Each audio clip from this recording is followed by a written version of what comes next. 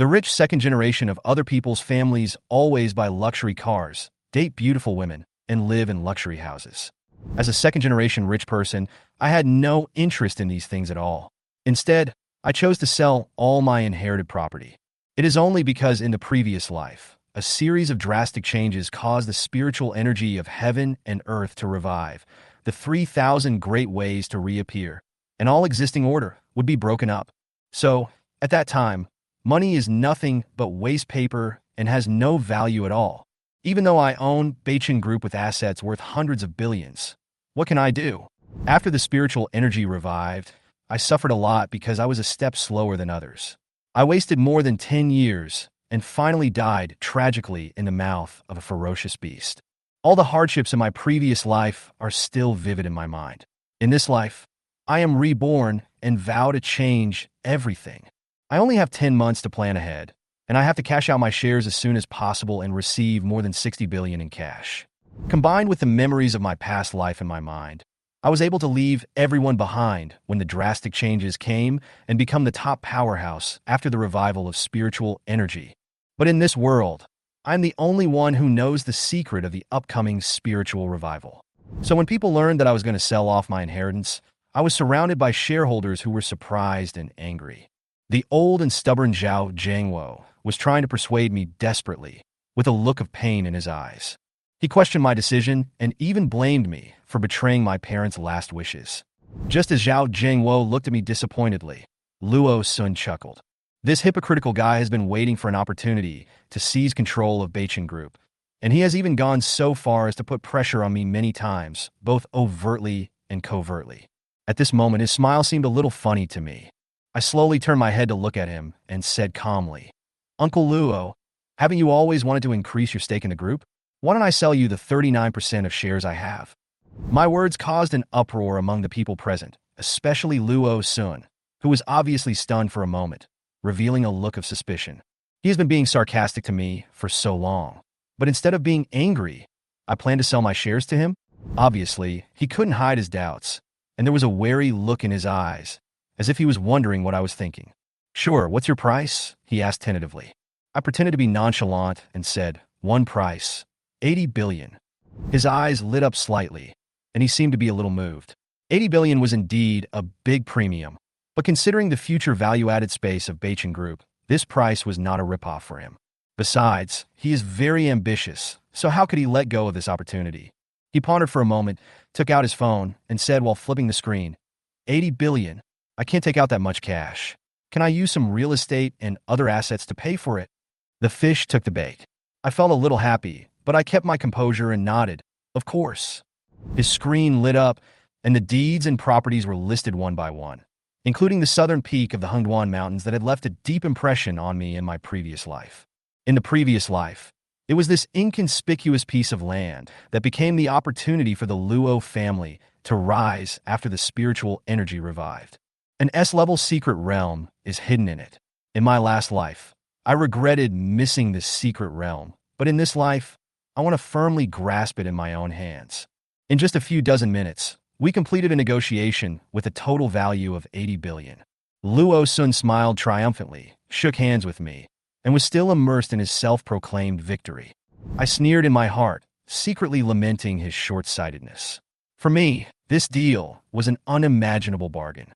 The shares now have no value to me, but this secret realm will allow me to be one step ahead in the future spiritual energy revival and become a top powerhouse. "Let's sign the contract tomorrow," I said with a smile, with a hint of determination in my eyes. Luo Sun nodded hurriedly, obviously afraid that I would go back on my word. This guy laughed so happily, thinking he had gotten an advantage, but he didn't know that he was leading himself into an endless abyss.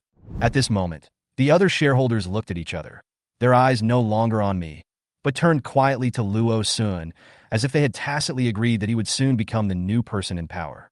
Zhao Jiangwo looked at me, shook his head and sighed, his face full of helplessness. "Xiao Xian, you will regret this. If your parents knew about this, I'm afraid they would not be able to rest in peace." I looked at Uncle Zhao quietly, with a little emotion in my heart, but in the end I just replied calmly, "Uncle Zhao, don't worry, if my parents are still alive, they will only be proud of me." Zhao Jiangwo was so angry with me that he said nothing. He angrily slammed the table and turned away. And I just smiled and looked at everyone. My heart was extremely clear. At this moment, a familiar and dazzling string of numbers popped up on my phone screen. Ding! Your ICBC card with the last number 9527 has received 5 billion yuan, and the current balance is 41 billion yuan. I nodded gently, and the corners of my mouth couldn't help but rise slightly. The 500 billion in my account finally brought me back to reality from the share transaction with Luo Sun. Just 5 days ago, Luo Sun and I signed the agreement, transferring my 39% stake in Beichen Group in exchange for almost all of his cash flow and real estate, especially the piece of land at the south peak of the Hengduan Mountains, which was ordinary to others. And in my eyes, that will be the key to the future S-level secret realm. Such a huge amount of cash had to be transferred in batches. The service efficiency of the top-level black card is naturally excellent. Transfers of 5 billion have all been received within a few days. I didn't stay long and immediately asked the butler to arrange a private plane to fly to Britain. The purpose of this trip is very clear: to take the 3 ancient bronze swords in Johnson's hands as soon as possible. I took a brief rest for a few hours on the plane, and when I opened my eyes, there were still 5 hours before arriving in London. Picking up the satellite phone from the bedside, I dialed the number I had arranged in advance. A respectful voice immediately sounded on the other end of the phone. "Dear Mr. Su, your hotel is ready. The Collector Johnson has also accepted your invitation and will be waiting for you at his house. Cancel the hotel arrangements. I'll go straight back," I responded calmly. After hanging up the phone, I closed my eyes and thought. This trip to Britain was not for sightseeing, but to collect the 3 ancient bronze swords. These 3 ancient swords are treasures from China's spring and autumn period and warring states period. After the revival of spiritual energy, they will be completely renewed and form the peerless Kaitian sword formation. In the previous life, this sword formation suppressed countless beast tides, but its power was controlled by foreigners and eventually even used against us Chinese. In this life, I must bring it back and make sure that humiliation never happens again. The plane landed smoothly in London. As soon as I stepped out of the cabin door, I saw that the special car was ready outside, and the driver nodded to me respectfully. In Britain, many things can be solved quickly as long as you have money. I only spent a few £1,000,000 to get clues about Johnson's collection of ancient swords, which was incredibly efficient. "Mr. Su, do you want to take a rest first or go directly to see Mr. Johnson?" the driver asked in fluent Chinese. "Go meet him directly." Without even raising my eyes, I continued to use my phone to handle the transfer of domestic assets. About an hour later, the car drove into the estate on the outskirts of London. Johnson was clearly well prepared, and he welcomed me into the collection room and got straight to the point. There was no point in wasting time talking to him. "Show me the 3 ancient bronze swords." I went straight to the point without any further ado. He carefully took one of the ancient swords out of the glass cover and held it in front of me with both hands. The surface of the sword is covered with rust, giving it a faint sense of age, and the lines are blurred, but I can confirm that this is the sword I'm looking for. £10 million, sell me the 3 swords as a package. I offered calmly. £10 million was obviously enough to satisfy him, but his eyes revealed a hint of hesitation, as if he was considering whether to raise the price further. I glanced at him and said bluntly, £30 million. This sentence obviously stunned him, and then I saw shock and greed in his eyes. Obviously, he was not satisfied. I sneered and continued to raise the price. £30 million. Johnson finally fell silent. 3 swords approached £100 million, and he obviously couldn't resist anymore. But there was still a hint of playful sarcasm at the corner of his mouth, as if I, a rich man from the East, was just a sucker who could be slaughtered at will. He said, "There is an old Chinese saying that goes, all swords come from the same source. Since you like these 3 swords so much, and you are Chinese, selling them to you will be considered returning them to their original owner." I ignored his hypocritical politeness and directly threw out the black card, not wanting to waste a moment. A few minutes later, when the transfer was confirmed to be successful, Johnson could not hide the joy on his face. His eyes were full of greed, the corners of his mouth twitched slightly, and he was obviously immersed in the joy of this huge sum of money. This ridiculous guy doesn't even know what he's selling. I sneered in my heart. £90 million was a sky-high price for him, but to me, it was just a number that would evaporate. These ancient bronze swords are one of the keys to China's future rise. When I received the 3 heavy bronze swords packed in a mahogany box, A sense of relief flashed across my face. It can be considered as taking back something from our ancestors, I said to myself, my heart filled with mixed emotions. Johnson respectfully escorted me to the gate of the manor, with a flattering and gratified smile on his face, and bowed slightly and said, Mr. Su, according to your Chinese saying, this can be regarded as returning the jade intact to Zhao. Thank you for your generosity and integrity. If you need anything in the future, please feel free to contact my assistant. He stretched out his right hand, his blue eyes full of smiles. It's a pleasure working with you. The corners of my mouth curled up slightly, and I shook hands with him politely, but I was sneering in my heart. The Eight-Nation Alliance invaded China and looted many precious treasures, which were finally displayed in British museums. In the future, I will definitely return these items to their original owners and will never let them continue to enjoy this pride. At this moment, a cold light flashed in my eyes. Johnson seemed to feel something, and his body trembled slightly. After I left the manor, he was still frightened and couldn't calm down.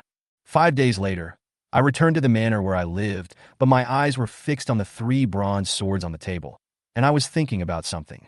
I stretched out my hand and gently stroked the brown sword body. There was almost no rust or scars on it, which undoubtedly reflected the superb casting technology of the ancient Chinese. The sword body is about 60 centimeters long and is carved with intricate patterns that resemble flowing water, clouds, the sun, the moon, and mountains. It is obscure and difficult to understand, but it exudes a strong sense of antiquity and vicissitudes, as if whispering about the changes in history and the passage of time. These 3 swords should be 3 of the 6 swords of King Yu. I was intoxicated by the aroma of red wine, and memories came flooding back.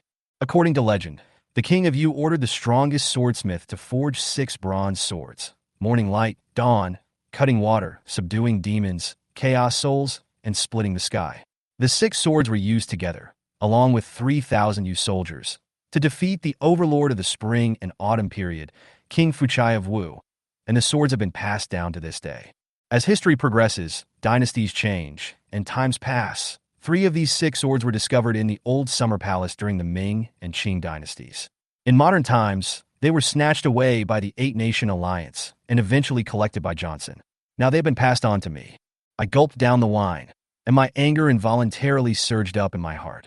The other 3 bronze swords are still nowhere to be found. After the spiritual energy of the previous life was revived, a powerful force took them out from the tomb of King Yu and finally combined them into a supreme sword formation to resist the invasion of ferocious beasts and the ancient clan. This should have been the strength of our China. However, at the critical moment, when the ancient true king arrived, they chose to betray and massacred humans on a large scale, causing China to fall into turmoil. I carefully put away the bronze sword and placed it in an alloy safe with 8 layers of passwords, then slowly walked out and came to the balcony. The moon was high in the sky. The breeze was blowing gently. I looked down at the lights of thousands of houses below the mountain, raised my glass, and whispered to the distance, "This glass is for the whole of China.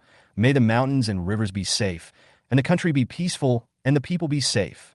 After saying that, I raised my head and drank it all in one gulp, with a surge of pride in my heart. The next day, in Suxian Manor, living room number 22 on the 2nd floor. Knock, knock, knock. There was a knock on the door, and the assistant's voice came from outside the door. "Mr. Su, they are here. Come in." I put out the cigar in my hand and sat on the leather sofa, looking calm. The door slowly opened, and Assistant Xia Wenxi, wearing a neat suit, walked in respectfully, followed by 3 people in strange costumes. A man with braids and an eye mask, a fat bald man with a gentle smile on his face, and a young woman with a hot body and a sexy leather skirt. "Mr. Su, these 3 are the people you are looking for." Xia Wenxi walked to my side and deliberately blocked the direction of these 3 people, appearing to be very considerate. I glanced at him, silently approving. Xia Wenxi has been following me for many years. After my previous life spiritual energy was revived, I left Beichen Group, but he still followed me closely. In the end, in order to protect me, he stood in front of the monster and was killed by it. He is loyal, reliable, smart, and resourceful. "Please sit down." I waved to them to sit down with a casual attitude. The young woman saw the half-smoked cigarette in the ashtray and blurted out in surprise, "Gurkha Royal Courtesan cigar, worthy of being the chairman of Beichen Group, a billionaire worth hundreds of billions, and one of the top 10 richest people in China. A cigarette worth 1.5 million. He just said no, tut-tut." Ma'am, what is your name? I was a little surprised. I looked at her and smiled. You could call me Shirley.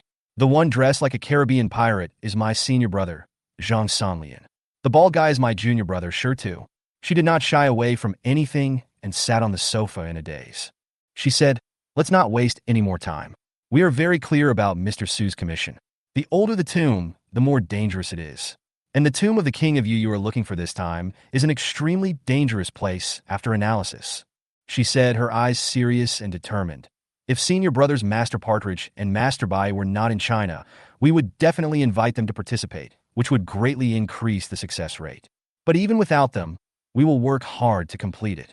After saying that, Shuali stopped talking and looked at me with her big, sparkling watery eyes, her face full of innocence and romance. I pondered for a moment, then understood what he meant and gestured with my hand. The assistant immediately took out 3 cigars and handed them to them. Miss Shirley, I'm a direct person. I will never treat you unfairly in terms of price. As long as the task can be completed, I can raise the price. I leaned on the sofa with a calm expression. But before that, can you let me see your skills? I don't mean anything else. It's just that I've been very interested in your industry since I was a child, and I even often read the books of Nampai Sanshu. I said frankly. Shuali chuckled after hearing this, stretched out her green right hand, placed the cigar in her palm, then gently held it, and then opened her hand, and the cigarette suddenly disappeared. Mr. Su, this is not a magic trick. At the same time, she flashed and took back the cigar from Zhang Sanlian's head, and the cigar in Zhang Sanlian's hand had just been lit. I nodded and clapped my hands. Good move. In that case, I won't say any more. Just listen carefully to what I'm looking for. I said in a firm tone and got straight to the point. After some bargaining, we finally reached an agreement on a price of 5 million. These 3 tomb robbers will be responsible for retrieving the other 3 of the king of Yu's 6 swords. First pay a 30% deposit, then pay 20% after getting the exact information about the tomb of King Yu, and finally pay the remaining 50% when the bronze sword is recovered. After sending these tomb robbers away, Assistant Xia Wenxi stood aside with a look of doubt and worry in his eyes. Mr. Su, can these people complete the task? I leaned back on the sofa, smoking a cigar, and after a moment's hesitation, I replied, if Master Partridge and Master Bai were here, there wouldn't be much of a problem. I heard that these 2 are top masters in the tomb robbing world. Then these people, Xia Wenxi's worry was obvious. If they can't complete the task, won't our investment be wasted? I slowly stood up, patted his shoulder, and smiled. Don't worry. If they can't complete the task, they will try to find Master Partridge and Master Bai. In the tomb robbing world, face and connections are extremely important. The assistant suddenly realized what was going on. He turned around and said in surprise, so, you didn't care whether these people could find the tomb of the king of Yu at first, but wanted to contact Master Keiqiao and Master Bai through them? I couldn't help but smile at his understanding, but secretly admired him. Then I changed my mind and asked, how are the arrangements for the trip to the northeast going? It's already been arranged. A helicopter will pick you up at 2:30 this afternoon. You'll have a meeting at Uncle Gui's place at 5 o'clock. At 8 o'clock in the evening, the Kyushu banquet will be attended by the directors of the Tourism Bureau, the Cultural Bureau, the Huaxia Construction Bureau, and the largest local foreman. I have conveyed your idea to them and confirmed it with their secretary. It should go smoothly. I nodded and said with satisfaction, that's a good arrangement. At 2:30 in the afternoon, with a strong gust of wind, a large-capacity helicopter hovered in the air and slowly landed on the platform on the first floor. The hatch opened and 2 people walked out. The leader was a burly, middle-aged man with short hair, wearing green light armor, and was energetic with a sharp look in his eyes. When he saw me, he respectfully called out, Mr. Su. Ahu, thank you for your hard work. I walked forward with a smile and nodded in response. Ahu shook his head and said with a hint of respect, working for the gentleman is not hard at all. This is for you, please put it on. He took the bulletproof vest handed to him by the man next to him and handed it to me. Ahu is my parents' confidant. He has been with me since I left the Beichen Group. He has been helping me resist the invasion of alien races until the spiritual energy was revived. His loyalty warms my heart. I didn't refuse. I took off my suit and put on my vest directly. After I tidied myself up, I put on my suit again and put on my ear cap. Let's go. The assistant followed closely behind, carrying a suitcase. Soon after, the hatch closed and Ahu controlled the helicopter, which took off slowly and gradually increased in speed, heading straight to the northeast and disappeared from sight after a moment. Tianjin is only a few hundred miles away from the northeast, and the helicopter is extremely fast, reaching its destination in less than 2.5 hours. At the airport, several people who had been arranged long ago came over, led by an old man wearing a Zhongshan suit and with slightly gray hair. There was a gleam in his eyes. When he saw me coming down the hatch, he immediately trotted forward and said respectfully, "Mr. Su, we have been waiting for you for a long time." I nodded and said sincerely, "Uncle Gue, thank you for your hard work." This ghost uncle is also one of my parents' confidants. He runs a branch of Beichen Group in the northeast and has close ties with the local government and other gray forces. Uncle Gue made a lot of contributions to the successful contact with the forces in northeast China this time. 10 minutes later, we arrived at a secret meeting room in a hotel. I sat in the main seat, with about 10 people on both sides, including Uncle Gue, Ahu, Xia Wenxi, and some veterans of Beichen Group. They and my parents had experienced the development and listing of Beichen Group. After I sold my shares, these people left Beichen without hesitation and followed me resolutely. After taking a quick look, I spoke first. "Everyone is gathered here, so I guess you already know what it is." I noticed that some people were confused, while others understood. I nodded and continued, "Your guess is correct. Selling the shares of Beichen Group is not a rash act on my part. My dear uncles, you have worked in Beichen Group for many years and have dealt with me before. You should understand that I, Su Xian, am not a man of courage but no strategy." Uncle Gue nodded quickly. "We are naturally aware of Mr. Su's talents. Beichen Group has been singing all the way over the years, crushing Sony, defeating Samsung, suppressing Microsoft, and becoming one of the top 100 companies in the world. We have seen it all.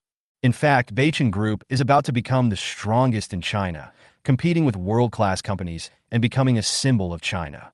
However, everyone really doesn't understand why, Mr. Su, you chose to sell your shares at this critical juncture.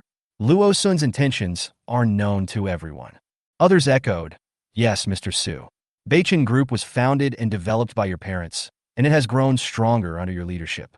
Now it is thriving. Wouldn't it be a bargain for Luo Sun if you sell the shares and make others laugh at you? Of course, no matter what Mr. Su decides, we will never change our minds and will definitely follow you." I took a quick look and felt slightly disappointed to find that Zhao Zhengwo, the second largest shareholder of the group and the person my parents valued the most, was not among this group of people. But I didn't blame him either. After all, everyone has their own aspirations. After a few seconds of silence, I pressed my hands together and the place immediately became quiet. I slowly said, "Regarding the sale of shares, I can't explain it now. Anyway, everyone will understand it in the future, so I won't mention it again." My tone was gentle, but it carried an irresistible force. The elder shut up and looked up at me. Regarding the purpose of my visit to the Northeast, I will not reveal a single word of what I am going to say next. I hope everyone can keep their mouths shut. Everyone nodded. I can trust these people completely. After the spiritual energy was revived, they never betrayed me. Instead, the second largest shareholder, Zhao Zhengwo, immediately joined Luo Sun. Our main goal this time is to go deep into Danling to find a 1,000-year-old thunderwood tree. This thunderwood tree is deep in the primeval forest. It has survived thousands of lightning strikes and still stands tall despite wind and rain. Vinci will project its specific shape and appearance for everyone later. But our public statement is that we want to relax in the Danling scenic area, so we must send a large number of people to investigate and ensure that we can fully understand it. I have already communicated with the leaders of the relevant departments about this, and it will not cause much impact. However, what I'm most worried about is that Luo Sun will definitely become suspicious. If he intervenes and the news leaks, it will be extremely disadvantageous to us. After that, Assistant Xia Wenxi began to project the PPT onto the big screen in the conference room and explain them one by one. Everyone stared at the screen and was shocked when they saw the image on it. The image projected on the big screen was of an ancient tree with a diameter of 1 meter. The outer bark had been charred by lightning, but the tree still stood tall. The trunk was straight and towering, and the surrounding area was barren, as if all the vitality and nutrients were monopolized by it. I thought to myself that this tree must have an extraordinary origin. As everyone knows, the people of Northeast China have a tradition of using lightning-struck trees to ward off evil spirits, but this thunder tree has withstood multiple lightning strikes without falling or dying. The assistant stood up and began to switch to the big screen to show more details. According to my speculation, This tree grows in the primeval forest in the center of Danling, so we must be cautious this time. After he said that, the meeting ended and the elders quickly began to arrange the next work. This project is huge. The Danling area is vast and requires at least 1,000 people. With so many people, confidentiality of information becomes a problem. The time came to March 5, 2124, at 8 o'clock in the evening at Kyushu Banquet, the largest five-star hotel in northeast China. In the luxurious private room, the atmosphere was warm and everyone was talking to each other. I smiled and raised my glass, responding to their politeness.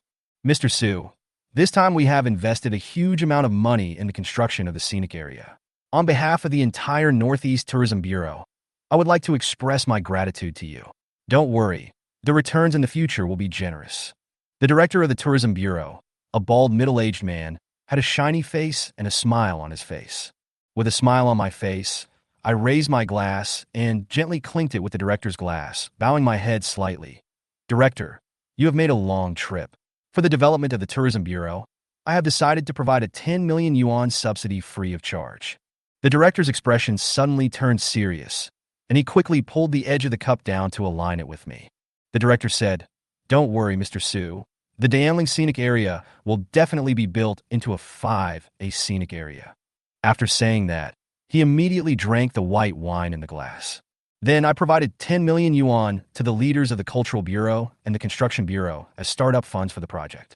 With the help of the China Construction Bureau, the project is progressing quite smoothly. The foreman, who seldom spoke, even promised that he had found a reliable team of 1,000 people and would start exploring the mountains early tomorrow morning. We toasted frequently during the meal, and the three directors had a better impression of me, and the smiles on their faces became brighter. They commented on me. "You are worthy of being the former chairman of Beichen Group and the youngest business genius in China."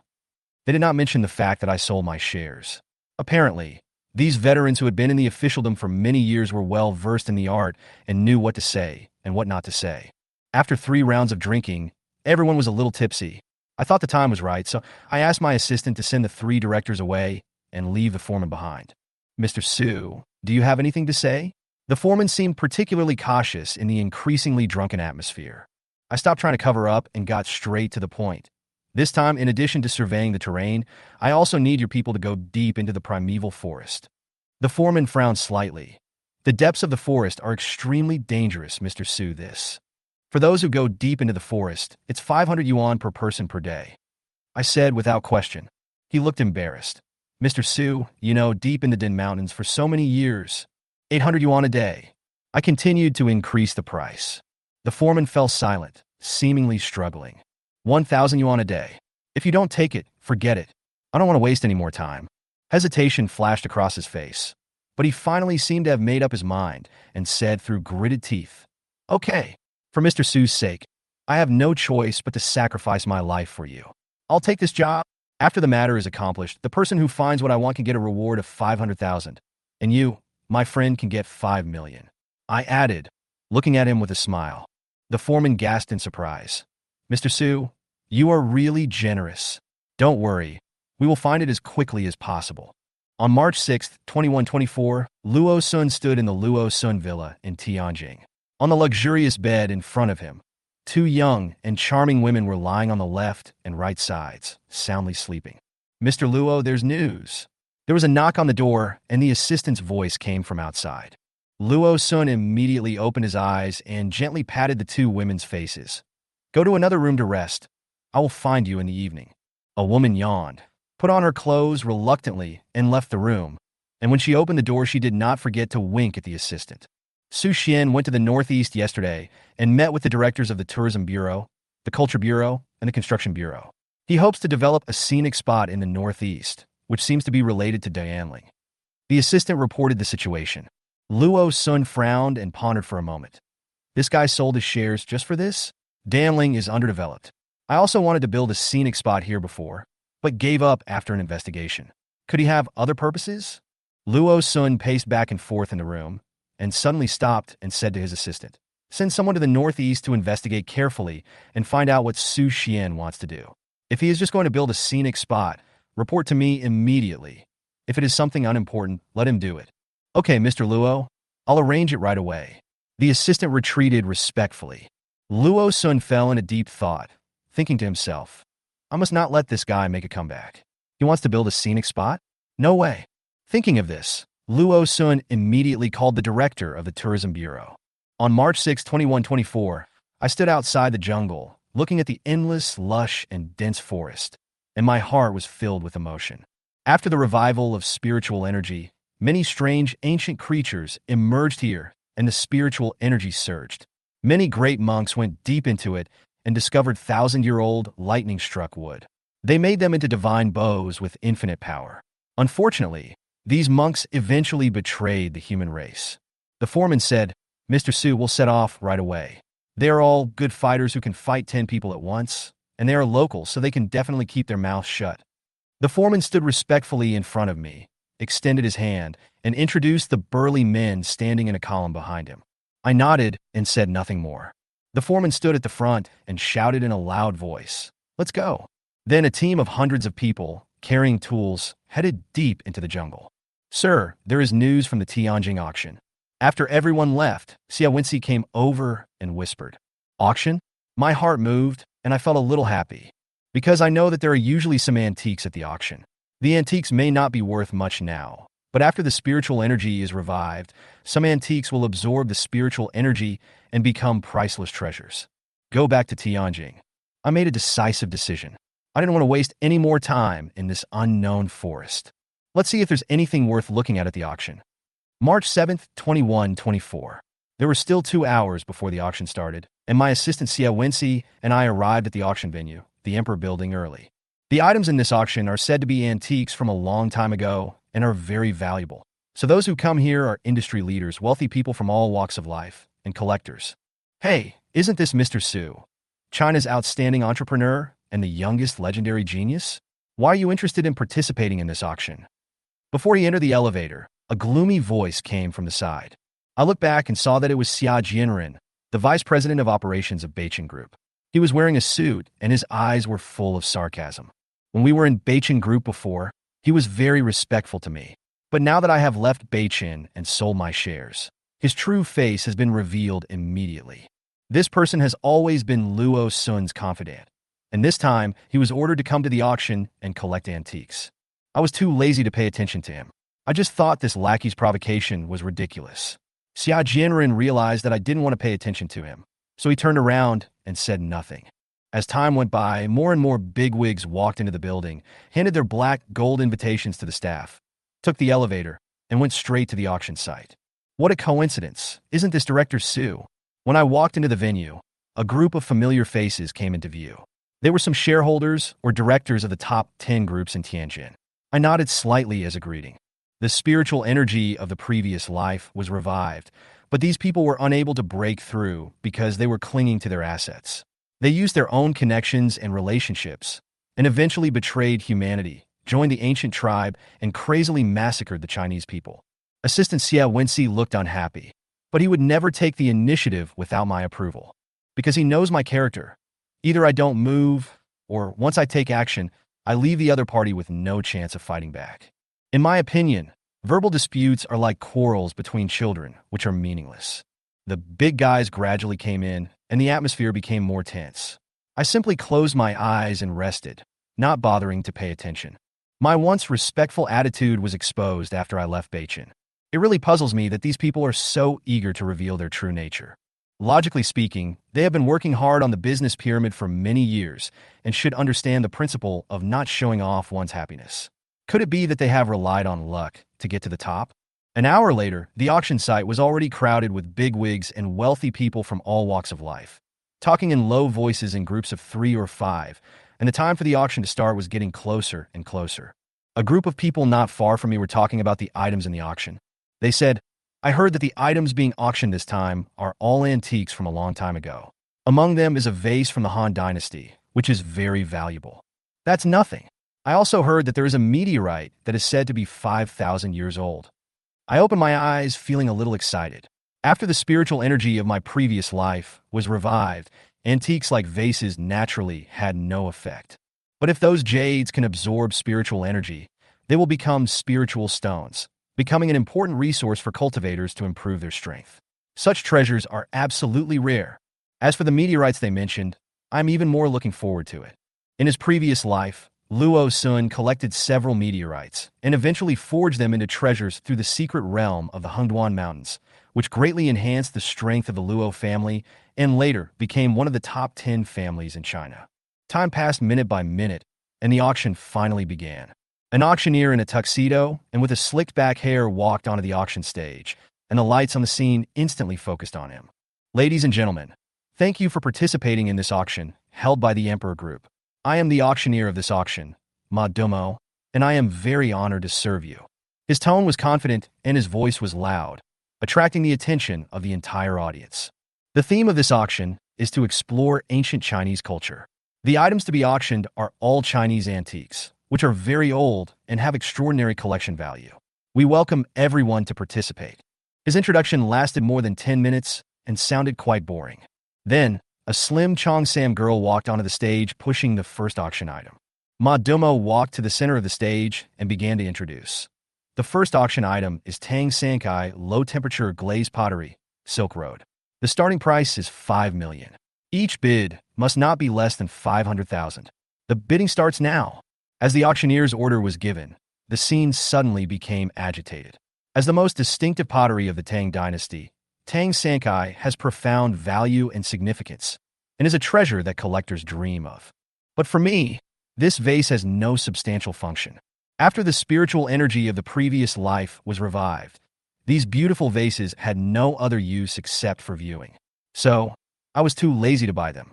After several rounds of fierce bidding, a big boss finally won the bid at a high price of 12 million. Congratulations immediately rang out at the scene, and everyone praised the value of this item. The second auction item is a pair of ancient jade stones of mother and child from the Shang and Zhou dynasties. Ma Domo continued to introduce. According to expert appraisal, this pair of jade is the oldest antique ever found. It is completely natural and has no traces of being cut by a knife or an axe. The starting price is 1 million, and each bid must not be less than 100,000. The auction begins now. I thought everyone would be very excited about this, but surprisingly, there were very few people bidding. Everyone's point of view is very direct. Even if it is ancient jade from the Shang and Zhou dynasties, it is impossible to have been preserved to this day. This so-called ancient jade from the Shang and Zhou dynasties is most likely man-made and has no value. The auctioneer was embarrassed and was about to let the item go. At this moment, I suddenly raised my hand and said, 1 million, I want it. Everyone around him immediately focused their attention on him, and everyone burst into laughter. No, everyone knows that ancient jade can only be stored for a few hundred years at most. The Shang and Zhou dynasties were thousands of years ago, so where did the pure natural jade come from? Did the former chairman of Beichen not understand this at all? Who knows? It is said that a few days ago, he sold all of his Beichen shares and gave them away. If Su Jie and his wife knew about this, they would surely die with regret. So it was him, the #1 prodigal son in Tianjin, who went from being a Chinese business genius to being the #1 joke in China. I don't care about the ridicule of the crowd. Only I know how useful this pair of ancient jade from the Shang and Zhou dynasties will be in the future, and these people will regret it immensely. The auction continued, and a number of antiques and calligraphy and paintings were unveiled one after another. Based on my memories of my previous life, I roughly determined that most of these items were only of ornamental value. Although the revival of spiritual energy will change many objects, and some antiques will absorb spiritual energy and become magical weapons, most antiques at present still do not seem to have actual spirituality. For example, one of the paintings, 100 Ghosts Parade at Night by Wu Daozi, was indeed exquisitely painted with powerful brushstrokes, but after the revival of the spiritual energy from the previous life, it did not show any special effects. The auction went smoothly, and 7 or 8 lots were sold at good prices one after another. The smile on Ma Domo's face became brighter and brighter. He estimated that today's commission had exceeded his annual salary. The atmosphere in the venue gradually became heated, and the bidding for several key items aroused the fighting spirit of some buyers. There was even a hint of disdain in their eyes when they bid against each other. After more than 40 minutes, the auction came to an end, and everyone knew that the most anticipated finale item had not yet appeared. Finally, after 5 minutes, the items were sold one by one. Ma Domo smiled mysteriously, as if he had whetted everyone's appetite. I'm sure you all know that the finale of this auction is of extraordinary value. It can even be called a treasure that transcends the category of antiques. He looked calm and spoke gracefully, as if every word carried a bit of magic, successfully attracting everyone's attention. Mr. Ma, stop keeping us in suspense, and take it out for us to see, someone said in a joking manner. That's right, Lao Ma. We old friends can't stand you playing like a cat teasing a mouse like this. Another one also agreed with a smile. Ma Dumo smiled slightly and glanced at the entire audience. After the atmosphere was set just right, he clapped his hands. Then, two Cheongsam girls slowly came pushing a small cart with a bronze box on it. Looking at this ordinary box, everyone did not look down on it at all. In such occasions, the more ordinary things are often the most precious. Wearing professional dust-free gloves, Ma Dumo carefully touched the box. He introduced, "This bronze box is extraordinary. It has been specially processed and contains 18 kinds of rare metals. It has extremely high protection, antioxidation, invulnerable to swords and guns, and impervious to water and fire. More importantly, what is hidden inside it?" My heart moved slightly as I noticed that he used the word treasure instead of antique. It was obvious that this auction was bound to be extraordinary. Under the watchful eyes of the crowd, Ma Dumo slowly opened the bronze box, revealing the item inside, a reddish-brown stone the size of a basketball, with an irregular shape and a hint of burning heat. The indescribable peculiar texture made everyone present hold their breath. My heart was shocked because it was almost exactly the same as the meteorite that Luo Sun got in his previous life. After the spiritual energy was revived, the meteorite was refined in a secret realm and cast into a peerless magic weapon, helping the Luo family become one of the top 10 families in China. When some rough people saw that it was a stone, they were immediately disappointed. Some even mocked in a low voice. I thought it was a rare treasure, but it turned out to be just a broken stone. That being said, I knew they were just playing psychological tactics to dampen the enthusiasm of bidders. Ma Dumo smiled slightly, not affected at all, and explained, "Everyone, this stone is not ordinary. Experts have confirmed that it is a meteorite from outer space 5,000 years ago, containing more than 80 kinds of unknown mineral components." He paused for a moment, observing the interest on everyone's faces, and then said, "It can be said that these elements have never been seen on our blue planet. Perhaps it will subvert the existing periodic table of elements in the chemical world." The starting price is 20 million. Each bid increase must not be less than 2 million. The auction begins now. Ma Dumo stopped talking, smiled calmly, and left the room for imagination to the bigwigs present. I immediately raised my sign. 30 million. This offer shocked the whole audience. Someone said dissatisfiedly, "Do you really need to add 10 million? 32 million. 50 million. Without hesitation, I raised the price again. The man was furious and said in a deep voice, "I am the young director of Beichen Group. Please give me face, friend. I will give you 52 million. The bidders on the side fell silent. Beichen Group was second only to Beichen Group, with an annual revenue of over 800 billion yuan. It was obvious that no one wanted to compete with it for a piece of stone. However, I ignored him and shouted, 80 million. Huaxin's young director obviously couldn't accept it and angrily yelled, "Are you sick? You added 10 million a moment ago, and now you add 30 million directly?" The sexy girl next to him whispered to him, "Xiao Yu, forget it." He slapped him and threatened, "Shut up. If you don't want to die, don't talk too much." How could he retreat in this situation? Unfortunately, his funds were no more than 200 million, and he had to sell his assets to make up for it. "Xiao Yu, you want to save face? 200 million. I sneered and immediately offered 500 million. The bigwigs in the audience were dumbfounded. Even the well-informed Ma Dumo was stunned. Who could have thought that a piece of stone would be bid up to 500 million? Xiao Yu looked pale, and after a little sobering up, he sneered sarcastically. A mere broken stone, but he actually spent 500 million to buy it. This prodigal son was destined to become the laughing stock of the whole audience. I ignored all the looks and sat down calmly. Looking at this precious meteorite, I was extremely satisfied with this auction. Both it and the ancient jades would become priceless treasures. Just as I was about to leave, Ma Dumo suddenly caught up with me and said, "Mr. Su, please stay. Our president wants to see you." Then I accepted the president's invitation. "Mr. Su, please take a seat." As soon as I walked into the office on the top floor of the Emperor building, the middle-aged man beside the desk stood up with a gentle smile on his face. This person is none other than the chairman of the Emperor Group, Sheng Qingping, a legendary figure in China's antique industry. He single-handedly established the Emperor Group and the Emperor Building, almost monopolizing the entire Chinese antique market, with his income from commissions alone reaching hundreds of billions. Moreover, in his previous life, after the revival of spiritual energy, he was the first businessman to notice the changes. He hoarded a large number of antiques and became one of the people with the most treasures in China. Later, he provided a lot of help to the government. After Ma Dumo lit my cigar, Sheng Qingping smiled and said, "Mr. Su is indeed a man of vision and financial resources. I admire him very much. Let me introduce myself formally first. My name is Sheng Qingping." He personally poured a cup of tea and handed it to her, saying politely, "This is the Golden Gourd tribute tea ship from Yunnan. Mr. Su, please have a try." I took a sip, and the tea soup was rich and fragrant. It was indeed a good tea worth hundreds of thousands per gram. But I remained calm, put down my teacup, and said, "The president just mentioned some good stuff. I wonder if it can open my eyes." Upon hearing this, Sheng Qingping smiled and clapped his hands. Two Chongsam girls came in with two exquisite wooden boxes and placed them carefully on the coffee table. When the wooden box was opened, there were more than a dozen thumb-sized, dark red wooden beads inside, which looked very much like the elixirs in the novels about cultivating immortals. My pupils shrank slightly, and I secretly suppressed my inner excitement. These seemingly inconspicuous wooden beads are actually the elixirs with depleted spiritual energy that I saw in my previous life.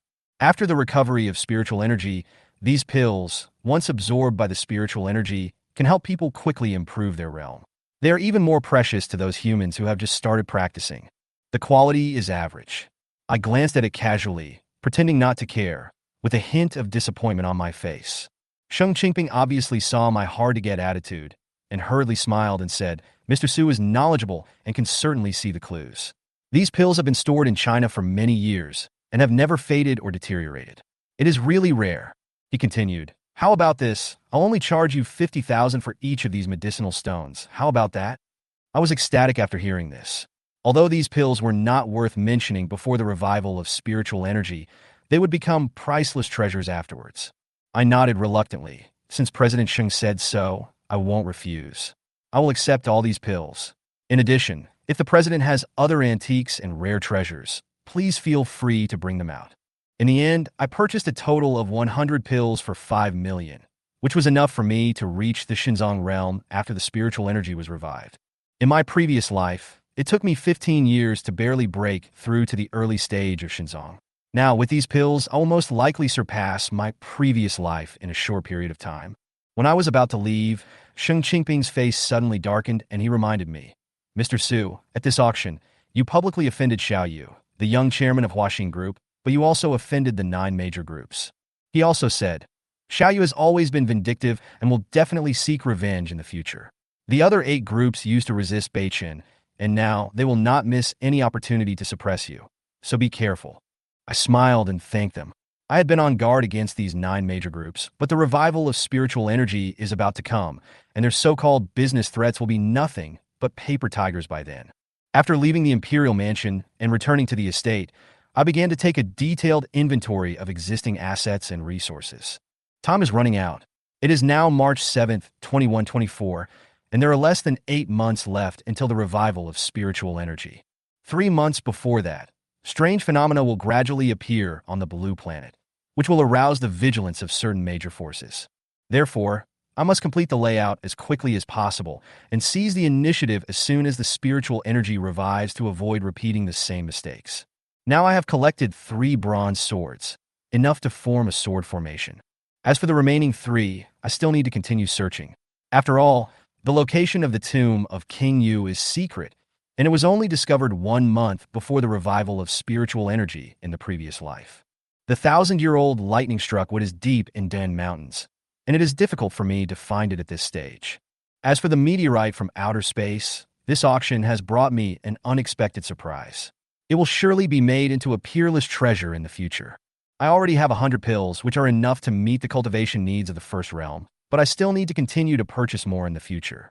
The ancient jade has also been purchased, so my spiritual energy supply is temporarily worry-free.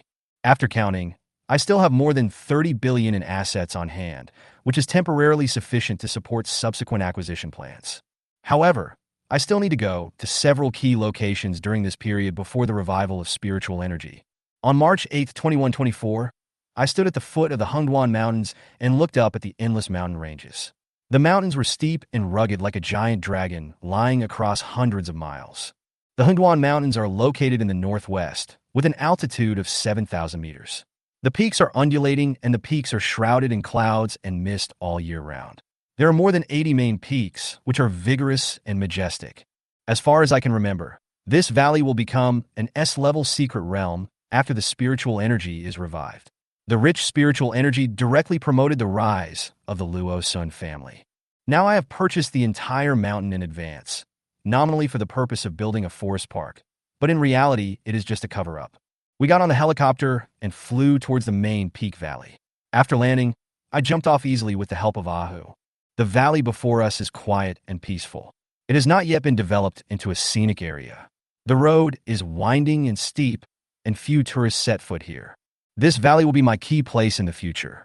After inspecting it with my own eyes, I finally felt relieved. The next step is to go to Jinbe to continue planning. Chapter 9. Crazy Old Man. Acquiring Immortal Level Kung Fu. March 14, 2124, afternoon. Jinbe Ancient Town. Street Noodle Shop.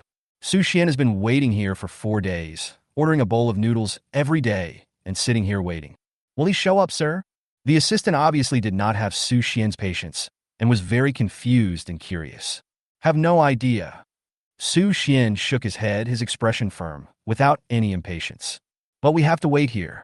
According to his memories from his previous life, after the revival of spiritual energy, many secret manuals of martial arts appeared in the ancient town of Jinbe, Lujia village, which is where he is eating noodles now. What is strange is that it rarely appears in other places. Later, some human monks investigated and found that there was a crazy old man in this place with untidy beard and silver hair. When he saw children, he would start to trick them into selling his magic secret book, and the price was extremely low, but normal people would not buy it. Therefore, the locals also call him a liar, and sometimes even throw stones at him. This old man's whereabouts are erratic, but most of the time he appears on this street, just opposite the noodle shop. At this moment, an old man wearing a patched coarse cloth shirt, with disheveled hair and untidy beard came from the opposite direction. He walked unsteadily with a cane and a cloth bag on his back. He walked to the opposite side of the noodle shop, looked around, sat down, and opened the cloth bag. The books inside were scattered all over the floor. He remained calm and slowly spread out the books bound with inferior paper. Then he parted the hair on his forehead and shouted, "Take a walk, take a look, the secret book of magical skills. This opportunity is not to be missed. The time will not come again. No matter how rich you are, it is not as good as divine power." The people around him shook their heads and mocked. "Old man, are you out to cheat again? TSK. Stop lying to the kid. Doesn't your conscience hurt? Pack up and go back quickly. The village management team will come soon, and you will be in big trouble. Haha." The old man was not frightened at all and snorted coldly. "Is that called cheating when it comes to scholars? How can you, a bunch of mortals, understand the magic of the gods? Get out of here." Those people left laughing, and the air was filled with a happy atmosphere. "How do you sell this book?" The old man raised his head and saw the young man with extraordinary temperament and smiled. "Single copy 50, multiple copies are discounted. Large quantity gets a discount, sir. Would you like to take a look? Here are all the secret manuals of divine skills, all the treasures you have dreamed of. It seems that today, I am destined to be with you. As long as you buy more than 10 copies, I will give you an extra one." Su Xian smiled lightly and looked at the books on the ground. Most of them were made of low-quality books. He flipped through them casually and found illustrations of the moves in them. He became more certain that these things were the skills that could be practiced after the spiritual energy was revived. This book of Tathagatapam is extremely powerful. Young man, you are lucky, you know that? I only sell this secret book to those who are destined to have it. Ordinary people like them are not qualified to see it. Then, the voice stopped abruptly because after Su Xian opened the book Tathagatapam, he found that there were many notes in it, and the handwriting was different. Upon closer inspection, most of them were curses against this old man. "Damn old thing. Charging me $10 a day to rent it. Ahem, this I actually wrote it myself. Do you believe it?" The old man smiled awkwardly and brushed aside his messy bangs. "Pack it up. Su Xian stood up and pointed at dozens of secret books on the ground. He was sure that these skills, whether they were external techniques or internal skills, were suitable for cultivation. The reason why I can't practice now is because the spiritual energy has not yet revived. The spiritual power cannot be condensed in the Dantian, and the physical strength is also limited, let alone refining qi and cultivating immortals. Okay. The old man happily packed it up and handed it over. Sir, the total is 3,500 yuan. There are also 10 free books inside. Please keep them. The assistant immediately took out cash and handed it over. Su Xian nodded, already making plans for the future in his mind. Most of these skills are of relatively low level, which may be sufficient in the early stage, but in the later stage, when the true kings of the ancient tribes descend, they are no longer enough. Fortunately, there is still a group of loyal people following him, and these secrets can be passed on to everyone to practice and improve overall strength. After the old man finished selling, he felt refreshed and ran directly to the noodle shop opposite. He ordered 3 big bowls of noodles with soybean sauce and 2 bottles of Coke. He began to eat and drink like crazy, wolfing down the food as if he wanted to make up for days of hunger by eating and drinking to his heart's content. Su Xian was about to leave, but he felt something was wrong. He turned around to look at the old man and suddenly remembered. After the revival of spiritual energy, in addition to these more basic exercises, it seems that in the ancient town of Jinbe, a fragment of a heavenly level exercise appeared. After someone practiced it, his strength increased greatly, and he was almost able to compete with the true king of the ancient clan. Unfortunately, he did not put it together and ultimately failed. However, it also indirectly reflects the power of this technique. Walking to the noodle shop and sitting opposite the old man, Su Xian stared at him and said slowly, "Whether there is real magic or not, you should understand what I am talking about." The old man's eyelids twitched slightly. Although it was difficult to detect, Su Xian still caught it. Then he swallowed the noodles and said incoherently, "These are all magical skills. How could they be fake? I, Old Yang, have been doing business for decades, and I never cheat anyone, and I am absolutely fair." Su Xian didn't say anything either, just looked at him with a smile. The old man's wrinkled face showed a trace of surprise. Then he looked around and found that no one was paying attention to this side. So he lowered his voice and said, "Can you afford it?" Su Xian smiled slightly without saying anything, then tapped his fingers lightly in the teacup and wrote 6 nines on the table. "Okay, come see me in the evening." The old man was mumbling something, so he quickly finished his noodles and went home. March 14th, 2124, evening. Su Xian followed the address provided by the old man and arrived at his destination. It was a dilapidated temple in Lujia village, but it gave him an extraordinary feeling. Could it be that there is another mystery behind this place? Thinking of this, he immediately sent a text message to his assistant with just a few words, secretly purchasing the dilapidated temple northeast of Lujia village. Then he slowly pushed open the wooden door and saw the old man from the daytime waiting for him. "Sir, I think this is what you want, the real magic skill." The old man chuckled and handed over a parchment book. Su Xian opened it out of curiosity and found that the densely packed words inside were unrecognizable. They looked like Tibetan, Mongolian, and even more like Sanskrit. They were obscure and difficult to understand, and exuded a long and vicissitudes of life. I even suspect that this text may not have appeared in Chinese history. After the revival of spiritual energy, it is said that there is a complicated immortal level technique called Ancient Heavenly Book, Tianzi Scroll, which is the technique practiced by the cultivator who reached the top in his previous life. The text style circulated in it is exactly the same as that of this book. Su Xian was certain that the parchment book in his hand was the Ancient Heavenly Book. So he said casually, "Name your price." The old man slowly stretched out 5 fingers, smiling. Su Xian nodded. "Deal, 50 million. The amount is quite large and may arrive in batches. Send me your bank card number and pay part of it first." The old man was stunned and confused. "No, this 50 million? I thought I could get it done with 5,000 or 50,000 yuan. I was ecstatic for a while. What does 50 million mean? 99% of Chinese people will never be able to earn that much in their entire lifetime." After the card number was sent, it took only a few minutes to receive a transfer of 10 million. Su Xian ignored the old man's shock and left the ruined temple. Before leaving, he said, "You should move to another place. If you have similar skills in the future, remember to contact me. My last name is Su." Chapter 10. Layout. Luo Sun's son falls into the trap. March 20th, 2124. After Su Xian returned to the manor, he collected all the things he had acquired so far and then began to plan his next step. Within these 6 days, the tomb robber Shuali reported back that although the tomb of the King of Yu had not been completely found, some clues had been found, and it would not take long to find it. Su Xian was not too anxious about this. According to the progress in his previous life, those major forces began to notice the revival of spiritual energy and officially started looking for the bronze sword 1 or 2 months before the revival of spiritual energy, and he still had 5 months. The foreman from Danling also sent news. After going deep into Danling, they did not encounter any accidents. Only a few people were injured. They found a lot of lightning-struck wood, but the quality did not meet the requirements, and it was not the 1,000-year-old lightning-struck wood that Su Xian was looking for.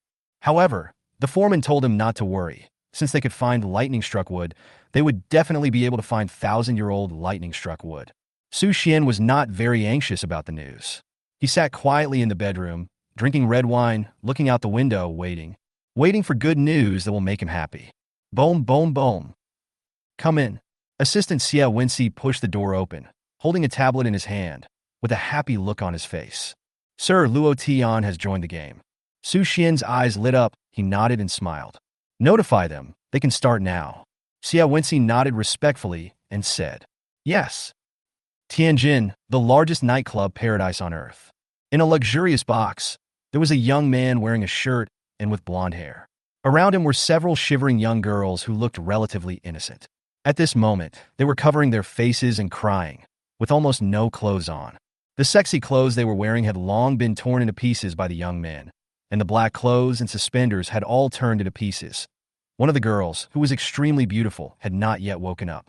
The young man was Luo Tan, the son of the chairman of Beichen Group.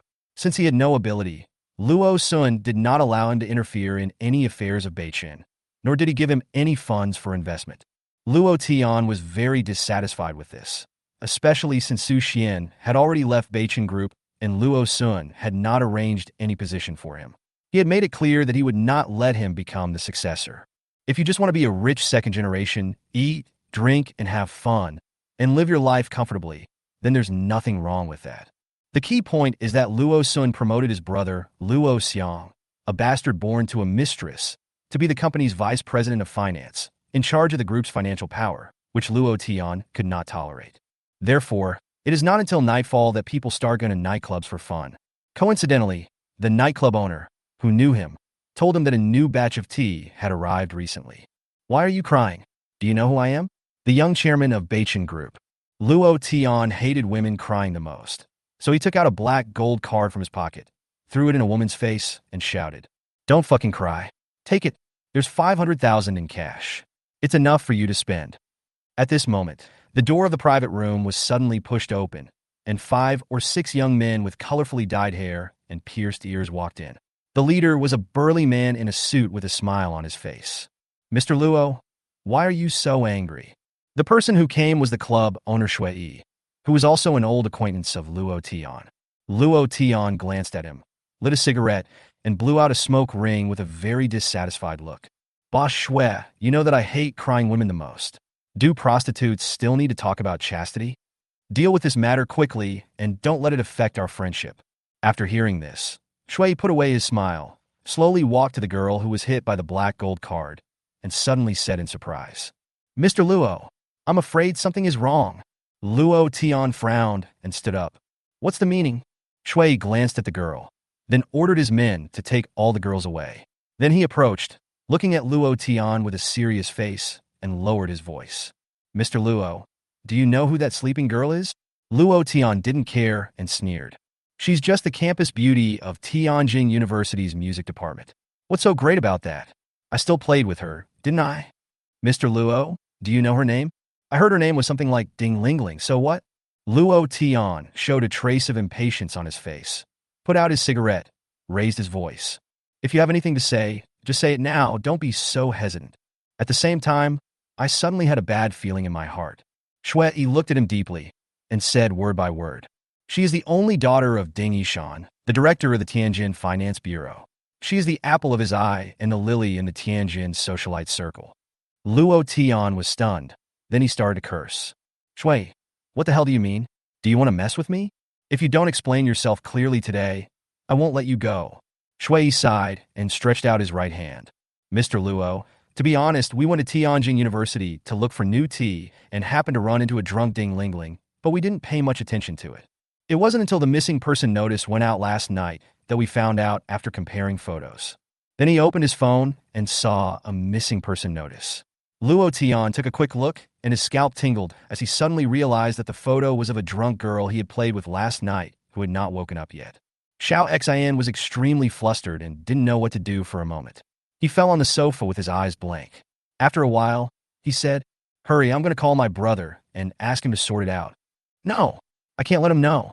If he finds out, he will definitely tell my dad, and then I won't know if I can survive. The daughter of the director of the finance bureau. This is no joke." Luo Tian was completely at a loss at the first moment and did not even doubt the authenticity of the incident, but he would rather not question it than ask his family for help. "What should I do, Boss Shui? Please help me." In an instant, Luo Tian's attitude took a 180-degree turn.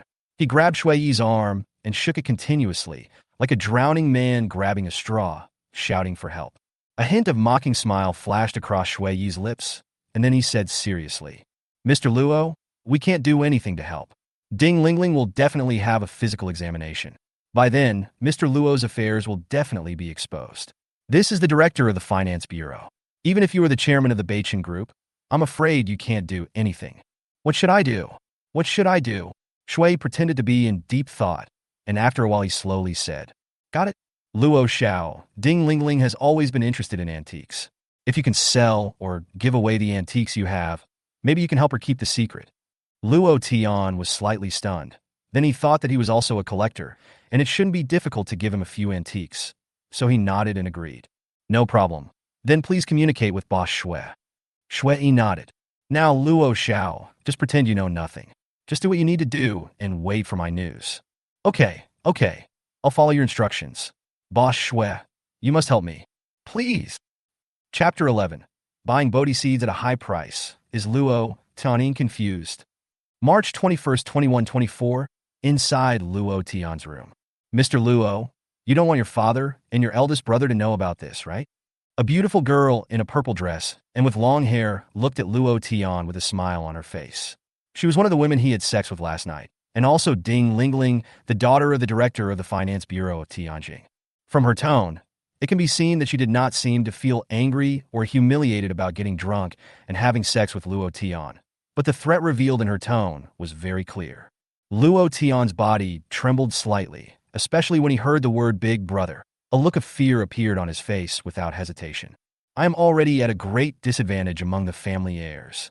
If my eldest brother finds out about this, there will be no chance of turning things around. Miss Ding, please tell me what you need. I will do my best to satisfy you if I have anything." Luo Tian poured her a cup of tea with a flattering look on his face. Ding Lingling sat on the sofa, leaning her slender back against the soft sofa, slightly raising her swan-like white neck, and glanced at him with her beautiful eyes. "I heard that young Master Luo is quite interested in antiques and curios, and he even has quite a few good stuff in his hands?" Luo Tian was slightly stunned after hearing this. A trace of panic appeared in his eyes, and he nodded reluctantly. "Yes, I do have a collection of antiques, but most of them are not good things. If Miss Ding is interested, you can go to the collection room to take a look." Ding Lingling hesitated for a moment and then nodded. Afterwards, Luo Tian took her out of the room, around the corridor, turning left and right, and finally came to a room near the corner, which was Luo Tian's collection room. When you push open the door, you will see the magnificent appearance inside. The entire collection room is more than 600 square meters. There are calligraphy and paintings hanging on the walls, ancient swords displayed in glass cabinets, and blue and white porcelain vases standing on the table. It is a dazzling array of things. Luo Tian also began to show a proud look and started to act as a commentator. "I bought this sword from a Venetian merchant. It is said to be a Han sword from the Sui and Tang dynasties. I bought this painting from an antique shop when I visited Jiangnan 3 years ago. It is said to be an authentic work of the painting master. And this night-shining pearl is from the East China Sea. 1,000-year-old silk, this is..." It must be said that Luo Tian was very familiar with antiques, and he was very eloquent and talented in explaining them. Every time he said this, his face was filled with pride, and he even secretly glanced at the girl next to him. There was surprise and appreciation in Ding Lingling's beautiful eyes, which made Luo Tian feel extremely satisfied. From the side, she was also very beautiful, worthy of being the school belle. At this moment, Luo Tan suddenly had an absurd idea. It would be nice to be her boyfriend. After the introduction, Ding Lingling suddenly shook her head and smiled. Mr. Luo, your collections, these antiques, are indeed precious and valuable, but they are not old enough. To me, they are not rare items. Look, do you have anything else to offer? Otherwise, Luo Tan was shocked. Cold sweat rose. He took a breath and said slowly, there is a treasure that I bought from a temple in Tibet. I have kept it in my collection for a long time. No one can explain its origin. Over time, it was forgotten in a corner. If you don't tell me, I'll go get it now. Ding Lingling's eyes lit up. Oh, there's actually such a treasure. Luo Xiao, you are really too mean. Luo Tan wiped the cold sweat from his forehead and smiled awkwardly. I forgot about it. Now I'm going to find it out. Then he entered the innermost corner and looked at the white safe. Luo Tan showed joy on his face. He opened the safe and saw the box inside. He picked up the box and opened it. Then he saw the object inside. It was a Bodhi seed the size of a thumb, pitch black, ordinary, and even a bit ugly in shape. Luo Tan carefully picked up the Bodhi seed, his eyes complicated, then turned his head and said, that year I was traveling in Tibet and went to a temple. There a high monk told me that this Bodhi seed was very rare in the world and would shine when the time was right. He told me to preserve it well. Ding Lingling took a look and was greatly disappointed. She said, it's ordinary and dried up. I think this Bodhi seed is just an ordinary item. There's nothing to brag about. After hearing this, Luo Tan immediately retorted, Ms. Ding, I don't allow you to say that. Although this Bodhi seed looks dried up now, I think it must be very useful. It's just that we haven't figured out the way yet. Ding Lingling chuckled. According to what you said, you treasure this Bodhi seed so much. How could you forget it in a corner? Okay. I see your collection room is unremarkable and there is nothing special in it. Why don't you sell the Bodhi seed to me? I promise that the homework will not be spread out. Ding Lingling was a little impatient and raised her hand. Luo Tan's expression tightened and he said, to be honest, I paid a high price for this Bodhi seed, and it is destined to be with me, so I am really reluctant to part with it. Ding Lingling's eyes turned cold. Luo Tan immediately showed panic on his face, with cold sweat on his forehead. Well, as long as Miss Ding promises me not to spread the news of last night, I will sell it to you. Ding Lingling covered her mouth and laughed. That's right, cooperation is beneficial to both sides. Well, I see that you really like this Bodhi seed, and I happen to like it too. So, why not sell it to me for 50 million? What? Luo Tan's pupils suddenly shrank, his heart beat violently, and his breathing became rapid. Even though this Bodhi seed is precious, I only spent over 10 million to buy it. Why is it priced at such a huge premium now? Isn't this a win? Why? You don't want to... Luo Tan waved his hands quickly. No. I'm a little surprised. If that's the case, then I will sell this Bodhi seed to you for 50 million. Is that the end of what happened last night? Ding Lingling raised her eyebrows. What? Do you think you're still in a position to bargain? Or do you doubt my credibility? That's not the case. That's it. Give me the Bodhi seeds and the card. I'll pay you 10 million first, and the rest will be in my account tonight. Holding the Bodhi seeds, Ding Lingling left without looking back. Luo Tan's cell phone immediately received a text message notification that the amount was 10 million. This time I won. Luo Tan put down his phone and a smile of victory appeared on his face. At night, Su Xian's manor. When the assistant handed him the Bodhi seeds, Su Xian smiled with relief. This Bodhi seed may look ordinary, but after the spiritual energy is revived, it will become a real treasure and play a vital role in improving one's cultivation. Mr. Su, according to the information our people brought back, it is said that when Luo Tan bought this Bodhi seed, a high monk told him that this Bodhi seed would shine brightly at a specific time. Xia Wenxi said respectfully. Su Xian's eyes lit up slightly. How could he know all this 3 years ago? Who is this enlightened monk? It seems that I have to meet him. Maybe I can find more useful treasures. Get ready and fly directly to Tibet tomorrow morning. Remember to go there in secret this time. Yes, sir. Hashtag, hashtag, hashtag, hashtag, hashtag, hashtag, hashtag, hashtag, hashtag. Chapter 12. Tibetan monk presents dragon-shaped stone. March 22nd, 2124, 11 a.m. Longhu Monastery, Tibet. According to the information he collected, Su Xian found the origin of the Luo Tan Bodhi tree. When he saw the plaque at the entrance of the temple, his heart moved slightly. Longhu Temple, this place seems inexplicably familiar. Suddenly, some bizarre memories flooded into my mind like a tide, intermittently, as if being cut. It's actually here. Based on these memories and fragmented images, Su Xian suddenly remembered that in his previous life, the Dragon and Tiger Temple was located in the northwestern border of China and was the first to be attacked by ancient tribes and ferocious beasts. At the beginning of the revival of spiritual energy, the land of China was in chaos, with ferocious beasts everywhere, ancient tribes invading, and countless casualties. The Tibetan monks of the Longhu Temple, relying on the long-standing heritage and abundant spiritual power of this place, as well as the ancient formations, resisted the ancient tribe and the ferocious beasts for 3 whole years. In the end, they were not defeated until a strong man of the true king level arrived. Since then, the entire Northwest Territory was lost, and the true king of the ancient clan led a 1,000,000-strong army and marched straight in, engaging in an endless battle with the Chinese warriors. The Longhu Temple was also the backbone of the resistance against foreign invaders. All the people in the temple fought to the death, and no one was spared. After calming down his thoughts and emotions, Su Xian straightened his clothes and walked through the door. Clang!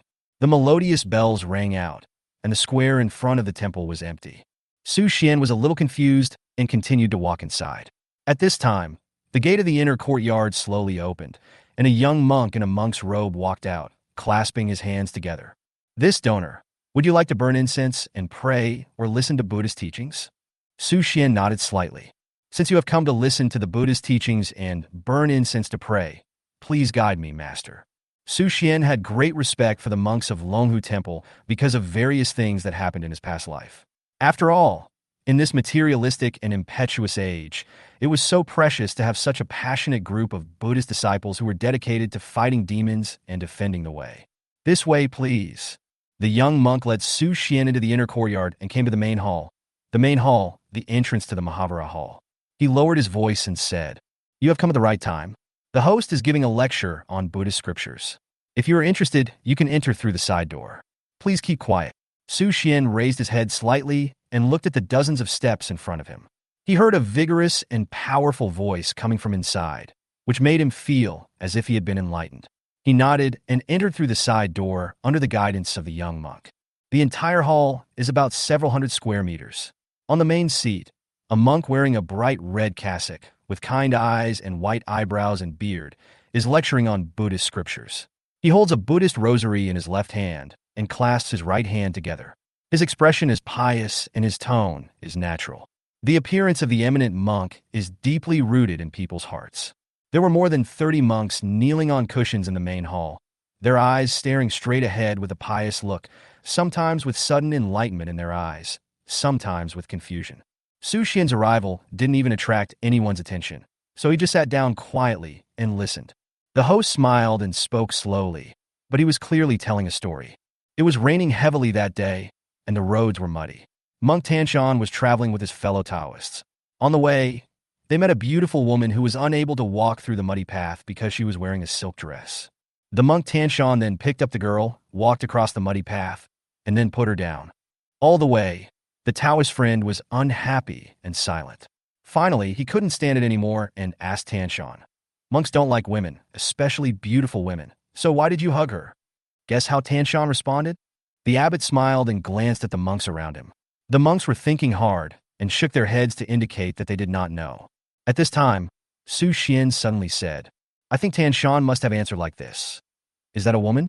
I put her down long ago. Are you still holding her?" As soon as these words came out, the whole hall fell silent. The host nodded slightly and said, "Just as the donor said, if you can take it and put it down, all beings are equal, so why are there men and women?" The monks in the hall were all shocked. They looked at the young man who suddenly appeared and were amazed at his wisdom and understanding. Afterwards, the host told some Buddhist stories in a humorous and instructive way, which made the monks in the hall laugh, understand, and think from time to time. 40 minutes later, as the bell rang, the Buddhist teaching ended and the monks left on their own in an orderly manner.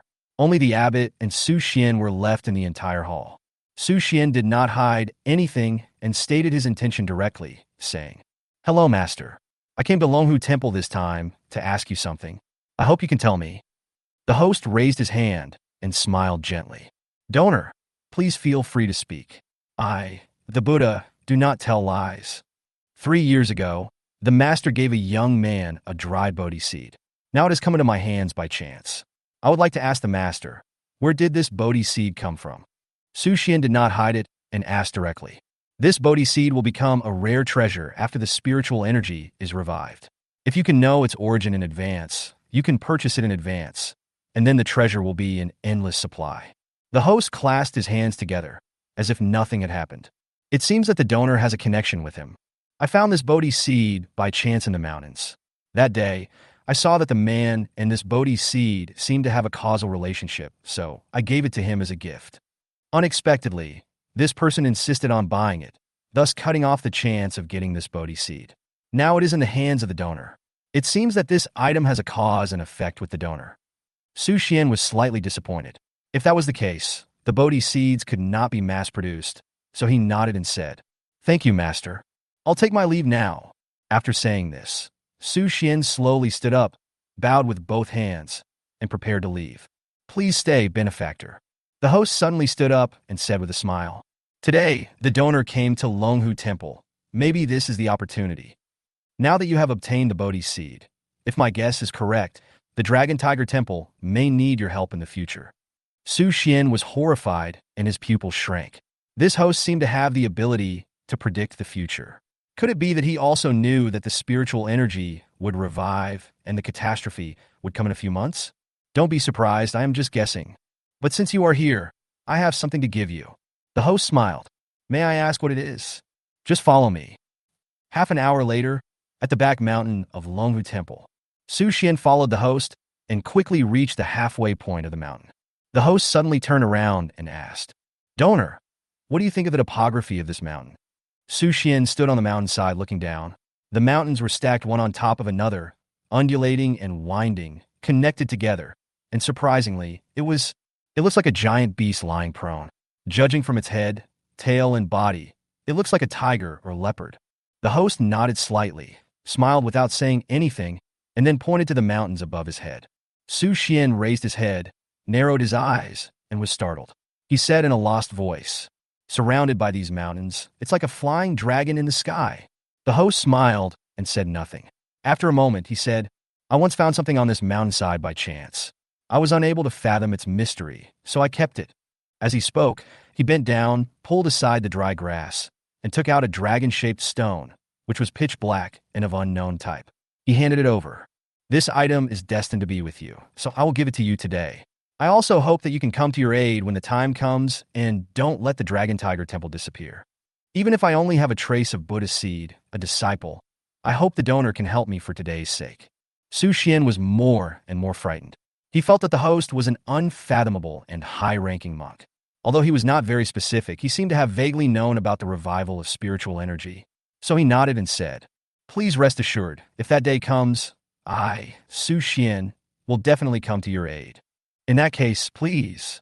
Su Xian suddenly said, "To be honest, I came here this time with something else I want to take away.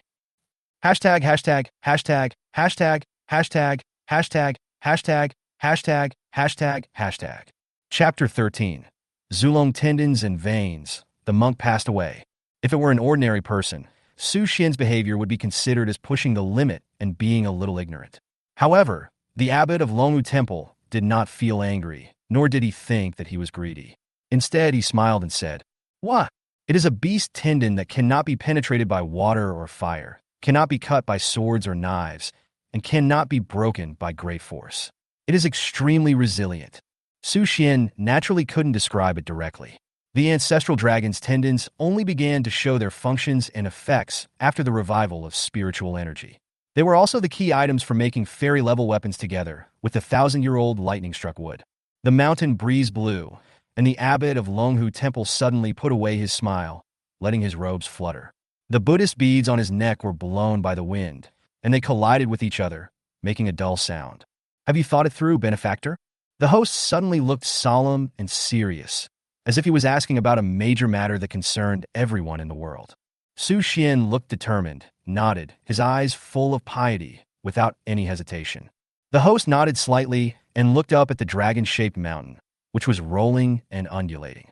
Under the sunlight, it looked like a prehistoric beast about to awaken, and the murderous aura rose to the sky. He then chanted a Buddhist name, as if he had made up his mind, and said slowly, "Since the donor has already considered it, I will not say anything more. I just want to tell you that this animal tendon is a rare item. Once you decide to use it, you will have to bear the consequences. If you are able to fully use it one day, don't forget your original intention." Su Xian nodded and said, "I will definitely live up to your trust." According to memories and speculations from previous lives, this dragon and tiger temple is located at the foot of the Himalayas and has an extraordinary origin. It is said that it has been built for thousands of years and has undergone countless repairs, but it still stands. After the revival of spiritual energy, great changes took place. At the top of the mountain, the ancestor dragon awakens, and eternity continues. At the foot of the mountain, tigers roar in the forest, and a great formation is formed by nature. The dragon and tiger temple also relies on these ancient formations to absorb the spiritual energy of heaven and earth, resist the countless attacks of ferocious beasts and ancient tribes, and protect the dragon and tiger temple for many years. At noon, Su Xian stayed in the temple, with green lamps, ancient Buddhas, vegetarian meals, and scriptures. He was completely away from worldly troubles, which made him feel unprecedented tranquility and emptiness. Those monks also became monastics and had no interest in the outside world or fame and fortune. They didn't even ask him about worldly matters. They just ate vegetarian meals, listened to Buddhist scriptures, chopped wood, and fetched water in obscurity. After dinner, Su Xian followed the abbot to the Zen room. In the center, there was a large regular script character written in thick brushstrokes, quiet. There was a worn-out cushion below, covered with a layer of hair, obviously showing its age. The host took out a 2-meter-long animal tendon from the corner. It was brown, plain, and very soft. He handed it over. "This should be the animal tendon you want." Su Xian took it, touched and observed it carefully, and found that the surface of the animal tendon was rough and there was nothing special about it. He pulled it with a little force and found that it had amazing elasticity. At the same time, there were waves of obscure, murderous aura coming from the beast tendons, which seemed to be there and not there. Su Xian felt relieved. This beast tendon was exactly the same as the ancestral dragon tendons from his previous life. Both in appearance and touch, they were exactly the same. Especially this kind of indescribable aura, it can be confirmed. "Thank you, Master. If there is any trouble in the dragon and tiger temple in the future, I will protect you." Su Xian clasped his hands together and saluted with a firm expression. The trip was fruitful. In addition to finding the ancestral dragon's tendons, we also obtained a dragon-shaped stone. He was looking forward to seeing what kind of amazing treasures these two things could create in the future. The host closed his eyes, sat on the cushion, and said no more. Su Xian slowly stood up and left the meditation room. After walking out of Longhu Temple, he looked back at the plaque and set out on the journey home with his assistant. What Su Xian didn't know was that as they were leaving, a monk walked into the meditation room and found that the abbot had passed away. In Longhu Temple, all the monks came to the meditation room and saw the old abbot sitting on the cushion, already dead. They put their palms together and chanted the Buddha's name in unison. Amitabha. On this day, the abbot of Longhu Temple, Venerable Feikong, passed away. Temples across the country were shaken and countless monks observed a moment of silence. When Su Xian returned to Tianjing, he also learned the news. He was shocked and understood that Elder Feikong had let go of his worries and had no more concerns. He passed away and ascended into the sky, truly entering the Buddhist world, breaking off his past, and settling the 6 causes and effects. March 22nd, 2124, evening, Su Xian Manor. There are less than 7 months left before the official arrival of spiritual energy revival. According to the trajectory and experience of the previous life, about 3 months before the revival of spiritual energy, some prophets had already begun to predict it and started to prepare. These people formed a large force, collecting antiques everywhere, and seemed to know some secrets. After 2 months, more and more people had sensed the trend and started to pay attention to antiques, but there were still many wealthy people who did not take any action. And when there was only 1 month left, the first group of people to intervene in the collection already had many treasures in their hands, which also made them pioneers after the spiritual energy was revived. However, those rich people still did not take any action, and they were still reluctant to spend the money in their hands. Until the spiritual energy revived, various animals mutated, and ferocious beasts from ancient times suddenly appeared, And when the ancient tribe came to the earth in depression, chaos began to officially begin. Time is running out. I wonder how things are going in Dun Mountains and the tomb of King Yu. Su Xian shook the red wine glass and lay half on the sofa, his thoughts wandering. At present, I have collected a lot of treasures that I know about, and there are still some that I need to continue to find, and I even have 30 billion on hand that I haven't spent yet. It seems that we must speed up the progress. Otherwise, we will not be able to keep up with the invasion of vicious beasts by then. 3 days later, in the Far East, on a small island, there is a Taoist temple called Beichen Temple. An old Taoist priest with silver hair, tied up and wearing a green lotus crown on his head, and a Tai Chi Yin-Yang Taoist robe in clear black and white, stands at the gate of the Taoist temple, gazing at the boundless sea. There was a whisk inserted diagonally behind his back. His hands were behind his back, and a hint of surprise appeared on his weathered face. Beside him were 2 young Taoists, one tall and one short, one big and one small. The older one was about 20 years old, and the younger one looked to be 12 or 13 years old. Elder Feikong has passed away. The old Taoist priest spoke slowly, with emotion and sigh. Master, are you familiar with him? The old Taoist priest did not answer immediately, but stared at the sunset glow on the sea level, lost in thought, and after a while he slowly spoke. Yes, he's an old friend of Master. Then he turned around, a kind smile appeared on his face, and he stroked the little Taoist's head. He is one of the few people that Master respects in his life. Then he added, he was an extraordinary monk and a true Buddha. Chapter 14. Overwhelming Public Opinion. China's #1 prodigal son. Time passed quickly like flowing water. In the blink of an eye, a month had passed. During this period of time, Su Xian relied on his memories of his previous life to spend billions of Chinese yuan to buy antiques to fill his house. There is a 1,000-year-old Ganoderma lucidum taken from Kunlun Mountain, which is a dark mass. There is the Polygonum multiflorum vine dug from the southern forests, which is said to cure all diseases and prolong life. There are rare fruits picked from the deep mountains and old forests in the extreme northern plateau, which will not rot even when they are dry. At the same time, the news that he spent money like water and squandered tens of billions of cash spread throughout Tianjin. It only took 2 months for him to go from being the genius of the group and China's top young entrepreneur to being the laughingstock he is today. This was naturally fueled by Luo Sun and the 9 major groups. In the face of public opinion, it is not difficult for elites to become clowns. The power of the media is very strong, and the transmission speed of the internet is also very fast. Keyboard warriors and internet trolls have joined the vortex of hotspot makers and started to show their skills. Those clickbait headlines follow the hot topics closely and write one article after another with sharp wording and incisive tone. All social media platforms were constantly reporting these shocking things, and some even began to reveal that all of Su Xian's past achievements in Beichen were due to the collective efforts of his think tank, and that he, Su Xian, was just reaping the fruits of the team's victory. Some people even went so far as to claim that Su Xian took advantage of his position to sexually assault women in the company. Everything swept in like a storm, instantly becoming a hot topic and staying at the top of the list for a week. Even the hot topic of a well-known singer's album release could not make it to the top of the list.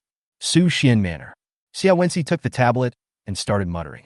The chairman of the Tianjin First Group, Beichen Group, was found incompetent by the group and was forced to withdraw from the group and sell his shares. He then used this huge amount of cash to continuously purchase those bizarre and useless antiques. This is really incomprehensible. Su Xian held his chin with 2 fingers and shook his head. It's not eye-catching enough. No wonder he has so few likes. Xia Wenxi smiled bitterly, looked up at his boss, and then continued to read the next article. Beichen elders, current chairman Luo Sun and vice chairman Zhao Zhengwo, tried hard to persuade him to stay, but to no avail. Su Xian was young and arrogant and looked down on everyone. He resolutely gave up Beichen Group and his parents' decades of hard work. He's worth tens of billions. He's only in his 20s and running a business. He's actually spending a ton of money on a lot of worthless antiques. Beichen Group Chairman Luo Sun held a press conference and revealed that the 8th generation of drone products will be unparalleled in the world. Beichen's stock price once again hit the daily limit. Faced with overwhelming public opinion and reports with ulterior motives, Su Xian knew clearly in his heart that these were either operated by Luo Sun and the 9 major groups, or some editors and reporters wanted to get some traffic. It seems that Luo Sun has run out of tricks to increase Beichen's stock price by this means. Su Xian played with a red wine glass in his hand, his heart calm. He was naturally very clear about Luo Sun's strength. He is not good at exploring, nor at maintaining the status quo. His strategic vision is not as good as the top executives of the 9 major groups. He is quite opportunistic. Letting him be the chairman of the group will only lead Beichen to decline. But it doesn't matter anymore. Today is April 20th, 2124. There are only 6 months left until the official arrival of spiritual energy revival. By then, the money of these groups will be no different from waste paper. Their assets will be the same as scrap. Only antiques that are very old and have special properties may be able to play a role. By that time, the monetary system had undergone a major change. People no longer used money to communicate, but instead exchanged everything for spirit stones. Mr. Su, do we need to attack? Attack. Su Xian turned his head and smiled mysteriously. Of course we have to attack, but not fight back. Vinci, I want you to use all the media power, unite various social media platforms, spend a lot of money, add fuel to the flames, and make this fire burn even more fiercely. Xia Wenci looked at the boss with some surprise, his face full of confusion. Do as I say. Yes. Then the assistant left the room, leaving Su Xian alone. In fact, Su Xian's idea is very simple. His prodigal behavior of selling shares and purchasing antiques with cash has attracted widespread attention. But most people still reserve their opinions, and the situation has not yet become an established fact. As a result, his behavior will attract special attention, which will be very unfavorable to his subsequent arrangements, especially the Millennium Lightning-Struck Wood and the 6 Swords of the King of Yu, which are of great importance. Instead of doing this, it would be better to add fuel to the fire and completely solidify your image as a prodigal son. Then no matter how much you do, it won't cause much of a stir and will instead be gradually forgotten. And when it came to that critical moment, they started to purchase antiques on a large scale and made large-scale layouts. According to memories from previous lives, about 3 months after the spiritual energy revived, a mysterious force intervened and began collecting it in advance. Sure enough, under Xia Wenci's arrangement, the top 10 live broadcast platforms and 8 major social platforms began to release news and short videos related to Su Xian, and various hosts began to explain. The most common thing is that Su Xian sold his shares, squandered his family fortune, and spent money extravagantly, and he went from being China's #1 business genius and the youngest chairman to the #1 prodigal son, which makes people feel infinitely regretful and sigh. Dayangling is a place with few people and poor transportation. Building a scenic spot here is like opening a supermarket on the moon. It is simply a pipe dream. Spending $1 billion to auction a so-called meteorite from outer space is really crazy. With this money, if you just invest in any project, wouldn't you make a lot of money? At the same time, Luo Sun invited the chairman of the 9 major groups to dinner, during which they also discussed Su Xian. I tried to persuade him with Mr. Zhao that day, but he refused to listen and insisted on doing so. I had no choice but to agree. However, if he wants to come back in the future, I will let him buy shares at any time and hand over the position of chairman to him. Luo Sun raised his head and drank the top-quality Feiqian liquor in the cup, his eyes filled with sadness. Boss Luo is a man of deep friendship and loyalty. We all admire him. Su Xian doesn't know what's good for him and has ended up like a lost dog. It's all his own fault. He is too young after all. Yes, Mr. Luo has done his best. Even if the Su couple knew about this, they would definitely be grateful. The chairman of other groups offered words of comfort. Luo Sun's eyes were red, and it took him a long time to come back to his senses. He seemed very sad. Su Xian was at home watching the overwhelming ridicule and abuse, and even a few theoretical experts analyzing the situation in detail, and a smile appeared on the corners of his mouth. His goal has been achieved. From now on, when Su Xian is mentioned, he will definitely be associated with the prodigal son. Over time, no matter what bizarre things he does, it will not cause any huge waves. The character setting has been achieved, and the next step is to consider the issue of spirit stones in the future. Su Xian stood in the room, clicked on the touch screen on the wall, and spoke directly. Student Xiao AI, open the map of Wensheng.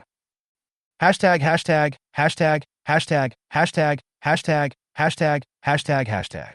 Chapter 15, Abandoned Mining Area, taking over at a sky-high price. April 25, 2124, Wensheng, suburbs. At the gate of the abandoned mining area, a mobile house stood there alone. A middle-aged man in his 40s with disheveled hair and unshaven beard, wearing a dirty gray coat, was sleeping soundly against the door. In his right hand, he held a bottle of Nullenshin Erguotu, half of which was left in it. His nose was red, his eyes were slightly closed, and he was snoring loudly. The board house is surrounded by a 3-meter-high courtyard wall. Much of the lime on it has fallen off, revealing the bricks inside, which look very mottled. Third uncle, a loud voice sounded, and in front of the board house, a big high school student in school uniform came over. He had a chubby face and a silly look. Seeing that the drunkard had not woken up yet, the big student broke off a piece of dogtail grass from somewhere and stuffed it into the drunkard's nostrils. Achia! The drunk couldn't help sneezing, and when he opened his eyes, he saw the silly big round face close to him, and a trace of anger rose in his heart. Dachuan, why the hell are you here when you're not studying hard for the college entrance exam? Uncle San was woken up and was very dissatisfied. He sat up shakily, turned his head to look at the small half bottle of wine in his hand, and without saying a word, he drank it madly with mutterings, his eyes full of bloodshot. After hearing this, Dachuan patted his chest with a bit of pride on his face. My mom said I don't need to take the college entrance exam. Uncle Sam was a little suspicious. He put down the bottle and glanced at him. Why? Dachuan became even more proud after hearing this. He even straightened his chest and said loudly, my mom said that even if I take the exam, it won't change anything. My total score won't exceed 20 points, so I won't be able to go to university. The corner of Uncle Sam's mouth twitched. What the hell is there to be proud of? Then he continued to drink, his face full of decadence, as if he thought of something, and suddenly he was startled. Your mother isn't asking you to work for me, is she? Dachuan touched his head and said seriously. That's right. Then he moved his body to reveal an oversized suitcase, a backpack, and 3 large bags of clothes, all tied to a shoulder pole. Uncle Sam took a deep breath and tried to calm his complicated feelings. Put it in first. I'll turn around, you stay here. Okay, Uncle Sam. The roar was like muffled thunder, which frightened Uncle Sam so much that he staggered and half of the drunkenness in his body disappeared. Walking into the mining area, Uncle Sam stood there in a daze, looking at the deserted ruins and scattered ores, sighing. Once upon a time, this was the largest mining area in Wencheng. After I contracted it, it became very prosperous. I made a lot of money every year, drove luxury cars in and out, and all the people I knew were well-known figures in Wencheng. However, after that strange incident, the special rocks that were constantly present in the mining area could no longer be mined. From then on, everything went downhill, and the entire mining area had no source of income, but the annual contract fees that needed to be paid remained unchanged. Not only did he lose all the money he had earned in previous years, he also mortgaged his car and house, his wife divorced him, and all his friends left him one by one. The entire mining area was completely abandoned, but no one was willing to take it over. Of course, Uncle Sam still had some feelings for the ore and did not give up. He always believed that this mining area would be revitalized and become as prosperous and bustling as before. However, no matter how others disliked him, this silly Dachuan never did. Maybe this kid is more innocent, but this kid has been very strong since he was young, and he has a big appetite. Now I send him to my place. I don't know if he can handle it. Uncle Sam rubbed his temples and felt a severe headache. During his daily inspection, he checked every corner of the mine but found no changes. It was still lifeless, and he couldn't help but sigh. Now we basically rely on loans to maintain the abandoned ore, and we don't know if we can survive this winter. Uncle Sam muttered to himself, his eyes filled with grayness and despair. If by then there is still no one to take over, then I will have no choice but to leave. After completing the inspection, Uncle Sam walked out of the mining area and came to the simple wooden house where he lived, only to find a young man with extraordinary demeanor looking at him with a smile. Hello, Mr. Wang. Su Xian stood up, stretched out his right hand, gentle, calm, humble, and polite. Uncle Sam looked puzzled, but he still stretched out his hand. He found it was a little dirty, so he wiped it casually on his clothes, then stretched out his hand and gently shook it. Hello. Please take a seat. It's a bit narrow here, please don't mind. Uncle Sam smiled awkwardly, then shouted, Dachuan, make tea. Upon hearing this, the big guy inside sat up from the bed, put down his phone, and started to boil water. Su Xian glanced at the young man. A gleam of light flashed in his eyes. If he was not mistaken, this young man named Dachuan should be born with a diamond body and infinite strength. After his spiritual energy was revived, he relied on his horizontal training to defend Wencheng. My nephew had no chance to study, so his family arranged for him to have this experience. Uncle Sam smiled and handed over a cheap double happiness cigarette. then lit one himself and began to puff away smoke. Looking at your temperament, you must be a boss, right? Come to my shabby place. If you have anything to say, just tell me. Su Xian showed no disdain, lit up a cheap cigarette, and blew out smoke rings in a familiar manner, and said slowly, Wang Shi, the former Wencheng or business tycoon and the industry leader, has become a ruin due to a bizarre incident.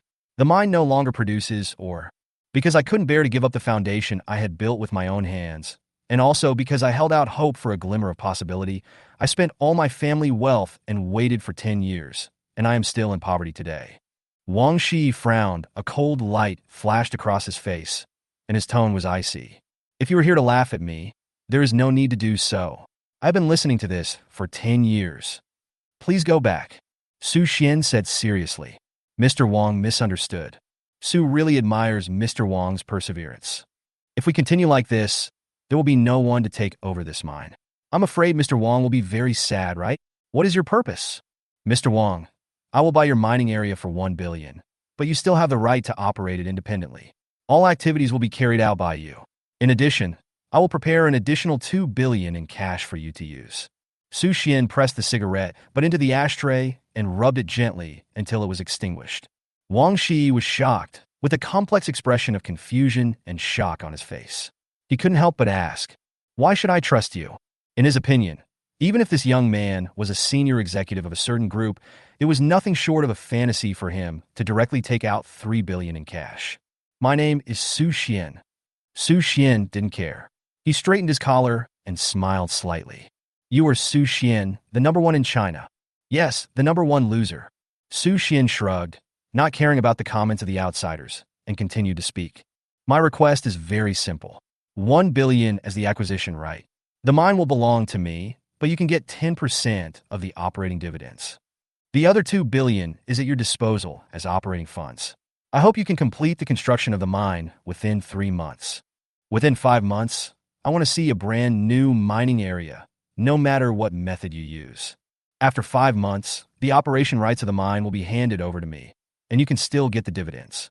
Also, I suggest that Dachun stay and help. I can offer him a monthly salary of 100,000 yuan. Wang Shi opened his mouth and couldn't close it for a long time.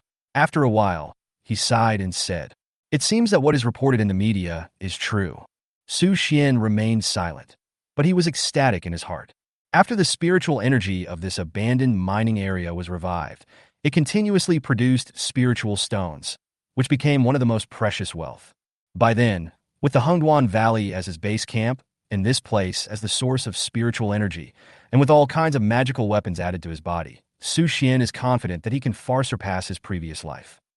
Hashtag, hashtag, hashtag, hashtag, hashtag, hashtag, hashtag, hashtag, hashtag.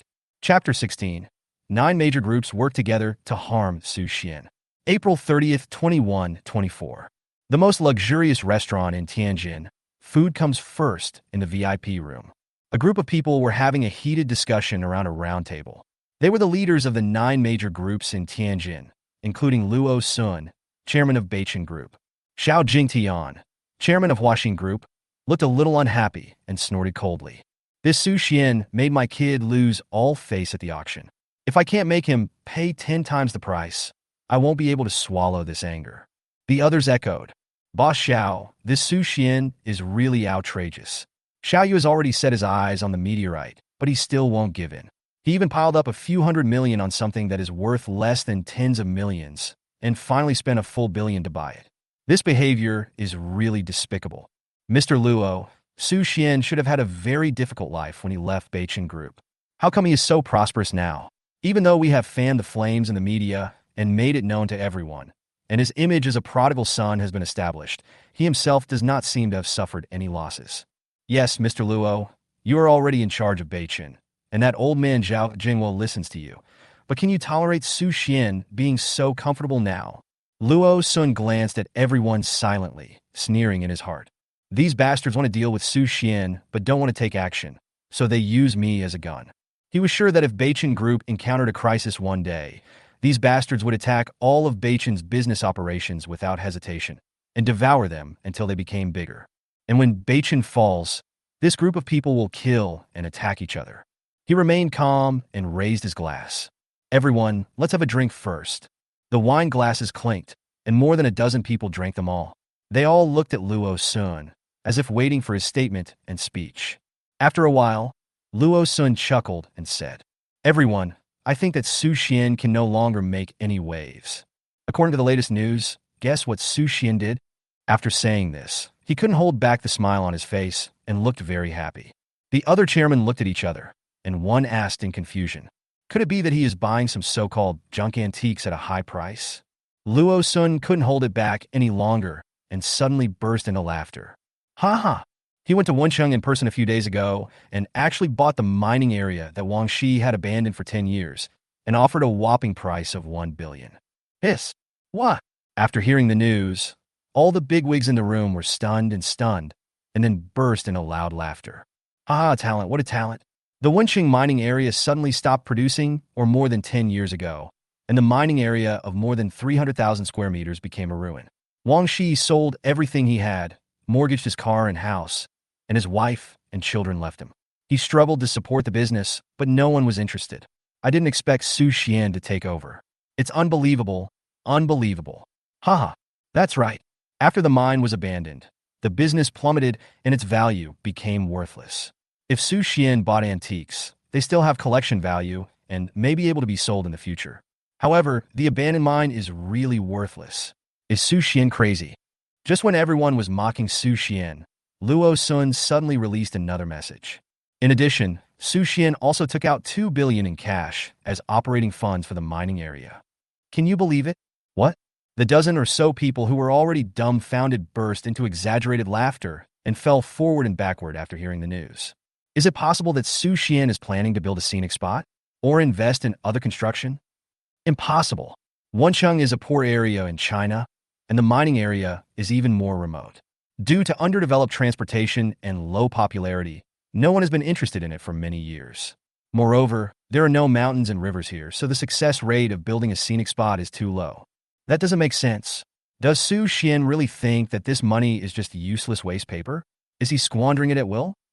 Just when everyone was mocking and wondering, the chairman of the smallest group among the 9 groups, Tianyu Group, was a young man named Shui Cheng. He adjusted his glasses. A few gleams of light appeared in his eyes, and he slowly spoke. "Everyone, I have a different opinion. Chairman Shui, why don't you tell us about it? If Su Xian is not the idiot that everyone says he is, nor the prodigal son, but the former chairman who led the Beichen Group to rapid development, the business genius who planned and won the world, then his actions are worthy of everyone's attention."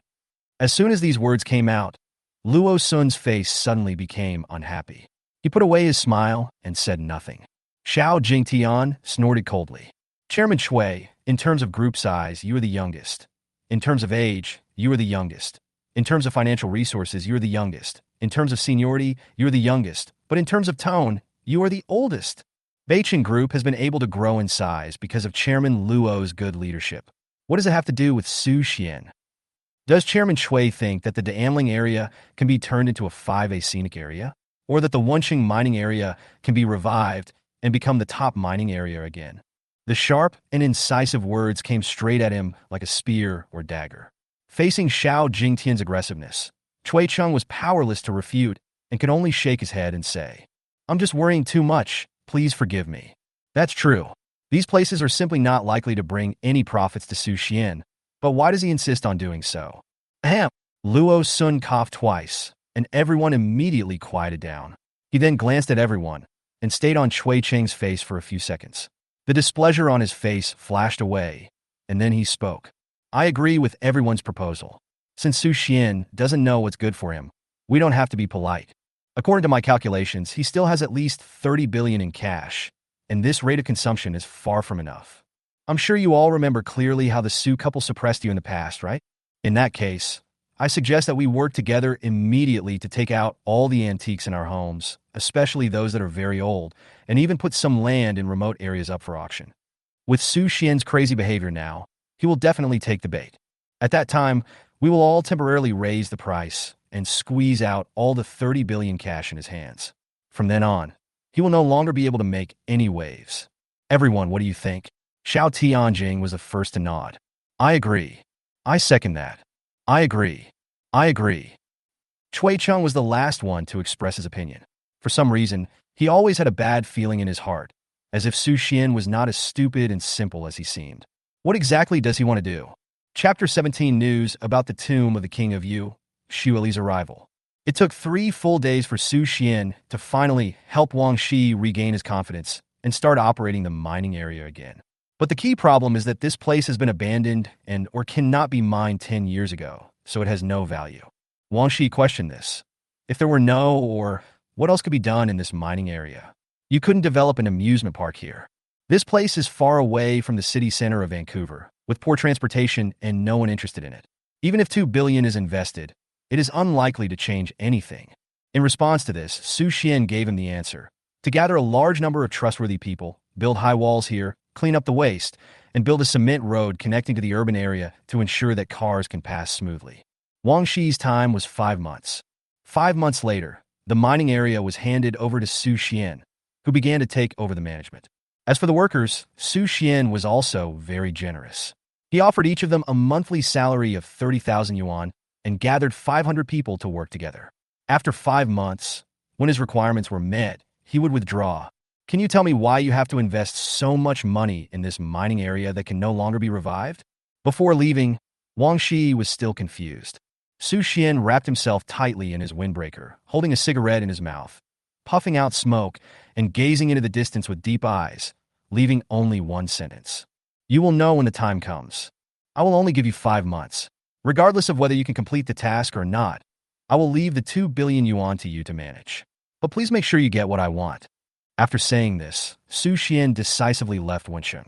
During this period, I chatted with Dachuan and found out that this kid was born with great strength, but had a simple heart. After his spiritual energy was revived, he directly transformed into a Vajra body, and his physical body was extremely strong. It would be nice if you could win him over in advance, and he could become a great help to you later. After taking care of the mining area, Su Xian entrusted his assistant to contact some collectors in China. He spent more than 2 billion yuan to purchase a large number of ancient weapons, filling up the utility room in the manor. Time passed slowly. During this time, Su Xian contacted the foreman of Dianling, who found some lightning struck with their one after another. Through video identification, he found that it was not the unique 1,000-year-old lightning struck wood in his previous life. However, Su Xian still paid those people tens of thousands of yuan for their hard work. On May 20th, 2124, Su Xian looked at the calendar on his mobile phone. It had been exactly 3 months since his rebirth, and there were still 5 months left before the official arrival of the spiritual energy revival. As expected, 2 months later, some mysterious forces began to take action slowly, collecting antiques everywhere and searching for secret places. According to the memories of the previous life, there are many human traders hidden in this group of forces.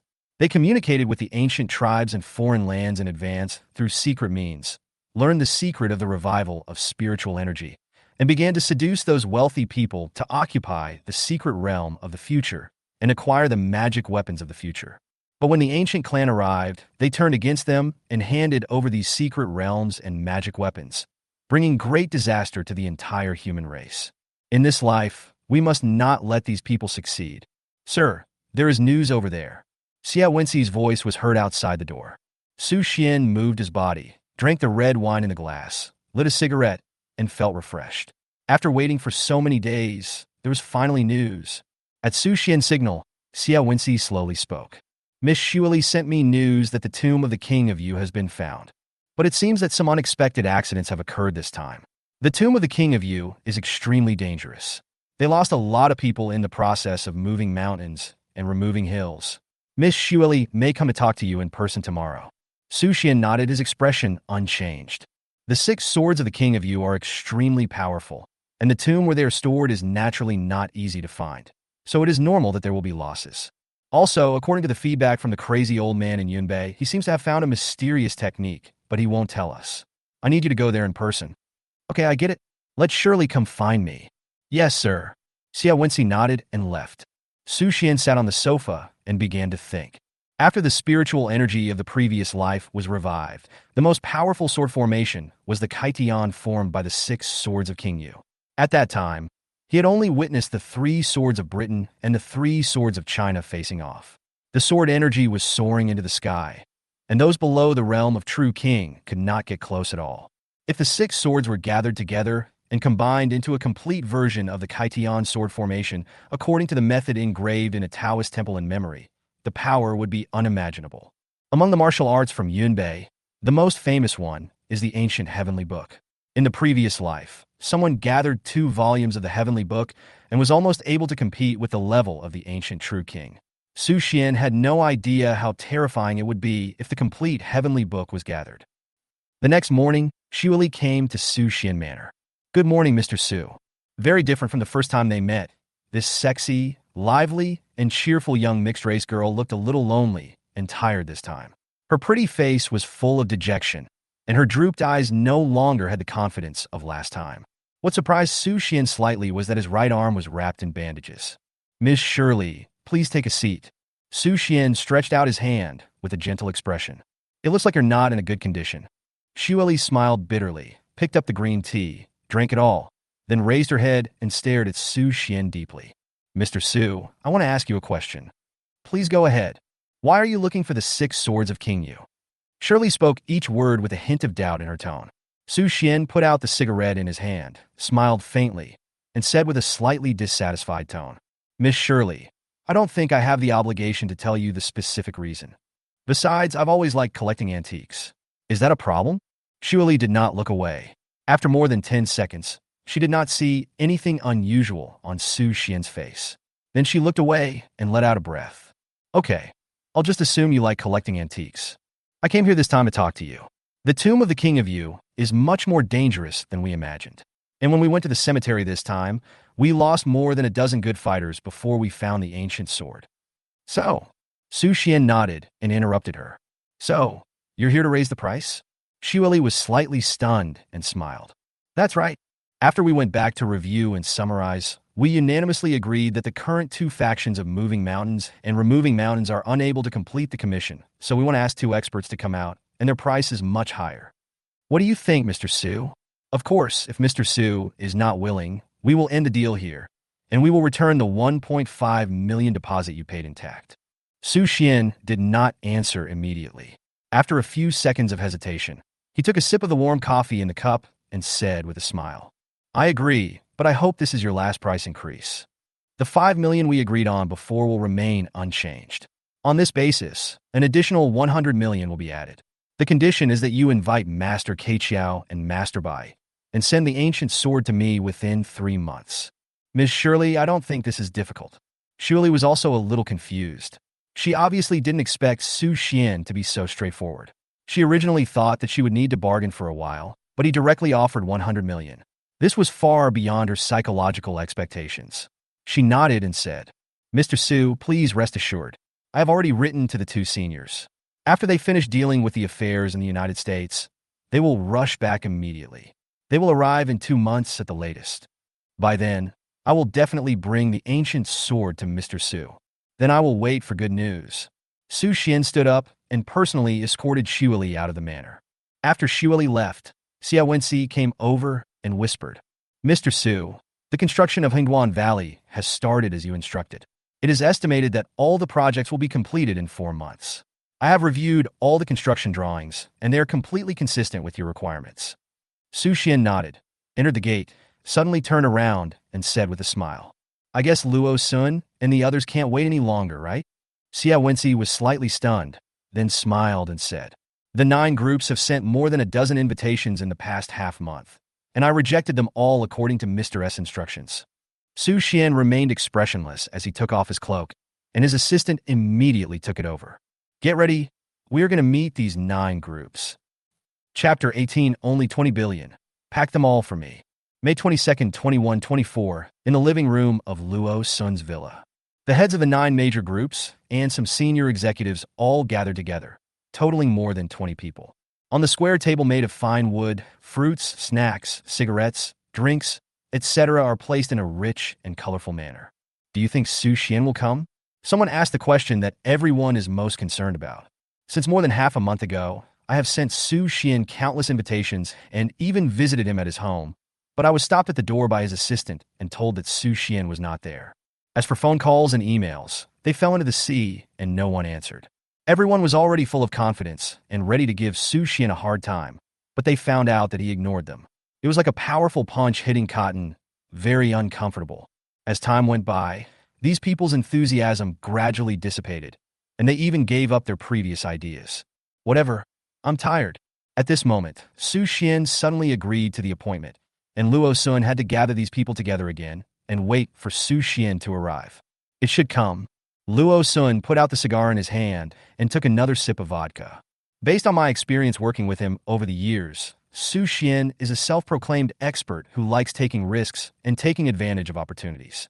He ignored the shareholders' advice and entered the film industry, burning money to compete with Wanda, and ultimately destroyed Wanda, which Wang had painstakingly managed for decades.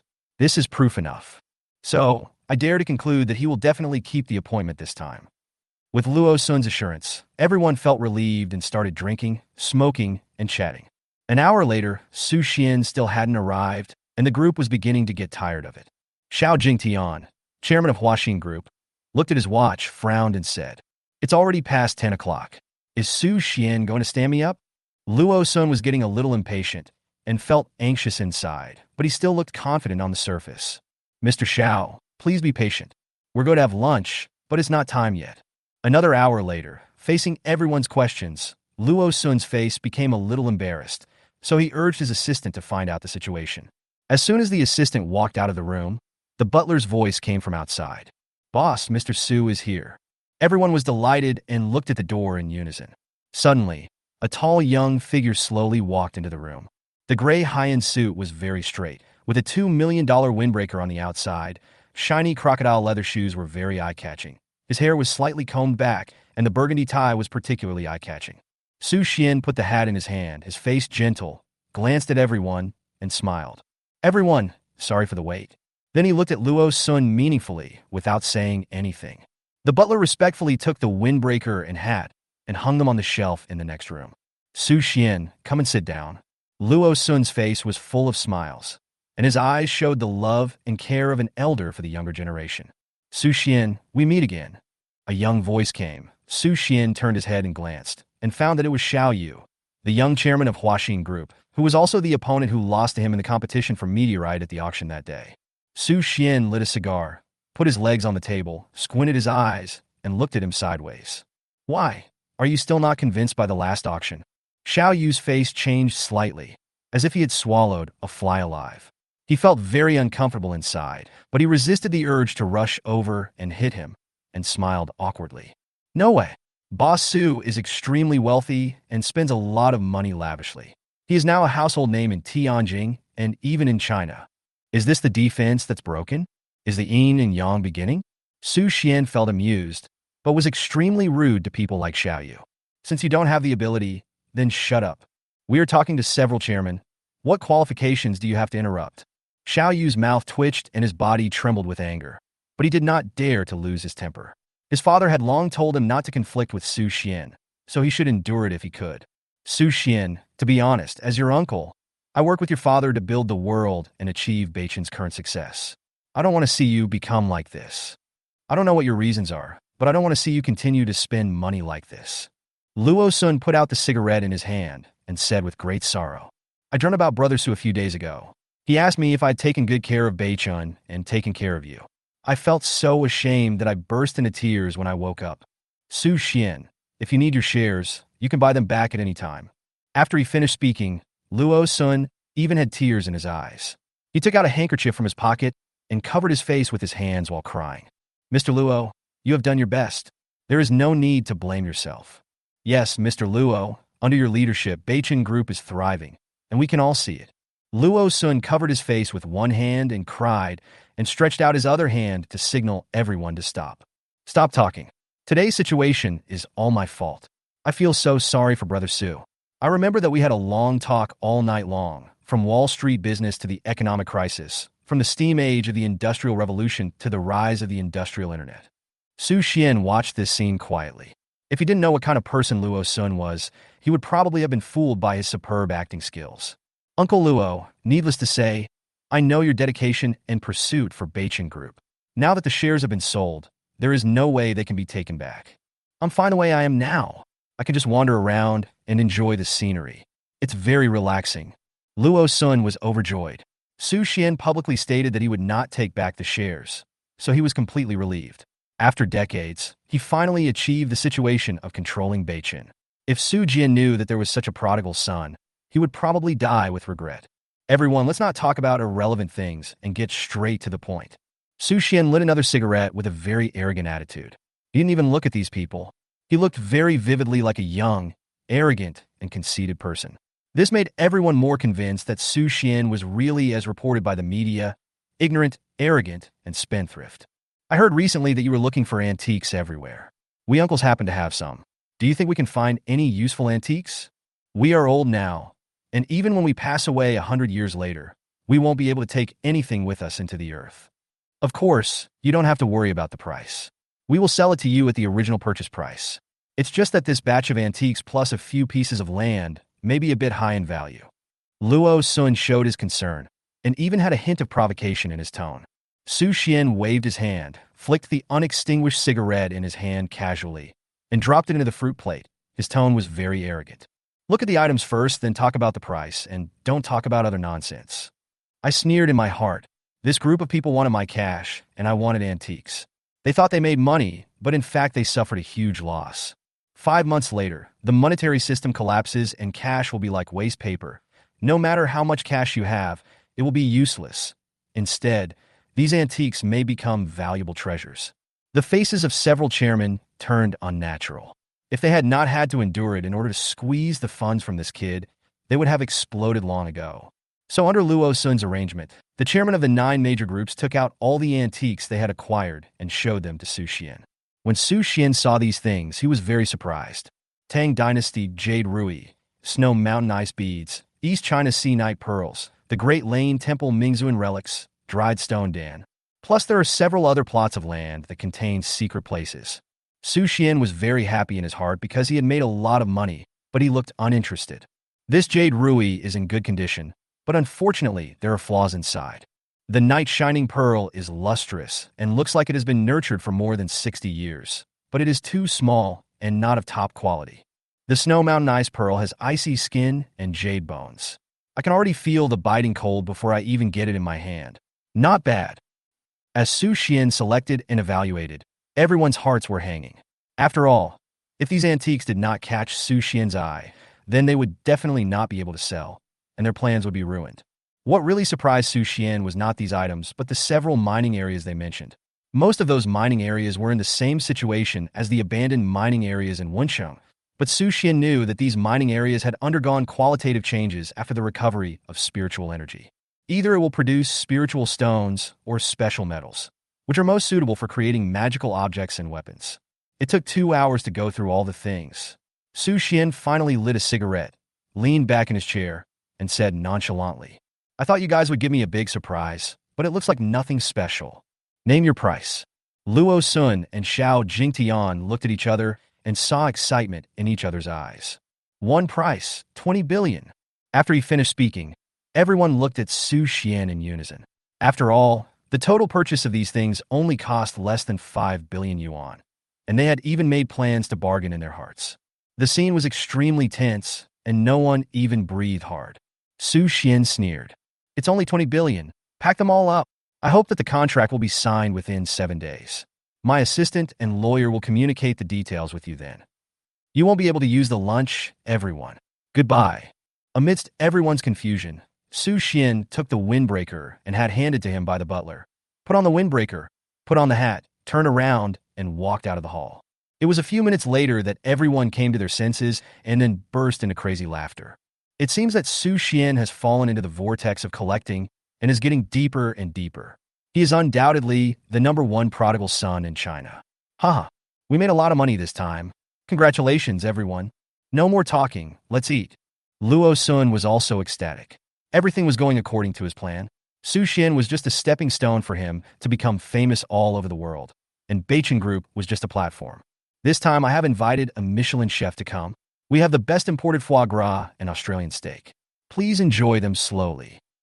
After returning to the manor, Su Xian began to make a series of arrangements, and his assistant Xia Wenxi began to implement them according to what he said. Lawyers, antique appraisers, banking institutions. These tedious tasks require time and energy. You will be responsible for handling this matter in the next few days. I'm going out for a while.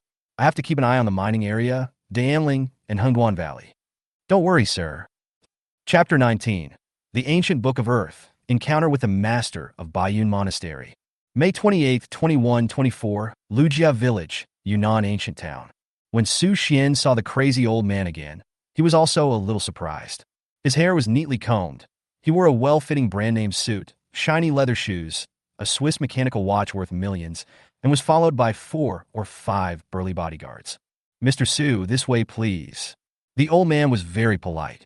He stretched out his hand with a smile on his face. 5 minutes later, at the door of a villa halfway up the mountain in Lujia Village, Su Xian looked at the cool supercar and the exquisite 5-story villa. He suddenly realized that money can really change people's lives, and it's not a small amount. After entering the old man's room, he asked everyone to leave. The old man stayed alone with Su Xian and took out a bottle of aged brandy from the shelf. He said, "Mr. Su, would you like to try this?"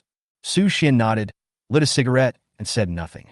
After handing over the wine glass, the old man poured himself a glass, drank it all, closed his eyes, and looked intoxicated.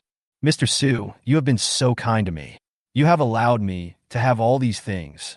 Things that could only appear in my dreams have now come true one by one." Su Xian didn't say anything about this. After all, he was just a businessman. What businessmen valued was profit and equal exchange. He waved his hand and said, "Nothing, you deserve it. I came here this time to see what you mentioned on the phone, the ancient heavenly book." The old man nodded, stood up, and walked to the safe in the corner. After opening 8 layers of passwords in succession, he took out a yellowed and worn parchment scroll and handed it over. Su Xian took it and looked at it. The cover was exactly Ancient Heavenly Book. Earth Scroll. The text format inside was exactly the same as the Heaven Scroll he purchased last time. It is certain that this heavenly book is the one held by the great monk when his spiritual energy was revived in his previous life. Back then, that cultivator was only at the peak of the Shenzong realm, but with 2 volumes of heavenly books in hand, he was able to fight back and forth with the ferocious beast at the Jinshan realm, which was amazing. It is indeed what I am looking for. This time is the same as last time, still 50 million.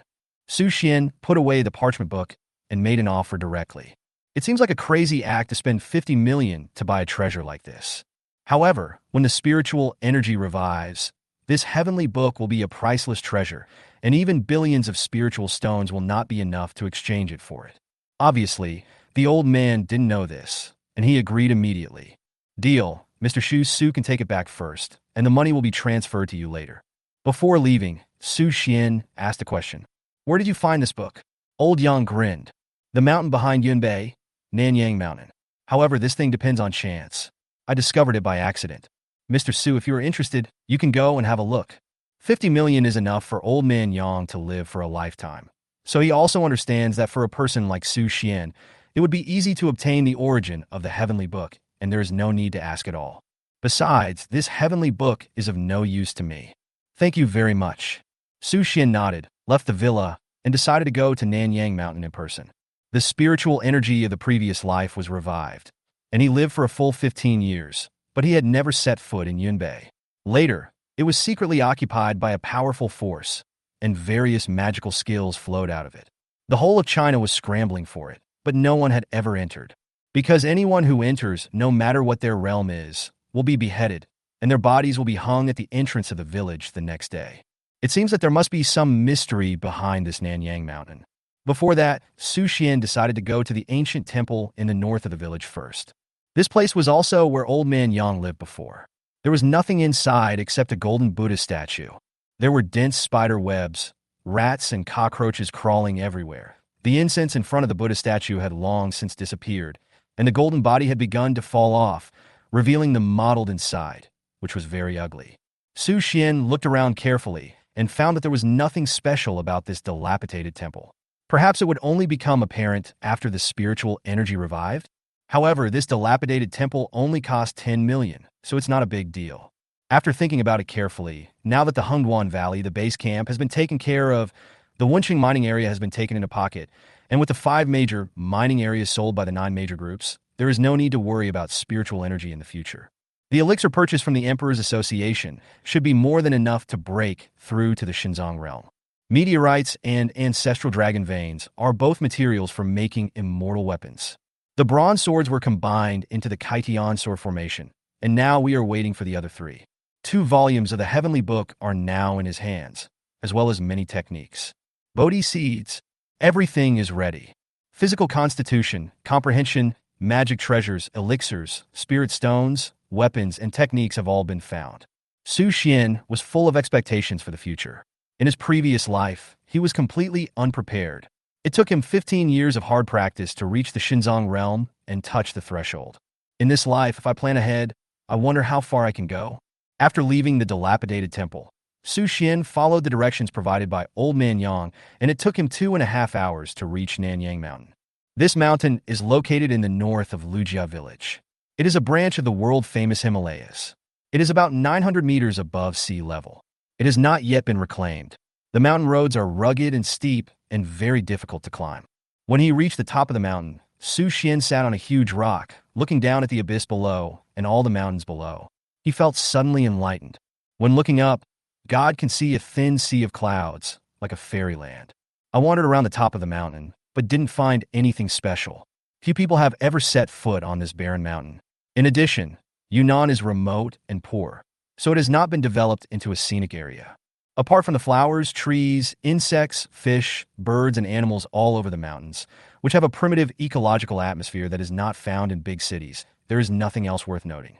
After staying for half an hour, Su Xian was about to leave, but he saw a figure slowly climbing the mountain, and his pupils couldn't help but shrink. He has a head full of silver hair, wears a black Taoist robe, holds a whisk in his hand, has an ancient sword inserted diagonally behind his back, has his hair tied up, and wears a green lotus crown on his head. He walked briskly on the rugged mountain road as if it were flat ground. The old Taoist was also stunned when he saw Su Xian. Obviously, he did not expect that someone would appear in Nanyang Mountain. He didn't know Su Xian, but Su Xian knew him. The master of Baiyun Temple, Taoist Xian Yuan, the pinnacle of Taoism, appeared 10 years after the recovery of spiritual energy, killed the true king of the ancient clan with one sword, and became famous throughout China. Master Suan Yuan. Su Xian bowed with both hands, very respectful. The old Taoist put his palms together, nodded slightly in return, and looked puzzled. Do you know me? I've heard of it. That's weird. Xian Yuan came to the rock and stood side by side with Su Xian, looking at the cliff thousands of feet below. I have always lived in the Eastern Sea and rarely set foot inland. How do you know me? Su Xian blinked and smiled. Maybe it's fate. Xian Yuan laughed. What a fate! It seems that meeting you in Nanyang Mountain today is also fate. If I'm not mistaken, you have obtained the ancient heavenly book, right? Su Xian's heart moved. Could it be that Xian Yuan at this time had already seen through the secrets of heaven and knew about the 2 volumes of the heavenly book, or even the future revival of spiritual energy? It's only May now, and there are still 5 months before the official revival of spiritual energy. How could he know it so quickly? But he knew that Xian Yuan was a righteous master who worked tirelessly to protect China, so he did not hide it and nodded. It's already in my hand, Taoist priest. Do you want to take it back? Xian Yuan shook his head and said with a smile. No, it's an ancient heavenly book with a mysterious origin. Only those who are destined to have it can obtain it. Now that you have obtained it, there is no reason to change hands. Keep it well. Maybe you will need it someday in the future. Don't forget your identity and original intention. Su Xian was shocked. It seemed that Xian Yuan must know something. After hesitating for a while, he asked, Master, I would like to ask you, what is so special about Nanyang Mountain? Xian Yuan's eyes flickered slightly, and then he flicked his whisk. The secret of heaven cannot be revealed. My friend, our meeting is fate. If we have a chance one day, maybe we will meet again. After he finished speaking, his figure flashed, and Xian Yuan went down the mountain so quickly that he looked like a trail of afterimages. Su Xian looked down hurriedly, but after a moment his figure was gone. Hashtag, hashtag, hashtag, hashtag, hashtag. Chapter 20. Finding the Millennium Lightning-Struck Wood and Crossing the Valley. On June 10, 2124, there were only 4 months left before the revival of spiritual energy. At this time, good news finally came. That is, the 1,000-year-old lightning-struck wood that they needed had been found in Danling. Through the video and photos, we can preliminarily judge that there is no problem, but we still need to go to the site to confirm it. In the morning, Ahu landed a helicopter on the open space of the manor. Su Xian, alone, wearing a bulletproof vest, got into the helicopter. At noon, they had arrived in the northeast. Before going to Danling, Su Xian decided to take a look at the project in Hengduan Valley first. After all, it would be his base camp and place for training in the future. When he arrived at the foot of the Hengduan Mountains, he found that many construction workers had gathered there. They were working according to their plan. The cable car, stairs, and roads leading to the main road were all proceeding in an orderly manner. When the leader in charge of the construction saw Su Xian coming, he hurried over with a flattering look on his face, and even took out his bonus group and handed it over. Su Xian took the cigarette, lit it, and asked, "How's the progress?" The middle-aged leader wearing a helmet quickly replied, "The 2,000 steps are almost finished, and only the water grinding process is left. The cable car is basically finished. Around the 25th of next month, you can take the cable car and enjoy the scenery of Hengduan Mountain. The auxiliary road leading to the G901 National Highway in the city is expected to be more than 30 kilometers long and will be completed by the end of September." Su Xian nodded. These progress were already included in his plan. On October 20th, the spiritual energy will be revived. By then, the spiritual stones from the 6 mining areas will need to be transported here continuously. This auxiliary road will be very critical. The steps and cable cars are purely for the convenience of going up and down the mountain. Before entering the Tianyuan realm, you cannot fly and need the help of these external objects. The valley only needs some minor construction. According to his idea, these mountains can be turned into places for living and resting. Keep working hard and make sure you finish it as planned. After giving the instructions, Su Xian continued to board the helicopter and prepared to head to Danling. The foreman of the construction site immediately guaranteed that the project would be completed on schedule, and he was very respectful of Su Xian, who was generous enough to offer twice the market price. After completing this order, my net profit was as high as 20 million. This is my net income for more than 10 years. Boss Su, you are really my father. No, you are closer to me than my father. The leader watched Su Xian leave, with the smile on his face becoming increasingly presumptuous. Around 4 or 5 in the afternoon, Su Xian arrived at Danling and saw the 1,000-year-old lightning-struck tree in an abandoned industrial building at the foot of the mountain. It was 3 meters long and about 40 centimeters in diameter. It was charred all over, as if it had been struck by lightning or burned by fire, but it contained a faint, obscure aura. Su Xian was a little excited. In his previous life, this lightning-struck wood was acquired by a noble family in China and eventually made into an immortal-level spear. Every time it was swung, plasma flew out and thunder roared. I stretched out my right hand and gently stroked it, feeling the rough surface of the lightning-struck wood, which was uneven and the bark had not yet completely fallen off. We spent several months with a team of 100 people searching in the mountains and finally found it. Boss, you know, it's strange to say that although this lightning-struck wood is shattered, its bark has remained relatively intact and it hasn't even died yet. Baotou became more and more excited as he spoke. He was about to get 5 million, and it could be said that he was so happy that he fainted. The money will arrive tonight, and your people can withdraw. Su Xian turned his head and looked at him, then took out a black card. In addition, there is a deposit of 1 million in it. The password is 6 zeros. As an extra gift, I have only one request. You must keep it secret for at least 3 months. Can you do that? The man with the bag was startled, then overjoyed, and nodded quickly, saying seriously, "Boss, don't worry. The people I'm looking for are hunters and farmers who have lived in the Danling area for generations. They rarely interact with the outside world and are all trustworthy. If you have any needs in the future, just call me and I will definitely satisfy the boss." The foreman smiled happily after receiving the black card. 1 million, but it would take me 5 or 6 years to earn that much. What a generous boss. After Su Xian left with the lightning-struck wood, the foreman couldn't help but give him a thumbs up. He was so excited that he couldn't sit still when he thought about getting 5 million in the evening. Tonight, I can take my brothers to the clubs in Danling City and enjoy it. I must call 5 technicians to serve together. It's so nice.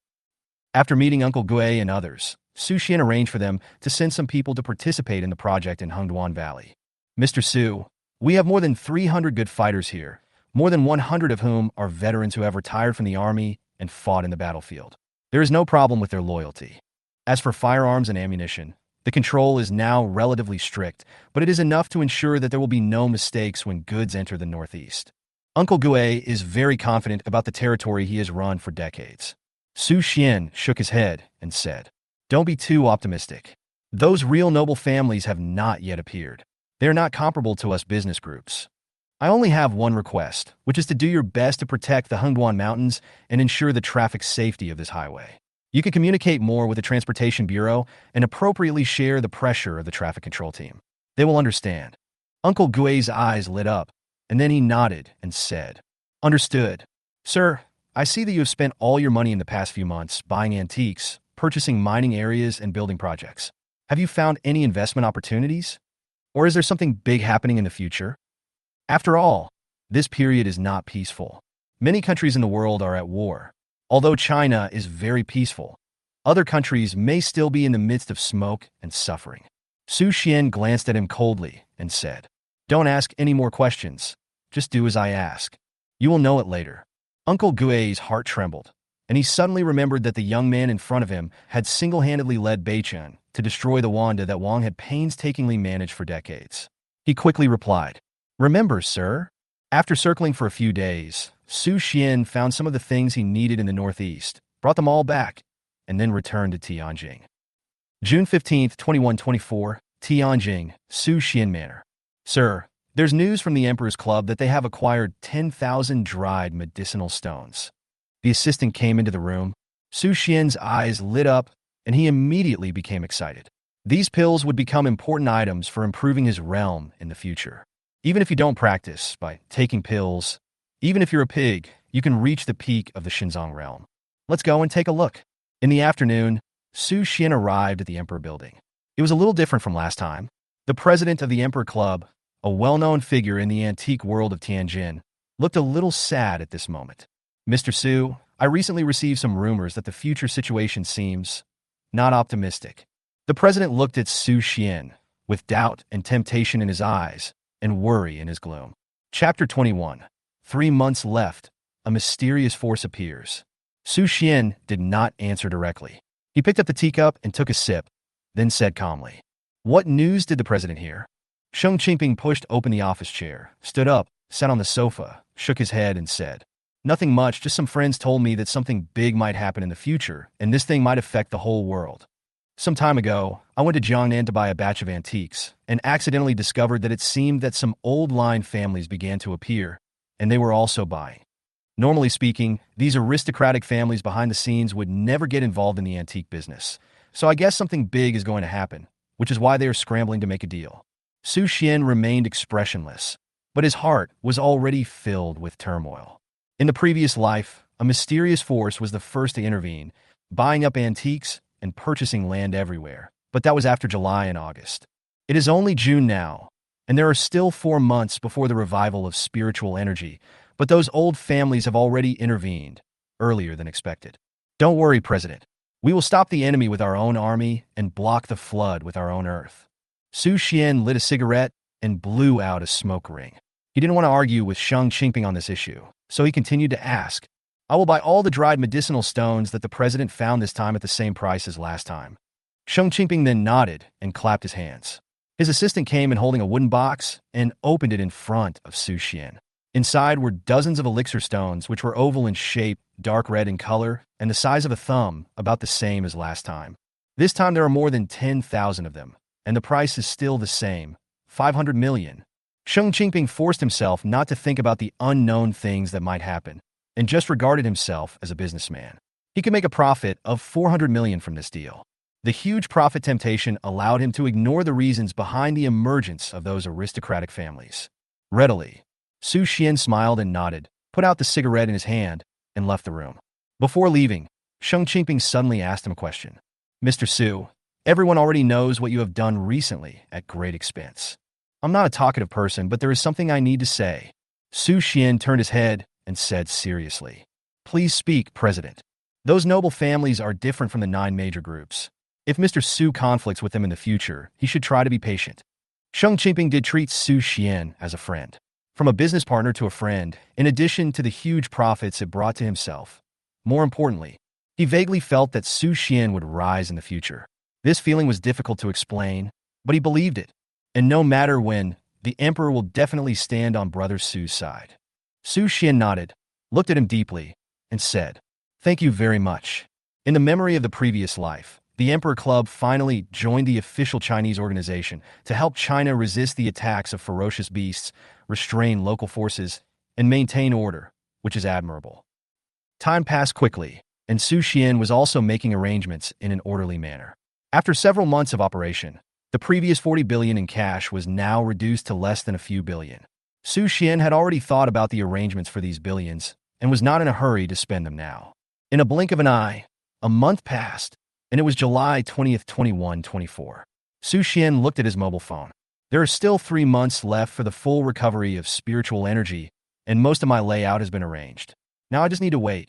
The project of Hengduan Valley, the bronze sword of the tomb of King Yu, the clearing of the Wenqing mining area, and the construction of several roads. Once all of this is in place, all that remains is to wait for the spiritual energy to revive. Hanging the Bodhi seeds around his neck, Su Xian went to the balcony and looked into the distance. Those mysterious forces should be appearing soon, right? In the south of the Yangtze River, there is a hidden pavilion that exudes a sense of simplicity and elegance. The vermilion gate, glazed railings, and the corners of the roof are decorated with all kinds of lifelike beasts. In the lobby of the pavilion, a group of people were discussing matters. On the main seat, an old man in his 60s with a head full of silver hair leaned on the armchair with his eyes slightly narrowed. The old man exuded an aura of majesty without even getting angry. He was none other than Morong Ge, the father of Morong Yin, the current head of the Morong family, the most aristocratic family in Jiangnan. Below him are the core members of the Morong family, his 3 sons and several grandsons and granddaughters, who are now big figures in their respective areas. The Morong family has been working in Jiangnan for hundreds of years and has inherited it to this day. The family has a large business and amazing financial resources. It was once able to compete with the entire Jiangnan consortium. Most of the chairmen of the top 100 groups in Jiangnan are members of the Morong family. Father, after this month's hard work, we have acquired hundreds of antique calligraphy and paintings, as well as 3 mining areas. Morong Yin sat below and looked at the old man very respectfully, with a hint of fear in her eyes. Morong Gue slowly opened his eyes and glanced at his son. The latter immediately lowered his head, breaking out in cold sweat. The other people did not dare to look at him. This Morong Gue had participated in the war with the United States back then. He was a ruthless man who emerged from the mountains of corpses and seas of blood. He was also known for his ruthlessness in the shopping mall. Countless corporate bosses had their families destroyed by him. What are you in a hurry for? Morong Gue spoke slowly after a long while. His sons and grandchildren were completely confused and looked at each other in bewilderment. If you don't hurry, others will get there first. But they dared not speak out what was in their hearts. According to the prophet, there are at least 3 months left. Since my Morong family has received this news, others must have also received the news. Morong Gue suddenly stood up from the armchair, put his hands behind his back. His face was filled with extreme confidence, and his eyes were shining. And the reason why my Morong family has been able to stand firm in China for hundreds of years is that we plan carefully before taking action, and the one who laughs last is the winner. Recently, many people have learned about this news and started to take action, but they are just ants on the road of my Morong family. If we act too hastily, we will easily alert the enemy. The Lu family in Hanzhong, the Sun family in Guangdong and Guangxi, the Zhang family in Kyoto, and the Li family in the northwest, they haven't made a move yet. Aren't they also waiting for the final blow? After hearing this, several people from the Morong family suddenly realized that there were only 3 months left, which was enough time for the Morong family to prepare, and there was no need to rush. Hanzhong Lu family. The head of the family frowned as he listened to the report from his subordinates, somewhat dissatisfied. Don't be so anxious. There are still 3 months left. Old Ghost Morong and the others haven't made any moves yet. Don't be too hasty, or you might alert them. Yes, the following leaders all agreed, but they were a little worried in their hearts. After all, the prophet said there were only 3 months left. At the same time, the 10 major families in China held secret meetings to discuss major events 3 months later. A mysterious force called the Prophet quietly infiltrated the major families and encouraged them to begin planning. The storm is coming. Su Xian already knew that these noble families would take action.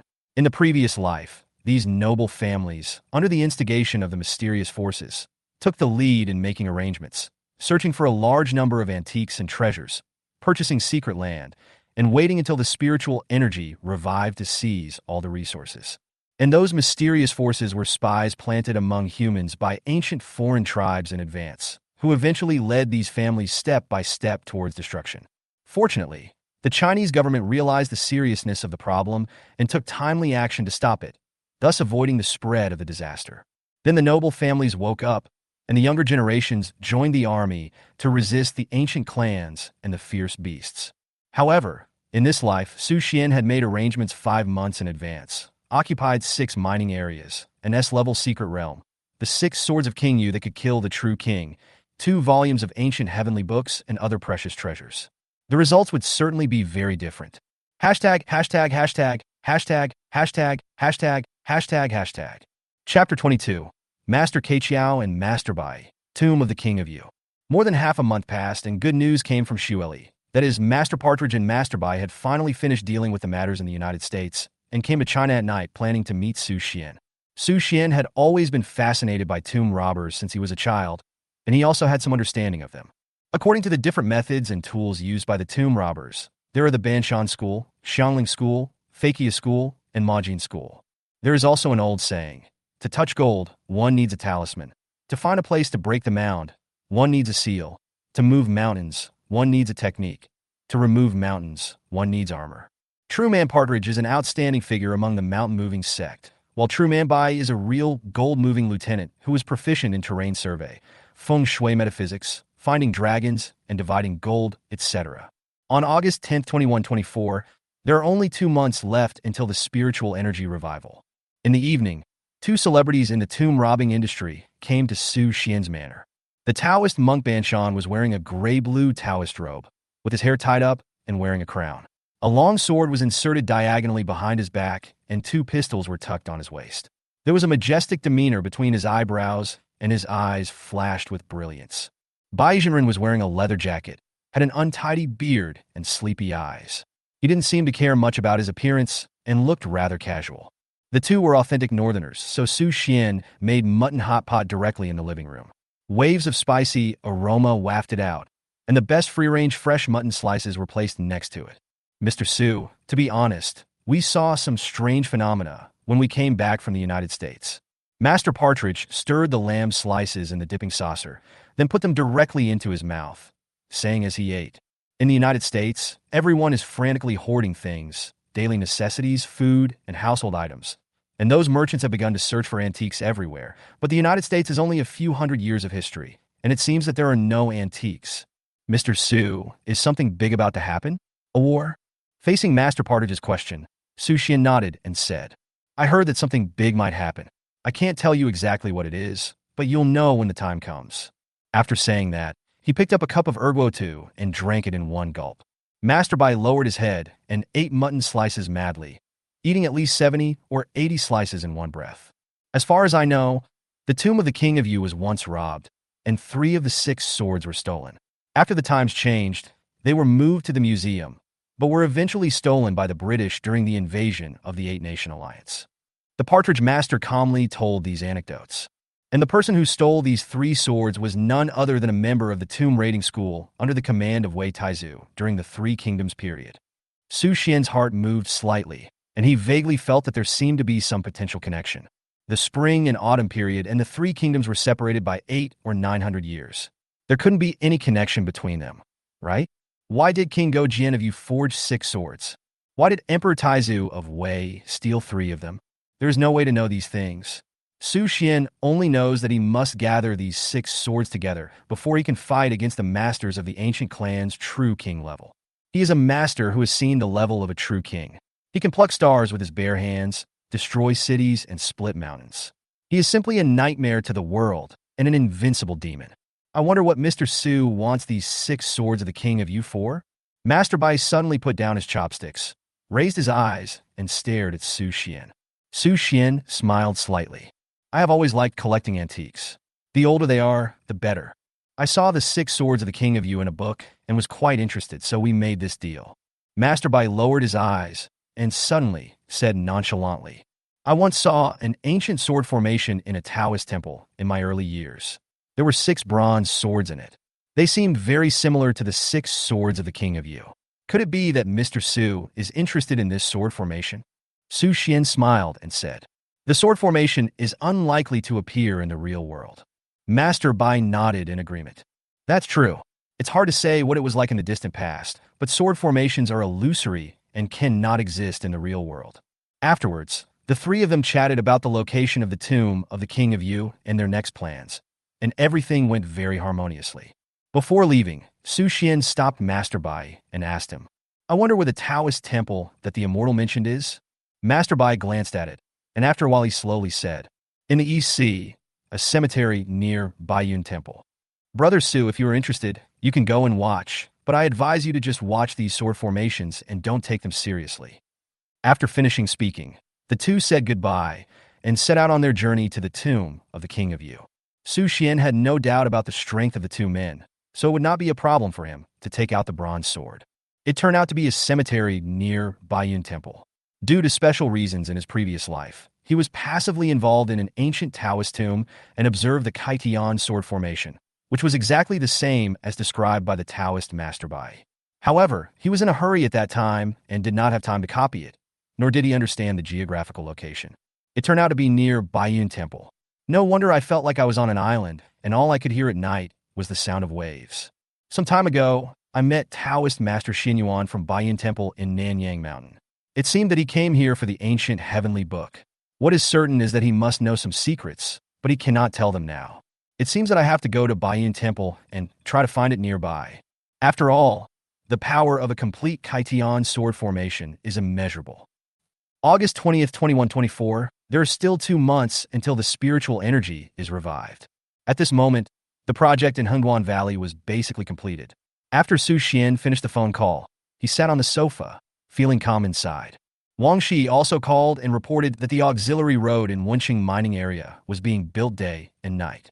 More than 80 excavators were mobilized and hundreds of people worked at the same time. Finally, the highway was built and could directly run through the national highway. The mining area was also cleaned and repaired, and a large amount of garbage was transported to the sea by trucks. According to his estimation, the ore can be fully transported out starting next month, but there is not much ore left and the quality is not high. The remaining mining areas acquired from the 9 major groups have also been cleaned and repaired by Su Xian, and basically by October, they could be transported freely. Then Su Xian invested the remaining billions without hesitation and notified Uncle Gue and others to directly hire a total of 500 people. These people were all retired veterans and were scattered in key transportation fortresses in the 5 mining areas to provide escort for future transportation of ore. After arranging all this, Su Xian slowly felt relieved. Now he just had to wait for the 3 bronze swords from the tomb of King Yu. At the end of August 2124, the 10 great families could no longer sit still and finally sent out their best men to start the search. Jiangnan Morong family. Morong Gue looked out the window with his hands behind his back. The lights of thousands of houses were particularly brilliant. Behind him are several core members of the Morong family. Let's get started. First thing to do, find these 6 bronze swords and figure out a solution yourself. The second thing, find these 3 abandoned mines. The third thing, find this Bodhi seed. The fourth thing, Morong Gue issued a series of instructions, and the assistant took out the corresponding pictures and marked the corresponding location coordinates. Morong is invincible and has fulfilled his mission. More than a dozen people lowered their heads and shouted loudly. At the same time, other families began to take action, and those collectors and businessmen also began to collect antiques everywhere.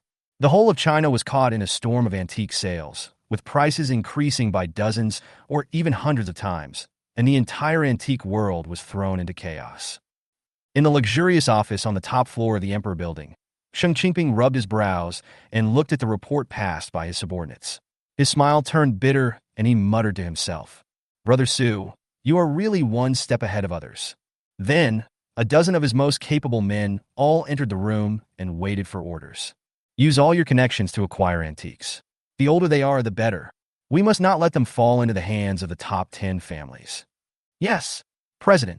Sheng Qingping raised his eyes, glanced at everyone, and said slowly, You must remember that everything we do in the Imperial Society is for China.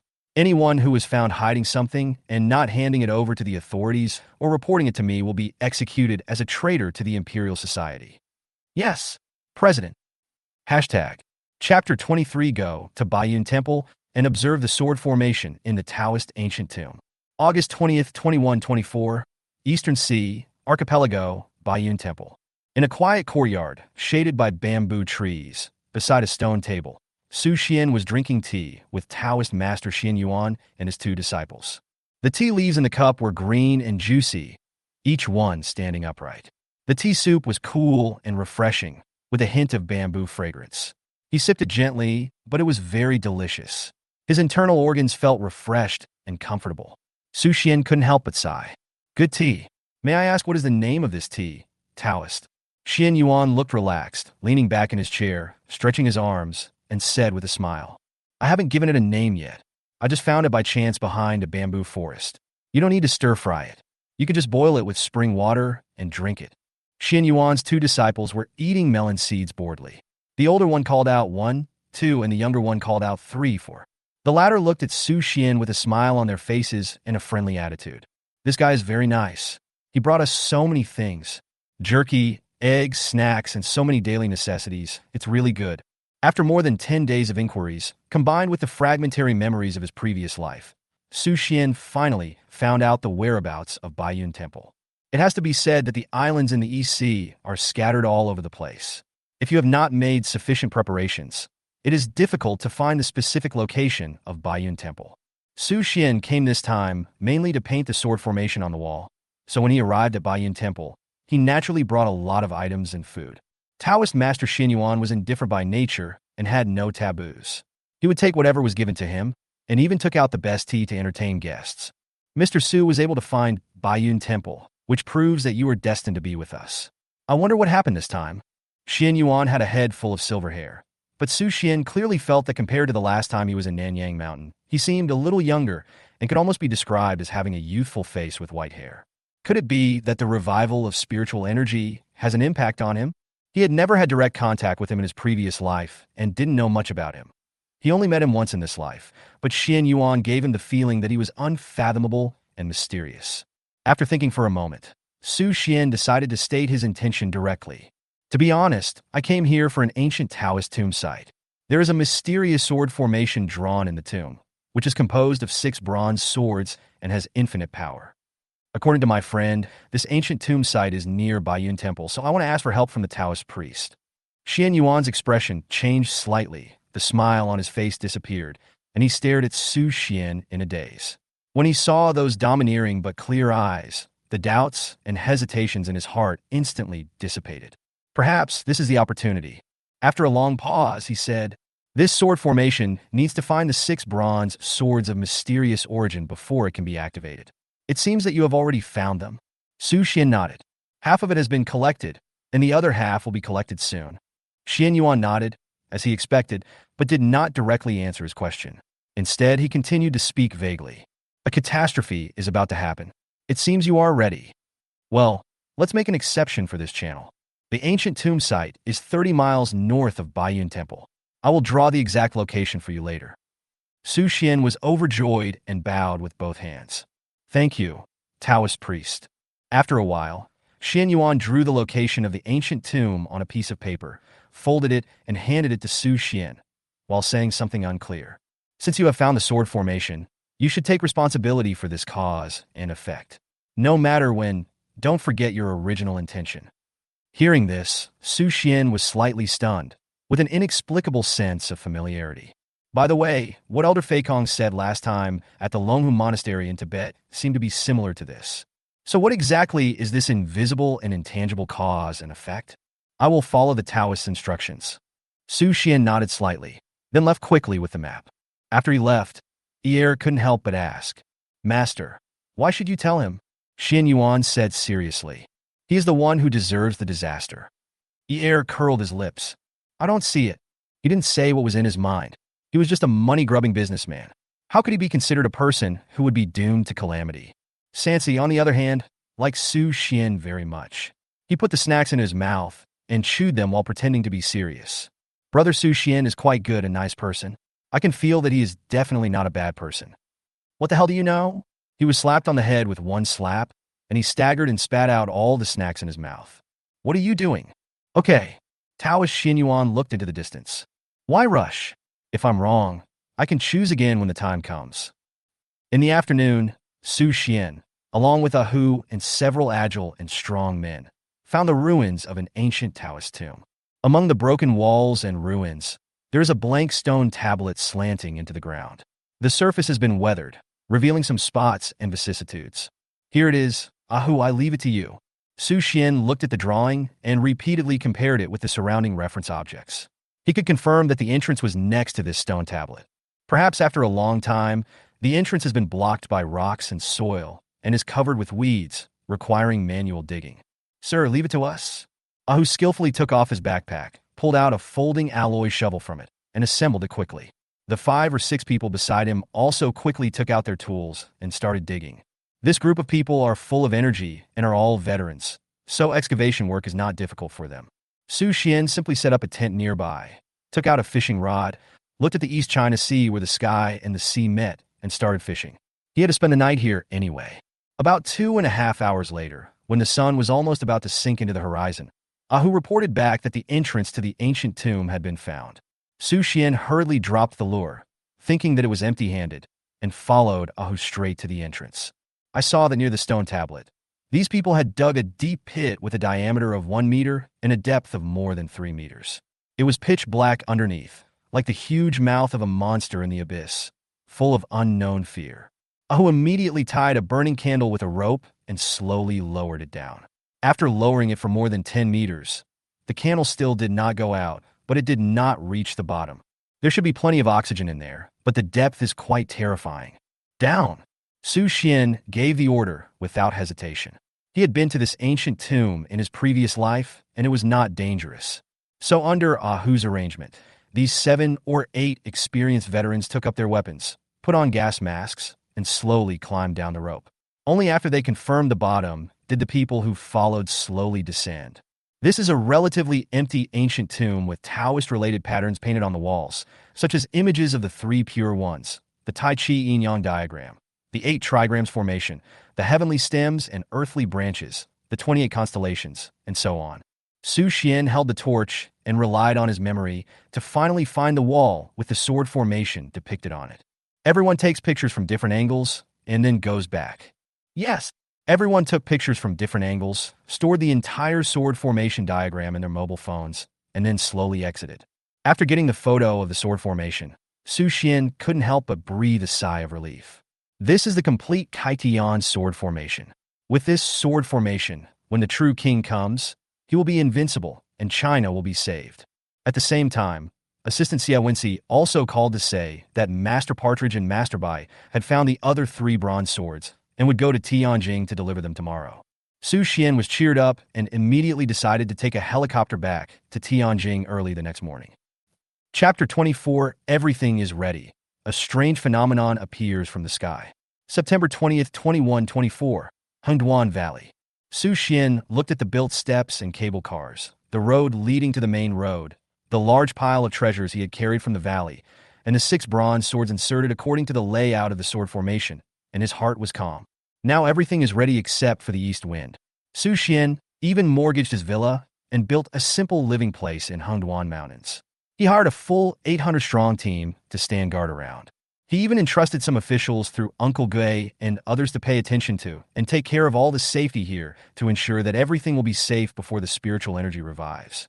Mr. Su, according to your instructions, 360 alarm devices have been deployed near Hengduan Mountain, and 500 mercenaries with the strength of elite armed police have been deployed. In addition, in this city, the public security team can dispatch a full 1,000-man team for support at any time, and they will arrive within 10 minutes. Xia Wenxi stood aside and began to report the situation around him.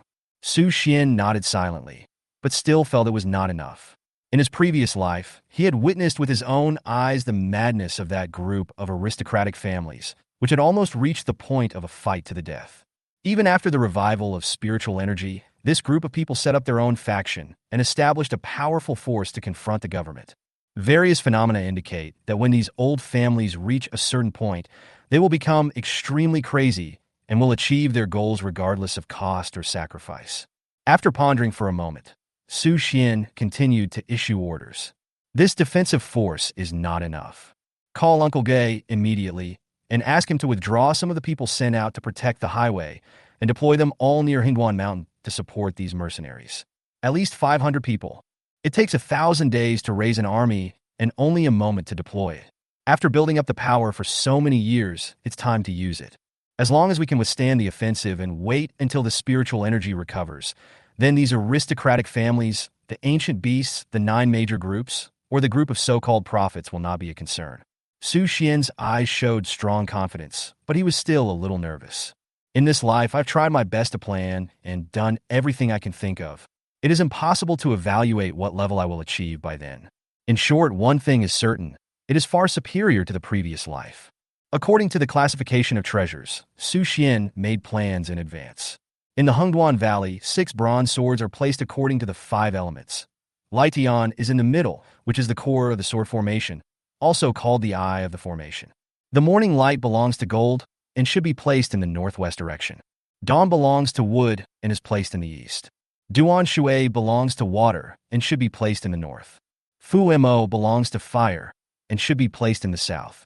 The chaotic soul belongs to the earth and should be placed in the southwest direction. 5 directions, guarding the ancient sky-splitting sword in the center. This is the complete version of the sky-splitting sword formation in the Taoist ancient tomb sword formation diagram. Su Xian carries the Bodhi seed with him. When the spiritual energy is revived, this thing will undergo tremendous changes. It is said to be related to enlightenment, but the details are unknown now. The 1,000-year-old lightning-struck wood and the ancestral dragon's tendons are put together. These 2 things can be put into the furnace in the secret realm to forge magical weapons and sharp blades. The meteorite that was auctioned for 1 billion, the dragon-shaped stone given by Elder Feikong, and the ancient jade from the Shang and Zhou dynasties obtained from the auction were placed together. These things could also be forged into fairy-level treasures and weapons. Tens of thousands of dried elixir stones are piled together. Once spiritual energy is infused into them, these items will become real elixirs, and their realm will be greatly improved. Su Xian placed the rest of the antiques collected from the 9 major groups in another place. The valley was quite large in area and space, and after filling it with all these things, there wasn't much space left. At the same time, Su Xian also excavated a super large flat land on the mountainside, covered it with a thick alloy shed, and installed doors and windows. These were all used to store spirit stones. With everything ready, Su Xian simply lived in Hengduan Mountains and began to slowly adapt to the various climates here. On September 30th, 2124, all of China will have a holiday to celebrate the most important holiday, China's National Day. After busy work and studies, people buy tickets or drive themselves to various tourist attractions. A wildlife park in northeast China was packed with people. The guide, with a microphone on his chest, began to introduce the park in a vivid way. The Siberian tiger, a member of the Felidae family and the Panthera genus, is currently the largest cat species. The Siberian tiger standing in front of you is called Xiaohua, a 4-year-old girl. She is usually quiet and likes to eat meat, but she can be a bit fierce sometimes. Children, please stand away. At this moment, a little girl suddenly pointed at the sturdy Siberian tiger and shouted, "That tiger! How come he has 8 legs?" "Little boy, you are so humorous." The narrator smiled slightly and gave the little girl a kind look. "Annie, it's real." At the same time, there was a commotion among the crowd. The commentator's face suddenly changed. He couldn't help but look back and found that the Siberian tiger that the girl named Xiaohua lived with day and night suddenly grew in size and grew 8 legs. It raised its head and roared fiercely, and then it slapped down with one claw, causing a dent in the steel cage. The commentator's face turned pale, but he remained calm. He grabbed a worker nearby and almost shouted, Quickly issue a red alert, call the armed forces over, and put the entire zoo on level 1 alert." Almost at the same time, the entire zoo was filled with screams of fear, followed by a large number of people rushing towards the net like a tide, while the thin children were squeezed around, fell to the ground, and were even trampled and pushed. At this moment, a majestic voice suddenly sounded out of nowhere. "Everyone should not panic. Line up in an orderly manner and leave quickly. If anyone is dissatisfied, they will be treated as disrupting public order." As soon as these words were spoken, the chaotic crowd was instantly frightened. Several young men with dyed yellow hair tried to get out of the crowd, but were pinned to the ground by several armed men and could not move. The remaining people no longer dared to rush around and retreated in an orderly manner under the leadership of the staff. In a remote village in the southwest, Several farmers were harvesting rice in the rice fields. The sun above their heads was not as scorching as it was in June and July, but it still made people feel hot. Suddenly, there was a crackling sound in the sky. A farmer raised his head, and a terrifying scene suddenly appeared in his eyes.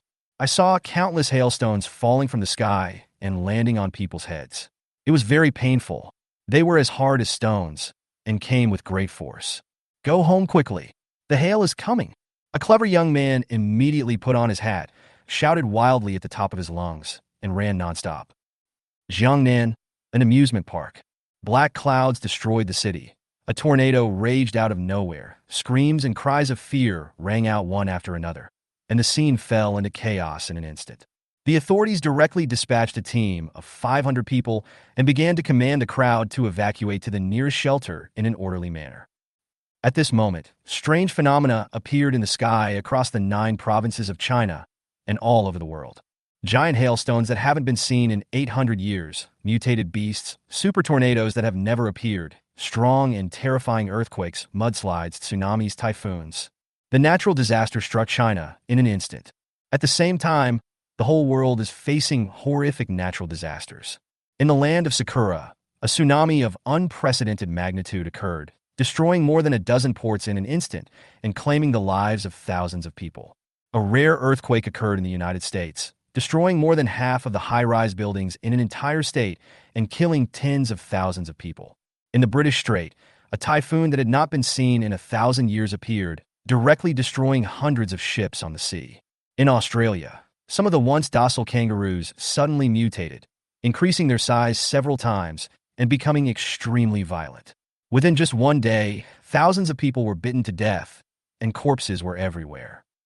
A natural disaster that is raging around the world is rapidly approaching, and humanity is facing a very terrifying crisis. Chapter 25: The Anger of the Morong Family. The 10 Great Families Questioning from a Distance. The National Day in 2124 is a festival that will be unforgettable. According to our station, recently there have been strange phenomena in the sky, and natural disasters rarely seen in 1,000 years have occurred in different regions. The Northwest has seen 3 consecutive days of polar day, with a continuous temperature of 50 degrees. The riverbed has dried up, crops have died, and the whole area is short of water.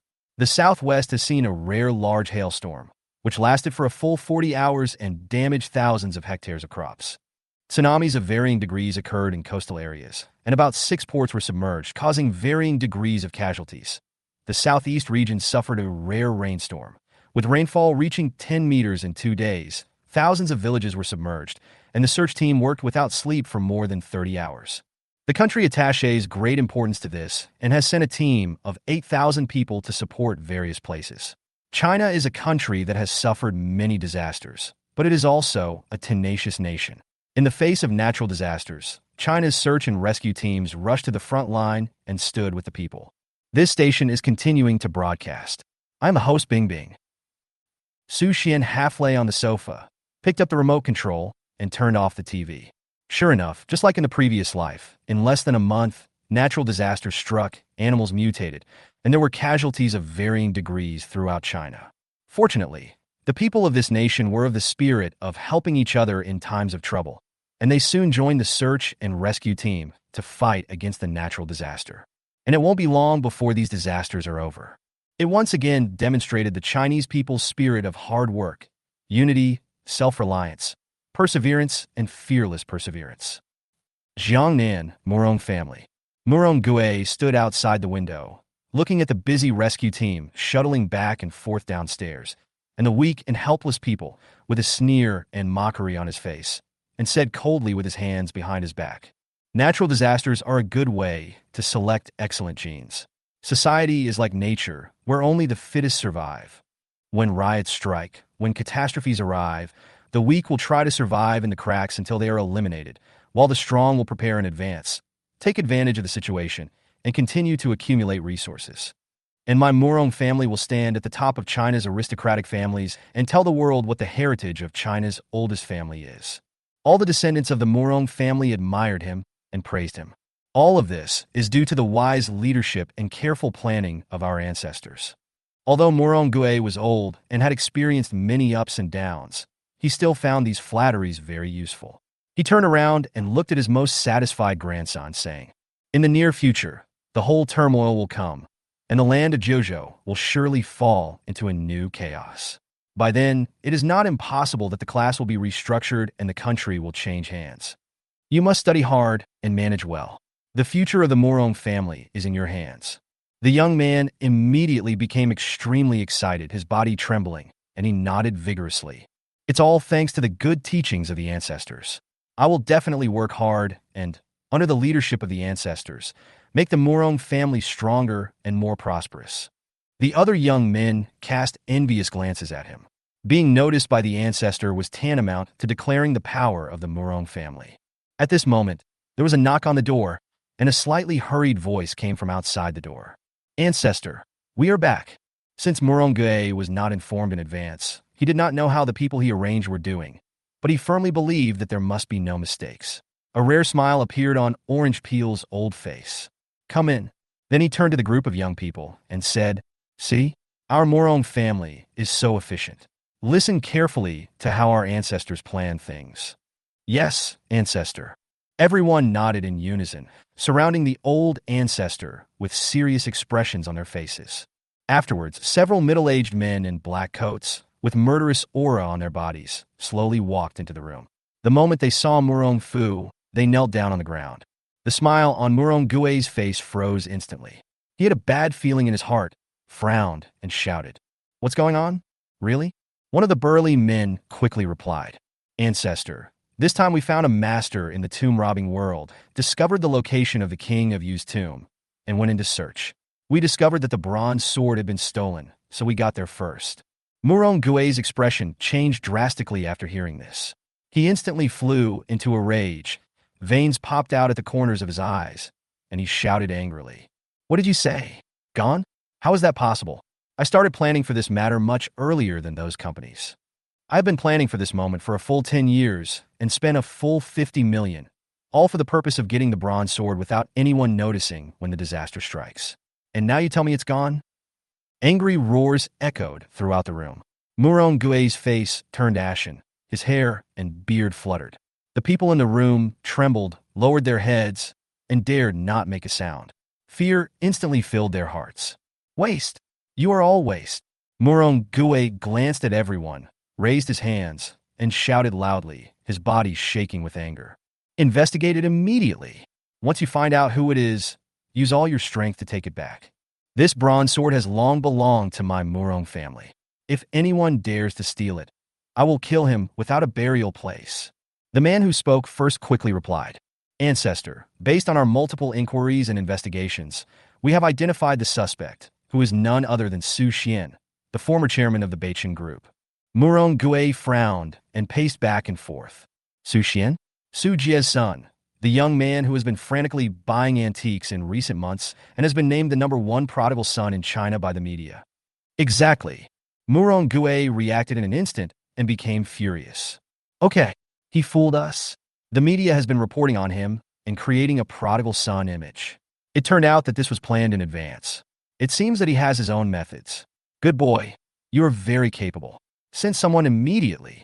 No matter what method you use, you must bring the bronze sword back." At this time, another person also began to report. "Ancestor, the 2 abandoned mining areas we targeted have long been acquired by Su Xian, who has also carried out large-scale cleanup.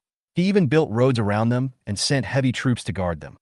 Ancestor, the jade and elixir stones you wanted were also taken away by Su Xian from the Emperor Association. Ancestor, the Bodhi stone has fallen into Su Xian's hands. Ancestor." After listening to his subordinate's report, Morong Gui's face turned even darker. He could no longer bear it and punched the table with his fist.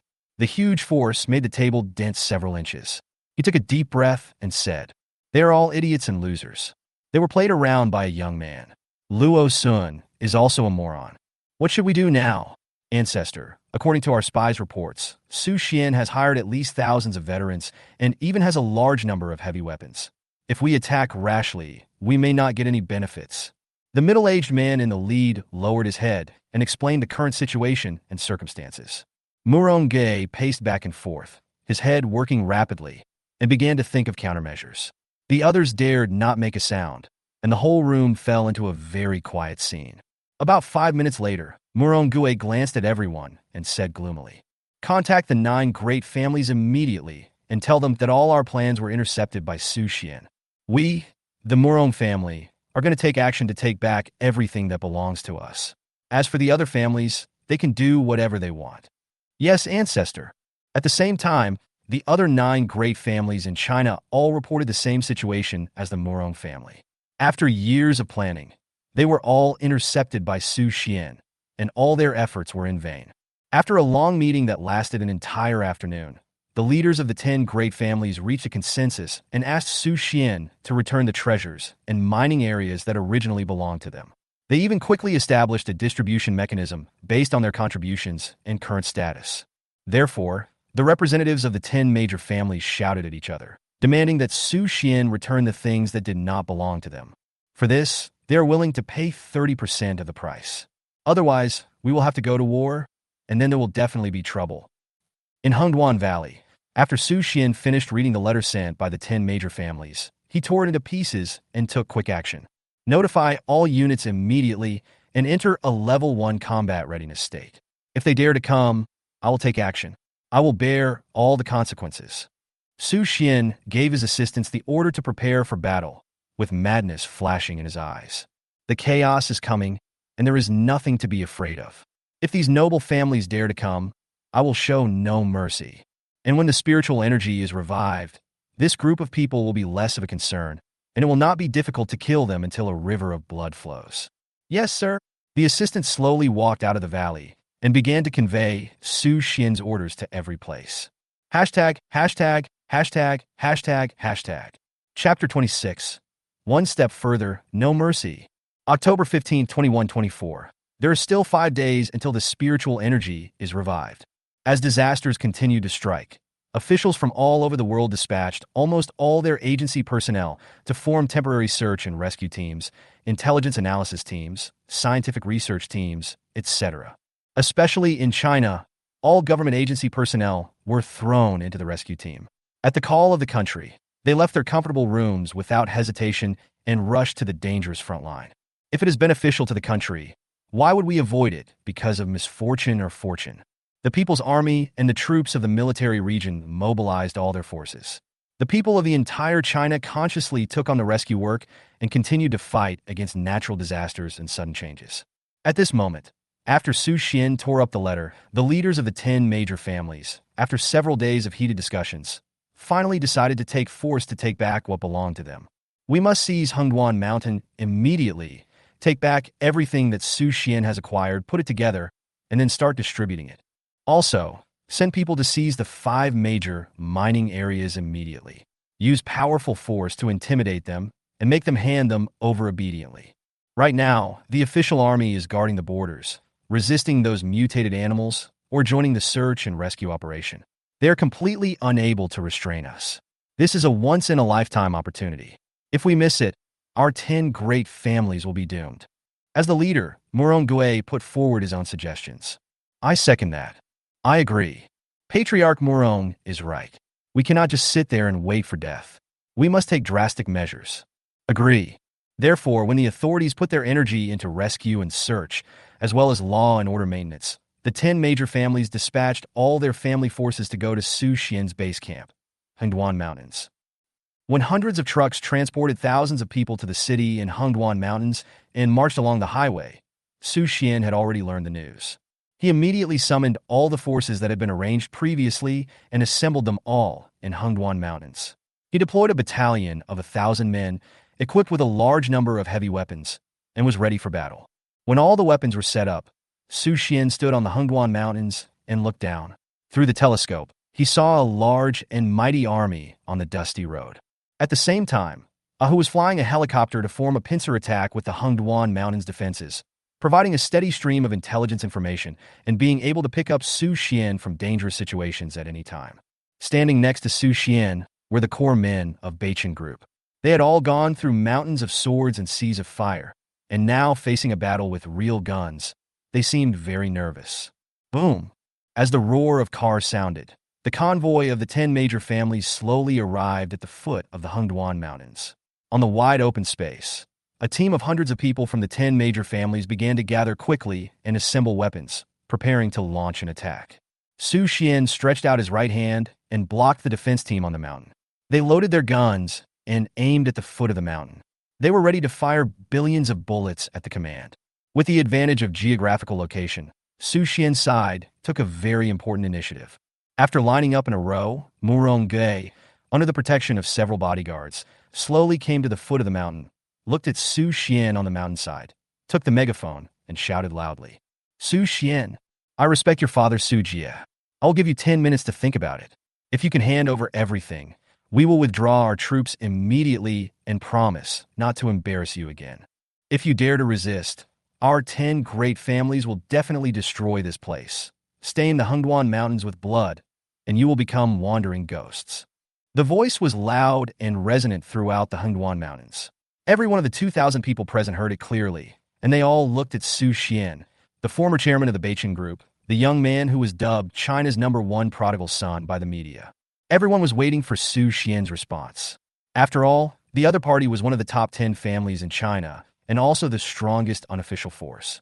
It can be said that in the whole of China, apart from the official forces, they represent the pinnacle of strength and power. And at this moment, the 10 major families joined forces just for a young man who was less than 30 years old, and even formed a confrontation. Suddenly, a strong wind blew on the mountain, making Su Xian's windbreaker rustle. Su Xian took the megaphone handed over by his assistant and spoke a few words to the troops of the 10 great families at the foot of the mountain in a decisive and extremely indifferent tone. "If you take this one step further, I'll kill you without mercy." Hiss. The whole place was silent. You could hear a pin drop. Everyone stared at the young man with wide eyes in disbelief, with that cold voice without any emotion echoing in their ears. Kill without mercy. How many years? Since the establishment of the 10 great families, through so many dynasties, even the royal relatives in the feudal period never spoke to them in this tone. It can be said that they control almost half of the resources in the whole of China. But now, right in front of them, a young man in his 20s was telling them, "Go further and kill without mercy." How arrogant is this? How outrageous is this? Morong Fu's face was uncertain. His heart was filled with turmoil. His eyes revealed a murderous aura. He clenched his fists tightly, looked at the heads of the other 9 great families, nodded, and then issued an order. "Go ahead." He didn't believe that Su Xian dared to resist. He didn't believe that Su Xian dared to go against the 10 great families. Under his command, the troops at the foot of the mountain drew their guns and moved towards the Hengduan Mountains step by step. They are the core figures of the 10 great families, and they are not afraid of death. After Su Xian saw this, he sneered and gave the order without hesitation. Shot. In the previous life, these 10 great families, without exception, all surrendered to the foreign race and massacred their Chinese compatriots without blinking an eye. One of the reasons why they were able to grow rapidly was that they obtained those treasures and acquired the mining areas. They used China's heritage to kill their own compatriots, just for the arrival of the true king of the ancient clan and to pledge their allegiance to them. Their defection caused heavy losses to the Chinese government. In this life, I will definitely not let you get what you want. Under Su Xian's order, this group of veterans opened fire without any hesitation. Whoosh! Whoosh! The bullets fell like meteors, hitting the front of the aristocratic family troops, splashing up dust. This round of shooting was just a warning. Those people panicked instantly and stopped immediately. Morong and the others showed horror on their faces. They couldn't believe that Su Xian really dared to shoot. For a moment, they seemed to be in a difficult situation. If we advance, rivers of blood will inevitably flow. If you retreat, you will lose all your face. Advance or retreat. At this moment, the heads of the 10 great families were filled with shock, hesitation, and fear of Su Xian. He really shot. What to do?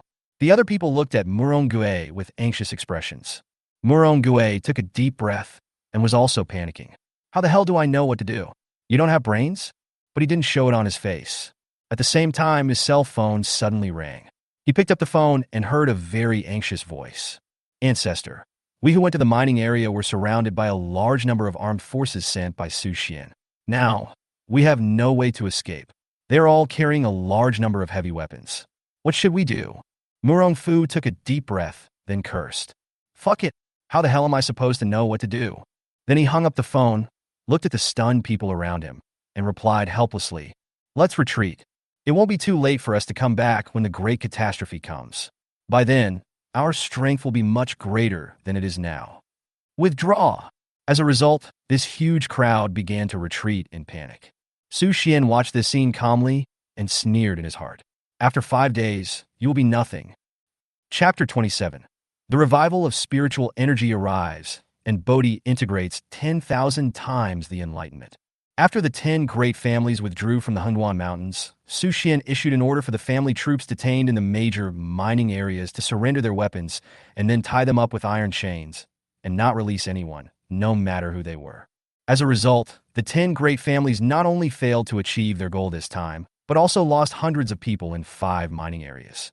After learning about these things, the 9 major groups in Tianjin beat their chests and stamped their feet in deep regret. "I regret selling these antiques," to Su Xian. Having received news of the impending catastrophe, Luo Sun was now extremely upset. The same goes for the other 9 major groups. They used all their connections, but in the end they were able to acquire very few things. The entire antique world was almost completely looted by the emperor, and most of it fell into Su Xian's hands. More than 40 billion. A full 40 billion. Luo Sun was so angry that he smashed the vase that he had spent hundreds of thousands of dollars on. "It's all a conspiracy. Su Xian, you deserve to die. You have thought about it all in advance, step by step, starting from selling the shares." Damn it. October 20th, 2124, 12 a.m. When the clock struck midnight, Su Xian sat quietly in the Hunduan Valley. At his request, the core members of the Beichen Group did not go to sleep as they were all waiting for this moment. Boom! In an instant, there was thunder rumbling in the depths of the sky, resounding throughout the night sky. Then, countless incandescent lightning struck, tearing a big hole in the night sky. At the same time, strong winds blew and heavy rains fell. The creepy roar of wild beasts could be heard between the mountains and forests. In front of the few people, some unknown plants suddenly grew rapidly at a speed visible to the naked eye and instantly grew to 4 or 5 meters high. A rich breath echoed in the Hunduan Valley, and purple mist instantly enveloped the entire valley. A familiar breath flowed into Su Xian's limbs and bones. Su Xian opened his eyes and carefully felt this familiar feeling that spanned 2 lifetimes. He knew that the moment he had been planning and waiting for 8 months had arrived. At this moment, the global spiritual energy is reviving. All living things will grow at an unheard of speed. Humans are at the top of the food chain, and so is nature. The spiritual energy poured in, and Su Xian opened his hands and felt it with his heart. At the same time, the treasures he had already placed were also slowly absorbing this unreasonably rich spiritual energy. First, the string of dried Bodhi seeds madly absorbed all the spiritual energy around it, emitting a dazzling light, and its originally black appearance began to slowly fall off, revealing a dazzling golden color inside. Afterwards, the Bodhi seed seemed to be under some magical power and began to slowly rise, suspended in the void, and approached Su Xian step by step.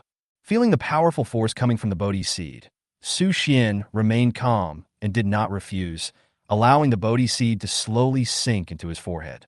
Suddenly, a powerful force emanated from his sea of consciousness. Su Xian sat cross-legged and felt himself entering a very mysterious state. Bodhi seed meets its master, merging, current progress 1%. Su Xian couldn't help but be overjoyed when the prompt came from his mind. This Bodhi seed is an ancient spiritual object. It already has its own spirituality. Now that it has recognized its master, it will surely bring unexpected benefits once everything is integrated. I decided to wait patiently.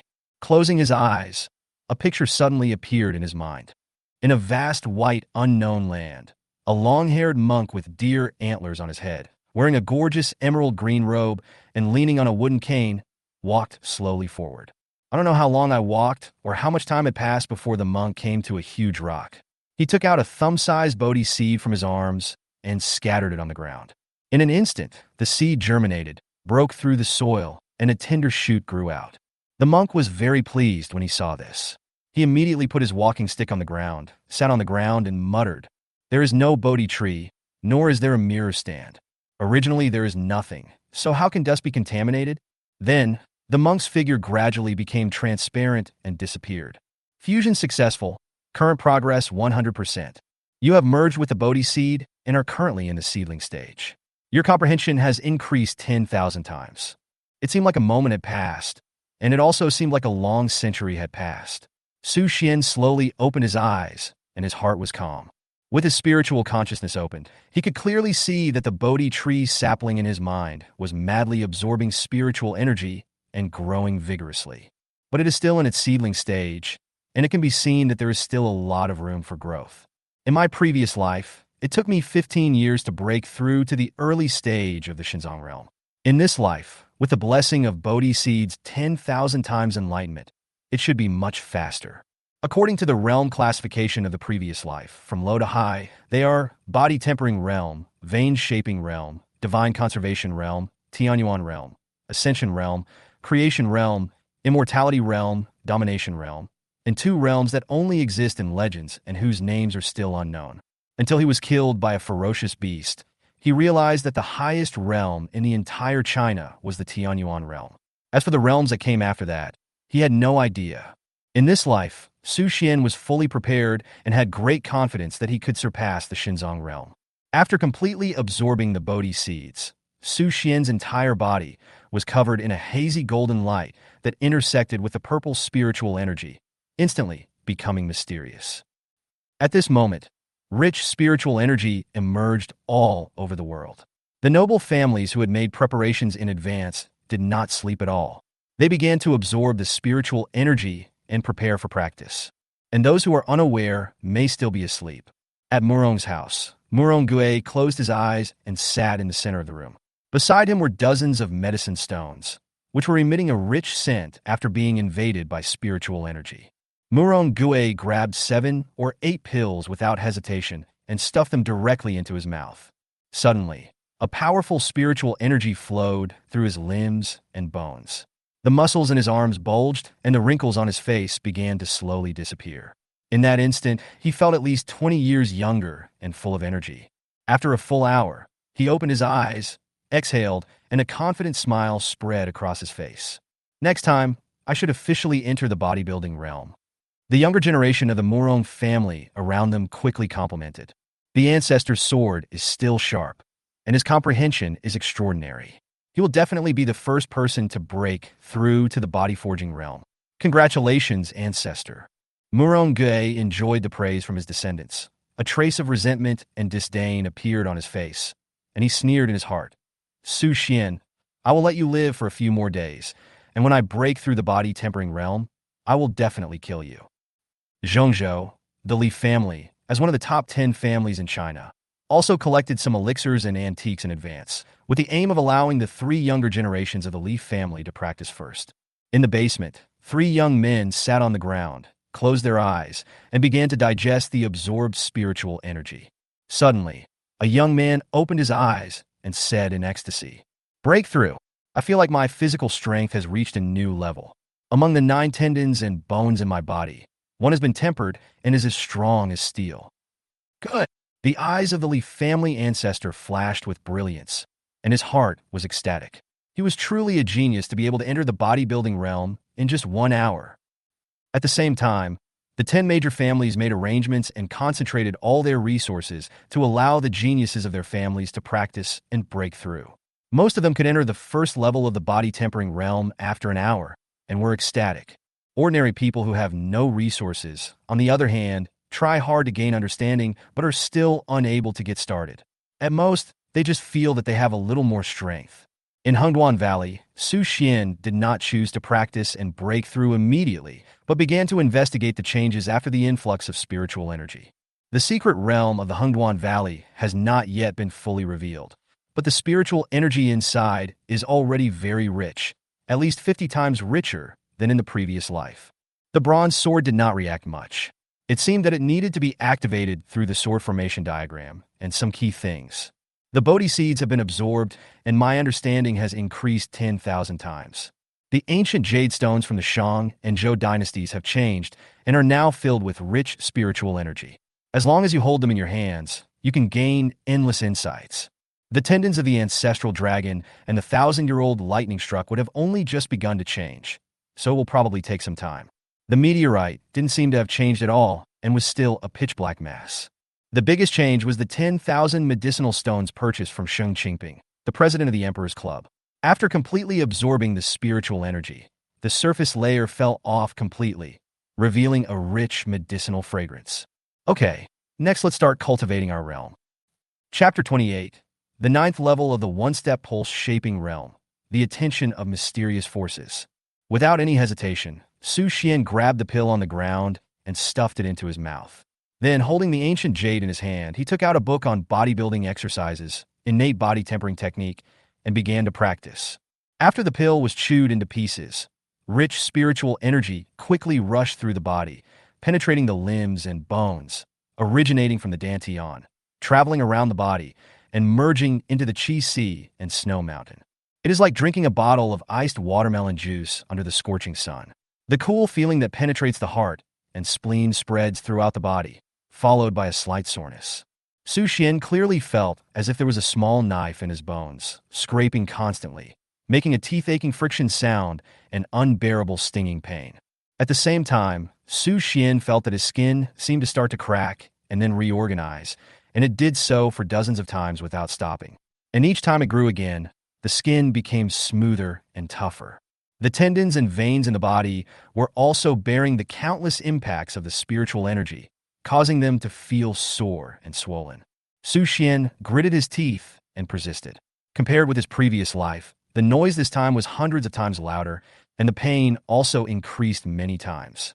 According to what the Chinese genius said in the previous life, they also encountered similar situations when they were training their bodies. The so-called bodybuilding realm is actually to absorb spiritual energy according to the exercises, constantly temper the muscles, bones, and skin, and constantly refine the body to reach the level of being able to withstand the impact of spiritual energy.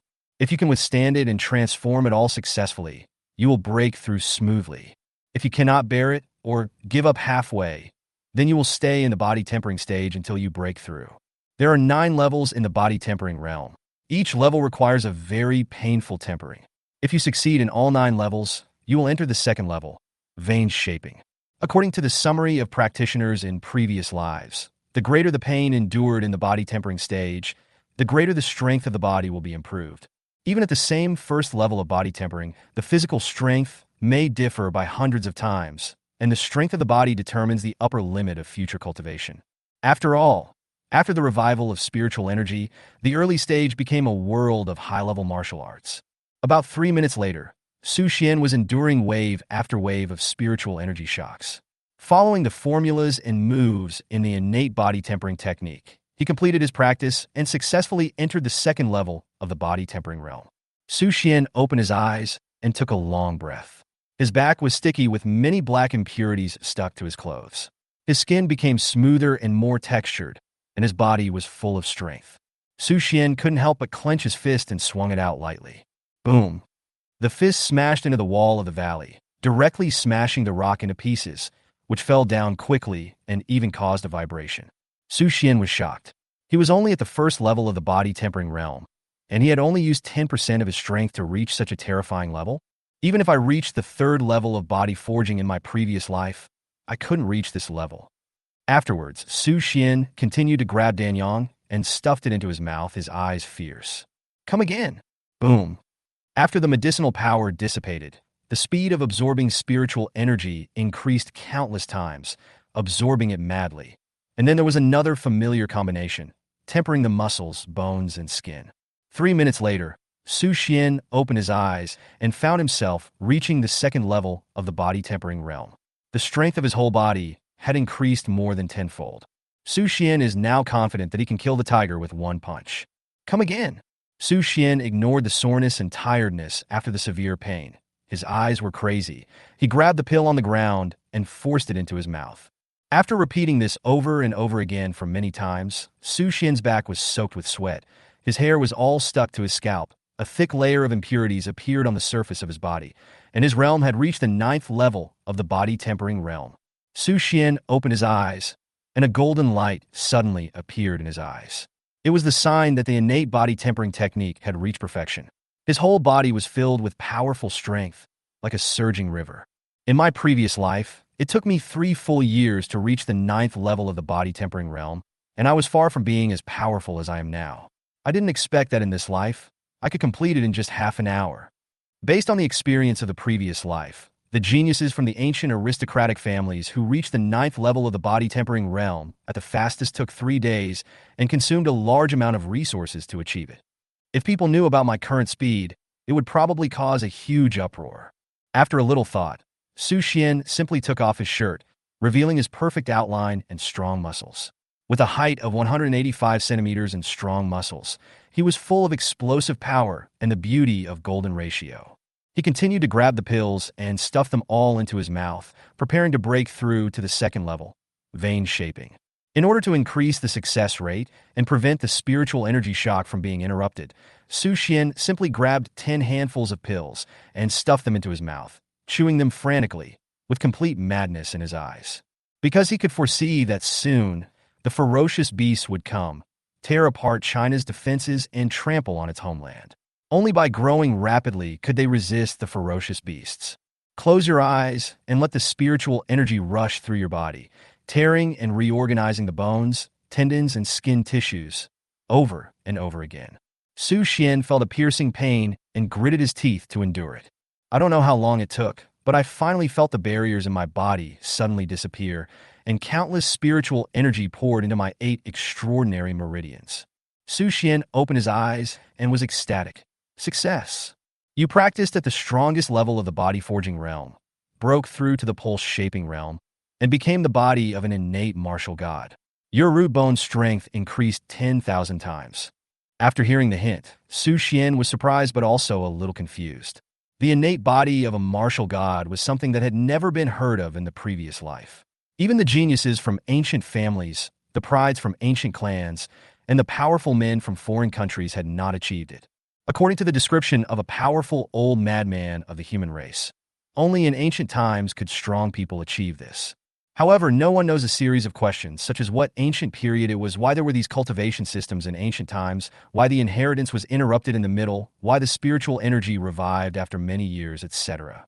After reaching the meridian's shaping realm, Su Xian did not intend to stop, but instead found a meridian's shaping technique, Meridian Cleansing Scroll.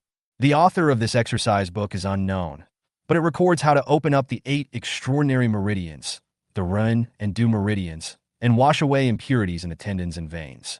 This is exactly the same as the open up the tendons and veins and draw qi into the body required in the meridian shaping realm.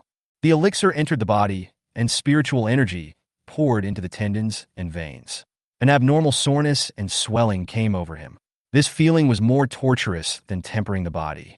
Su Xian gritted his teeth and persisted. And suddenly, he found that the ancient jade beside him had a gentle pulling force, which seemed to be able to neutralize the soreness and swelling. So he hurriedly grabbed the ancient jade from the Shang and Zhou dynasties. Suddenly, a strange, warm, dark green spiritual energy slowly flowed into the body through the tendons and veins, and together with the spiritual energy, it widened, cleansed, and transformed the tendons and veins. This time, it took a full hour and he endured countless pains. Only after the ancient Shang and Zhou jade in his hand became dull and lifeless did Su Xian reach the 9th level of the vein-shaping realm. Different from the physical changes in the body-tempering stage, he felt that qi had finally appeared in his body, and it was hundreds of times more than in his previous life.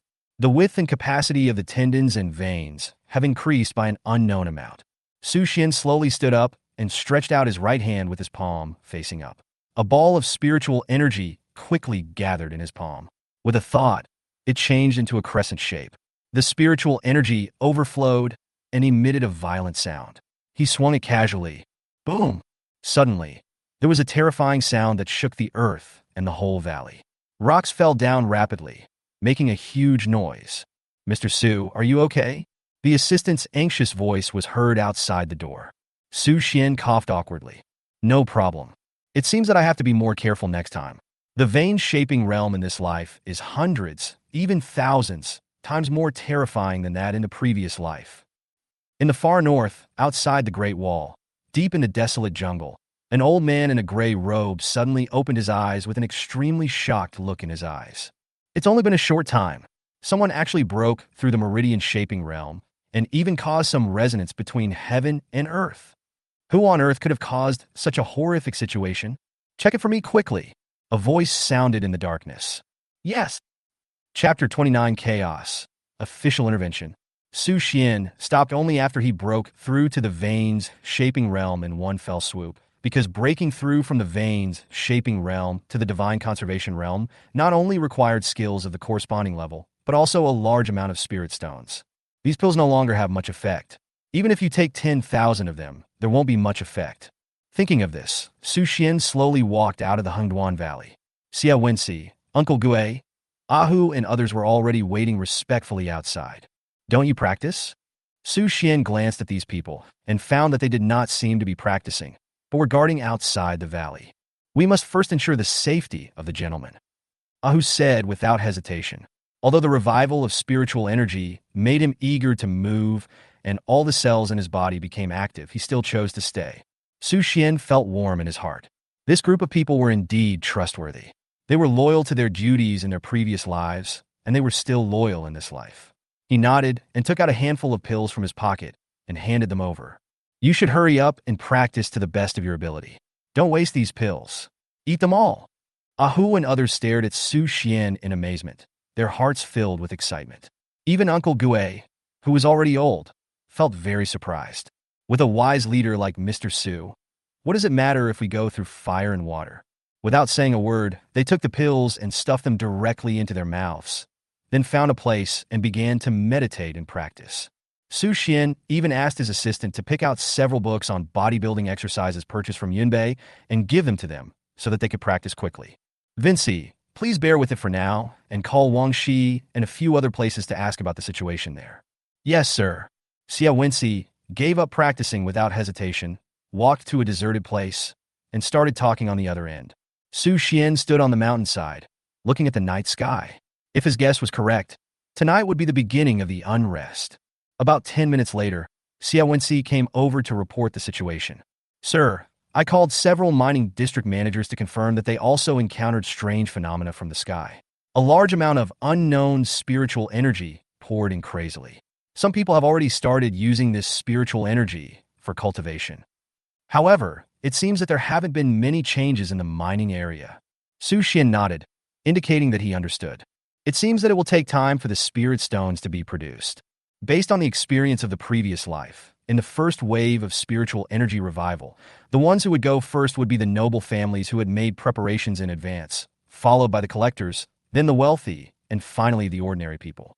At the same time, there is chaos in the world. Natural disasters and man-made disasters continue to occur, and the Chinese government will also take action and set up special organizations. There is only one thing you need to do, and that is to improve your strength. Before the ferocious beasts and ancient tribes invade, you must improve yourself to a terrifying level, enough to kill any invading force. This is the only way to be absolutely safe. On October 21st, 2124, the second day of the revival of spiritual energy, after natural disasters and sudden changes, the second wave of chaos came. In just one day, tens of thousands of body-tempering realm warriors appeared on the streets. They took to the streets and began to try to retaliate against society.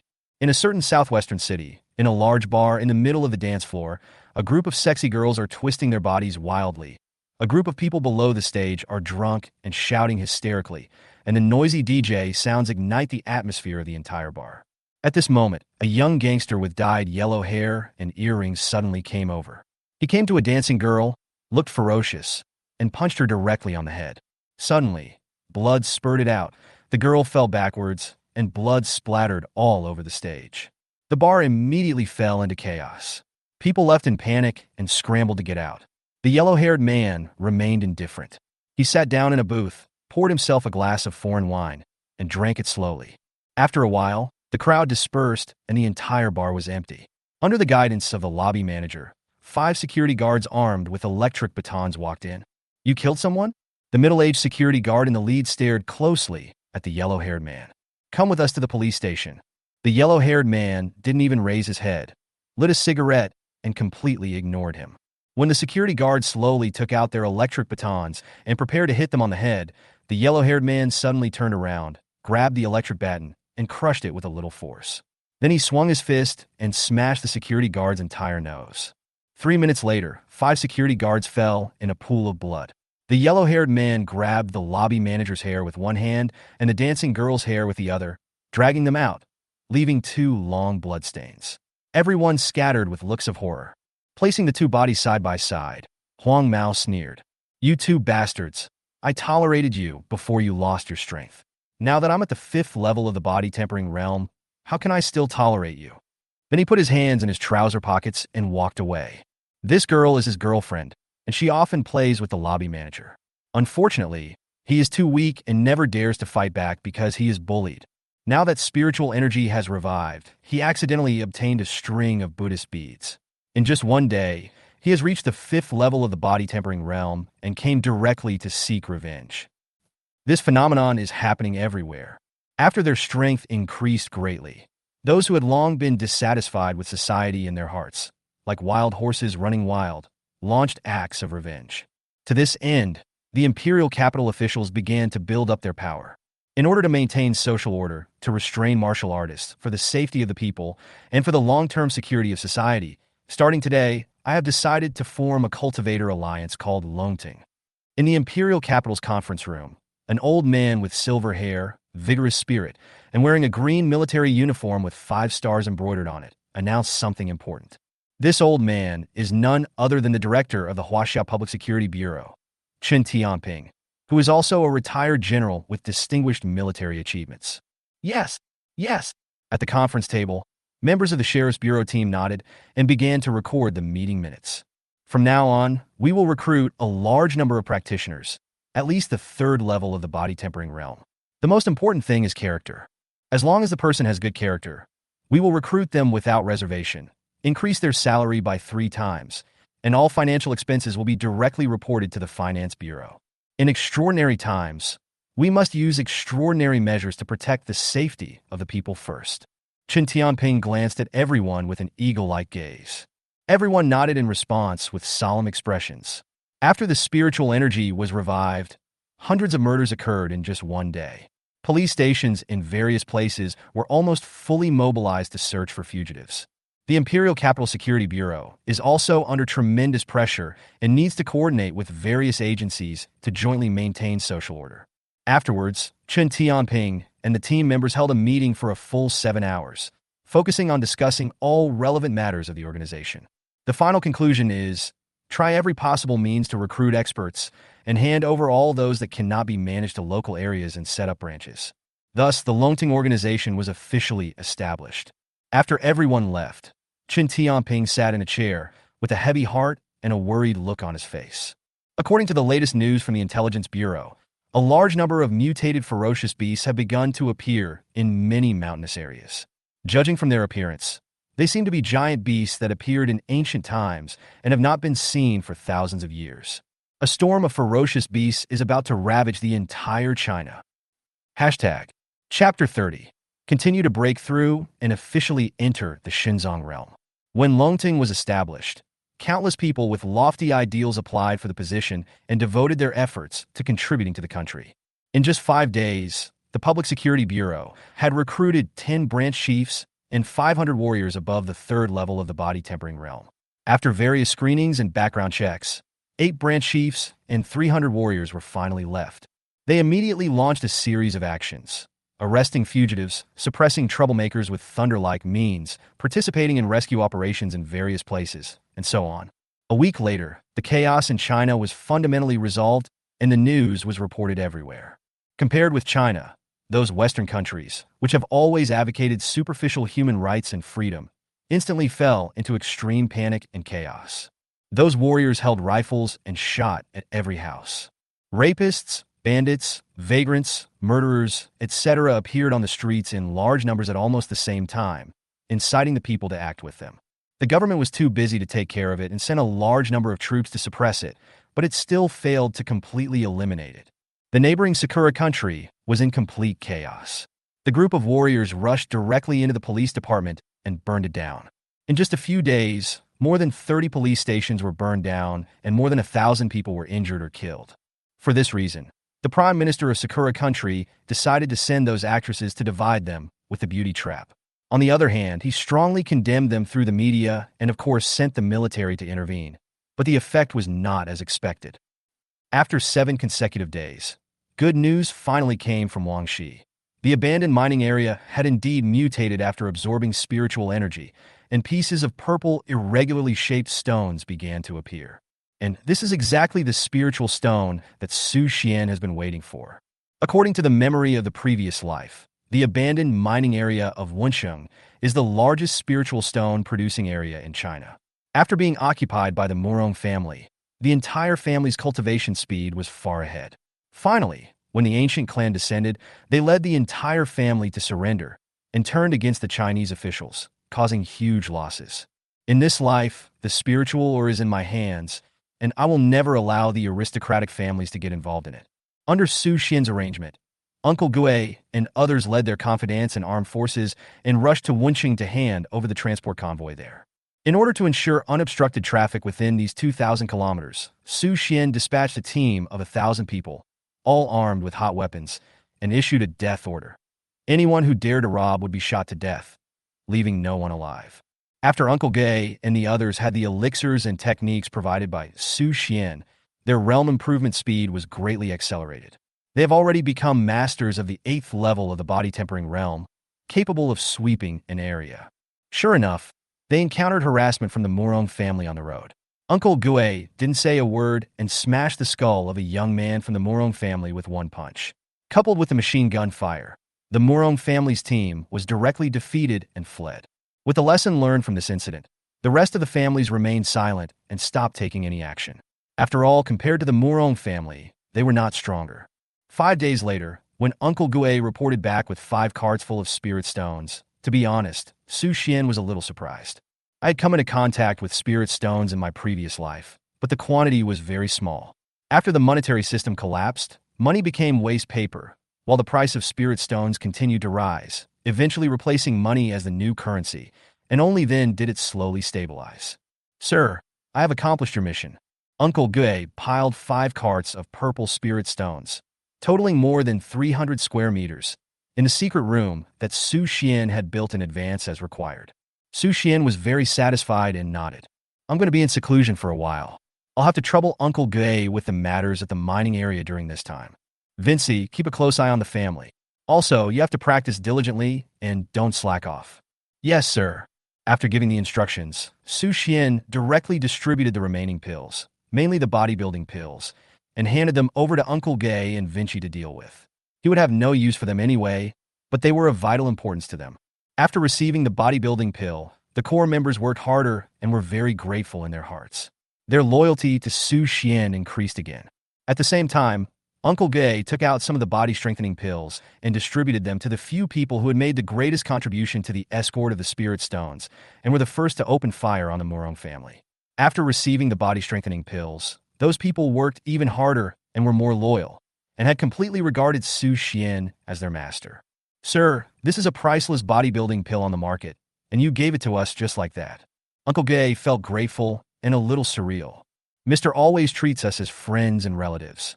Xia Wenxi felt touched as he watched Su Xian slowly walk into the Hengduan Valley. Having followed Su Xian for so many years, he has always treated himself as a family member. All the spirit stones were taken out and stacked in the valley, 4 or 5 meters high. Rich spiritual energy instantly filled the entire valley. Every time Su Xian breathed, he would absorb the pure spiritual energy into his body, passing through his tendons and veins throughout his body. Now, the Ren and Du meridians are opened, and the 8 extraordinary meridians are opened. After practicing the 2 volumes of Shimai, the width of Su Xian's tendons and veins is several times larger than that of ordinary warriors, and the capacity of spiritual energy is hundreds of times larger. Coupled with the special influence of the innate divine body, the spiritual energy is 1,000 times higher than that of people at the same level. That is to say, my current spiritual energy capacity is comparable to that of 1,000 people. After preparing everything, Su Xian entered a complete retreat mode. First of all, it is the realm. Now he was at the 9th level of the meridian-shaping realm, with all the 8 extraordinary meridians in his body opened. He could draw qi into his body, gather qi into blades, and absorbed the spiritual energy of heaven and earth for his own use to launch spiritual attacks. This had far surpassed the scope of a bodybuilding warrior. The next realm is the Shenzong realm, which is the realm that he had just reached after 15 years of hard practice in his previous life. The so-called Shenzong realm is to further temper the organs of the human body after completing the tempering of the tendons, bones, and skin, and on the premise of shaping and opening up the tendons and veins throughout the body to unlock the treasures hidden in each organ. This is the Shenzong realm. Su Xian closed his eyes and sat directly into the pile of spirit stones and began to practice according to the Shenzong realm technique, Dragon Elephant Divine Art. Rich purple spiritual energy slowly entered his body and began to flow around him. The Bodhi tree sapling in my mind began to grow wildly, like a long-awaited rain after a long drought. Before long, it had grown 2 or 3 meters tall and became a small tree. Although it had only a few sparse branches and not many leaves, the prototype of the Bodhi tree had been formed. At the same time, a reminder came to my mind. Absorbing a large amount of spiritual energy, the Bodhi tree began to grow, from the seedling stage to the mature stage, and its understanding increased by 100,000 times. Then, according to the requirements of the Dragon Elephant Divine Art, Su Xian opened up all the tendons in his body and frantically absorbed spiritual energy. The spirit stone beside him began to dim at a speed visible to the naked eye until it became an ordinary stone without any luster. In an instant, Su Xian felt soreness and pain in his muscles and veins all over his body, which was even more terrifying than when he was in the meridian shaping realm. It was as if he was pierced by millions of silver needles, or as if he was being torn apart by millions of hands. Spiritual energy was running everywhere, causing his internal organs to churn constantly. After an unknown amount of time, Su Xian felt his mind become clear and his 5 senses increased countless times. He could even detect the heartbeats of other people outside the valley. At the same time, there was a sharp pain in the heart, and countless spiritual energy poured into it, as if thousands of ants were biting at the heart, which was very uncomfortable. Boom! With a loud bang, a pillar of purple light shot up into the sky across the valley, illuminating the entire night sky as if it were daytime and took a long time to dissipate. The spiritual energy of the spirit stones around Su Xian was completely sucked out, and they rolled down like dominoes, hitting the ground in the valley and turning into ruins. The mirror is broken. A familiar feeling surged into his heart. Su Xian opened his eyes, which were golden in color. There was a strong beating sound from his heart, which seemed to show the vigor and strength of his vitality. In my previous life, it took me a full 15 years to reach the Shenzong realm, and now, in just a few days, I have already reached that level. Even with the spiritual stone sent to me, I can continue to make breakthroughs. In my previous life, I didn't have any skills in the divine hidden realm. Now I have more skills than I can use up. I even have 2 ancient heavenly books. I remember that the strongest genius in my previous life took 3 full years to reach the Shenzong realm. But now, if I have enough spirit stones, I can complete it in just half an hour. Su Xian's eyes were full of confidence. He was confident that in this life, he could be far ahead of everyone, suppress all geniuses, and crush all the aristocratic families. This breakthrough took less than half an hour, but the noise it caused was earth-shattering. At Baiyun Temple, Taoist Xianyuan stood under the night sky, looking at the purple light column in the direction of Hengduan Mountain from afar. He was greatly shocked and muttered to himself, "I never thought that someone could break through to the divine hidden realm in just a few days and even cause such a terrifying phenomenon in the world. This kid's talent is #1 in the world." In the far north, outside the Great Wall, in the desolate land, the gray-robed old man opened his eyes again, filled with strong shock and horror. He looked up at the purple light column in the direction of Hengduan Mountain and said in surprise, "Just a few days ago, he broke through the meridian shaping, and now he has broken through the divine storage? Who is this person? Is he the reincarnation of those old guys? Where's #8?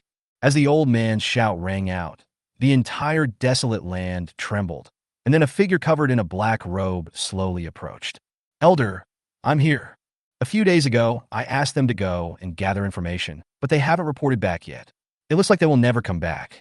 China is still so unfathomable." When the gray-robed old man mentioned the word Huaxia, there was a hint of fear in his eyes. "I hope you can find something useful if you go in person this time." #8 nodded. "Yes." When he was about to leave, the old man suddenly called him, looked at him deeply, and said slowly, Don't be too high profile. Although you have reached the pulse-shaping realm, someone in China has entered the divine hidden realm. Your mission is to find out the news. Remember? Number 8's body shook, and his heart was filled with shock. He had been planning for so many years and collected a large amount of resources in advance, which allowed him to break through to the first level of the pulse-shaping realm. However, a strong man in China actually broke through to the divine conservation realm. He quickly put away his inner contempt, with cold sweat on his forehead, and bowed his waist and said, "Yes." Then his figure flashed, and he left the place in an instant. Chapter 31 Test, Million Force. The commotion caused by Su Xian's breakthrough directly attracted the attention of major forces, such as the Chinese official organization Longting, the top 10 families, the mysterious force in the far north, and Baiyun Temple. After the recovery of spiritual energy, strange phenomena appeared in the sky. Fierce beasts mutated, and the world fell into turmoil. Thanks to the establishment of the Longting organization, China curbed the riots, maintained order, and compared with other countries in the world, China was peaceful and stable. However, this sight of Su Xian's 1,000-foot-long beam of light rising into the sky was the first time they had seen it. Deputy Director Long Tung, a young 9th-level warrior in the body-tempering realm, stood outside the conference room with his arms folded, looking at the dazzling beam of light in the sky, speechless for a long time. This kind of strange phenomenon is really rare. I wonder which powerful person is practicing to cause this kind of phenomenon. If we can recruit Long Tung, it will be a great help. The old director, Chen Tianping, looked at the sky with a sigh and gently patted the shoulder of the deputy director Xia Chang'an next to him and said, "Xiao Xia, after you finish dealing with things here, I need you to go over there and investigate what happened in that direction. If you are a strong man from my human race, please recruit Long Tung at all costs." A hint of barely perceptible anger flashed across Xia Chang'an's face, and after a flash, he put on a smile. "Director Chun, don't worry. As long as they are cultivators, I will definitely strive to get Longting." Chun Tianping nodded, turned and left, saying meaningfully, "Xiao Xia, the nation is in trouble now, so we should put the overall situation first." Chun Tianping had some understanding of Xia Chang'an. Through their dealings during this period, he could tell that he was extremely talented. He had reached the 9th level of the body-tempering realm in such a short period of time, so he might have had some kind of adventure. However, young people are always a little arrogant, thinking that they're already the strongest in China and invincible. In fact, China is full of hidden talents, and there are many unknown masters, and they are not willing to join the Longting organization. This time, letting him go down the mountain will also make him understand what "there are always people better than you" means. If all goes well, he may be able to bring in stronger people. At that time, Longting's strength will be further improved, and those desperados and terrorists will definitely not be so arrogant. "I know, Director Chun, please rest assured." Xia Chang'an nodded, but he was secretly thinking in his heart that he was now invincible in the whole of China. So how could there be anyone stronger than him? He decided that if he really met the so-called strong man, he would make him understand who the genius was. Of course, he would not tell anyone that he had picked up an ancient fan the day before the revival of spiritual energy. It was with the help of the fan that he was able to continuously improve himself and eventually join Longting and become the deputy director. Looking at the huge hole blasted on the top of the valley, Su Xian was slightly speechless. Isn't it just a breakthrough to the Shenzong realm, developing the heart and strengthening the 5 senses? Is it necessary to make such a big fuss? Shaking his head, Su Xian did not intend to repair the hole. Instead, he sat cross-legged, looking at the 2 roasted suckling pigs in front of him. His stomach growled, and he picked up a whole roasted suckling pig without hesitation and began to devour it. After breaking through, Su Xian did a special test to try out his strength. It turned out that he was able to lift up a huge rock weighing 10,000 pounds, and he hadn't even used more than 20% of his strength. In order to test how much strength he had now, he lifted an 8-meter-long truck with just one finger. Later, Su Xian was shocked to find that there seemed to be no heavy object that could test the limit of his strength. Otherwise, after I finish my retreat, I will try to see if I can lift a high-speed train with one finger. 3 minutes later, only the skeletons and fat parts of the 2 roasted suckling pigs weighing about 40 kilograms were left. Su Xian finally felt a little full. Since his realm was raised and his strength increased, Su Xian felt that his appetite had increased many times. 2 pigs and 80 kilograms of meat were enough to make me feel full. He was sure that his appetite had reached an astonishing level, and he could easily eat a whole roasted beef in one meal. After finishing the 2 roast suckling pigs, Su Xian had someone bring in 10 roast ducks. They were eaten up in less than 10 minutes, leaving only bones on the ground. Su Xian then burped, picked up a basin of spring water with rich spiritual energy brought from Yunbei, tilted his head back, and gulped it down. After eating and drinking, Su Xian felt satisfied and planned to walk out of the valley to try out his full strength. So he came to the northern peak of the Hengduan Mountains, looked at the steep mountain wall that looked as if it had been cut by a knife or an axe, took a deep breath, raised his right fist, and then hit it hard. Boom! Like a bolt of lightning, with one punch, the entire mountain wall collapsed in an instant. Rocks flew everywhere, the earth shook, and the entire mountain wall began to collapse with a deafening roar. The hard mountain wall that was impervious to swords and guns actually cracked and shattered, turning into powder like foam and fluttering in the air. After several minutes, it slowly stopped, and the mountain wall of the northern peak disappeared, causing the peak above to fall directly. Su Xian retracted his right fist with some disappointment in his eyes. One punch can split mountains and rocks. It is already 1,000,000 times stronger than in my previous life. I estimate that the force of my fist has reached more than 1,000,000 pounds, but I'm still not very satisfied. In Su Xian's impression, 3 years later, an extremely ferocious beast would descend from the sky. If it moved slightly, it would cause earth-shaking destruction. That kind of terrifying power and that kind of suffocating physical strength were absolutely not something that human warriors could contend with. If other martial artists saw him like this, they would probably want to beat him to death. After testing his physical strength and power, Su Xian began to plan to draw on the spiritual energy of heaven and earth to test his strength. Su Xian gathered his energy a little, and a ball of milky, white light appeared in the palm of his hand, emitting a violent roar of energy. When he saw that the time was right, he threw it towards a hard boulder not far away. Boom! With a loud bang, the beam of light hit the boulder directly, smashing the 6-square-meter stone into pieces. Stone chips flew all over the sky, dust rose, and a strong smell of lime hit us in the face. Su Xian nodded. He liked this attack's strength very much. If he was dealing with a ferocious beast, he would have some confidence. However, he prefers the feeling of being pounded with fists. Close combat, punching each other in the flesh, is the fighting style that men yearn for. At this moment, bursts of rumbling sounds suddenly came from the Hengduan Valley, as if a landslide was happening. The entire Hengduan Mountain was enveloped by a powerful aura, blocking out everything from the outside world. Su Xian looked back in surprise, and felt that he was in a particularly mysterious space, which seemed completely different from the real world he was in. A large amount of spiritual energy, no, an aura that is richer and purer than spiritual energy, continuously gushed out. Su Xian made a prompt decision and rushed back to the valley immediately. Chapter 32. The secret realm arrives. The red flame, sea appears at the center of the earth.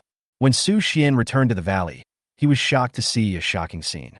The valley, which was originally similar to the mouth of a gourd, began to collapse its surrounding walls, turning into a pile of stone chips and dust, which flew all over the sky with a loud rumbling sound and blocked the view. Then, rocks on the top of the valley began to fall off one after another. Su Xian did not dodge. Whenever a boulder fell on him, he would punch out without even raising his head, directly smashing the boulder into pieces. The valley collapsed beyond recognition. Su Xian's expression remained unchanged, but a hint of joy emerged in his heart. The Hengduan Valley was an S-level secret place in a previous life. Could it be that it has already begun to arrive? As if to verify his guess, after the valley collapsed, the rubble that had piled up into a mountain began to disappear at a speed visible to the naked eye, as if they were being swallowed up by something underground. However, what was strange was that the 6 bronze swords remained motionless, just stuck in the ground in midair, without being affected at all. Suddenly, with a rumbling sound, as if a mechanism suddenly appeared, walls began to emerge from the ground all around, reshaping the valley. Su Xian took a quick look and found that the wall was erected according to the 8 trigrams. There were 8 sides in total.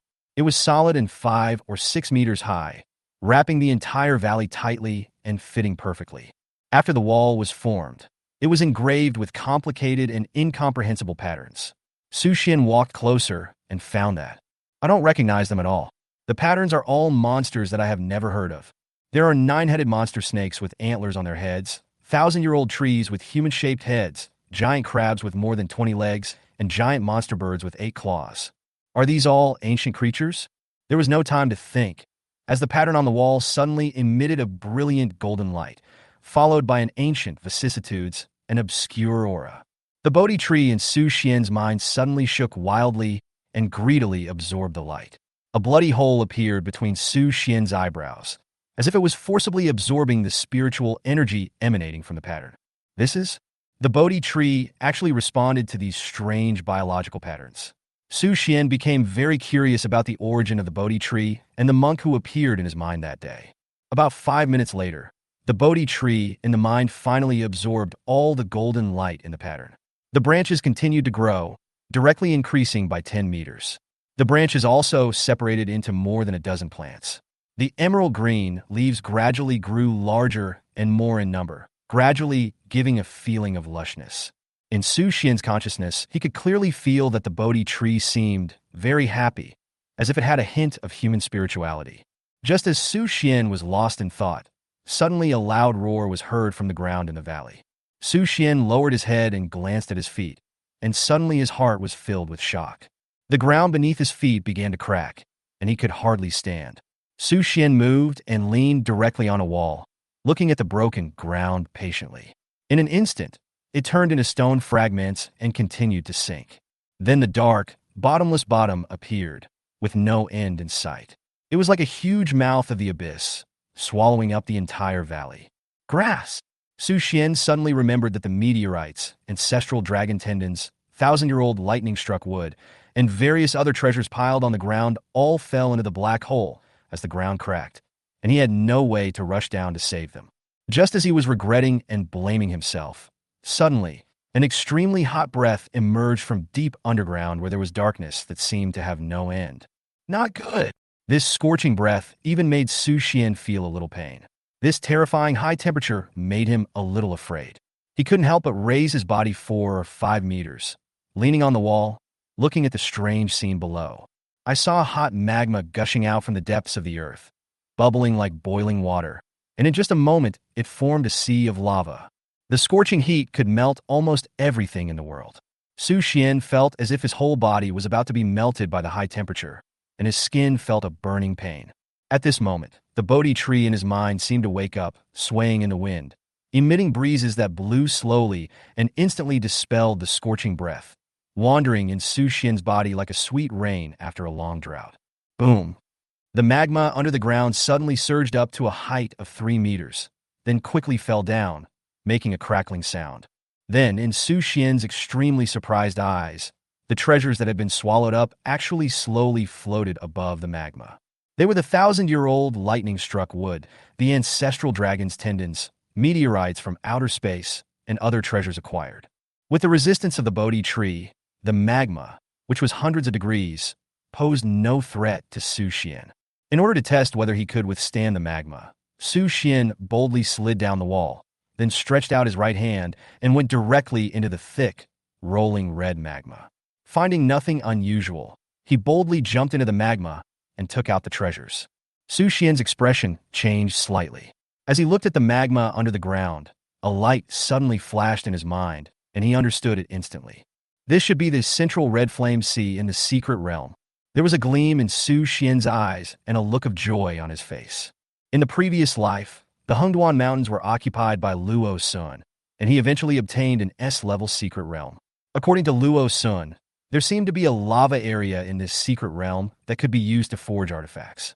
The forging place was deep underground, with countless magma gushing out, so it was named the Earth's core Red Flame Sea.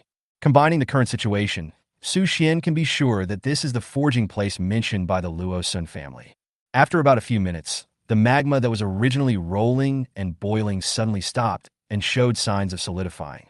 After a moment, it solidified completely, and the scorching breath dissipated without a trace.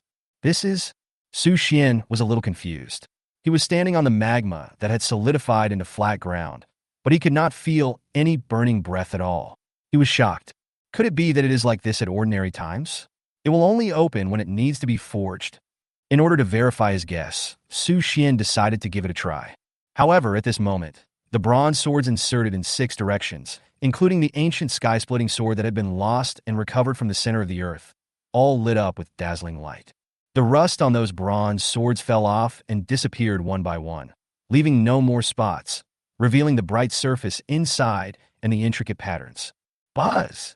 In an instant, the 6 bronze swords began to tremble violently, making bursts of metallic clanging sounds, pleasant and melodious, as if their own spirituality was beginning to emerge. Su Xian was greatly shocked. Could it be that the Kaitian sword formation was about to appear in the world? Just when he was puzzled, the solidified lava in the center suddenly began to boil again and turned into a flowing form again, but the heat faded away, leaving only a trace of vicissitudes of life and ancient breath. This is where the real forging takes place. A hint of joy flashed in Su Xian's eyes, and he decided to give it a try. Chapter 33. The Arrival of the Ferocious Beast, Heavy Casualties. The far north, Tian Shan Mountains. This is the largest mountain range in northern China. Further away is the Great Wall in the far north, which guards Guangzhou and has stood for thousands of years, resisting thousands of attacks from northern nomadic peoples. The Tian Shan Mountains are extremely cold, covered in ice and snow all year round, and are seldom visited by humans. After this revival of spiritual energy, tremendous changes began to take place. The ice and snow melted and gathered into a river, rushing down from the top of Tian Shan Mountain and directly into the rivers, lakes, and seas. The white snowfield covered in silver now reveals its true appearance. The vegetation that was hidden by ice and snow stubbornly emerges from the ground to greet the rising sun. It looks like everything is thriving and coming back to life. Suddenly, a deafening roar came from the top of the mountain, like the sound of a huge bell, resounding through the sky. Immediately afterwards, a terrifying figure, with thunder and lightning, ran rapidly from the top of the mountain and rushed madly towards the foot of the mountain, leaving behind a trail of afterimages. Roar! With a roar, the white shadow, as fast as lightning, jumped directly off the cliff thousands of feet high, falling like a 1,000-pound boulder, and landed at the foot of the mountain, smashing a huge, deep pit on the ground. Dust splashed 5 meters high, accompanied by terrifying aura, which cut the surrounding trees and boulders into pieces. The destructive power is incredible. Calling, this is Longting Tianshan Squadron 127. We have found the traces of a vicious beast. Its strength is unknown, its species is unknown, it is very fast and powerful, and it is already rushing towards the village. A young man in a green uniform and carrying a rifle turned on the microphone and hurriedly reported the situation.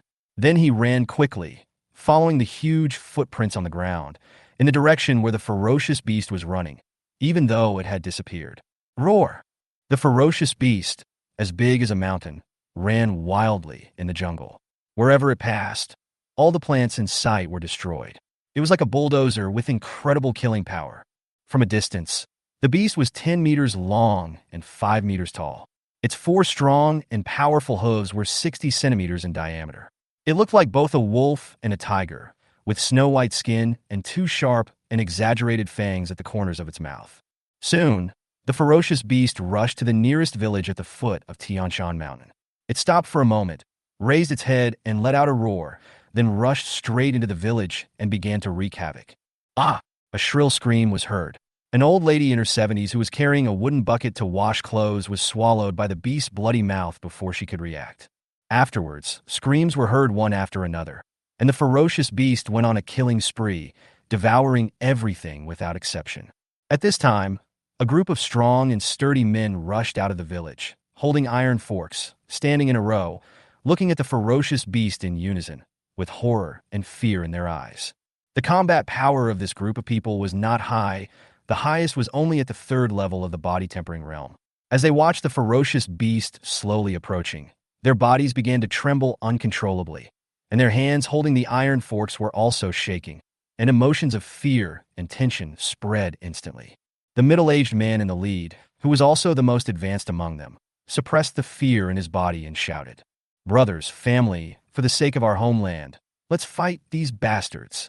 After he finished speaking, his eyes revealed the determination and bravery of a moth flying into a flame, with a bit of sadness and despair. "Third brother, take the elderly, women, and children and run away immediately. Everyone else, come with me to deal with these bastards. If we're lucky, we might be able to hold out until they get here." After saying this, the middle-aged hunter, without any hesitation, raised the iron fork in his hand, and stabbed directly at the tall and ferocious beast. "Let's go. What are you still standing there for?" Another middle-aged man pushed the young man, whose face turned pale and whose eyes were filled with tears, to the back. "Escape quickly, and don't forget your mission. You must avenge us in the future." Brothers kill. Soon, after overcoming their initial fear, this group of people rushed forward without hesitation because behind them were their homes, their brothers and sisters, and they were the upright Chinese men. The third brother wiped away the tears in his eyes with the back of his hand, looked at the middle-aged man who was beaten into a pulp by the murderer's claws, and without hesitation, he turned around and ran, starting to stop everyone from escaping. Whoosh! Two nimble hunters on the roof were drawing bows and shooting arrows. With two ding sounds, the sharp arrows fell down helplessly as if they had hit steel. The hunters looked at each other with horror in their eyes. The murderer's defense and lethality were completely beyond their imagination. 3 minutes later, these dozen or so hunters in the body-tempering realm were all killed by the ferocious beasts. Some were beaten into meat paste, while others were swallowed directly into their mouths. After taking a look at the people running in the distance, the ferocious beast did not choose to chase them, but continued to move towards the next village. Vomit. When the warriors of the Longting team saw the remnants of purgatory before them and the pungent bloody smell hit them in the face, they could not help but bend over and retch. After a while, the warrior resolutely followed the murderer's footsteps and turned on the microphone. Calling, Beichen village at the foot of Tianshan Mountains suffered heavy casualties, and the fierce beast's strength is at least higher than the 9th level of the body-tempering realm. Requesting support, requesting heavy weapons strike over. Putting the microphone between his chest, the warrior took a deep breath and took off his rifle. His expression was extremely solemn, and his heart felt like it was falling into an ice cellar. 10 meters in front of him, a white ferocious beast opened its copper bell-like eyes and stared at him. Jiangnan. Ningong, the sky is clear. The blue sky and white clouds plus the azure blue sea form a beautiful picture. As the largest trading port in Jiangnan, Ningong quickly regained its former prosperity and bustle under Longting's maintenance after experiencing initial turmoil.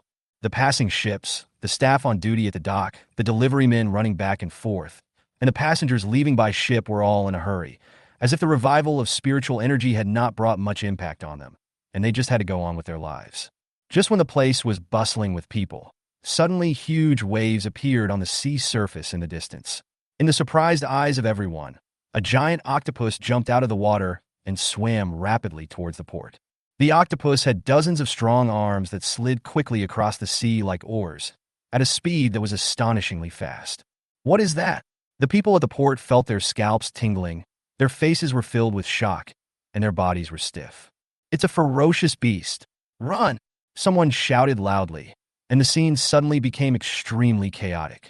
Countless people rushed towards the inland direction of the port and ran desperately. At the same time, the warriors from the Longting Jiangnan branch looked at each other, seemingly not knowing how to respond. What to do? Fight. Fighting is bullshit.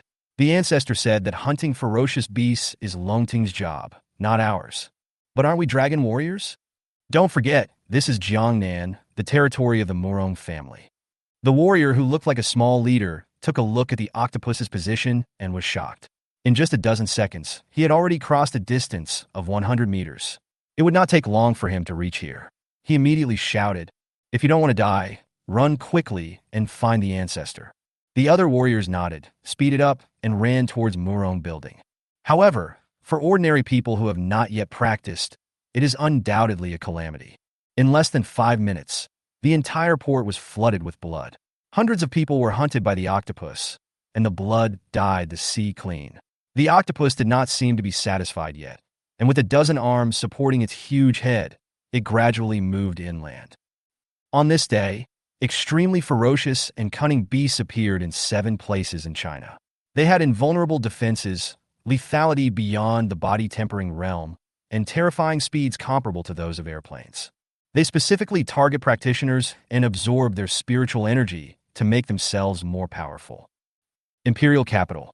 At the conference table, Chen Tianping glanced at everyone with a solemn expression and a gleam in his eyes.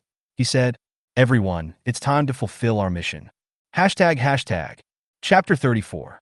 The Morong family's response, the birth of the magical weapon. Jiangnan, Morong Building, the largest building of the Morong family in Jiangnan, is also the tallest building in the entire Jiangnan city and a landmark building of Jiangnan's financial industry. In the luxurious conference room on the top floor, Morong Gue held a piece of A4 paper in his hand with a slightly funny look on his face and said with a half smile, "Just now, the old man in the capital sent an email to my secretary. It was marked as urgent. I'm too old to handle those things, so I printed it out." Glancing at everyone, he noticed that everyone's eyes were full of curiosity. He pressed the A4 paper on the table, slowly put away the smile on his face, and said seriously, "Is the imperial capital so great? Can Long Tongue issue orders at will? They underestimate the importance of my Morong family. Tell me, what should we do now?" As if it was just for fun, Morong Gue handed the A4 paper to his assistant, and soon everyone had the same email in their hands. The content of the email was actually to get the Morong family to take action and eliminate the ferocious beast. The tone was commanding and could not be resisted. "Ancestor, if it was in the past, my Morong family might still be a little afraid of him, but now things are different. My Morong family is no longer something that Long Tongue can control, so I think we can completely ignore him this time." A radical young man spoke in a frivolous tone with a mocking look on his face. Morong Gue glanced at him sideways, as if he was looking at an idiot. The young man's face changed drastically in an instant. He looked around with confusion and fear, not understanding what he had done wrong. Morong Gue turned his gaze to the left, looking at a young man who looked very calm, and said, "Awei, what do you think?" This Awei is Morong Gue's grandson, and also the young generation that he values the most. Not only is he smart, but he also has a strong talent for cultivation. He has now reached the 8th level of the body tempering realm, which is enough to make him the master of the entire China. Awei pushed up his glasses, a harmless smile appeared on his gentle face, and he said slowly, "Grandfather, speaking publicly, our Morong family is in charge of the Longting Jiangnan branch. Speaking privately, Chen Tianping and you are old friends. Speaking logically, our Morong family has ruled Jiangnan for so many years, and we should not stand idly by in times of crisis." "Awei, are you crazy? We just do whatever that old man tells us to do." The young man who spoke first looked at Awei in disbelief, his face full of dissatisfaction. "Shut up." Morong Gue glanced at him coldly, then said lightly, "From now on, you are not qualified to participate in the Morong family meeting. Get out." The young man looked stunned, but did not dare to hesitate at all. He quickly stood up and walked out of the hall, closing the door carefully. "Tell me what you think." Awei nodded. "We have to exert our strength, but we can't try too hard. We have to show it to the imperial capital and everyone in Jiangnan.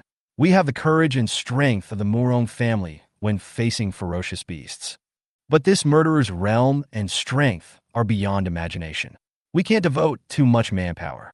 After fighting it, we will do everything we can to send it to the next door. If the beasts are really gone, then my Morong family will become a behind-the-scenes businessman like before. Obviously, this is not in line with our Morong family's ancestral precepts and goals." Morong Gue couldn't help but laugh out loud after hearing this, his eyes full of admiration, which became more and more intense. "Okay, everyone listen up and do as Wei asks. From now on, when I'm not around, everyone must obey Wei's orders."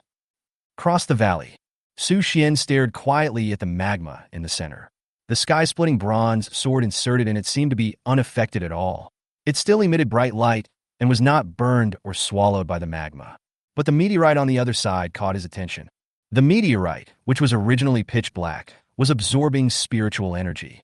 The spots on its surface kept falling off, revealing the snow white inside, and emitting a hint of terrifying chill.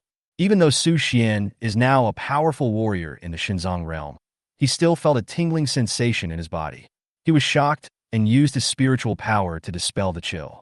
Then he endured the pain and grabbed the meteorite to examine it carefully. After all the outer layers have fallen off, there is a pure feeling, just like a dirty quail egg with its shell removed. It becomes crystal clear. It seems that this meteorite has a cold and yin attribute. In order to verify his guess, Su Xian threw the meteorite into the magma without hesitation. Squeak! The meteorite fell into the magma, making a sound like water vapor evaporating, and was directly swallowed by the magma. Then, two auras with different attributes suddenly appeared in the valley. Hot and cold. Colliding, entangled and struggling with each other, the meteorite suddenly broke free and jumped out of the surface of the magma, rolling in the air, as if trying to escape from its restraints. But then the magma in the center suddenly turned into a huge human-shaped arm, grabbed the meteorite, and then stuffed it into the magma, and it disappeared in an instant. Is that all? Su Xian was somewhat confused and disappointed. This meteorite cost him 1 billion, but in his previous life, Luo Sun had used this thing to forge a god-level weapon. According to the current classification system, weapons, skills, and magic weapons can be divided into yellow level, mysterious level, earth level, heaven level, god level, saint level, immortal level, and super immortal level. Each level is divided into 3 grades: upper, middle, and lower. If he could really forge a god-level weapon, his combat effectiveness would instantly increase by countless times, and even if he encountered a peak-level ferocious beast, he would not be afraid. Thinking of this, Su Xian felt a strong sense of anticipation rising in his heart. As if in response to him, the meteorite did not want to succumb to the power of the magma and emerged again, rolling back and forth in the magma, jumping constantly. The magma seemed to be particularly annoyed by this thing's dissatisfaction and directly released an even hotter breath, suppressing all the cold breath emitted by the meteorite and pressing it into the magma once again. This time, the meteorite never jumped up again. As time passed, the magma began to become quiet, as if it was full, and there was no movement at all. No way, buddy. Is that all? As if he thought of something, he looked around and found some spirit stones that had not been consumed. There were hundreds of them. Su Xian threw all of them down without hesitation. Suddenly, the magma began to boil violently. The spirit stones became dim in an instant. The spiritual energy inside was absorbed by the magma frantically, and then turned into powder and was swallowed by the magma. At the same time, the meteorite became active again, and this time its shape was gradually changing, and the magma turned into a long knife, starting to cut and process continuously. Su Xian was stunned. The magma started to process and handle the meteorite like an old blacksmith, but his method was more fierce and violent, which was to cut it directly. 30 minutes later, under Su Xian's gaze, the meteorite was transformed by magma into a glittering, chilling 3-foot-long sword. It was snow white, crystal clear, and as charming as an icy soul. The sword is engraved with cloud-like patterns, adding a touch of spirituality and beauty. As soon as Su Xian grasped the sword, a strong chill rushed into his body.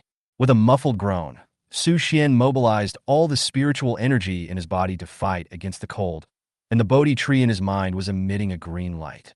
After more than 10 seconds, the coldness in the body was completely dispelled by the Bodhi tree. Su Xian held the sword without any discomfort. It seemed that he had temporarily subdued it. You have forged a god-level weapon, and it has been recognized as the master. Please name it. A prompt came to his mind, and Su Xian was ecstatic. It worked.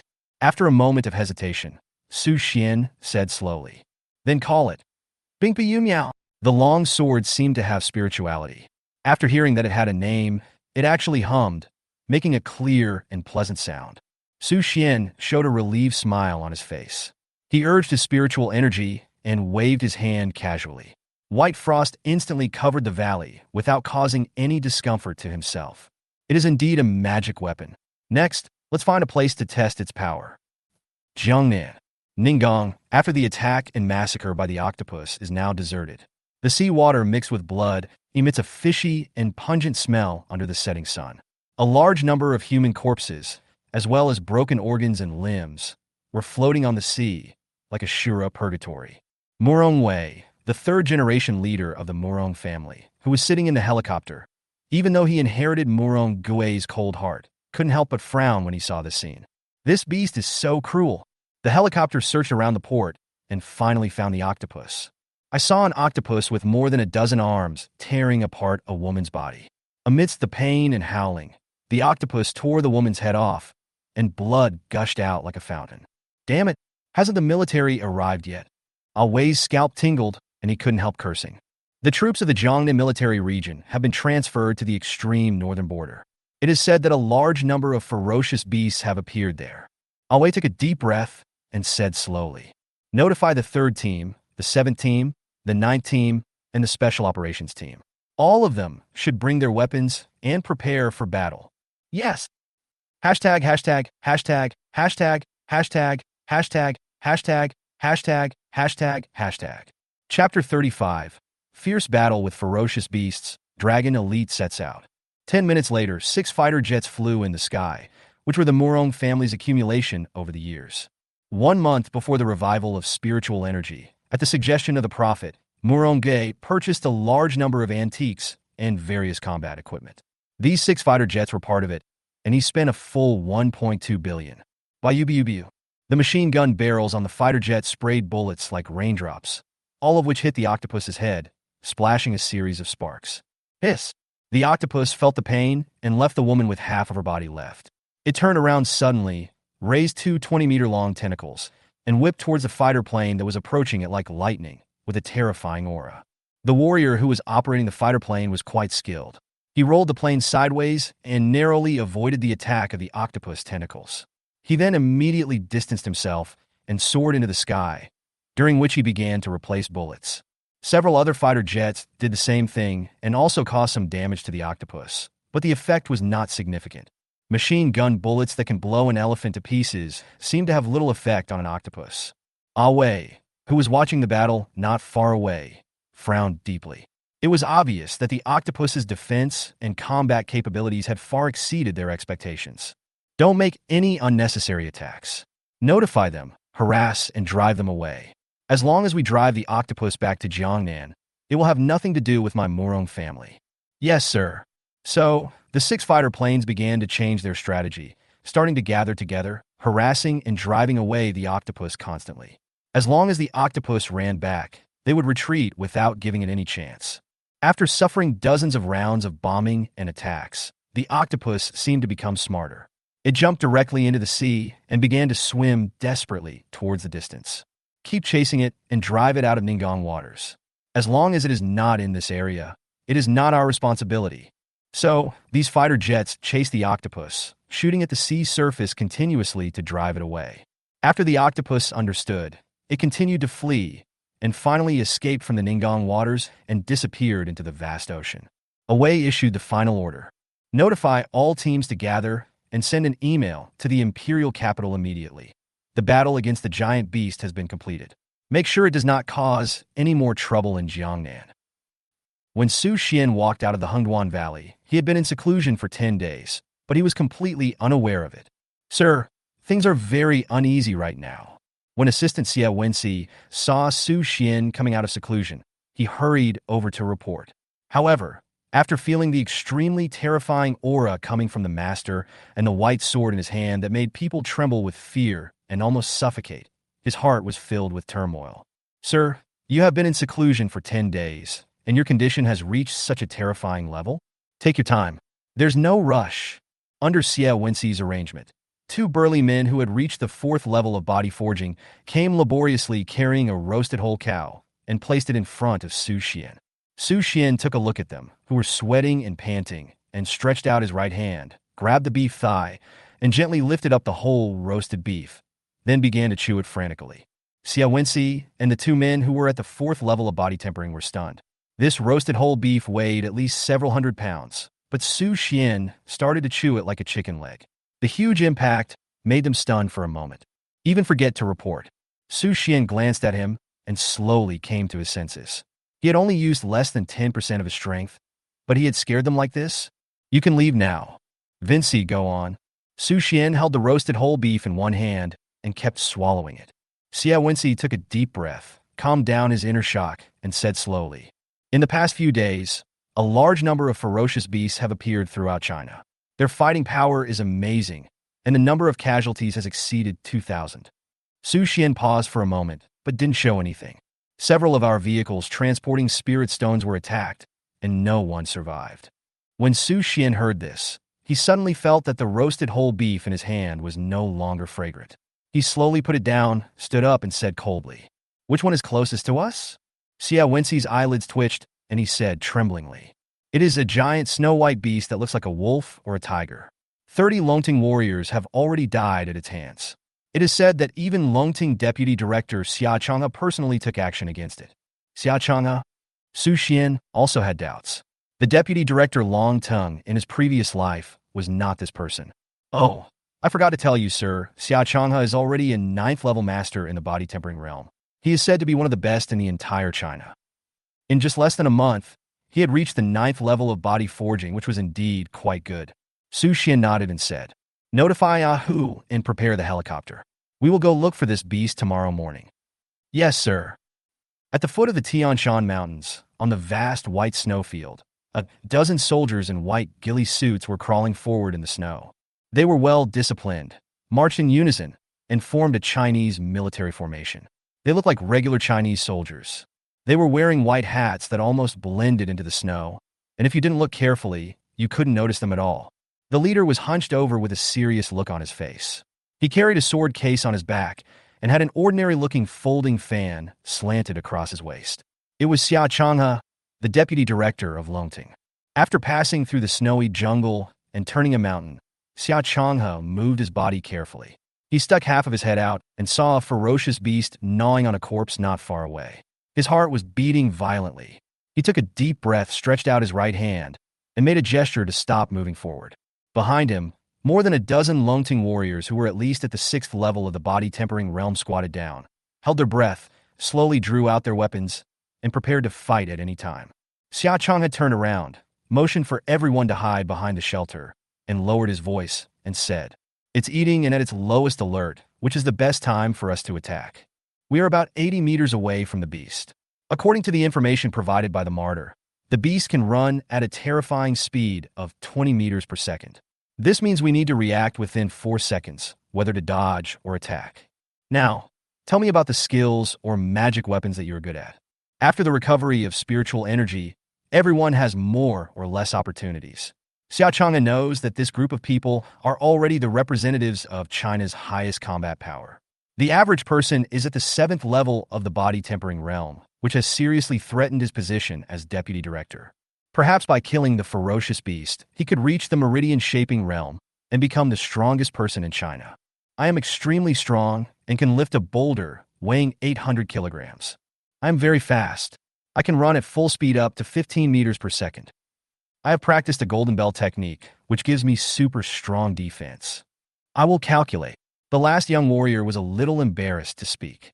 Xia Changhe nodded and said, "Now listen to my instructions. You can harass from the side for a while, using the rifle's long-range advantage, but be sure to dodge at all times.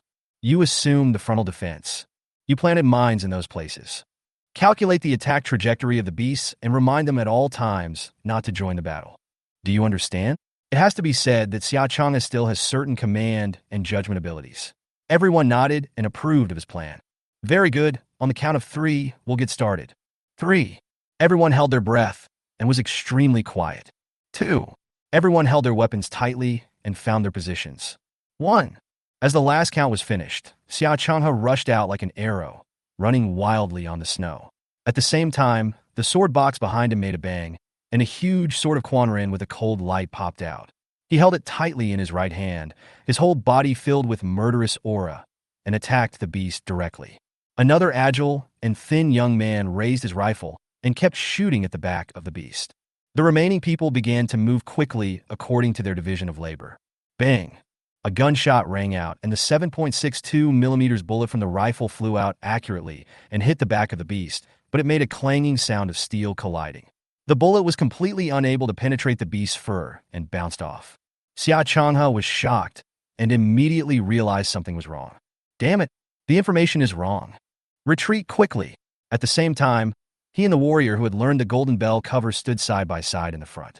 Without saying anything, he spun the giant sword and swept towards the ferocious beast with the force of thunder.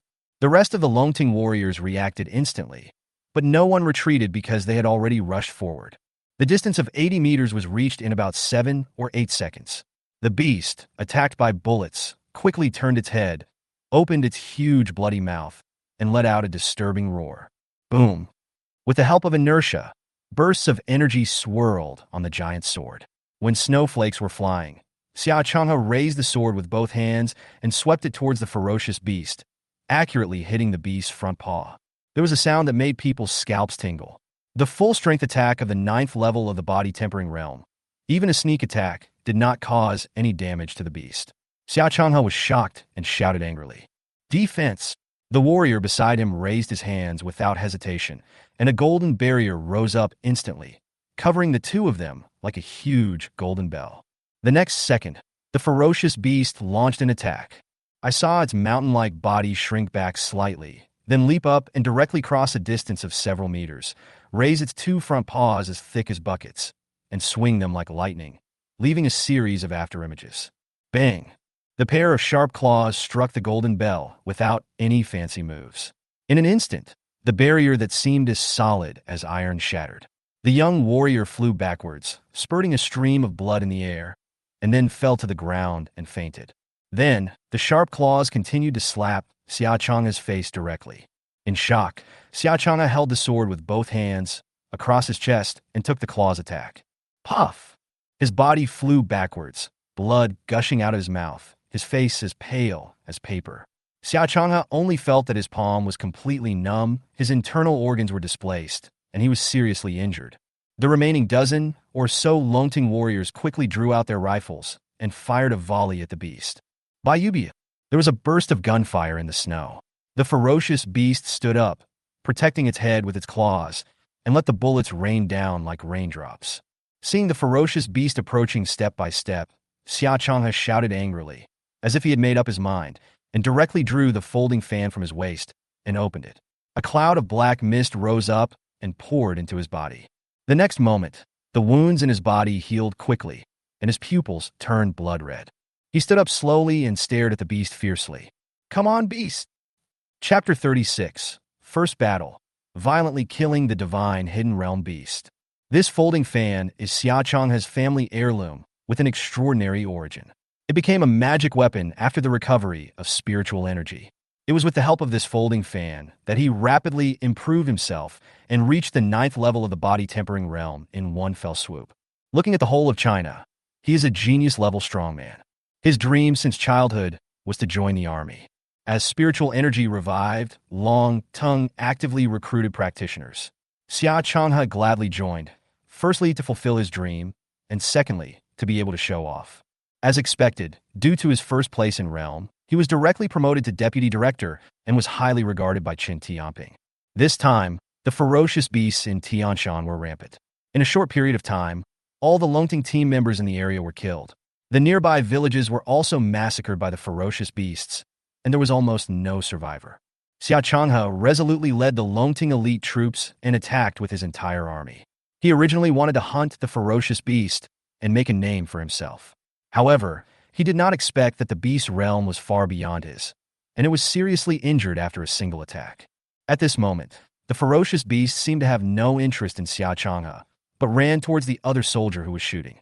In a moment, it had torn the two soldiers to pieces alive, and the internal organs and flesh and blood spurted out, splashing on the white snow, which was shocking. Brute! Xia Chang'e's eyes were about to burst, and he waved his folding fan. His whole body was shrouded in thick black fog, and he exuded murderous aura as he ran straight towards the ferocious beast. At this moment, his realm also directly broke through the body forging and reached the meridian-shaping stage.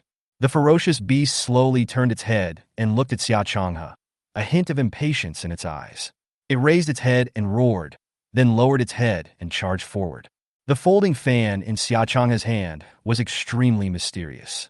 He spun it rapidly, and thick black smoke scattered in all directions, instantly forming an impenetrable hurricane that blew up the snow on the ground, as if the snow was dancing. The ferocious beast's huge head penetrated the black smoke directly, lifted up Xia Chang'e's body, and then slammed it hard into a mountain. With a loud bang, Xia Chang'e's entire body was blasted directly into the hard mountain.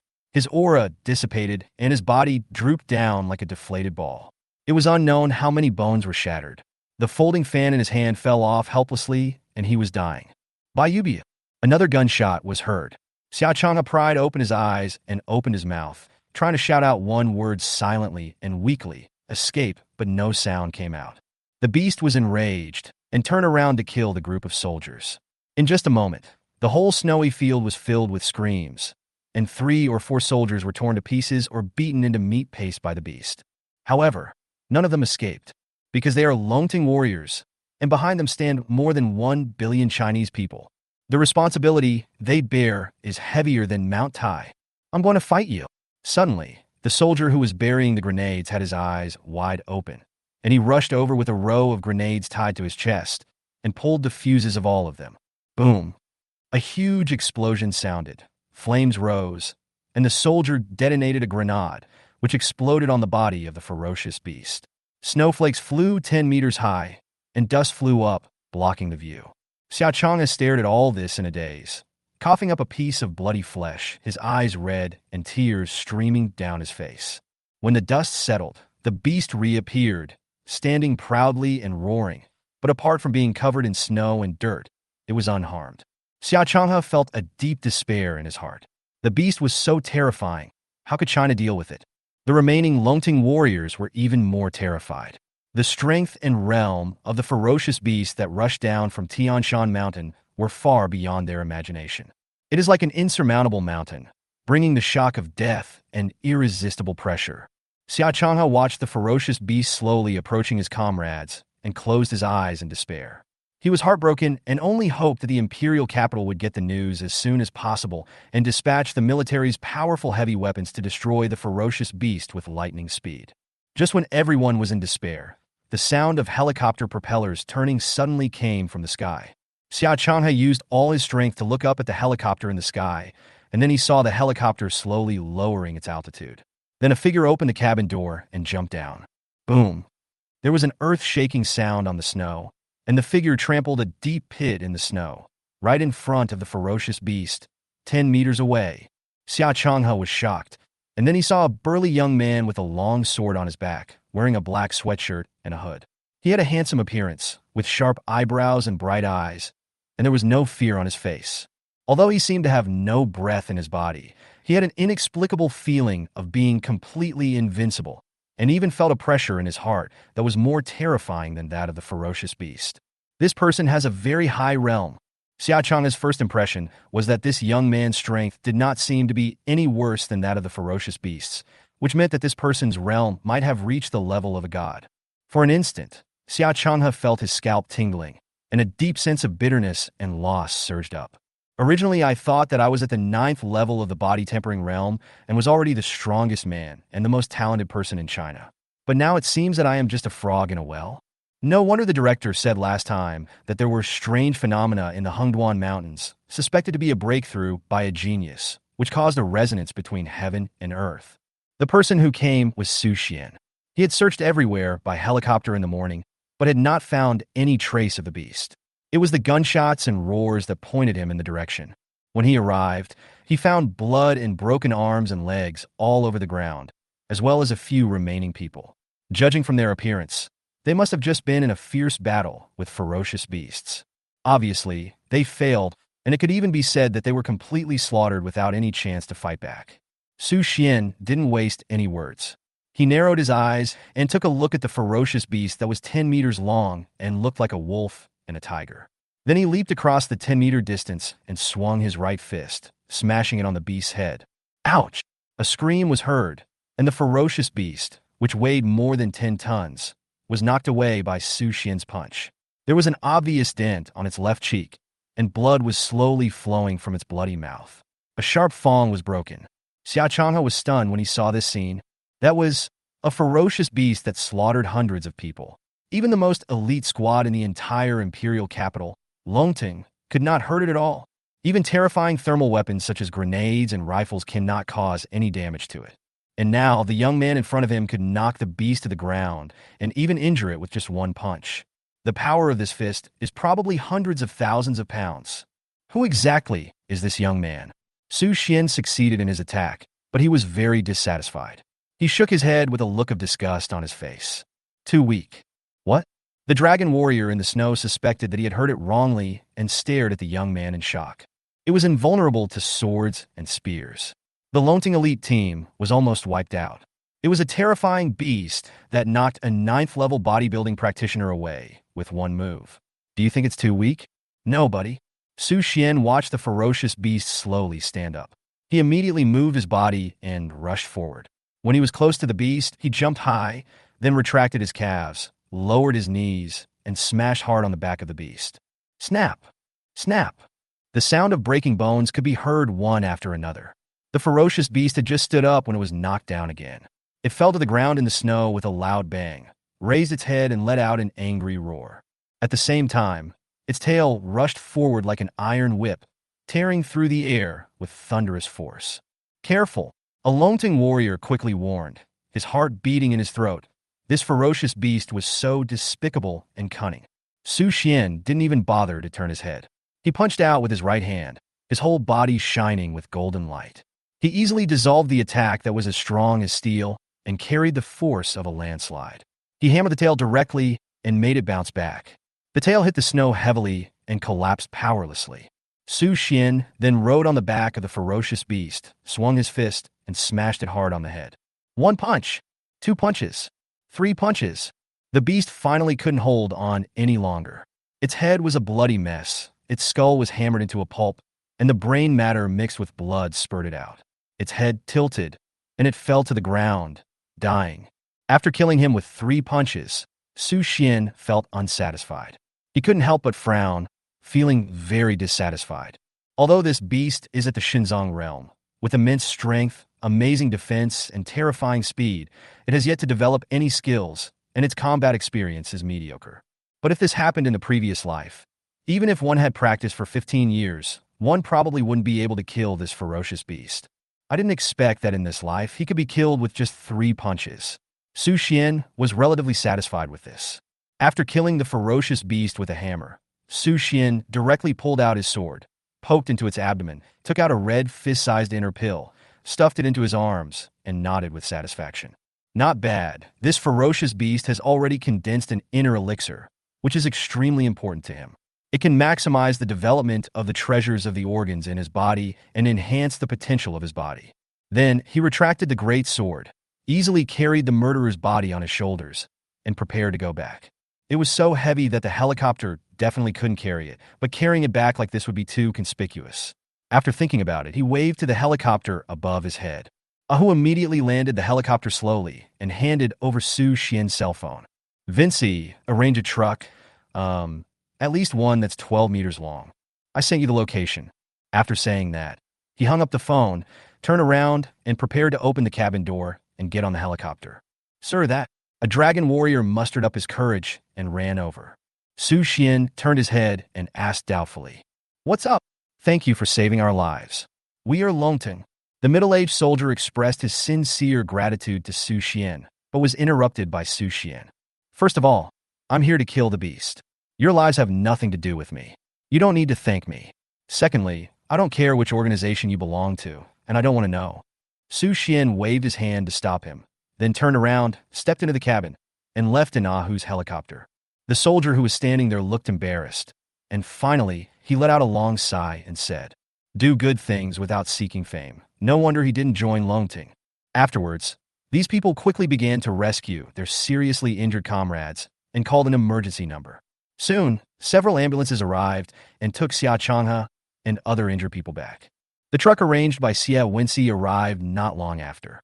10 burly men used a 100-ton crane to load the ferocious beast onto the truck. When it was lowered, there was a loud bang. The truck swayed from side to side, and the tires even began to sink into the snow.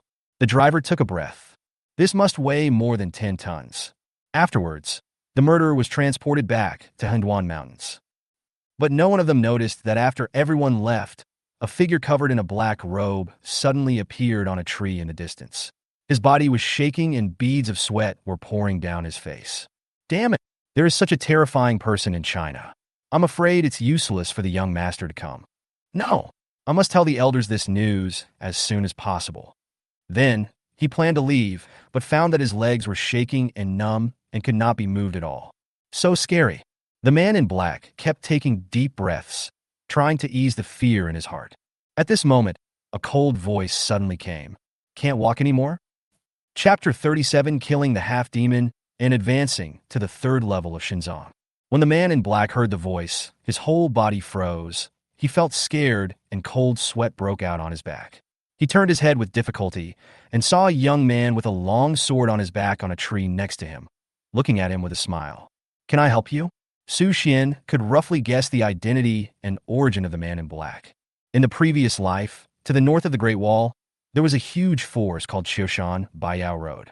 This place was inhabited by half-human, half-demon monsters. They coveted the land of China's Kyushu, and after accumulating a lot of power, they took advantage of the battles between China and the ancient tribes and ferocious beasts to sneak in.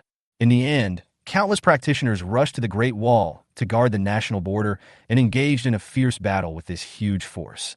The man in black took a deep breath and tried to calm himself down. He knew that he couldn't run away, so he started thinking about how to delay time until the elders sent someone else here. Just now, there was such a fierce fighting scene in this place. The ancestors should be able to capture every bit of information through special props. If I send another signal, there will be a chance to escape. Thinking of this, he calmed down a little, then raised his hand slightly and slowly stretched it into his arms. Then his face changed drastically, and his arms were empty. Are you looking for this? Half-demon. Su Xian took out a red object that looked like a candle from his arms and shook it.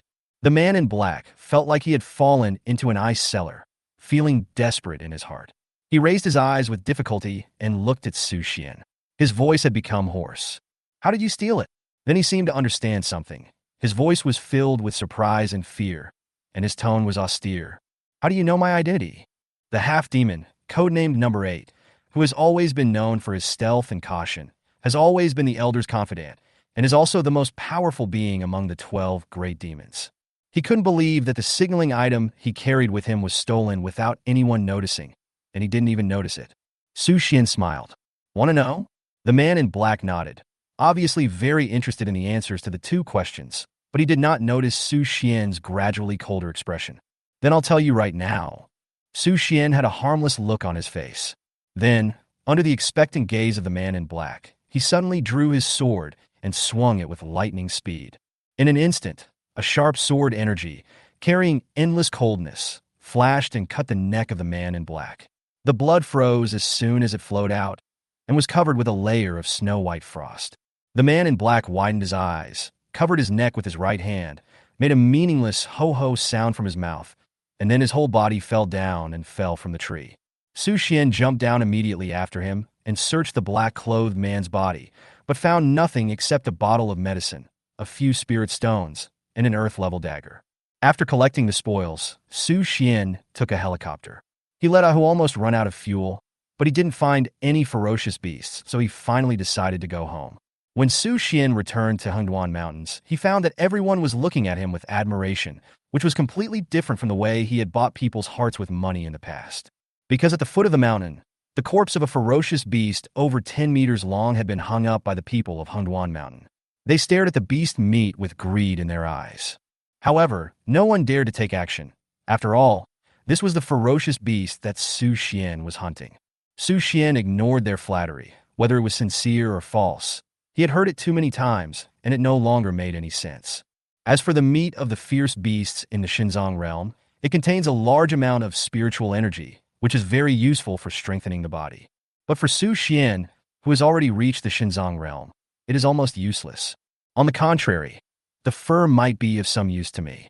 If I throw it into the red flame sea at the center of the earth, and combine it with other materials, I might be able to forge unexpected weapons or armor. You are to divide the beast meat.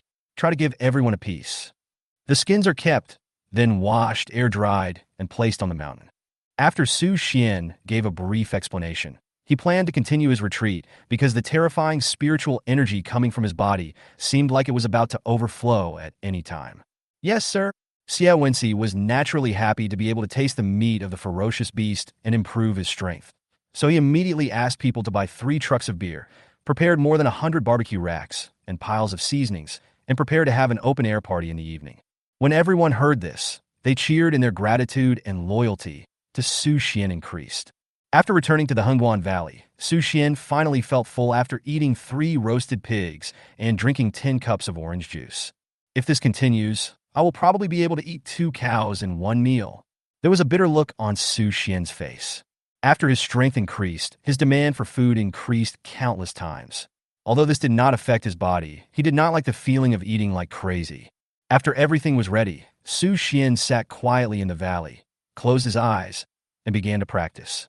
After reaching the Shenzong realm, in addition to tempering the body, tendons, and organs, some insights are also required. The potential of human organs is endless. The practice of Shenzong realm is to develop human organs to the extreme without damaging them. In his previous life, Su Xian saw that some practitioners in the Shenzong realm, in order to stimulate the potential of their organs as quickly as possible, did not hesitate to swallow a large number of elixirs with side effects, such as the heart-stimulating pill, to make their organs stronger and tap more potential. But in the end, they all suffered from sequelae of varying degrees. Some strong people, on the other hand, practice some extreme skills to consume their body's potential in advance, or even temporarily stimulate their body's potential during battle. In the end, all kinds of problems will basically arise.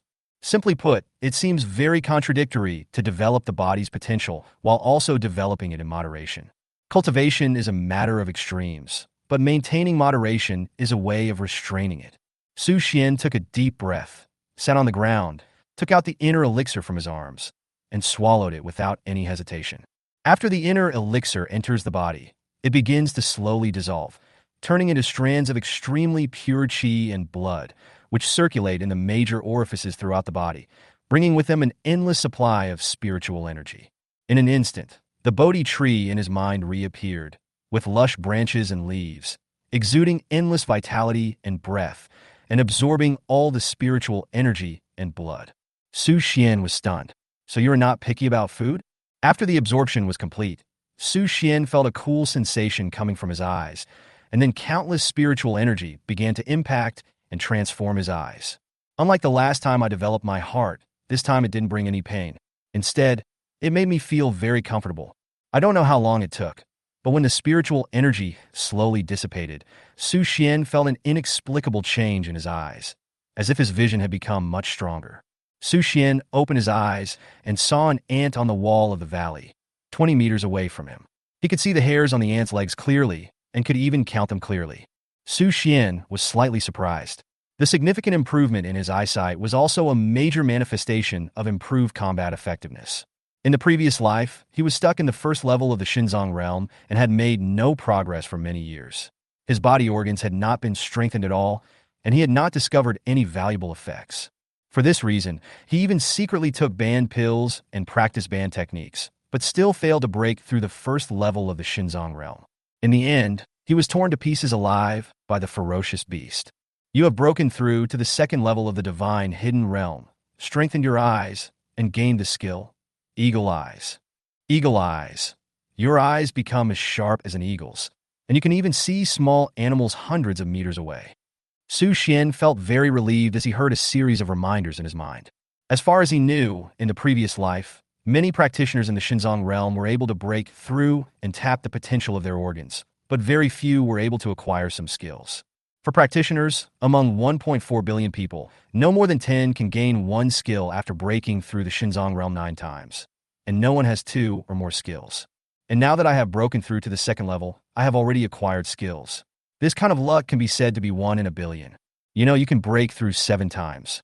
The first time was to strengthen my heart, which enhanced my 6th sense, which allowed me to sense the half-demon.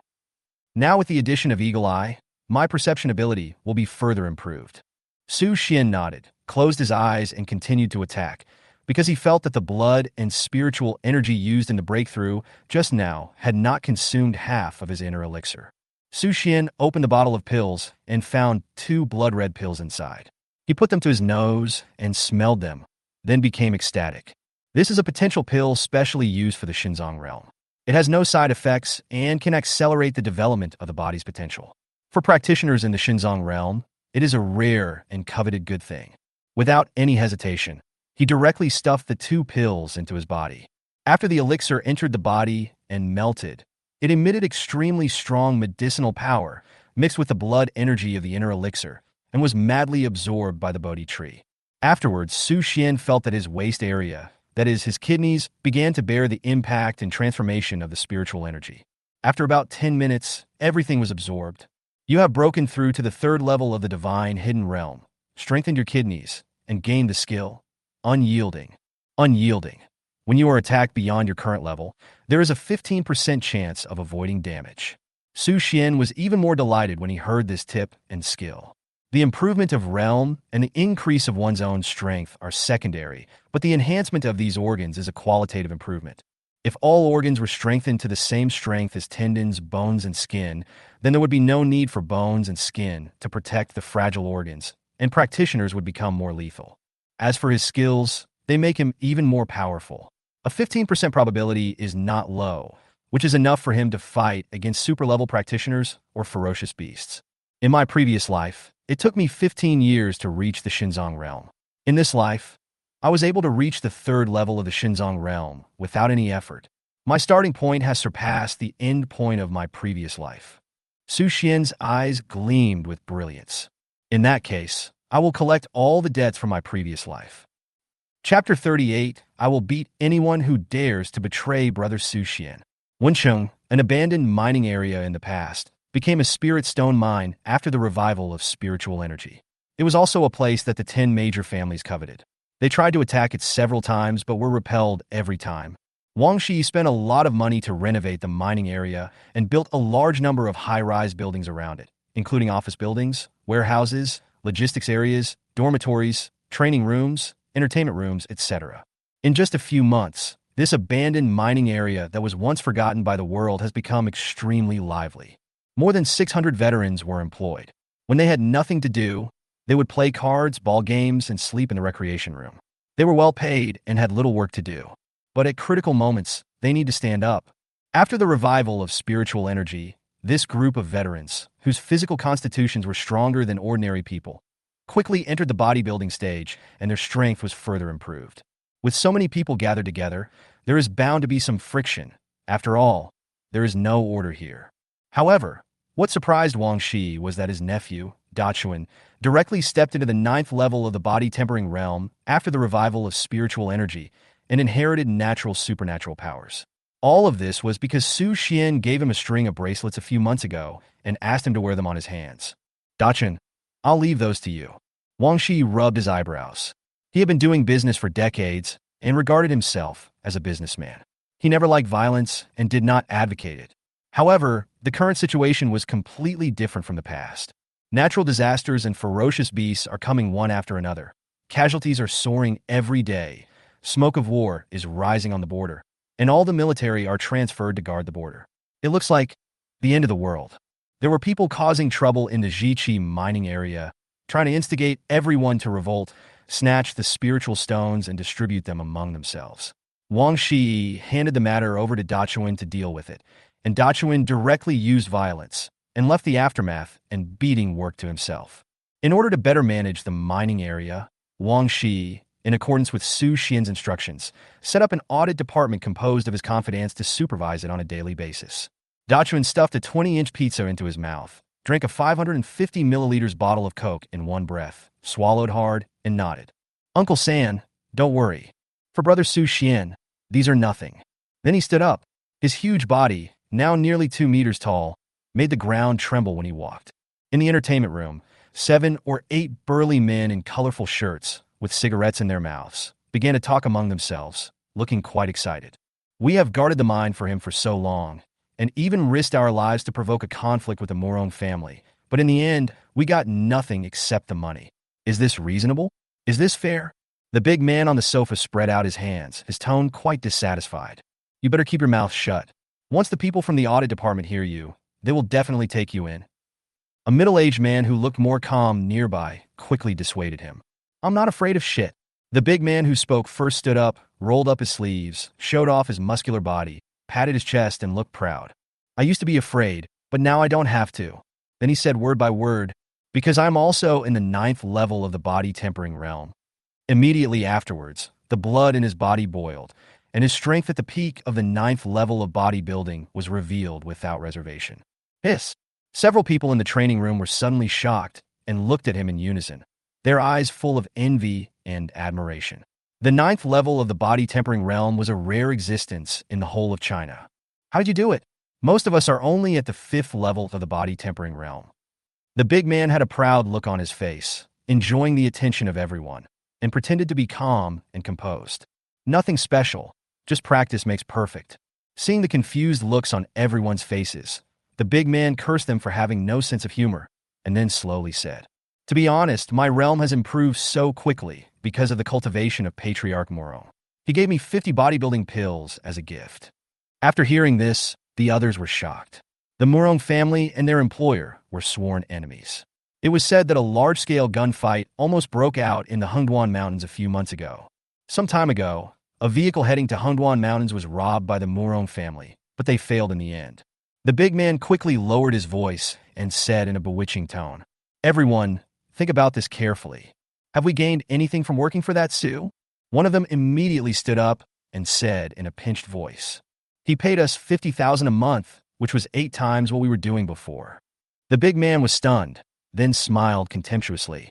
"Nowadays, what's the use of money? Everything depends on realm and strength. Even the officials have stepped in to form Longting and gather practitioners. At this time, if we defend the mining area stubbornly but cannot get any spiritual stones, what's the point of defending it? Why don't you follow me and join the Morong family and be treated as an honored guest? Then spiritual stones and elixirs will be inexhaustible. So why worry about breaking through the body-tempering realm? Maybe you can reach the veins-shaping realm directly, and then you may become a truly powerful person in China, with honor and power coming one after another." The others were obviously a little moved, but still a little hesitant. One of them said, "From what I know, this Su Xian is not someone you can easily mess with. The Morong family suffered a setback in Hengduan Mountain before, and they still haven't gotten their revenge. And I heard from a brother over there that Su Xian hunted down a 10-ton beast." What? The big man who had joined the Morong family was startled. Hunting ferocious beasts? This? So far, even the Chinese military has not heard of it, and even the Morong family only expelled the murderer. Suddenly, he had a bad premonition in his heart, but then he remembered that he was already in the 9th level of the body-tempering realm. So what if he was a little blatant and arrogant? Thinking of this, a trace of sarcasm flashed across his face. "If Su Xian dares to come, I will let him know the strength of the 9th level of body forging. I will kill a mere ferocious beast in front of me." Several people looked at him, not knowing what to say for a moment. At this moment, the door of the training room was gently opened, and a burly young man walked in. He had a silly look on his face, and he started to eat a bag of potato chips with a grunt.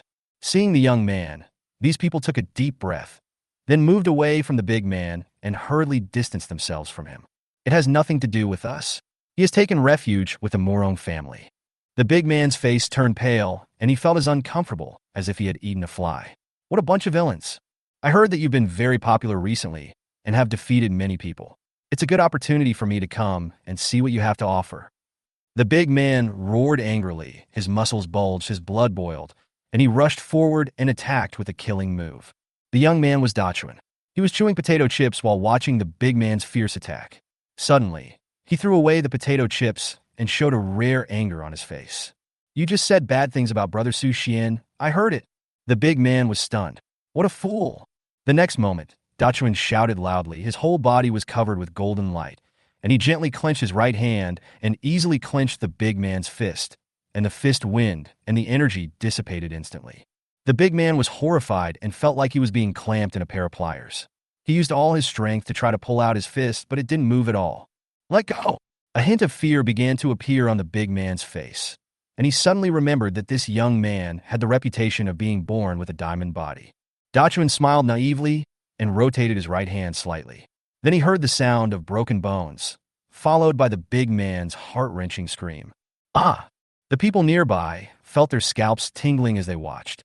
Could someone who had reached the 9th level of physical training be ravaged like this? Dachuan suddenly let go of his hand, and the big man hurriedly stepped back. Extreme fear flashed in his eyes. He looked to see that the door was open, and then ran towards the door with all his strength.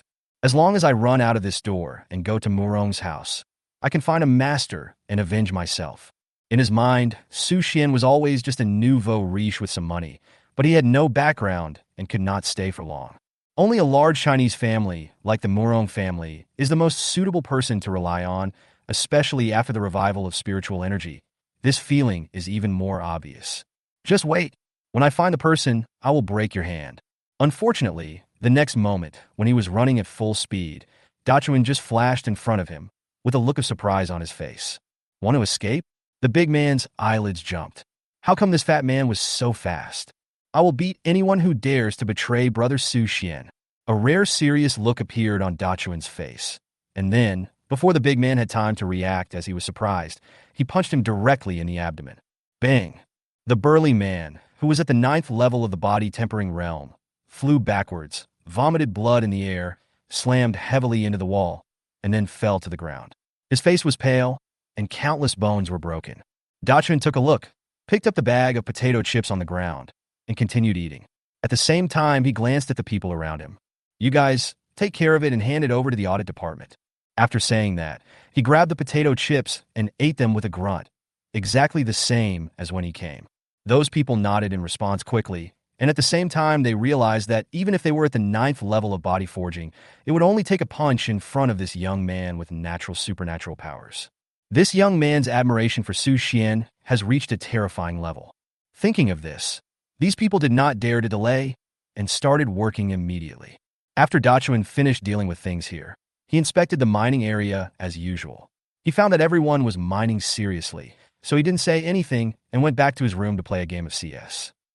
Imperial Capital, Longting Headquarters, Conference Hall. Chen Tianping looked at Xia Changhe, who was covered in bandages and attending the meeting despite being ill. He felt a mixture of admiration and helplessness.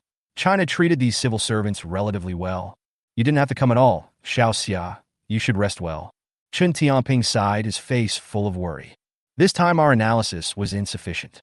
The beast's strength far exceeded our expectations. It looks like we must use more powerful weapons."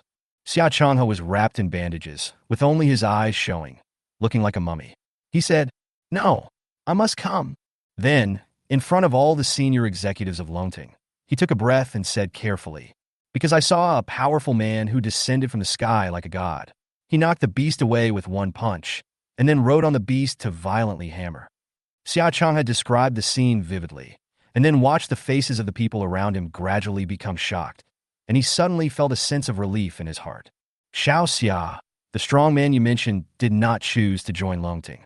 It is our loss." Chen Tianping went from being shocked to sighing, but he was also somewhat unwilling. "Is there any way to recruit them?" Xia Changhe smiled bitterly. "Director, let me be frank. They don't think highly of Long Tang. I estimate that his strength is at least the 7th level of the pulse-shaping realm." Hiss! The whole audience gasped. In just a dozen days, he had already reached the 7th level of meridian shaping. What a genius! It is said that the ancestor of the Morong family spent a huge amount of resources and only managed to cultivate a genius who had just entered the pulse-shaping realm. "Okay, we won't force it.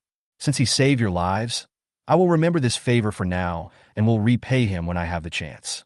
Next, let's discuss the countermeasures for the frequent appearance of ferocious beasts on the border."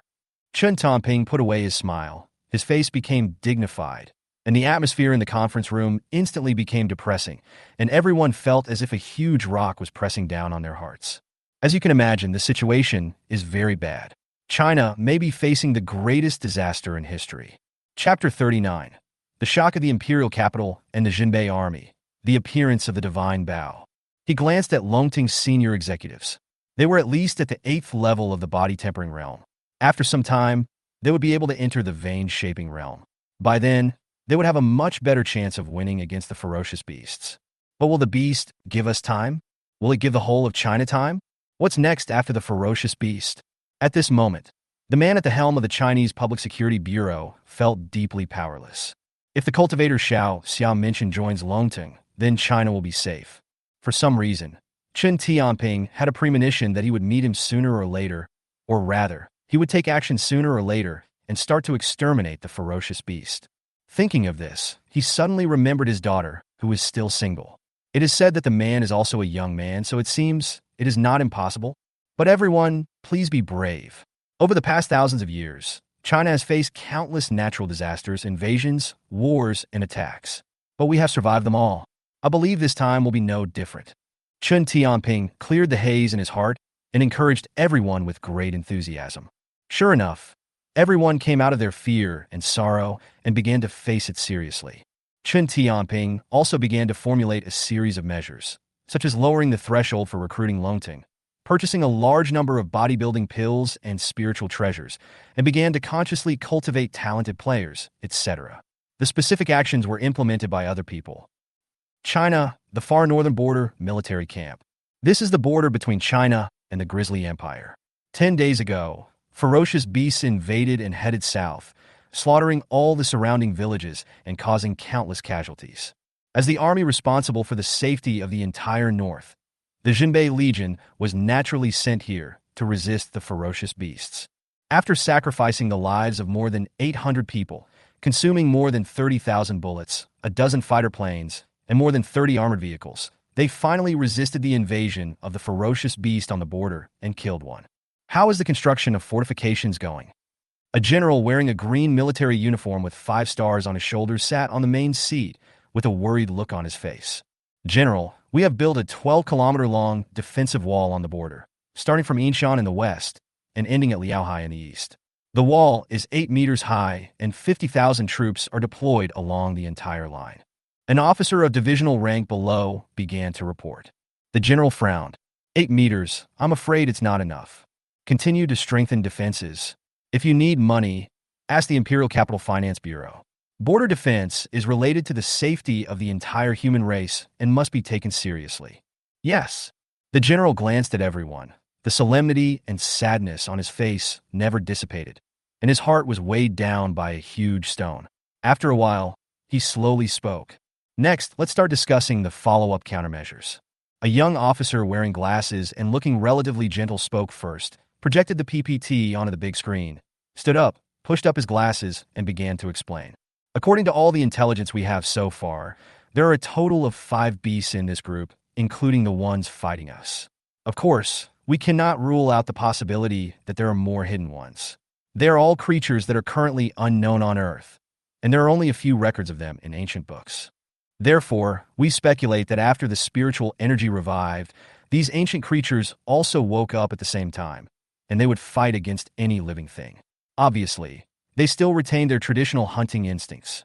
According to our speculation, these beasts are at least at the 7th level of the vein-shaping realm, and they have super strong defense, speed, and lethality with almost no weaknesses. If we want to completely wipe it out, I'm afraid we need to ask the Imperial Commander-in-Chief to use nuclear weapons. After saying this, he sat down. Everyone was silent. Once nuclear weapons appeared, the world pattern would change. Moreover, even if the ferocious beasts were eliminated, it was hard to say whether the homeland on which humans depended for survival would still exist. The general hesitated and seemed unable to make up his mind. At this moment, an officer of the brigade commander level stood up and said loudly, "General, I have something to report." With an excited tone and a hint of joy on his face, the general frowned and nodded. "There's news from Longting. A few days ago, near Tianshan, a young cultivator killed a fierce beast in the Shenzong realm with 3 punches. Is this news reliable?" The general asked in astonishment. "It was sent by Chen Tianping." Hiss. After hearing this report, the entire conference hall fell silent, with only the sound of thumping heartbeats to be heard. These officers who had fought their way out of the sea of blood and corpses were all silent at this moment, and were extremely shocked in their hearts. If someone else had said this, they would definitely have questioned it. But this brigade commander was well known for speaking the truth without any compromise, and Chen Tianping was even more pragmatic than the brigade commander. If he said that he could kill with 3 punches, then that would definitely not be 4. Investigate this person's information immediately and mobilize all the resources of our Jinbe Army to win him over. The general immediately saw hope, his expression showing excitement and anticipation. With this person around, why worry about the ferocious beasts not being destroyed? Even if he is made the head of the regiment, no. Just make him a general, that's fine. Everyone was stunned. How strict was the military system? Every promotion was based on real military merit. Not to mention being promoted directly to a general. Even becoming a brigade commander or a regiment commander was unheard of. It can be seen that the general has regarded this young cultivator, whom he has never met before, as the hope for defeating the ferocious beast, and perhaps also the hope for the entire China. Yes, General. Crossing the Valley of Depths and completely digesting the influences and changes after his realm upgrade, Su Xian has been able to fully adapt to the incredible skill Eagle Eyes, which is equivalent to installing a 100-fold telescope for himself, plus a microscope function. As for the skill, Unyielding, Su Xian has not found a suitable person to try it out yet. Maybe he should wait until he challenges someone above the Shenzong realm to try it. However, without a foolproof guarantee, Su Xian would never take the risk.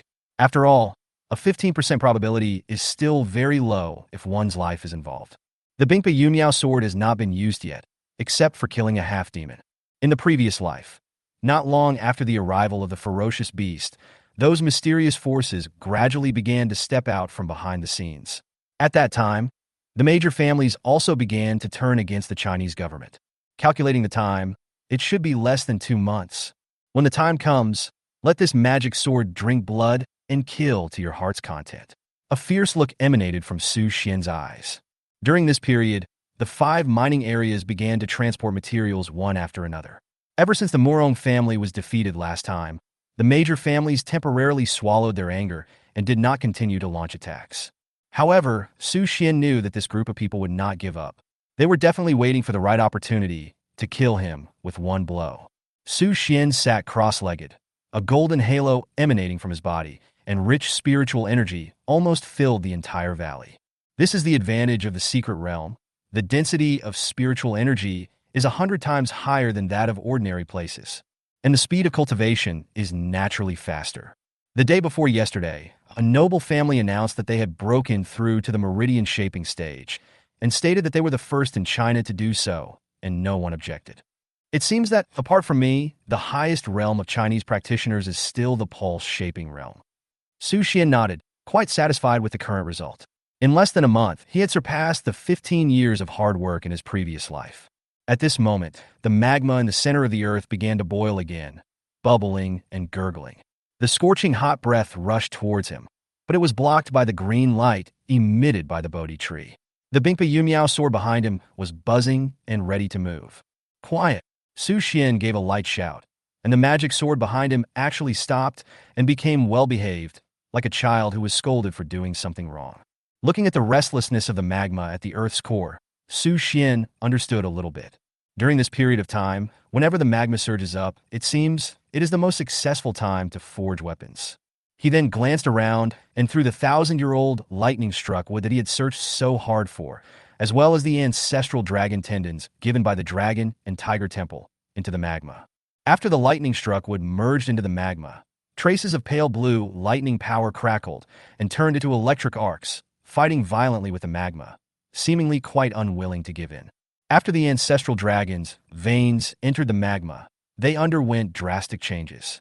I saw the magma rising up to more than 6 meters high, and the scorching heat seemed to melt the world. Then a shadow appeared in the void. It was a black 5-clawed dragon. It raised its head and roared. The faint sound of dragon roars echoed back and forth in the valley for a long time. Su Xian was shocked. The origin of this ancestral dragon's tendon was mysterious. After so many years, a dragon tendon could still preserve such terrifying spiritual consciousness. At this time, the Bodhi tree appeared in his mind again, emitting a green light, resisting the impact of the void ancestral dragon. The magma at the center of the earth seemed quite unconvinced. As it rolled and boiled, it drew all the dragon tendons and the 1,000-year-old lightning struck wood into the center of the earth. After about 10 minutes, the magma calmed down. Su Xian's expression changed. It's done? Then, the magma suddenly surged up in huge waves, and a pale, blue divine bow, shining with dazzling light, slowly floated up. The bow is 2 meters long, with obscure runes engraved on it. Wisps of electric arcs are swimming on it, and they just stay there quietly in the void. It is a dazzling sight and an extraordinary product. Su Xian was overjoyed. Another magical weapon came into being. Then, a reminder came to my mind. Forge the immortal-level divine weapon, Heavenly Punishment Thunder God Bow successfully. The forging level of the Earth Core Red Flame C was increased, currently at LV2. What? It turns out that this Red Flame C in the Earth's core can actually be upgraded? While Su Xian was thinking, a portrait suddenly appeared in the void. It was a god of war wearing a fairy robe, riding on an octagonal unicorn, holding a divine bow, looking very majestic. Looking closely, the divine bow is exactly the same as the one being made now. Suddenly, a bold guess emerged in Su Xian's mind. Could it be that this Heavenly Punishment Thunder God bow was the former weapon of this god of war? After a moment, the phantom dissipated, and the Thunder God bow slowly moved towards Su Xian. Su Xian stretched out his right hand and slowly grasped the magic bow. He suddenly felt a sense of vicissitudes of life flowing into his body, and the method of using the magic bow was also imprinted in his mind. This magical bow does not require arrows to use. As long as there is enough spiritual energy, you can keep shooting. Is it spiritual energy? This is what I lack the least. Thinking of this, Su Xian smiled slightly. In the south of the Yangtze River underground, there is a strangely shaped building that resembles an altar located in the pitch-black underground. In the altar, 12 figures covered in black robes sat around a round table. Everyone, the time has come. It's time to act. The black-robed man in the center crossed his fingers and spoke in a hoarse voice. Wait, I heard some very bad news recently. Is it related to our plan? I don't know yet. However, if we don't handle this matter properly, the coming of the adults in 3 months will inevitably be hindered. By then, none of us will have a good ending. What news? Someone in the north has broken through to the Shenzong realm, refined a divine weapon, killed ferocious beasts, and controlled 5 major mining areas. This person is the one who stole the bronze sword from the tomb of the King of Yu. His name is Su Xian. The man who spoke first trembled slightly after hearing this. After a while, he exhaled and said calmly, "Notify the 10 great families and kill him." Hashtag, hashtag, hashtag, hashtag, hashtag. Chapter 40. Go out and kill the beast. The Jinbe Army has been confronting the northern ferocious beast for more than a month. They killed 1 ferocious beast, but suffered more than 1,000 casualties. General Jinbe Wang's army built a 10-mile Great Wall, stretching from Yinshan in the west to Liaohai in the east. 50,000 troops were deployed along the entire line to try to stop the northern ferocious beast. The situation is worrying. The ferocious beast attacked in the south of the Yangtze River. The Morong family took action, but disappeared. Suddenly, a group of sea beasts appeared in the East China Sea and attacked the port, causing hundreds of casualties. The entire Jinshi Corps was dispatched, a total of 16 fleets, engaged in a fierce battle with the sea beasts at sea, with countless casualties. The situation is worrying. A large number of atavistic creatures suddenly appeared in Yunbei ancient town, attacking the village in groups. The Jinbe Army had no time to take care of them. The Longting Yunbei branch was dispatched and called on the local prominent families to resist together. Countless people were killed and injured. The situation is worrying. More than a dozen mummies were found north of the Great Wall. All the blood had been sucked out of them. The death was extremely horrific. The criminal police were dispatched, but have not yet found the murderer. It is speculated that it is an unknown creature. The situation is worrying. The Morong family's number 1 genius, Morong Wei, has broken through the body tempering stage and entered the meridian shaping stage. He is said to be the first genius from one of the 10 great families to enter the meridian shaping stage. The Morong family has announced that there is hope for revival. Xia Wenxi began to report on everything that had happened over the past month, as well as the current situation, which could be described in 2 words, worrying. Su Xian tore into the stake and listened to the news quietly. Compared with the previous life, the ferocious beasts in this life arrived much faster, and their numbers increased a lot. The overall situation was not optimistic, and thousands of humans died at the claws of ferocious beasts every day. Unless a strong man can enter the Shenzong realm and then lead the team to start eliminating the ferocious beasts one by one, it will be possible to resolve the current crisis. In fact, the Chinese government is now facing unprecedented pressure. Since the revival of spiritual energy, sudden changes have occurred, and the most terrifying thing now is the ferocious beasts. Almost all of the 8 legions were deployed to set up a series of defense lines on the border, but they were still unable to completely wipe out the ferocious beasts. At this critical juncture, some leaders began to decide to use heavy weapons, even nuclear weapons, but this was rejected. After all, these are all Chinese lands, and the situation has not yet reached the end of the road. At least there are still thousands of Longting practitioners fighting against the ferocious beasts. When their realm is improved, the ferocious beasts will no longer pose a threat. Call Ahu over here. I have something to tell you. Only after Su Xian finished eating 20 pieces of black pepper steak did he slowly feel full. Yes. After a while, Ahu and Xia Wenxi walked into the office together. Now, where are the most ferocious beasts? Su Xian didn't waste any words and asked directly. Killing ferocious beasts can obtain inner elixir, which is extremely important for developing one's physical potential and improving one's realm. The two were slightly stunned and somewhat shocked. In the current situation, people were avoiding the ferocious beasts, and even the Morong family did not dare to confront them head-on. Is our boss going to take the initiative to attack? If we talk about the place with the most ferocious beasts, it should be in the north, which is the group that the Jinbe Army is currently dealing with. According to what they said, there are at least a dozen ferocious beasts. Okay, Ahu, prepare the helicopter. We're going to the Jinbe Army. Yes, sir. You go down and prepare. After the two left, Su Xian also began to prepare. He inserted the Bingpa Yumiao sword behind his back and hung the Tianfa Lation bow diagonally on his back, looking like a hunter. At the same time, he also brought 10 spirit stones with the richest spiritual energy, which were already of top quality and enough for him to absorb for a period of time. Half an hour later, Ahu drove a helicopter and took Su Xian all the way north to the location of the Jinbe Legion. Jinbe Army, front line, 35 miles west of Shanhaiguan. Roar! A fierce and loud roar pierced the sky and sounded the clarion call for an attack on the Jinbe military camp. Prepare for battle. A captain stood in the watchtower, looking at the ferocious beasts rushing towards him about 1,000 meters ahead. They were very aggressive, and there were more than a dozen of them. Damn, these cunning beasts! The regiment commander's heart skipped a beat. He sent out a reconnaissance plane this morning to investigate and found that there was not a single ferocious beast within a radius of 20 miles. According to the speculation of the military political commissar, this place should not be the focus of the ferocious beast attack. As a result, unexpectedly, these ferocious beasts actually began to concentrate their strength, and more than a dozen of them attacked together.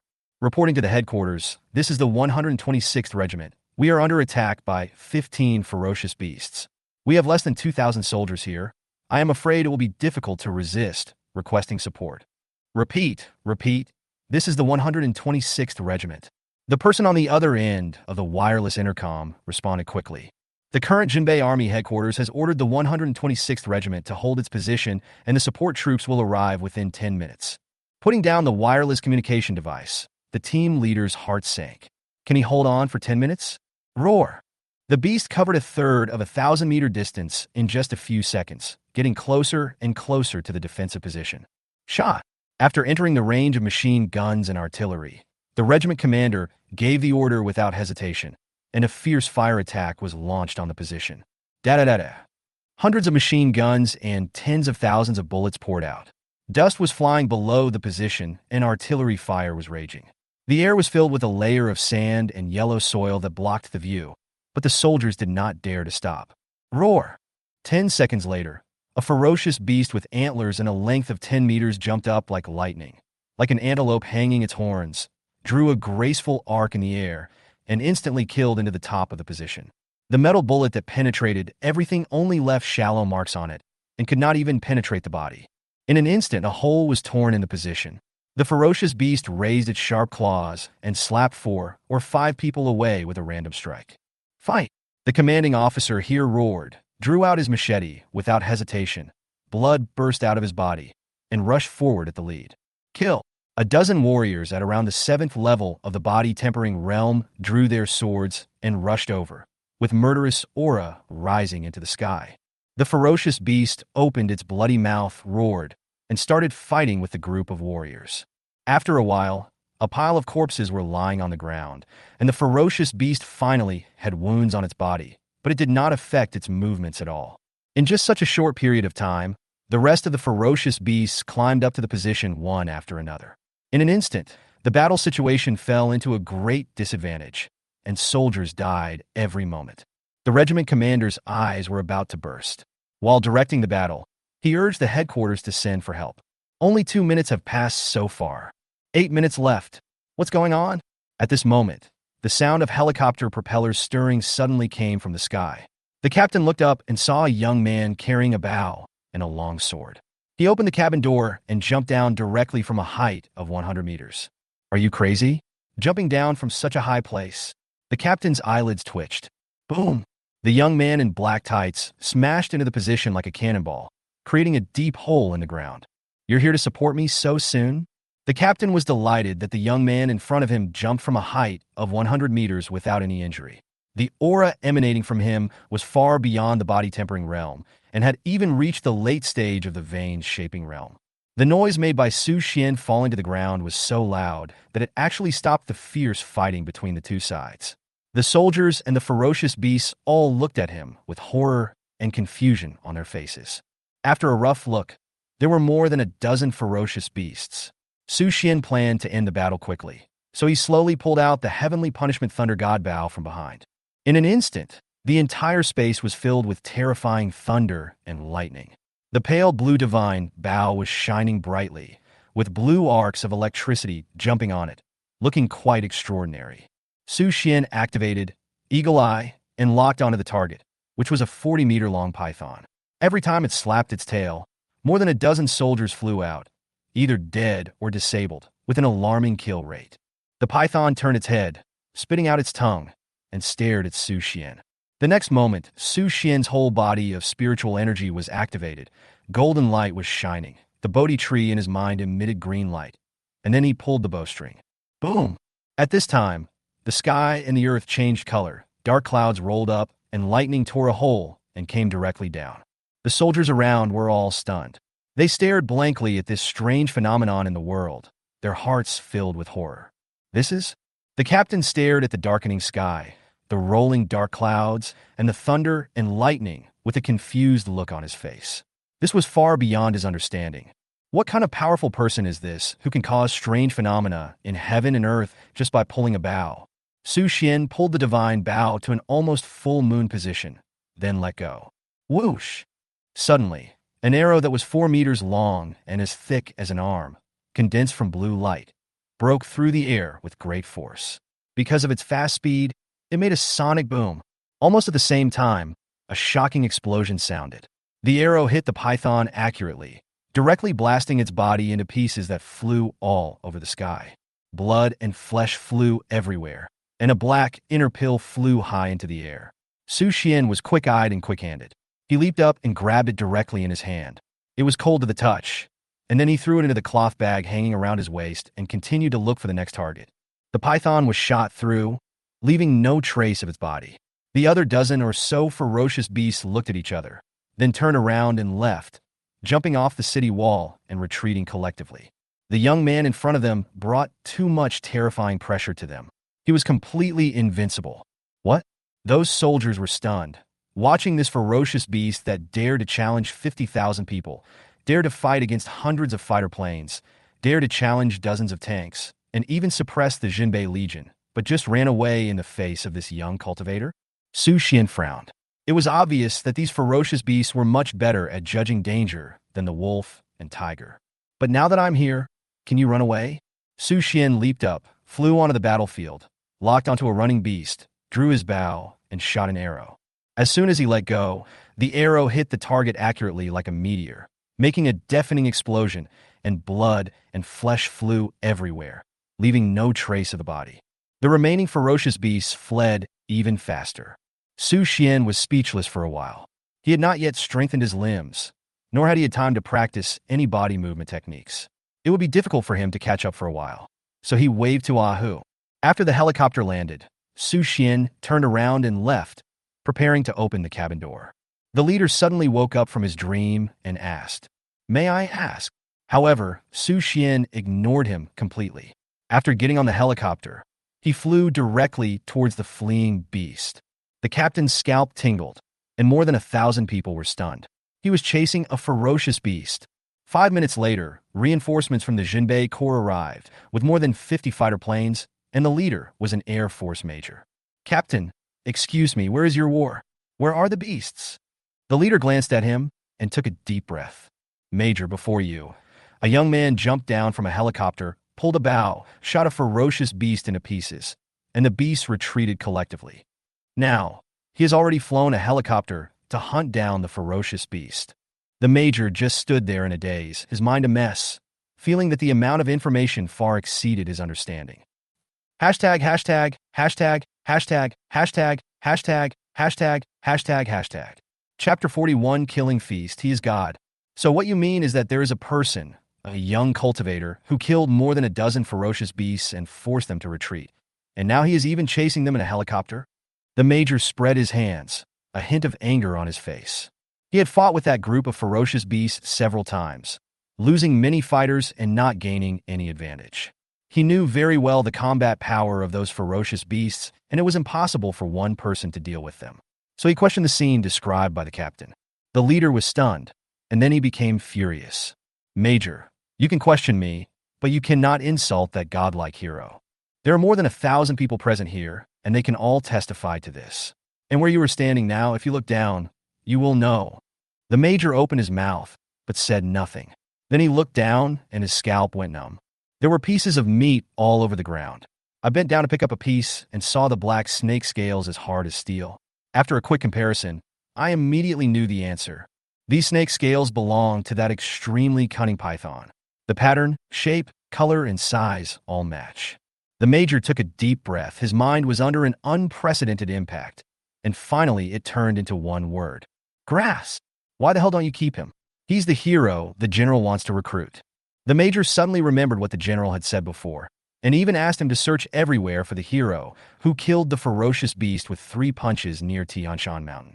It now seems that in addition to his fists, he also has a magical bow, which can blast a ferocious beast whose defense even a fighter plane cannot break through into pieces with just one arrow. The leader shrugged and spread his hands. Do you think he will listen to me? The Major understood instantly, and then became extremely anxious. Which direction did he go? North. Very good, Captain. You have done a great job. If we can recruit that hero, please report the news to the general truthfully. I think he will be very happy. The Major put on his helmet, got on his fighter, and dialed the communication settings. Brothers, head north and search for our hero. Receive. Su Xian held on to the group of ferocious beasts and headed north. The helicopter was flying very fast, and it didn't take long for him to catch up with the beasts. However, a new problem also arose. Every time he encountered a ferocious beast, he had to jump down, kill it, and then go up again. This going up and down was very time-consuming. However, even if you were standing on a helicopter and shooting, you still have to jump down to pick up the inner elixir. It would be great if I could break through to the Tianyuan realm. Then I wouldn't need a helicopter and could fly. After Su Xian killed the ferocious beast with antlers with 1 punch, he took out his inner elixir and took off again. He found that the beast had run a long way away, so he sighed. Keep chasing. Ahu controlled the helicopter and continued to chase towards the north, while the group of ferocious beasts ran for their lives in a panic and did not even think of dispersing. In this case, Su Xian was not worried and just kept hanging on. After catching up with one, he would kill it, get the inner elixir, and continue chasing it. Now, there are 4 inner elixirs in his cloth bag. These are all ferocious beasts in the Shenzong realm. He is confident that he can directly step into the peak of the Shenzong realm. At this moment, Ahu's radar panel suddenly detected more than 50 flying objects behind him. Sir, there are more than 50 fighter planes behind us. Judging from the radar, they seem to be Chinese military models. Don't worry about it. Let's continue hunting down the beast. Su Xian didn't care about it at all. There was only the ferocious beast and the inner elixir in his mind. Not long after, the group of fighter jets approached Su Xian and his team and sent out a communication request. Sir, the other party has sent a communication request. We could be on the same frequency. Do you want to answer it? Su Xian pondered for a moment, then nodded in agreement. Ahu connected the communication device, and an extremely excited voice came from it. Hello, hero. I am Lin Jiping, a major in the Air Force of the Jinbe Corps of China. I am glad that you came to the rescue and drove away the beasts when the 126th Regiment was about to be defeated. Please allow me to express my respect to you on behalf of the entire Jinbe Corps. Hang up now. Su Xian frowned, wondering why the iron-blooded soldier became so nagging. Ahu cut off the communication settings, controlled the helicopter, and continued to head north to chase the beast. Through the glass, he could see that the beast on the ground was running away at all costs and did not dare to stay. Beep, beep, beep. The communication device rang again.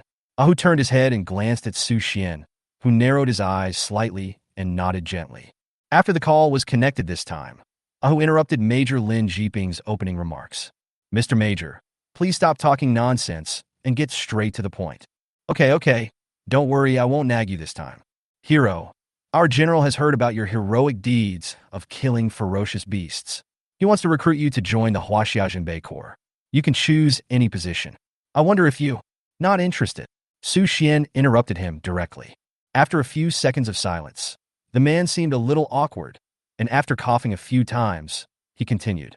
Hero, it looks like you're going to hunt down the beast, but to be honest, a helicopter is definitely not as fast as a fighter plane. I wonder if we can help you. Of course, it is also an honor for our Jinbe Corps to be able to help you. Ahu turned his head with a strange look on his face and glanced at Su Xian. He was extremely surprised. The Jinbe Corps was the leader of the 8 major corps in China, and its overall combat power was among the best in the world. It was said that their general was also very arrogant. Why at this moment? The tone seems to have a hint of flattery. Su Xian hesitated for a moment, took a look at the beast running on the ground, and felt a little overwhelmed, so he tentatively said, "You should have seen the dozen or so ferocious beasts in front of you. Can you force them into a certain area and prevent them from scattering, just like a sheepdog restraining a flock of sheep?" Ahu's mouth twitched. "Sir, your metaphor is really vivid. A dignified Air Force major is like a dog when described by you. Who knew that the next moment, confidence and cheers would burst out from there? No problem. Please rest assured.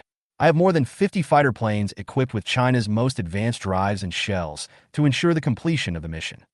Lin Jiping doesn't care whether he is a dog or a pig. As long as he works for the hero, he would be willing to be a sheepdog or even a grandson. "Okay, start now and get ready to catch up. Leave the rest to me."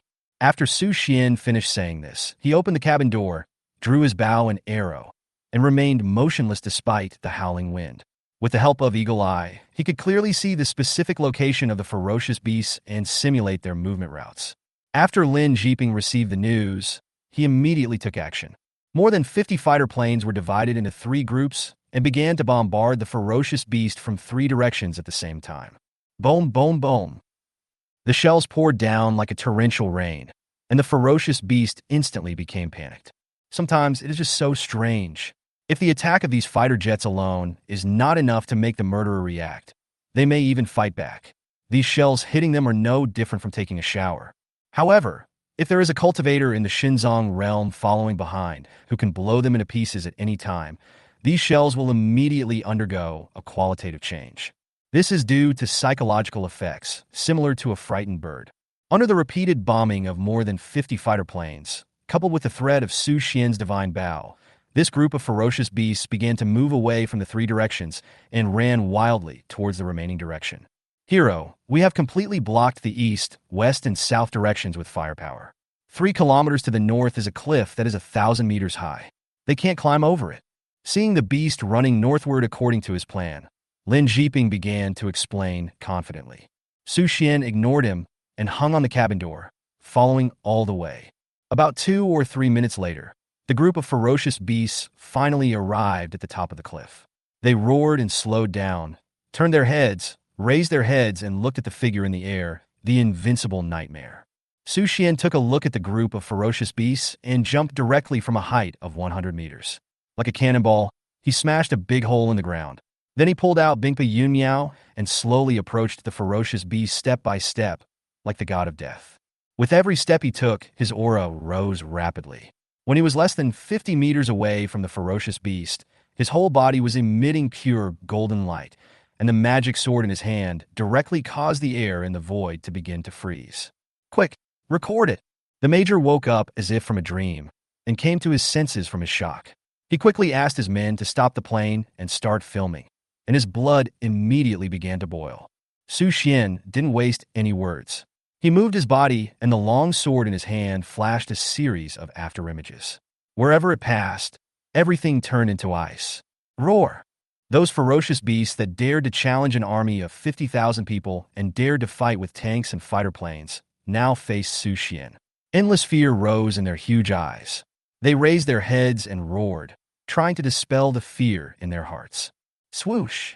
A cold light flashed, and Su Xian, holding the Bingpa Yunmiao sword, rushed into the group of ferocious beasts in the Shenzong realm like a god descending from heaven or the reincarnation of the god of death, and launched a one-sided massacre. In the front was a ferocious beast with a horse face and deer antlers. There was despair in its eyes. It immediately lowered its head, and a ball of white light rose from its antlers, and it charged straight over. Su Xian's sword went straight in, piercing through its huge steel head and cutting off its indestructible antlers. Then he stirred it vigorously, causing the entire head to explode instantly. Blood and flesh splattered, and the 5 bodies fell down with a loud bang. After a successful attack, Su Xian did not stop. He swung his sword, and a crescent-shaped sword energy, more than 10 meters long, swept across. The group of ferocious beasts didn't even have time to defend themselves before their bodies were cut in half by the milky white sword energy.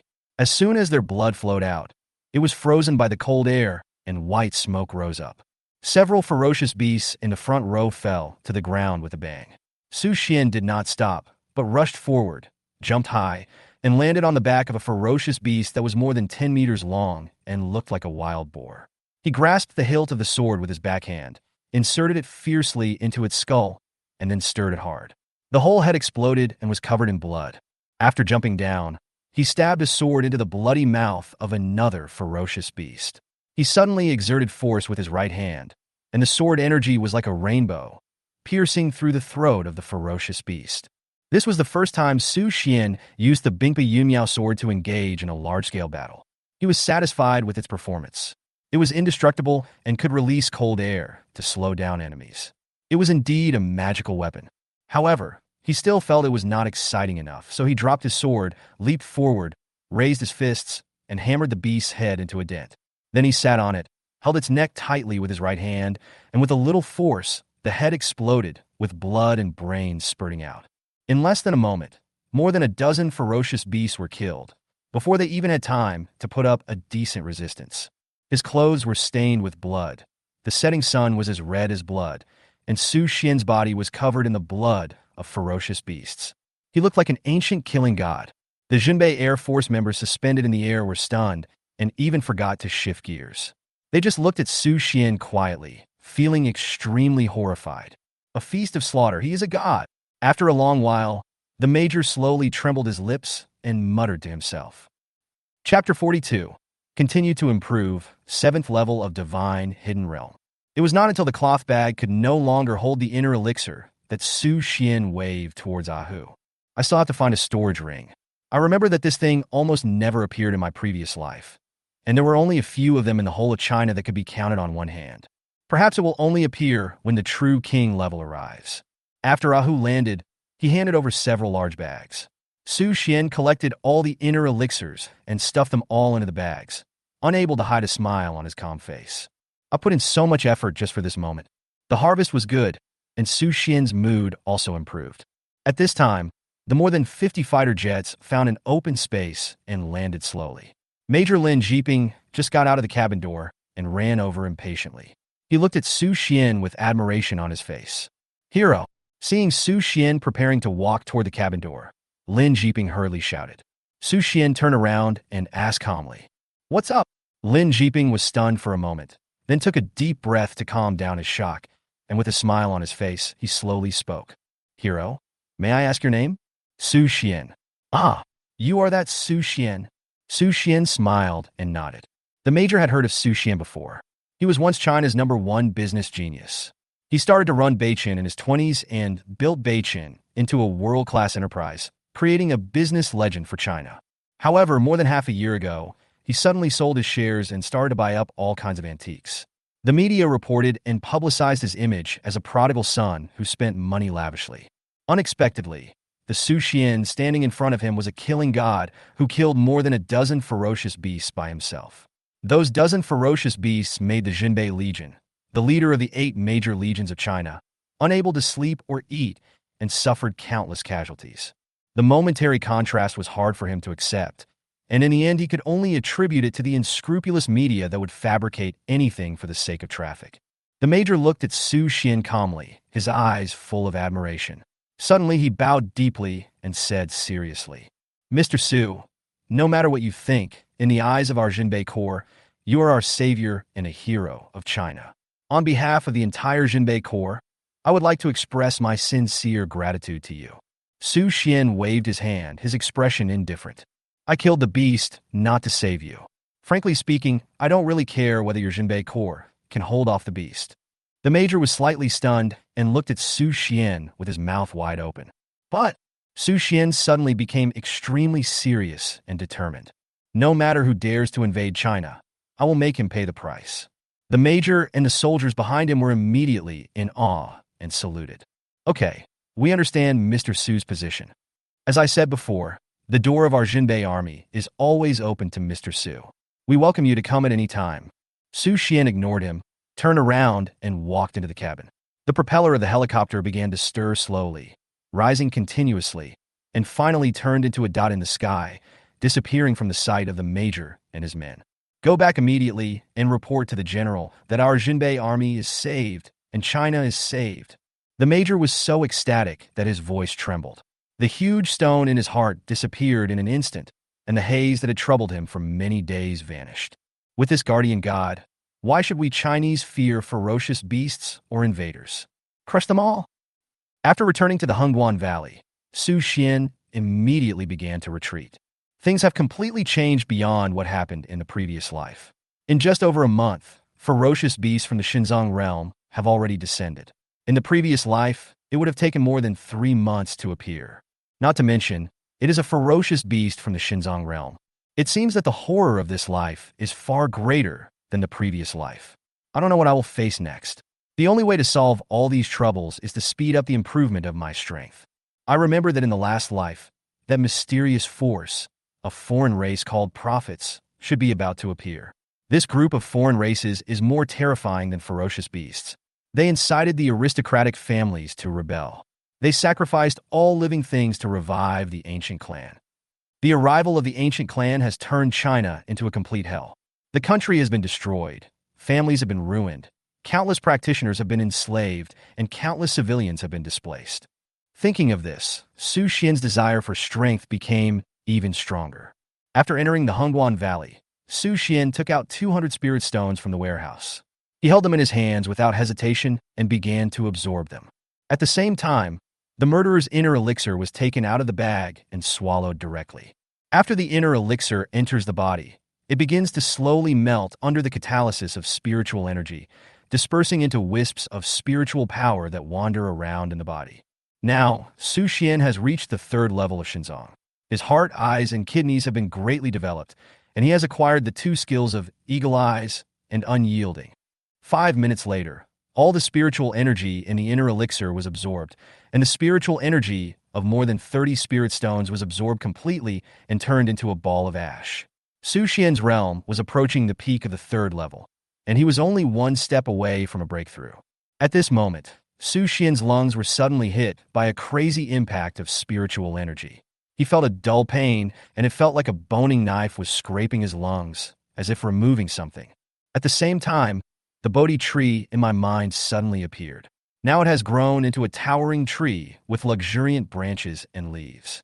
It exudes a strong green light, making people feel like they are bathed in the spring breeze, and its powerful vitality lasts forever.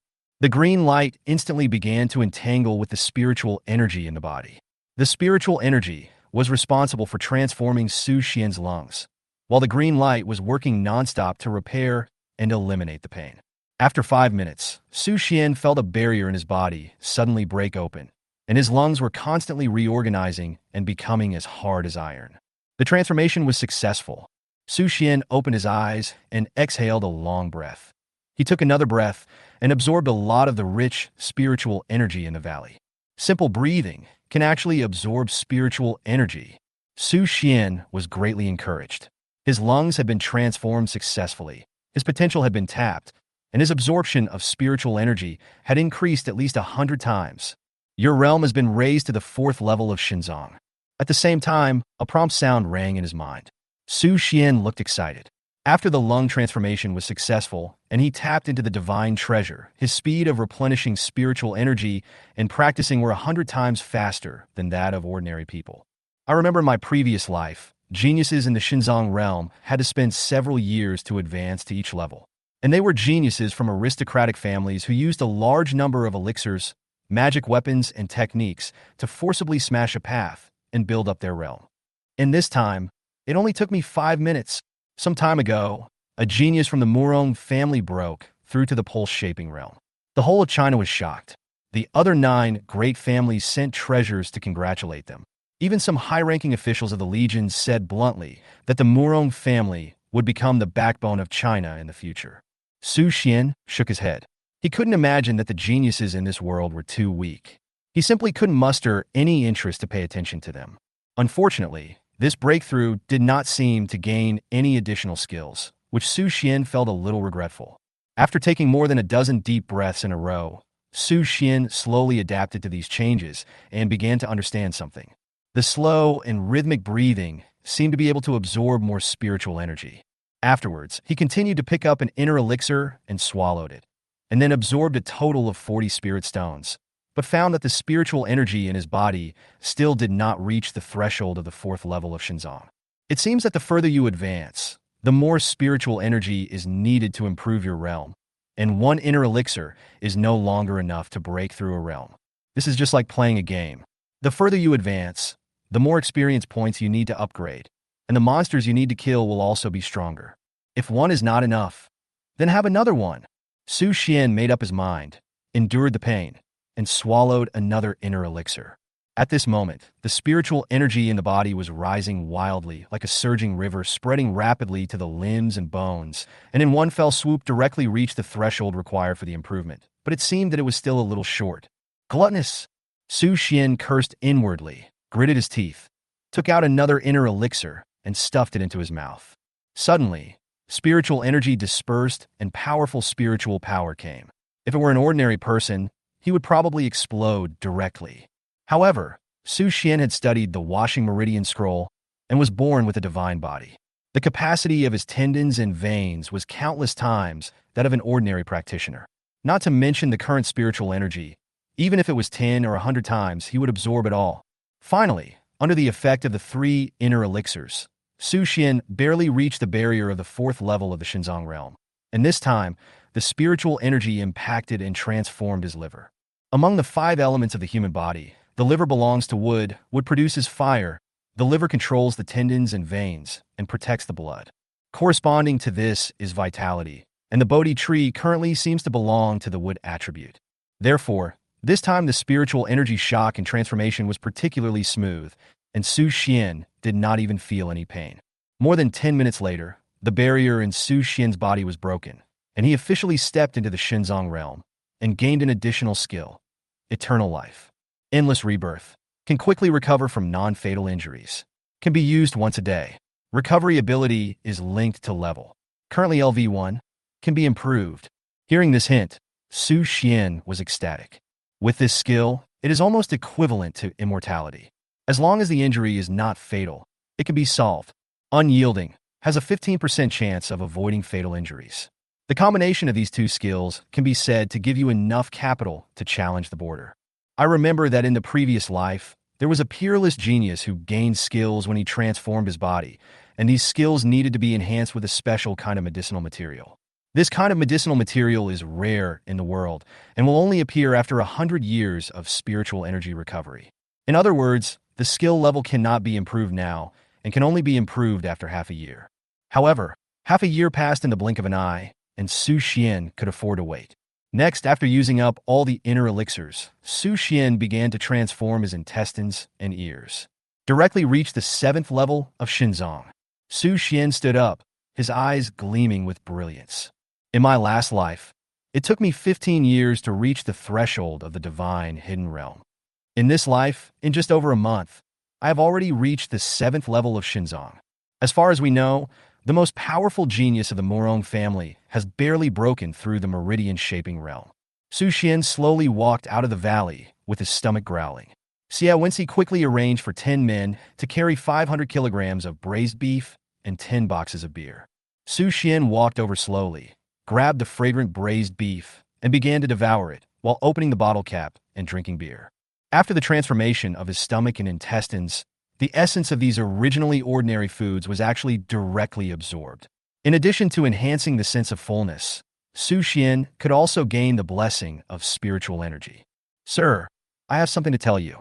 Xia Wenxi hesitated for a while, but finally said it. "What's up?"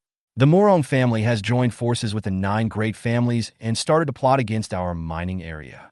Su Xian's eyes turned cold, and then he calmed down. "Eat first." Hashtag, hashtag, hashtag, hashtag, hashtag, hashtag, hashtag, hashtag. Chapter 43. Morong family's preparations. Su Xian starts a killing spree. Half an hour later, Su Xian finished eating 500 kilograms of braised beef and 10 boxes of beer. He finally felt full and burped contentedly.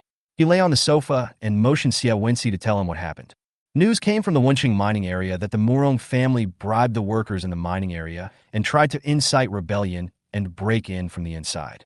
Now they have been taken down by Dachuan, and the audit department has intervened to investigate. In the white mining area, we have recently discovered many strange practitioners who are sneaking around, and seem to be gathering intelligence. According to the speculation of the people there, they're most likely from aristocratic families. In the Nanjing mining area, Morong Wei personally flew a plane there, circled the sky a few times, and made a harsh statement that the next time he came, the mining area would change hands. Judging from the words of Assistant Xia Wenxi, the top 10 families have already begun to take action one after another, trying to get their hands on their own mining areas, and some places have even infiltrated their interior. However, Su Xian has been busy improving his strength, killing ferocious beasts, and forging magical weapons, and has no time to pay attention to it. Now it seems that this group of people from the aristocratic families are getting too arrogant. It seems that I don't want to pay attention, and people mistakenly think that I dare not show up. Send a message to Morong Gue. If he shows any signs of targeting my mining area again, I will definitely have him removed from China. Su Xian's expression was calm, as if he was talking about something insignificant. In fact, the Morong family is also an insignificant existence to him, but the power behind him is still unknown. At this moment, a plan suddenly emerged in his mind, and he quickly said, Vinci, add one more sentence to the news I just told you. 3 days later, I, Su Xian, will go to Jiangnan. I hope Morong Gue will be ready to accept my great gift. Xia Wenxi was slightly stunned, and a chill surged in his heart. Suddenly, he remembered the terrifying methods that his master used in the mall in the past, and nodded quickly. Yes. Jiangnan, Morong family. Morong Gue called all the core members to a meeting with a sad and solemn look on his face. A capable middle-aged man on the left looked at Morong Gue, and after getting the latter's approval, he quickly stood up, cleared his throat, and said, The prophet has issued an order. Act quickly and kill Su Xian. After hearing this order, everyone in the conference room fell silent. The prophet had contacted them more than 3 months ago and predicted the revival of spiritual energy, reminding the Morong family to make arrangements in advance. This allowed the Morong family to seize the opportunity and plan ahead. After the revival of spiritual energy, the Morong family followed the prophet's instructions and secretly destroyed more than a dozen small businesses. They used their connections and relationships to seize many treasures from them. This allowed the young talents of the family to make rapid progress, and now 4 of them have entered the meridian-shaping realm. Therefore, for the Morong family, the prophet is their benefactor, but as for his origin, there is no way to know. Naturally, they followed the prophet's orders without hesitation, especially Su Xian, who was incompatible with the Morong family. Away, you are now the head of the Morong family. Tell me what you think. Morong Gue's face was calm, but there was a hint of worry in the depths of his eyes. Ancestor, since the prophet has given this order, it means that Su Xian has to be eliminated. Moreover, Su Xian has taken away the bronze sword that originally belonged to us, as well as those spiritual stone mines. He has long been at odds with my Morong family. Morong Wei is the strongest man in the Morong family today. He possesses the terrifying strength of the 3rd level of the pulse-shaping realm. In addition, he is resourceful and was promoted to the helmsman by the ancestor. What he says carries a lot of weight. Morong Gue nodded and ignored the others. So, getting rid of Su Xian is a must. That's right. Morong Wei nodded, his face calm, and continued. If I'm not mistaken, the other 9 great families should have received the same order. So this time our Morong family must unite with the other 9 great families to jointly eliminate Su Xian. Su Xian is far away in Hengguan Mountain, closest to the Li family, so we should let them investigate the situation first. After all, we still don't know Su Xian's true strength, but I think he is at most at the vein-shaping realm. Having said that, a hint of pride appeared on Morong Wei's face. No! Morong Gue suddenly shook his head. With an exaggerated smile on his face, his fingers clasped together, with extreme contempt on his lips, and said coldly, Su Xian has sent me a message, claiming that if my Morong family has any ideas about his mining area again, he will remove my Morong family from the family. Everyone was stunned and speechless after hearing this, while Morong Wei burst out laughing. Morong Gue seemed to be amused by Su Xian's terrible threat. He glanced at everyone and said slowly, in an unquestionable and somewhat arrogant tone, Since the founding of our Morong family, our family has been entrenched in Jiangnan for more than 1,300 years, becoming the leader of the top 10 families in China. No one has ever dared to talk about destroying the Morong family. But now there is... Everyone, what do you say we should do? He raised his voice noticeably as he said the last sentence. The people in the conference room suddenly felt a burning anger in their chests. A young yellow-haired man stood up suddenly, pounded his fist on the table and almost yelled. Then send him to fill up the West Lake. Others shouted loudly. Ancestor, we should immediately surround and kill Su Xian and seize the Spirit Stone mining area. Grandmaster, give me a team of soldiers and I will definitely annihilate the Hengduan Mountains. Ancestor, I have now reached the meridian-shaping realm. I am willing to inform the entire Chinese nation and challenge Su Xian single-handedly. The crowd was excited, as if they were about to smash Su Xian's head. Morong Gue felt very satisfied. Facing foreign enemies, unity was more important than anything else, but one must not be reckless. He stretched out his hand and pressed down slightly in the air, signaling everyone to be quiet, and said slowly, in 3 days, Su Xian will come to Jiangnan in person and prepare to send a big gift to my Morong family. You will show your performance then. Now, let's adjourn the meeting. Ah Wei will stay. Everyone left the meeting room in confusion, leaving only Ah Wei and Lao Zhu. Ancestor, Su Xian may not be that easy to deal with. He seized the mining area. According to our intelligence, he has already transported hundreds of carts of spiritual stones. In addition to the various antiques he bought before, his realm may not be much lower than mine.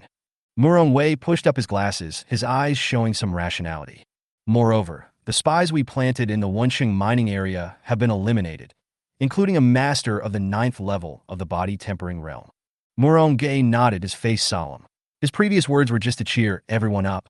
When facing Su Xian, they still needed to be cautious. But that was all. He then said proudly, we have many ways to deal with Su Xian. There is no need to rush. We'll make good arrangements within these 3 days. 3 days later, Su Xian arrived in Jiangnan on Ahu's helicopter.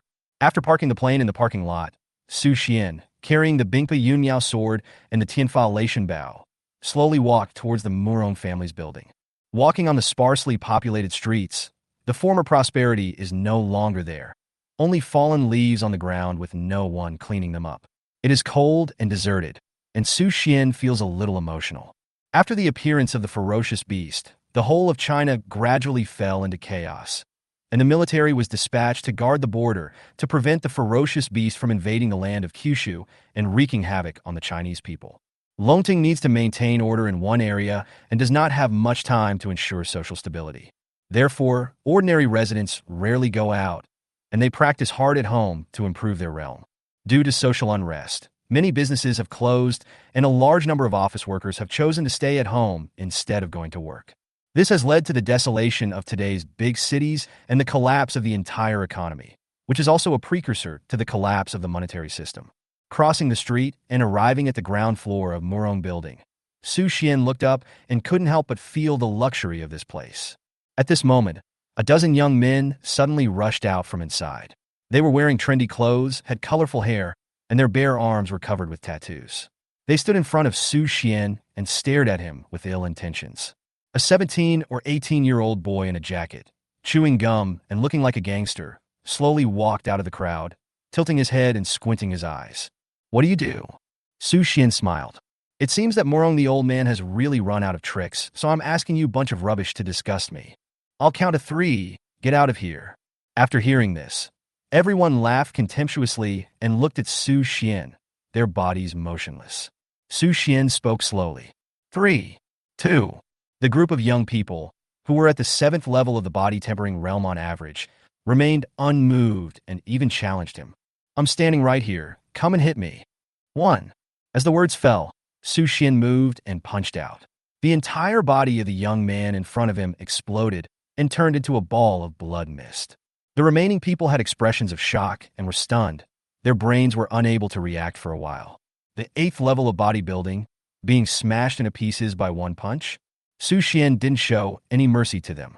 He punched them one by one, turning them into mincemeat. Su Xian showed no mercy to this group of young people who did evil things on a daily basis and helped the Morong family to kill and rob. What's more, I came to Morong's house today not to visit, but to kill someone. About 7 or 8 seconds later, more than a dozen young men were all killed, leaving no trace of their bodies. There was a pool of thick blood and broken meat scattered on the ground, emitting a pungent smell of blood. What a courage! At this moment, another group of people rushed out, holding various weapons in their hands, looking aggressive and as if facing a powerful enemy. The leader was 2 meters tall, with bulging muscles, a crew cut, and a square face full of shock and anger. He shouted, "Su Xian, you slaughtered innocent civilians in broad daylight without asking any questions. Do you still have the law in your heart?" Su Xian took out a handkerchief to wipe the blood off his hands and said coldly, "I'll count to 3. If you don't give way, you'll end up in the same situation. Then stretch out your fingers and start counting. 3, 2. The group of people quickly made way for him. No one dared to stop this killing god who could kill an 8th-level body-tempering realm expert with a single move. Su Xian ignored these people and slowly walked into the hall. He glanced at the dozens of people who were on full alert and finally walked to the front desk. He looked at a young woman in a professional suit and smiled. "Please take me to Morong Gui's office. I have an appointment with him for coffee at 9 o'clock. There are only 3 minutes left. I hope your elevator is fast enough so as not to delay us." The girl looked pale and managed a smile. Okay, please follow me." Then he took Su Xian into the high-speed elevator and pressed the button for the 105th floor. In the top-floor office, the ancestors of the 10 great families and the geniuses of the younger generation all gasped in shock as they watched Su Xian killing people on the surveillance screen. "You really don't take us seriously. We must teach him a lesson later." Morong looked at them as if they were idiots. He raised his hand and killed a 9th-level body-tempering realm cultivator in an instant. "Do you still think you can teach him a lesson?" Chapter 44, Is This the So-Called Genius? Vulnerable. The high-speed elevator was very fast, and it took less than 20 seconds to reach the 105th floor. The woman at the front desk brought Su Xian to Morong Gui's office. Boom, boom, boom. The woman knocked on the door, pushed it open after receiving an answer, and saw the room full of people. The fear in her heart was slightly relieved. After leading Su Xian in, she slowly left. Su Xian walked into this super luxurious office of over 1,000 square meters and saw 5 to 66 people, all looking at him. There is disdain, fear, doubt, and contempt, and in the very center, there was an old man with white hair combed back. His eyes were as sharp as an eagle as he looked at Su Xian. It was Morong Gui. "Welcome, Mr. Su. I'm sorry for not coming here to meet you." Morong Gui quickly stood up with the attitude of a protagonist, a slight smile on his face, as enthusiastic as if he had met an old friend whom he hadn't seen for many years. "Just now, there was a group of ignorant losers who came to greet me, but now they are all dead." Su Xian sneered, sat directly on the chair next to the round table, put his feet on it, stared at Morong Gui with an arrogant look, and said with a smile, "Old Morong, I heard that you were planning to take over my mining area recently, and you even planted spies inside to incite rebellion. I came here today without any nonsense. I said I would give you a big gift, so I will do what I said. I think this is the way to go. In Jiangnan, you give up 5 mining areas, pay 10 billion yuan in compensation, and then hand Morong over to me. I will not pursue your responsibility." Su Xian's words could be said to be extremely impolite and arrogant. In fact, in the past 1,000 years, the Morong family had never been attacked by anyone demanding compensation. Morong Gui's eyes rolled, and he was furious. Not to mention that he had not occupied the mining area. Even if he had taken it all for himself, he would not allow Su Xian to be so arrogant and overbearing. According to the Morong family style of doing things, if they take a fancy to the mining area, it is your destiny and blessing, Su Xian. Do you still dare to ask for compensation? They even demand 10 billion in compensation. Where will the compensation come from? If we talk about losses, it is also the loss of my Morong family. Not to mention, handing over Morong is the Morong family's greatest asset to dominate the world and the future pillar of the Morong family. How dare you? Su Xian, who do you think you are? How dare you shout at me in the Morong family? If you have the guts, do you dare to challenge me in a one-on-one fight? A young man from the Morong family with dyed yellow hair suddenly stood up and, at Morong's suggestion, slapped the table hard, looking very imposing. Su Xian glanced at him, a waste of the 2nd level of the vein-shaping realm, and immediately lost interest in him. He said coldly, "I won't fight with trash. Go away." Hiss. All the young people in the room felt offended immediately. He is a powerful practitioner at the 2nd level of the vein-shaping realm, almost the ceiling practitioner in China. How could he be called a waste by Su Xian? Judging from his posture, he should be only at the vein-shaping realm, but the weapon behind him looks quite impressive. How dare you insult the genius of the Morong family? You deserve to die. Since you are so arrogant, I will teach you a lesson on behalf of everyone. The young genius of the Morong family slowly stepped out of the line, his blood boiling, his muscles bulging, and a murderous aura filled the entire office. Seeing this, everyone made way to make way for Su Xian and them, and then gathered around to watch. They also wanted to see how capable this arrogant and boastful guy was. The muscular man shook his neck with a grin, making a series of crackling sounds. He walked slowly towards them with a grin on his face. Then his eyes became stern, and he chopped down fiercely from top to bottom with a sharp knife. The strong energy overflowed, causing the air to twist violently, and the people around him gasped. As expected of the Morong family's genius, this kind of indomitable spirit is enough to make him stand at the pinnacle of the strong. If I'm not mistaken, he is currently using the mountain-splitting thunder palm. If he practices it to the extreme, he can even cause thunder to roll in the sky. The Morong family's background is truly enviable and amazing. A crowd of people expressed admiration and praise. Su Xian didn't even bother to look. He just picked up a cigar on the table and flicked it with his fingers.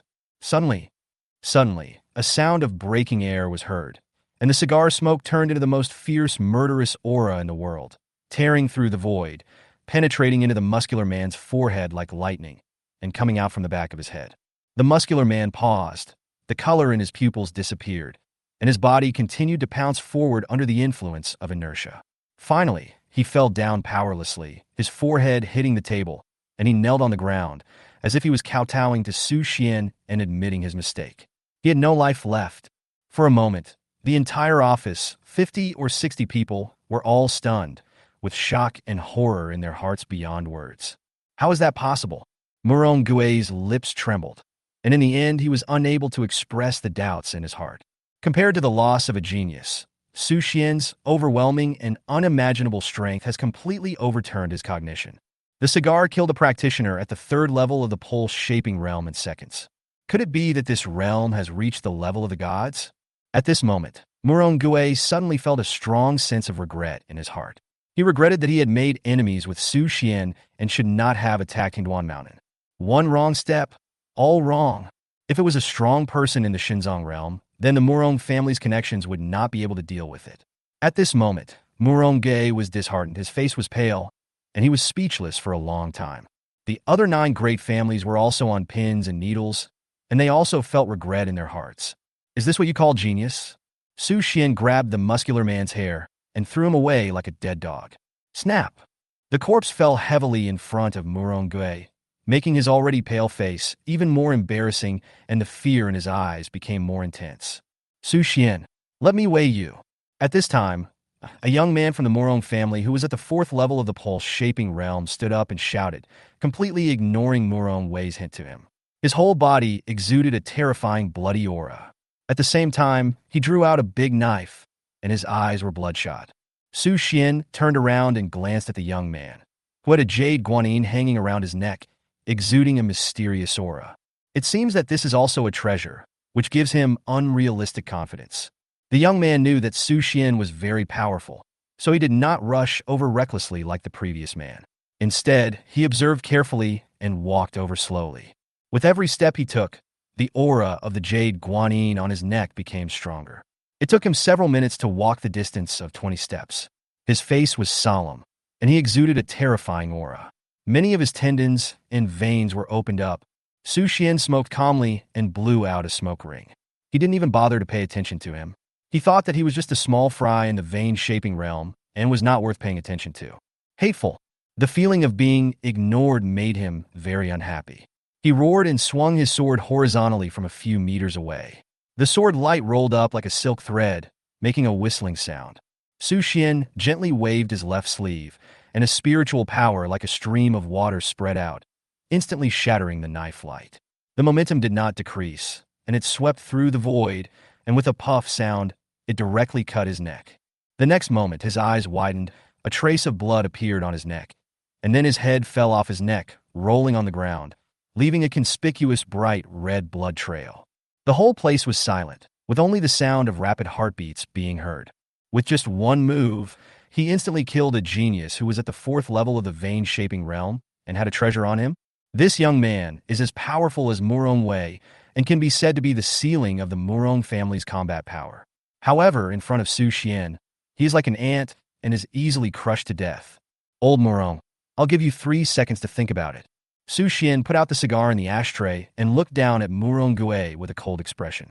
The huge pressure made everyone lower their heads and dared not look at him. 3. A voice like the god of death, demanding death, rang out. This ancestor of a noble family who had been ruling China for decades, this elite figure who was a big shot in the business world, this almost uncrowned king of Jiangnan, did not even have the courage to speak at this moment. 2. Su Xian shook his head in disappointment and continued counting. Okay, I promise you. Morong Gue exhausted all his life's strength and endured all the humiliation to say this sentence. Then his body went limp and he leaned on the sofa, feeling powerless all over and shaking uncontrollably with fear. This is a devil. This is Tao Dai. Very good. Wouldn't it be better if it was like this earlier? My assistant will send you the car number later. Tomorrow morning I want to see the balance is the number I imagined. Otherwise, you know the consequences. Su Xian picked up the fine coffee on the table and drank it all. Good coffee, thanks for the treat. Then he put on the windbreaker on the sofa and left as if nothing had happened. When he was almost at the door, he suddenly turned around and looked at another ancestor of aristocratic family.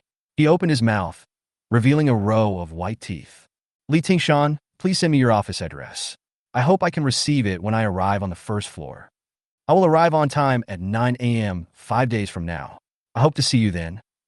The white-bearded ancestor of the Li family, Li Tingshan, who had been active in the north for 50 years, was now weak all over. He opened his mouth slightly and smiled. No problem, Mr. Su. Su Xian nodded, then slowly walked out of the office and left the building. After making sure that Su Xian had completely left, Morong Gue slumped down on the sofa, his eyes empty and lifeless, and he raised his head and stared blankly at the ceiling.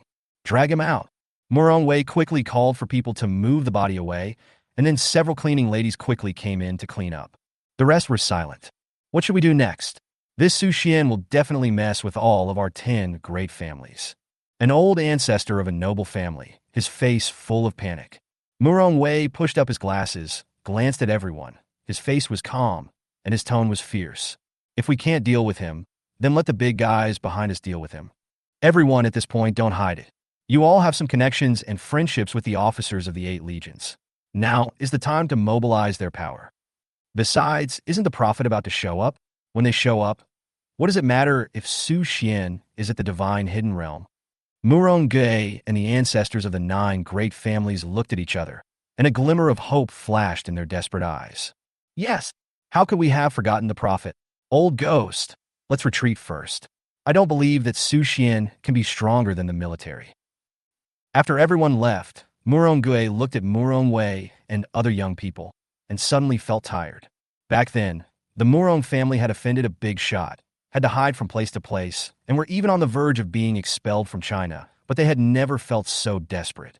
Away, those prophets are probably not as powerful as you think.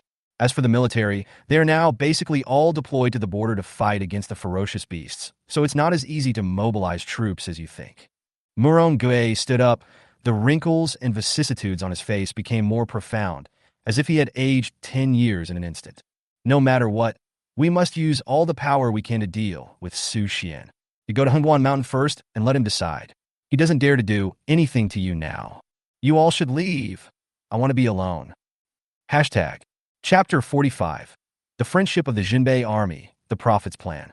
Sir, the handover of the Morong family went very smoothly. All 5 mining areas have been taken over, and the contract has been signed. Our people are also preparing to arrive this afternoon to officially take over. Morong Gue has arrived at Hengguan Mountain. We followed your instructions and put a soul-locking ring on him. He can't use any spiritual energy now. Tens of billions of cash have arrived. After hanging up the phone with his assistant Xiaowensi, Su Xian did not leave Jiangnan. Instead, he found a more remote hotel, stood on the leaf-shaped window, and looked at the sea level in the distance. There were thick clouds rolling, almost sticking to the sea level, which looked very depressing. It is now December 20th, exactly 2 months before the spiritual revival. In the previous life, the 2 months were a relatively peaceful period. There were no vicious beasts, no half-demons, and no mysterious prophets appearing. The 10 great families also took advantage of the situation to rise, and relying on their own foundation and resources, they managed to produce several geniuses. But in this life, everything progresses much faster. In less than a month, the ferocious beasts have launched a fierce attack on the Chinese border, causing countless casualties.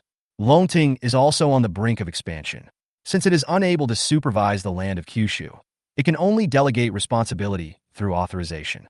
Once it becomes impossible to control the local areas, the areas under Luo Tan's jurisdiction will also be controlled by the aristocratic families and become their own forces.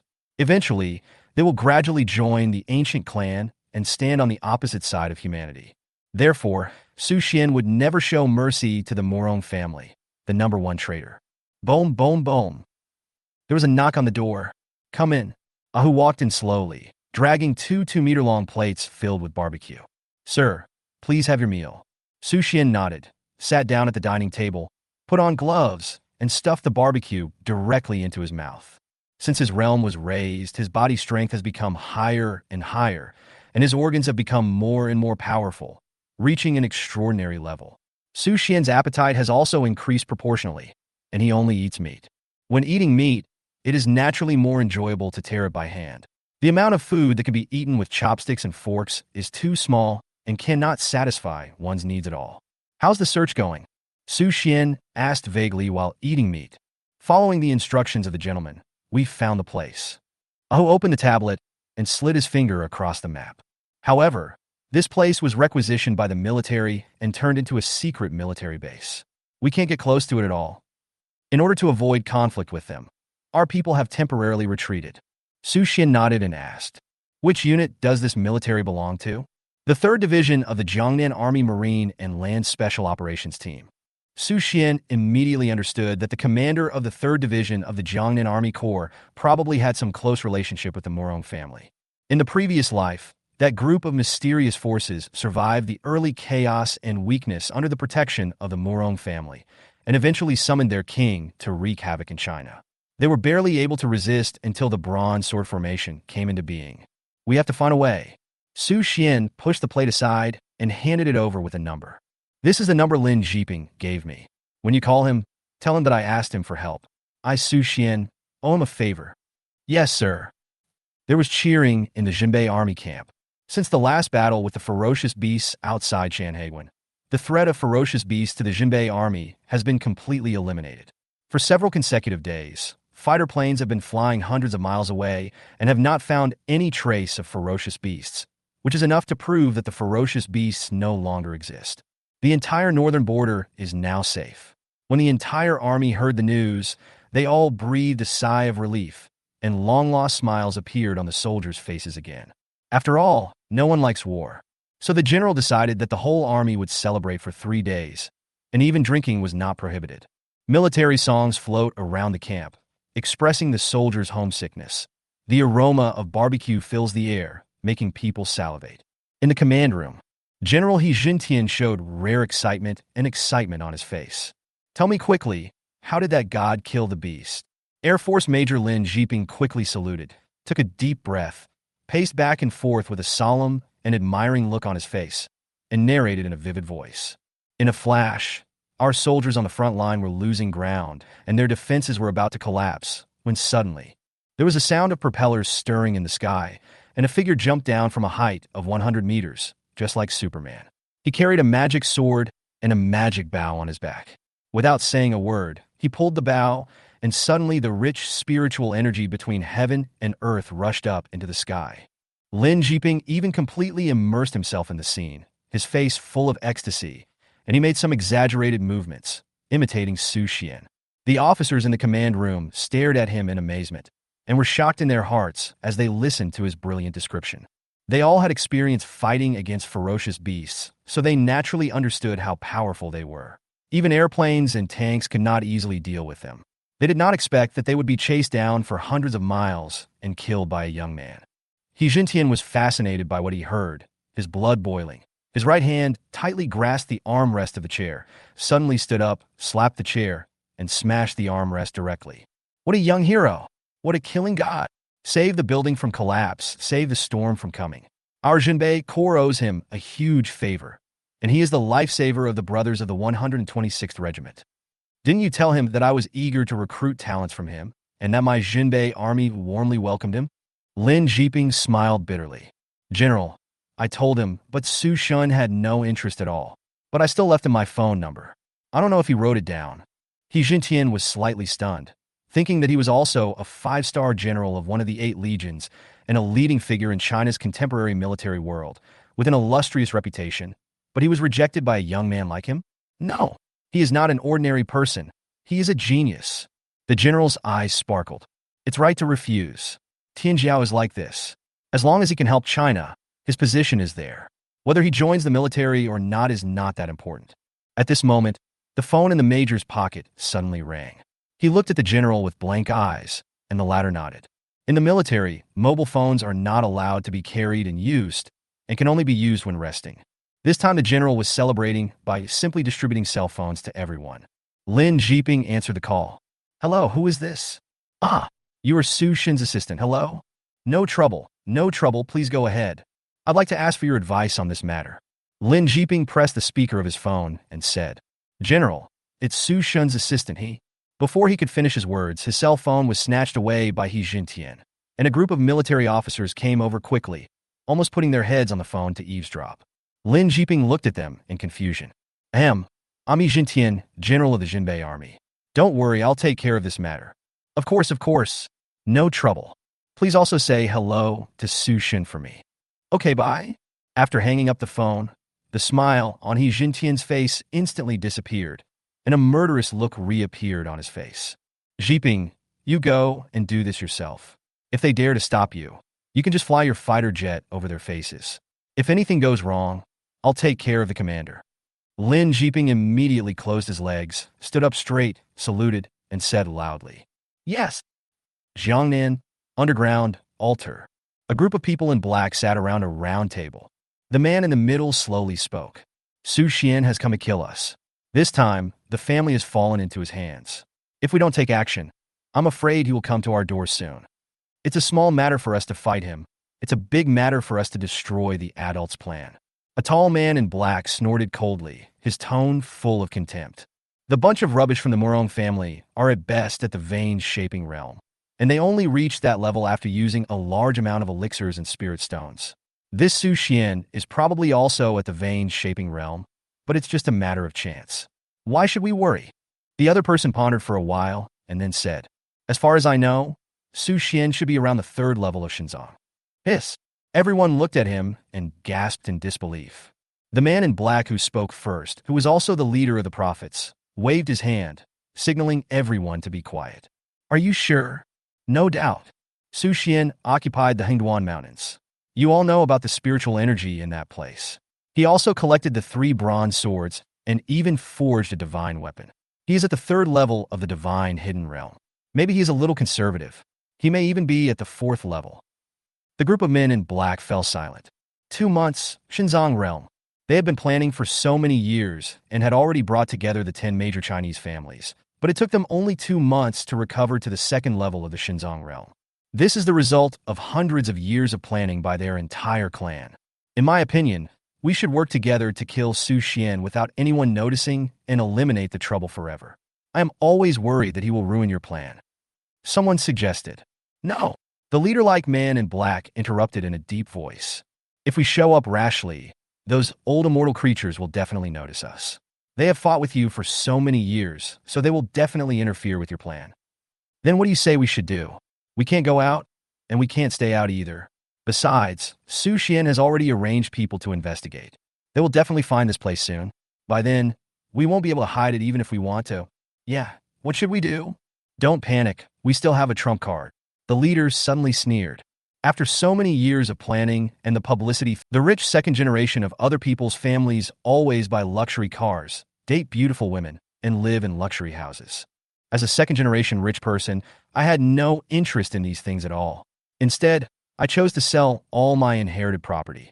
It is only because in the previous life, a series of drastic changes caused the spiritual energy of heaven and earth to revive, the 3,000 great ways to reappear, and all existing order would be broken up. So, at that time, money is nothing but waste paper and has no value at all. Even though I own Beichen Group with assets worth hundreds of billions, what can I do? After the spiritual energy revived, I suffered a lot because I was a step slower than others. I wasted more than 10 years and finally died tragically in the mouth of a ferocious beast. All the hardships in my previous life are still vivid in my mind. In this life, I am reborn and vow to change everything. I only have 10 months to plan ahead, and I have to cash out my shares as soon as possible and receive more than 60 billion in cash. Combined with the memories of my past life in my mind, I was able to leave everyone behind when the drastic changes came and become the top powerhouse after the revival of spiritual energy. But in this world, I'm the only one who knows the secret of the upcoming spiritual revival. So when people learned that I was going to sell off my inheritance, I was surrounded by shareholders who were surprised and angry. The old and stubborn Zhao Jiangwo was trying to persuade me desperately, with a look of pain in his eyes. He questioned my decision and even blamed me for betraying my parents' last wishes. Just as Zhao Jiangwo looked at me disappointedly, Luo Sun chuckled. This hypocritical guy has been waiting for an opportunity to seize control of Beichen Group, and he has even gone so far as to put pressure on me many times, both overtly and covertly. At this moment, his smile seemed a little funny to me. I slowly turned my head to look at him and said calmly, "Uncle Luo, haven't you always wanted to increase your stake in the group? Why don't I sell you the 39% of shares I have?" My words caused an uproar among the people present, especially Luo Sun, who was obviously stunned for a moment, revealing a look of suspicion.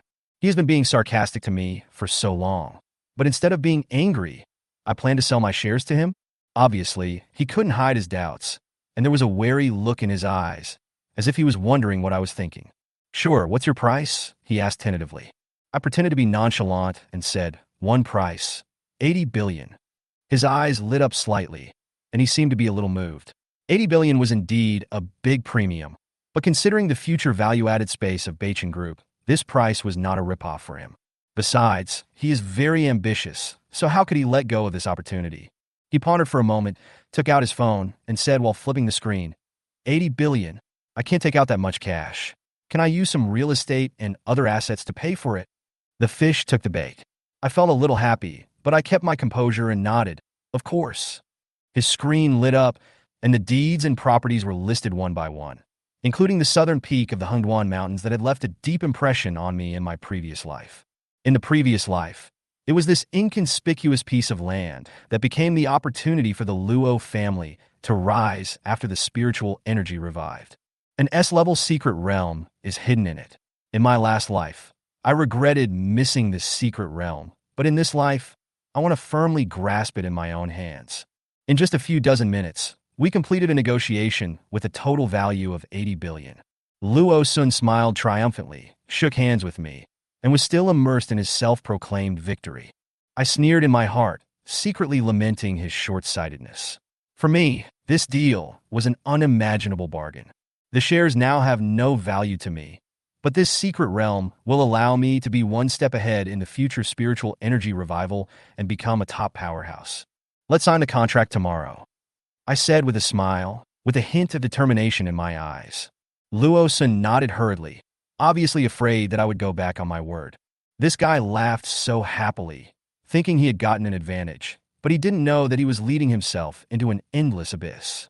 At this moment, the other shareholders looked at each other, their eyes no longer on me, but turned quietly to Luo Sun, as if they had tacitly agreed that he would soon become the new person in power.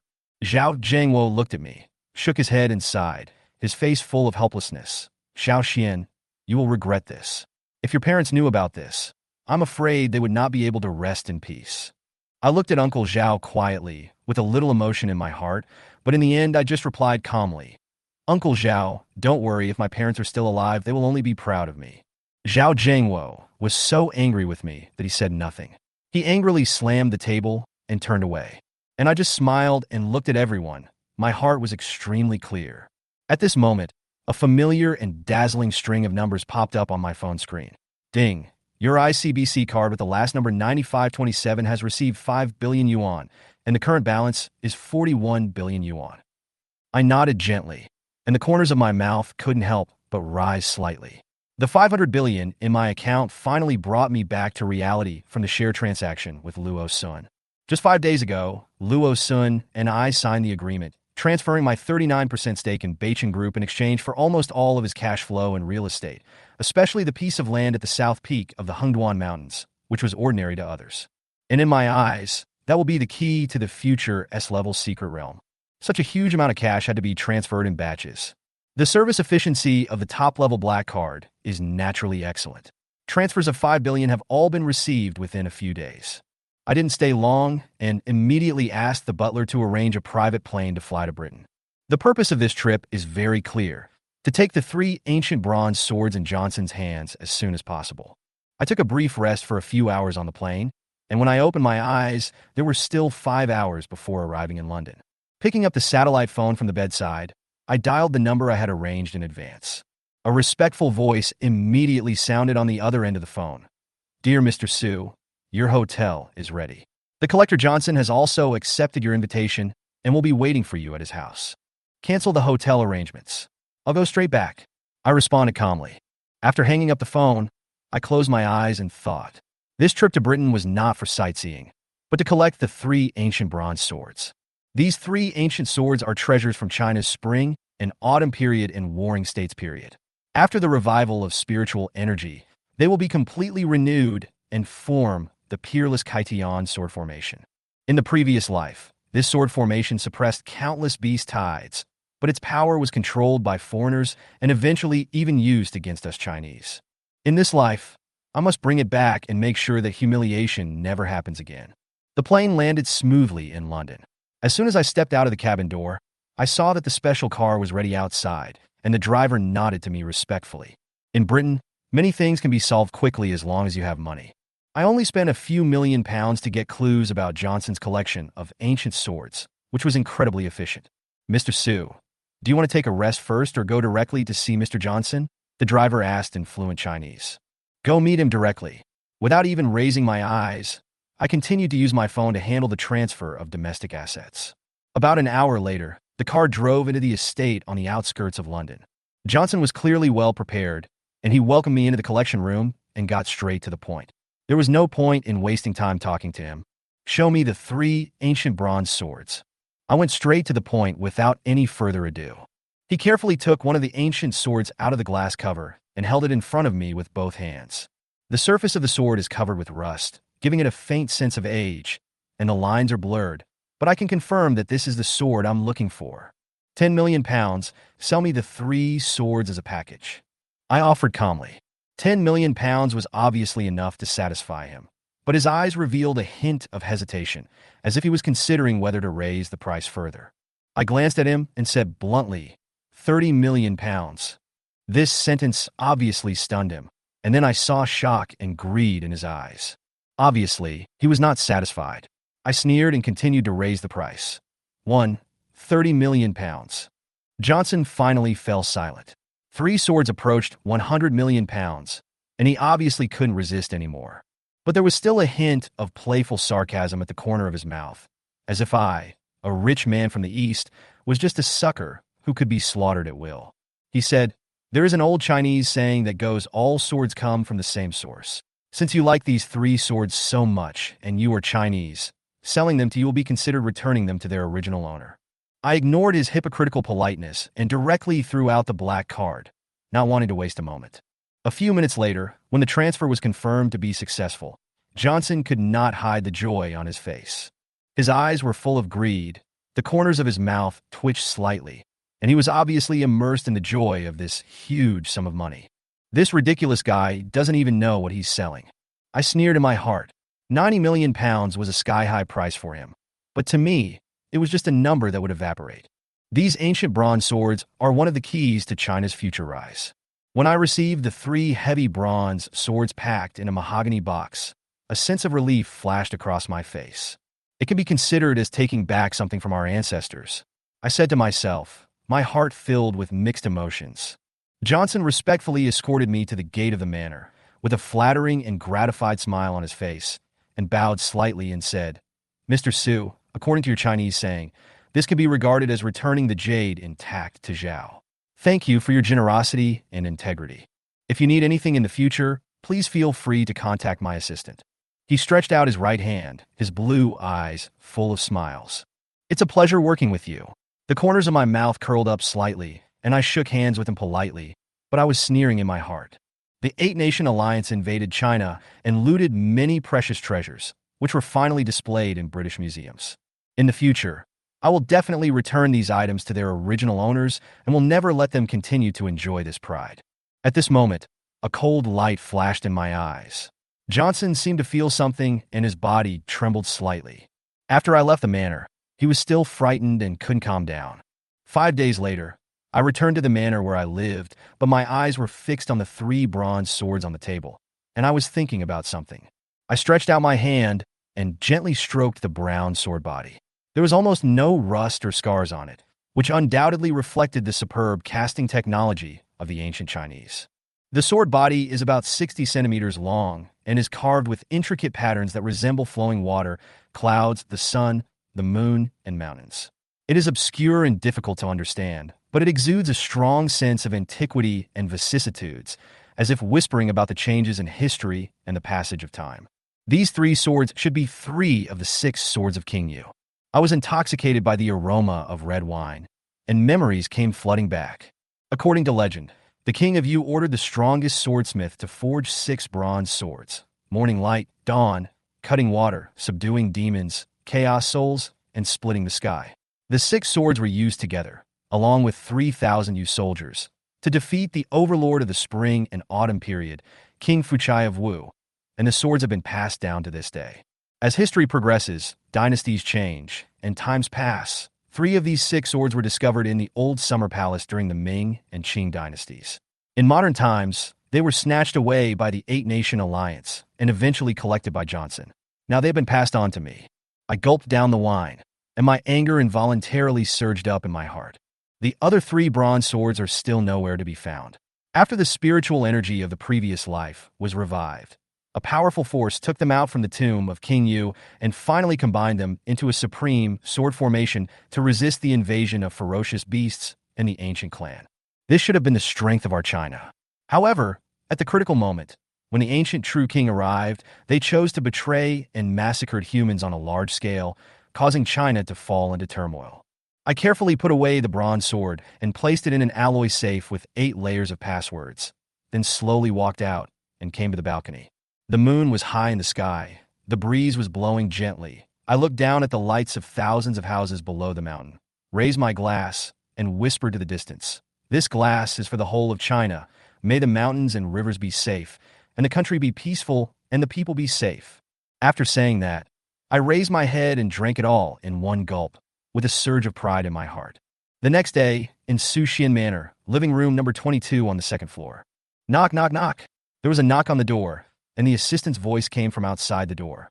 "Mr. Su, they are here. Come in." I put out the cigar in my hand and sat on the leather sofa, looking calm. The door slowly opened, and Assistant Xia Wenxi, wearing a neat suit, walked in respectfully, followed by 3 people in strange costumes. A man with braids and an eye mask, a fat bald man with a gentle smile on his face, and a young woman with a hot body and a sexy leather skirt. "Mr. Su, these 3 are the people you are looking for." Xia Wenxi walked to my side and deliberately blocked the direction of these 3 people, appearing to be very considerate. I glanced at him, silently approving. Xia Wenxi has been following me for many years. After my previous life spiritual energy was revived, I left Beichen Group, but he still followed me closely. In the end, in order to protect me, he stood in front of the monster and was killed by it. He is loyal, reliable, smart, and resourceful. "Please sit down." I waved to them to sit down with a casual attitude. The young woman saw the half-smoked cigarette in the ashtray and blurted out in surprise, "Gurkha Royal Courtesan cigar, worthy of being the chairman of Beichen Group, a billionaire worth hundreds of billions, and one of the top 10 richest people in China. A cigarette worth 1.5 million. He just said no, tut-tut. Ma'am, what is your name?" I was a little surprised. I looked at her and smiled. "You can call me Shirley. The one dressed like a Caribbean pirate is my senior brother, Zhang Sanlian. The bald guy is my junior brother, sure too." She did not shy away from anything and sat on the sofa in a daze. She said, "Let's not waste any more time. We are very clear about Mr. Su's commission. The older the tomb, the more dangerous it is. And the tomb of the King of Yu you are looking for this time is an extremely dangerous place after analysis." She said, her eyes serious and determined. If Senior Brothers Master Partridge and Master Bai were not in China, we would definitely invite them to participate, which would greatly increase the success rate. But even without them, we will work hard to complete it. After saying that, Shuali stopped talking and looked at me with her big, sparkling watery eyes, her face full of innocence and romance. I pondered for a moment, then understood what he meant and gestured with my hand. The assistant immediately took out 3 cigars and handed them to them. Ms. Shirley, I'm a direct person. I will never treat you unfairly in terms of price. As long as the task can be completed, I can raise the price. I leaned on the sofa with a calm expression. But before that, can you let me see your skills? I don't mean anything else. It's just that I've been very interested in your industry since I was a child, and I even often read the books of Nampai Sanshu.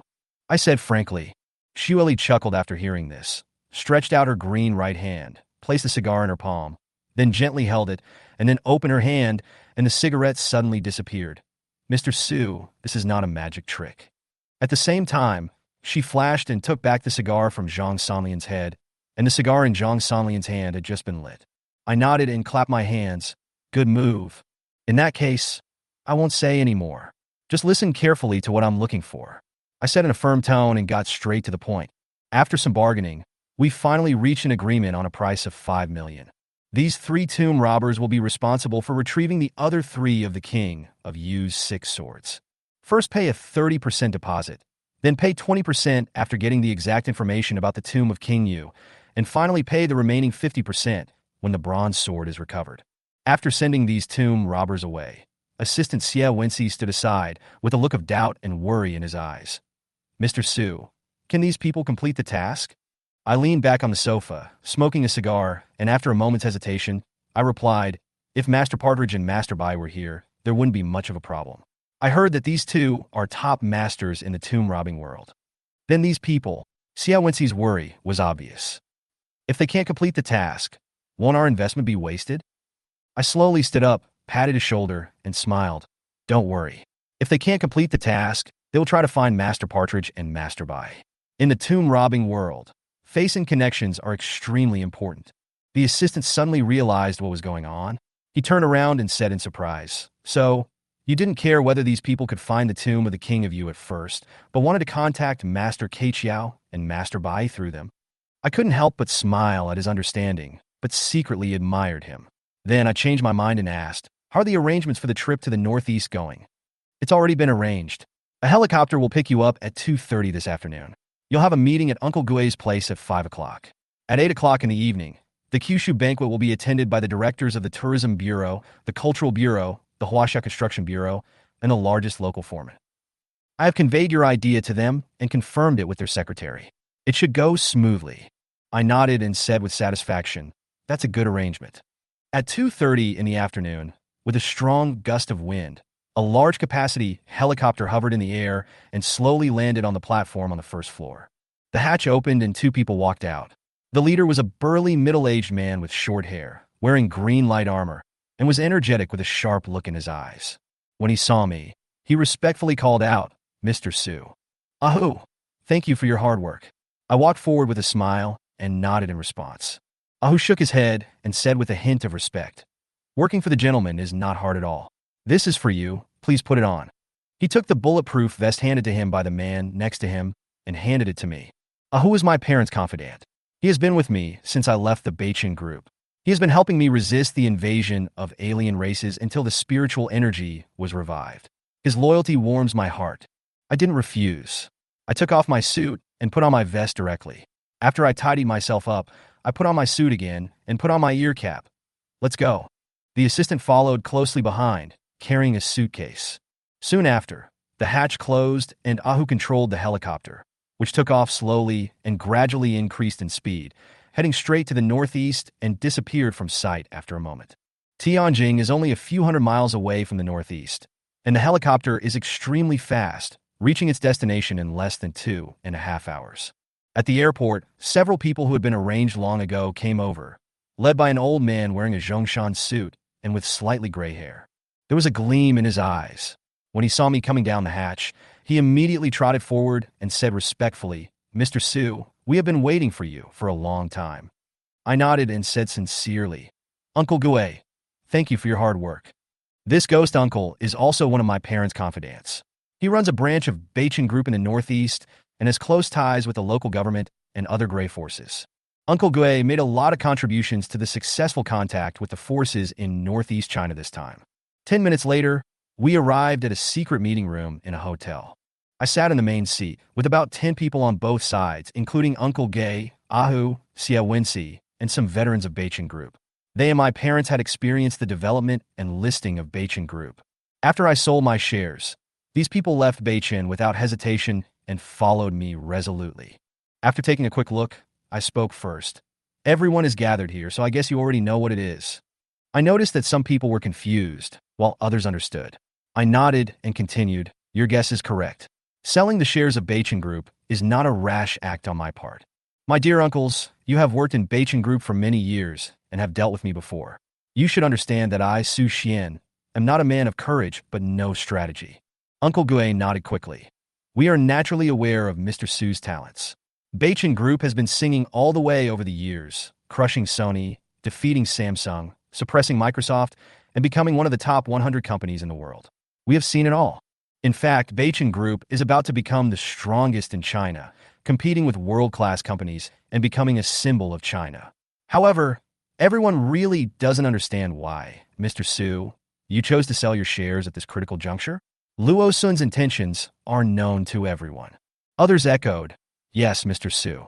Beichen Group was founded and developed by your parents, and it has grown stronger under your leadership. Now it is thriving. Wouldn't it be a bargain for Luo Sun if you sell the shares and make others laugh at you?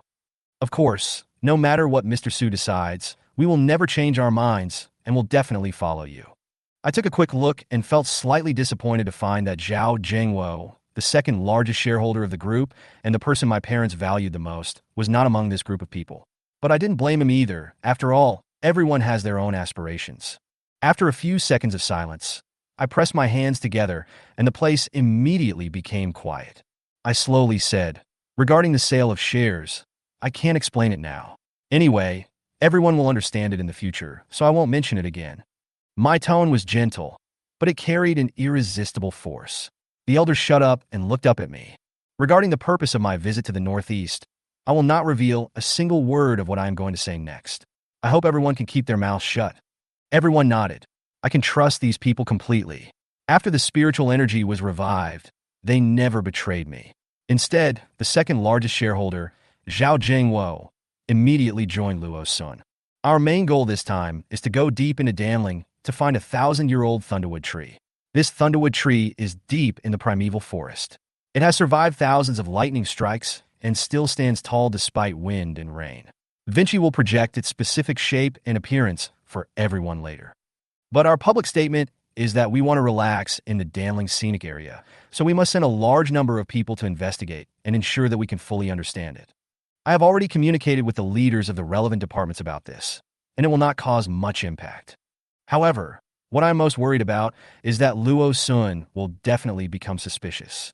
If he intervenes and the news leaks, it will be extremely disadvantageous to us. After that, Assistant Xia Wenxi began to project the PPT onto the big screen in the conference room and explain them one by one. Everyone stared at the screen and was shocked when they saw the image on it. The image projected on the big screen was of an ancient tree with a diameter of 1 meter. The outer bark had been charred by lightning, but the tree still stood tall.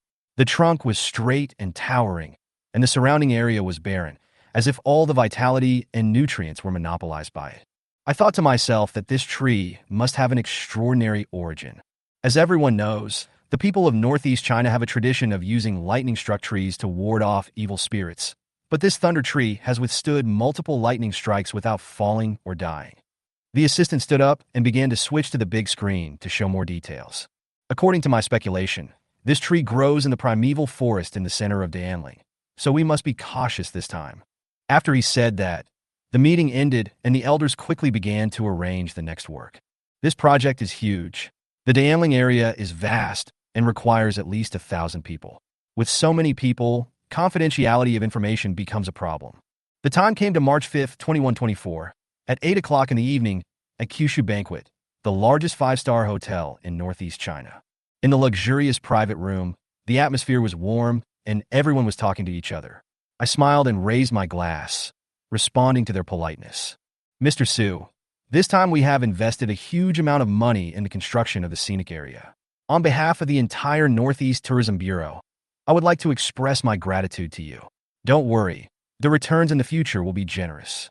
The director of the Tourism Bureau, a bald middle-aged man, had a shiny face and a smile on his face. With a smile on my face, I raised my glass and gently clinked it with the director's glass, bowing my head slightly. Director, you have made a long trip. For the development of the Tourism Bureau, I have decided to provide a 10 million yuan subsidy free of charge. The director's expression suddenly turned serious, and he quickly pulled the edge of the cup down to align it with me. The director said, "Don't worry, Mr. Su. The Dayangling Scenic Area will definitely be built into a 5A scenic area." After saying that, he immediately drank the white wine in the glass. Then I provided 10 million yuan to the leaders of the Cultural Bureau and the Construction Bureau as startup funds for the project. With the help of the China Construction Bureau, the project is progressing quite smoothly. The foreman, who seldom spoke, even promised that he had found a reliable team of 1,000 people and would start exploring the mountains early tomorrow morning. We toasted frequently during the meal, and the three directors had a better impression of me, and the smiles on their faces became brighter. They commented on me. "You are worthy of being the former chairman of Beichen Group and the youngest business genius in China." They did not mention the fact that I sold my shares. Apparently, these veterans who had been in the officialdom for many years were well versed in the art and knew what to say and what not to say. After 3 rounds of drinking, everyone was a little tipsy. I thought the time was right, so I asked my assistant to send the 3 directors away and leave the foreman behind. "Mr. Su, do you have anything to say?" The foreman seemed particularly cautious in the increasingly drunken atmosphere. I stopped trying to cover up and got straight to the point. This time, in addition to surveying the terrain, I also need your people to go deep into the primeval forest. The foreman frowned slightly. "The depths of the forest are extremely dangerous, Mr. Su. For those who go deep into the forest, it's 500 yuan per person per day." I said without question. He looked embarrassed. "Mr. Su, deep in the Din Mountains for so many years. 800 yuan a day." I continued to increase the price. The foreman fell silent, seemingly struggling. 1,000 yuan a day. If you don't take it, forget it. I don't want to waste any more time. Hesitation flashed across his face, but he finally seemed to have made up his mind and said through gritted teeth, "Okay, for Mr. Su's sake, I have no choice but to sacrifice my life for you. I'll take this job. After the matter is accomplished, the person who finds what I want can get a reward of 500,000, and you, my friend, can get 5 million. I added, looking at him with a smile. The foreman gasped in surprise. "Mr. Su, you are really generous. Don't worry, we will find it as quickly as possible." On March 6, 2124, Luo Sun stood in the Luo Sun villa in Tianjin. On the luxurious bed in front of him, 2 young and charming women were lying on the left and right sides, soundly sleeping. "Mr. Luo, there's news." There was a knock on the door, and the assistant's voice came from outside. Luo Sun immediately opened his eyes and gently patted the 2 women's faces. "Go to another room to rest. I will find you in the evening." A woman yawned, put on her clothes reluctantly, and left the room. And when she opened the door, she did not forget to wink at the assistant. Su Xian went to the Northeast yesterday and met with the directors of the Tourism Bureau, the Culture Bureau, and the Construction Bureau. He hopes to develop a scenic spot in the Northeast, which seems to be related to Dayangling. The assistant reported the situation. Luo Sun frowned and pondered for a moment. This guy sold his shares just for this? Dayangling is underdeveloped. I also wanted to build a scenic spot here before, but gave up after an investigation. Could he have other purposes? Luo Sun paced back and forth in the room, and suddenly stopped and said to his assistant, "Send someone to the Northeast to investigate carefully and find out what Su Xian wants to do. If he is just going to build a scenic spot, report to me immediately. If it is something unimportant, let him do it." "Okay, Mr. Luo, I'll arrange it right away." The assistant retreated respectfully. Luo Sun fell in a deep thought, thinking to himself, "I must not let this guy make a comeback. He wants to build a scenic spot? No way." Thinking of this, Luo Sun immediately called the director of the Tourism Bureau. On March 6, 2124, I stood outside the jungle, looking at the endless, lush, and dense forest, and my heart was filled with emotion. After the revival of spiritual energy, many strange ancient creatures emerged here, and the spiritual energy surged. Many great monks went deep into it and discovered 1,000-year-old lightning-struck wood. They made them into divine bows with infinite power. Unfortunately, these monks eventually betrayed the human race. The foreman said, "Mr. Su will set off right away. They are all good fighters who can fight 10 people at once, and they are local, so they can definitely keep their mouths shut." The foreman stood respectfully in front of me, extended his hand, and introduced the burly men standing in a column behind him. I nodded and said nothing more. The foreman stood at the front and shouted in a loud voice, "Let's go." Then a team of hundreds of people, carrying tools, headed deep into the jungle. "Sir, there is news from the Tianjin auction." After everyone left, Xia Wenxi came over and whispered, "Auction?" My heart moved, and I felt a little happy, because I know that there are usually some antiques at the auction. The antiques may not be worth much now, but after the spiritual energy is revived, some antiques will absorb the spiritual energy and become priceless treasures. Go back to Tianjin. I made a decisive decision. I didn't want to waste any more time in this unknown forest. Let's see if there's anything worth looking at the auction.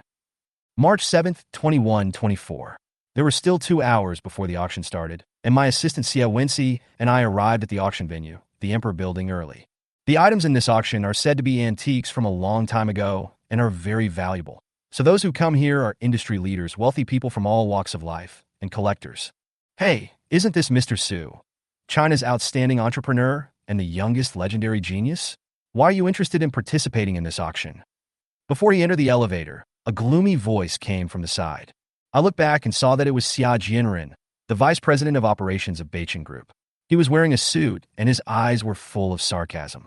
When we were in Beichen Group before, he was very respectful to me.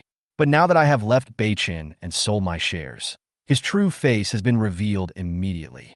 This person has always been Luo Sun's confidant, and this time he was ordered to come to the auction and collect antiques. I was too lazy to pay attention to him.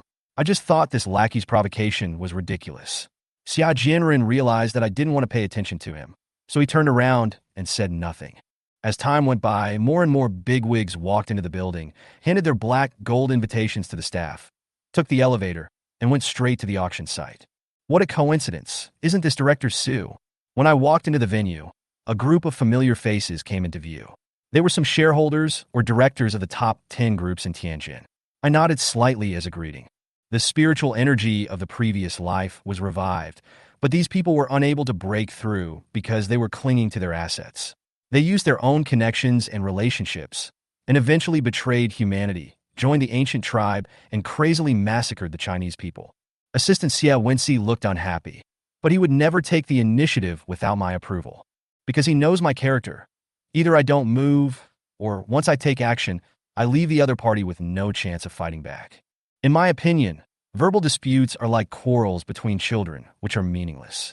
The big guys gradually came in, and the atmosphere became more tense. I simply closed my eyes and rested, not bothering to pay attention. My once respectful attitude was exposed after I left Beichen. It really puzzles me that these people are so eager to reveal their true nature. Logically speaking, they have been working hard on the business pyramid for many years and should understand the principle of not showing off one's happiness. Could it be that they have relied on luck to get to the top? An hour later, the auction site was already crowded with bigwigs and wealthy people from all walks of life, talking in low voices in groups of 3 or 5, and the time for the auction to start was getting closer and closer. A group of people not far from me were talking about the items in the auction. They said, "I heard that the items being auctioned this time are all antiques from a long time ago. Among them is a vase from the Han Dynasty, which is very valuable." That's nothing. I also heard that there is a meteorite that is said to be 5,000 years old. I opened my eyes, feeling a little excited. After the spiritual energy of my previous life was revived, antiques like vases naturally had no effect. But if those jades can absorb spiritual energy, they will become spiritual stones, becoming an important resource for cultivators to improve their strength. Such treasures are absolutely rare. As for the meteorites they mentioned, I'm even more looking forward to it. In his previous life, Luo Sun collected several meteorites and eventually forged them into treasures through the secret realm of the Hengduan Mountains, which greatly enhanced the strength of the Luo family and later became one of the top 10 families in China. Time passed minute by minute, and the auction finally began. An auctioneer in a tuxedo and with a slicked-back hair walked onto the auction stage, and the lights on the scene instantly focused on him.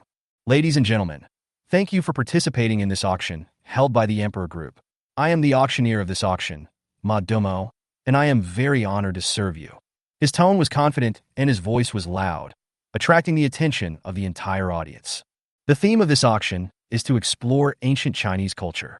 The items to be auctioned are all Chinese antiques, which are very old and have extraordinary collection value. We welcome everyone to participate. His introduction lasted more than 10 minutes and sounded quite boring. Then, a slim Cheongsam girl walked onto the stage pushing the first auction item. Ma Domo walked to the center of the stage and began to introduce. The first auction item is Tang Sankai low-temperature glazed pottery, Silk Road. The starting price is 5 million. Each bid must not be less than 500,000. The bidding starts now. As the auctioneer's order was given, the scene suddenly became agitated.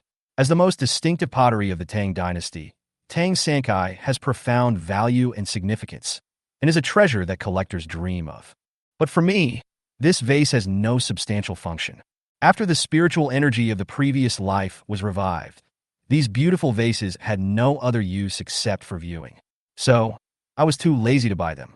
After several rounds of fierce bidding, a big boss finally won the bid at a high price of 12 million. Congratulations immediately rang out at the scene, and everyone praised the value of this item. The second auction item is a pair of ancient jade stones of mother and child from the Shang and Zhou dynasties. Ma Domo continued to introduce. According to expert appraisal, this pair of jade is the oldest antique ever found. It is completely natural and has no traces of being cut by a knife or an axe. The starting price is 1 million, and each bid must not be less than 100,000. The auction begins now. I thought everyone would be very excited about this, but surprisingly, there were very few people bidding. Everyone's point of view is very direct. Even if it is ancient jade from the Shang and Zhou dynasties, it is impossible to have been preserved to this day. This so-called ancient jade from the Shang and Zhou dynasties is most likely man-made and has no value. The auctioneer was embarrassed and was about to let the item go. At this moment, I suddenly raised my hand and said, 1 million, I want it. Everyone around him immediately focused their attention on him, and everyone burst into laughter. No, everyone knows that ancient jade can only be stored for a few hundred years at most. The Shang and Zhou dynasties were thousands of years ago, so where did the pure natural jade come from? Did the former chairman of Beichen not understand this at all? Who knows? It is said that a few days ago, he sold all of his Beichen shares and gave them away. If Su Jie and his wife knew about this, they would surely die with regret. So it was him, the #1 prodigal son in Tianjin, who went from being a Chinese business genius to being the #1 joke in China. I don't care about the ridicule of the crowd. Only I know how useful this pair of ancient jade from the Shang and Zhou dynasties will be in the future, and these people will regret it immensely. The auction continued, and a number of antiques and calligraphy and paintings were unveiled one after another. Based on my memories of my previous life, I roughly determined that most of these items were only of ornamental value. Although the revival of spiritual energy will change many objects, and some antiques will absorb spiritual energy and become magical weapons, most antiques at present still do not seem to have actual spirituality. For example, one of the paintings, 100 Ghosts Parade at Night by Wu Daozi, was indeed exquisitely painted with powerful brushstrokes, but after the revival of the spiritual energy from the previous life, it did not show any special effects. The auction went smoothly, and 7 or 8 lots were sold at good prices one after another. The smile on Ma Domo's face became brighter and brighter. He estimated that today's commission had exceeded his annual salary. The atmosphere in the venue gradually became heated, and the bidding for several key items aroused the fighting spirit of some buyers. There was even a hint of disdain in their eyes when they bid against each other. After more than 40 minutes, the auction came to an end, and everyone knew that the most anticipated finale item had not yet appeared. Finally, after 5 minutes, the items were sold one by one. Ma Domo smiled mysteriously, as if he had whetted everyone's appetite. I'm sure you all know that the finale of this auction is of extraordinary value. It can even be called a treasure that transcends the category of antiques. He looked calm and spoke gracefully, as if every word carried a bit of magic, successfully attracting everyone's attention. Mr. Ma, stop keeping us in suspense, and take it out for us to see, someone said in a joking manner. That's right, Lao Ma. We old friends can't stand you playing like a cat teasing a mouse like this. Another one also agreed with a smile. Ma Domo smiled slightly and glanced at the entire audience. After the atmosphere was set just right, he clapped his hands. Then, two Cheongsam girls slowly came pushing a small cart with a bronze box on it. Looking at this ordinary box, everyone did not look down on it at all. In such occasions, the more ordinary things are often the most precious. Wearing professional dust-free gloves, Ma Domo carefully touched the box. He introduced, "This bronze box is extraordinary. It has been specially processed and contains 18 kinds of rare metals. It has extremely high protection, antioxidation, invulnerable to swords and guns, and impervious to water and fire. More importantly, what is hidden inside it?" My heart moved slightly as I noticed that he used the word treasure instead of antique. It was obvious that this auction was bound to be extraordinary. Under the watchful eyes of the crowd, Ma Domo slowly opened the bronze box, revealing the item inside, a reddish-brown stone the size of a basketball, with an irregular shape and a hint of burning heat. The indescribable peculiar texture made everyone present hold their breath. My heart was shocked because it was almost exactly the same as the meteorite that Luo Sun got in his previous life. After the spiritual energy was revived, the meteorite was refined in a secret realm and cast into a peerless magic weapon, helping the Luo family become one of the top 10 families in China. When some rough people saw that it was a stone, they were immediately disappointed. Some even mocked in a low voice. I thought it was a rare treasure, but it turned out to be just a broken stone. That being said, I knew they were just playing psychological tactics to dampen the enthusiasm of bidders. Ma Domo smiled slightly, not affected at all, and explained, "Everyone, this stone is not ordinary.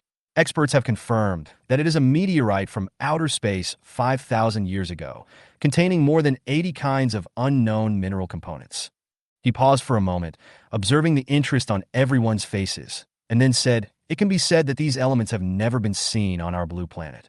Perhaps it will subvert the existing periodic table of elements in the chemical world." The starting price is 20 million. Each bid increase must not be less than 2 million. The auction begins now. Ma Domo stopped talking, smiled calmly, and left the room for imagination to the bigwigs present. I immediately raised my sign. 30 million. This offer shocked the whole audience. Someone said dissatisfiedly, "Do you really need to add 10 million? 32 million. 50 million. Without hesitation, I raised the price again. The man was furious and said in a deep voice, "I am the young director of Beichen Group. Please give me face, friend. I will give you 52 million. The bidders on the side fell silent. Beichen Group was second only to Beichen Group, with an annual revenue of over 800 billion yuan. It was obvious that no one wanted to compete with it for a piece of stone. However, I ignored him and shouted, 80 million. Huaxin's young director obviously couldn't accept it and angrily yelled, "Are you sick? You added 10 million a moment ago, and now you add 30 million directly?" The sexy girl next to him whispered to him, "Shall you forget it?" He slapped him and threatened, "Shut up. If you don't want to die, don't talk too much." How could he retreat in this situation? Unfortunately, his funds were no more than 200 million, and he had to sell his assets to make up for it. "Shall you want to save face?" 200 million. I sneered and immediately offered 500 million. The bigwigs in the audience were dumbfounded. Even the well-informed Ma Domo was stunned. Who could have thought that a piece of stone would be bid up to 500 million? Xiao Yu looked pale, and after a little sobering up, he sneered sarcastically. A mere broken stone, but he actually spent 500 million to buy it. This prodigal son was destined to become the laughing stock of the whole audience. I ignored all the looks and sat down calmly. Looking at this precious meteorite, I was extremely satisfied with this auction. Both it and the ancient jades would become priceless treasures. Just as I was about to leave, Ma Domo suddenly caught up with me and said, "Mr. Su, please stay. Our president wants to see you." Then I accepted the president's invitation. "Mr. Su, please take a seat." As soon as I walked into the office on the top floor of the Emperor building, the middle-aged man beside the desk stood up with a gentle smile on his face. This person is none other than the chairman of the Emperor Group, Sheng Qingping, a legendary figure in China's antique industry. He single-handedly established the Emperor Group and the Emperor Building, almost monopolizing the entire Chinese antique market, with his income from commissions alone reaching hundreds of billions. Moreover, in his previous life, after the revival of spiritual energy, he was the first businessman to notice the changes.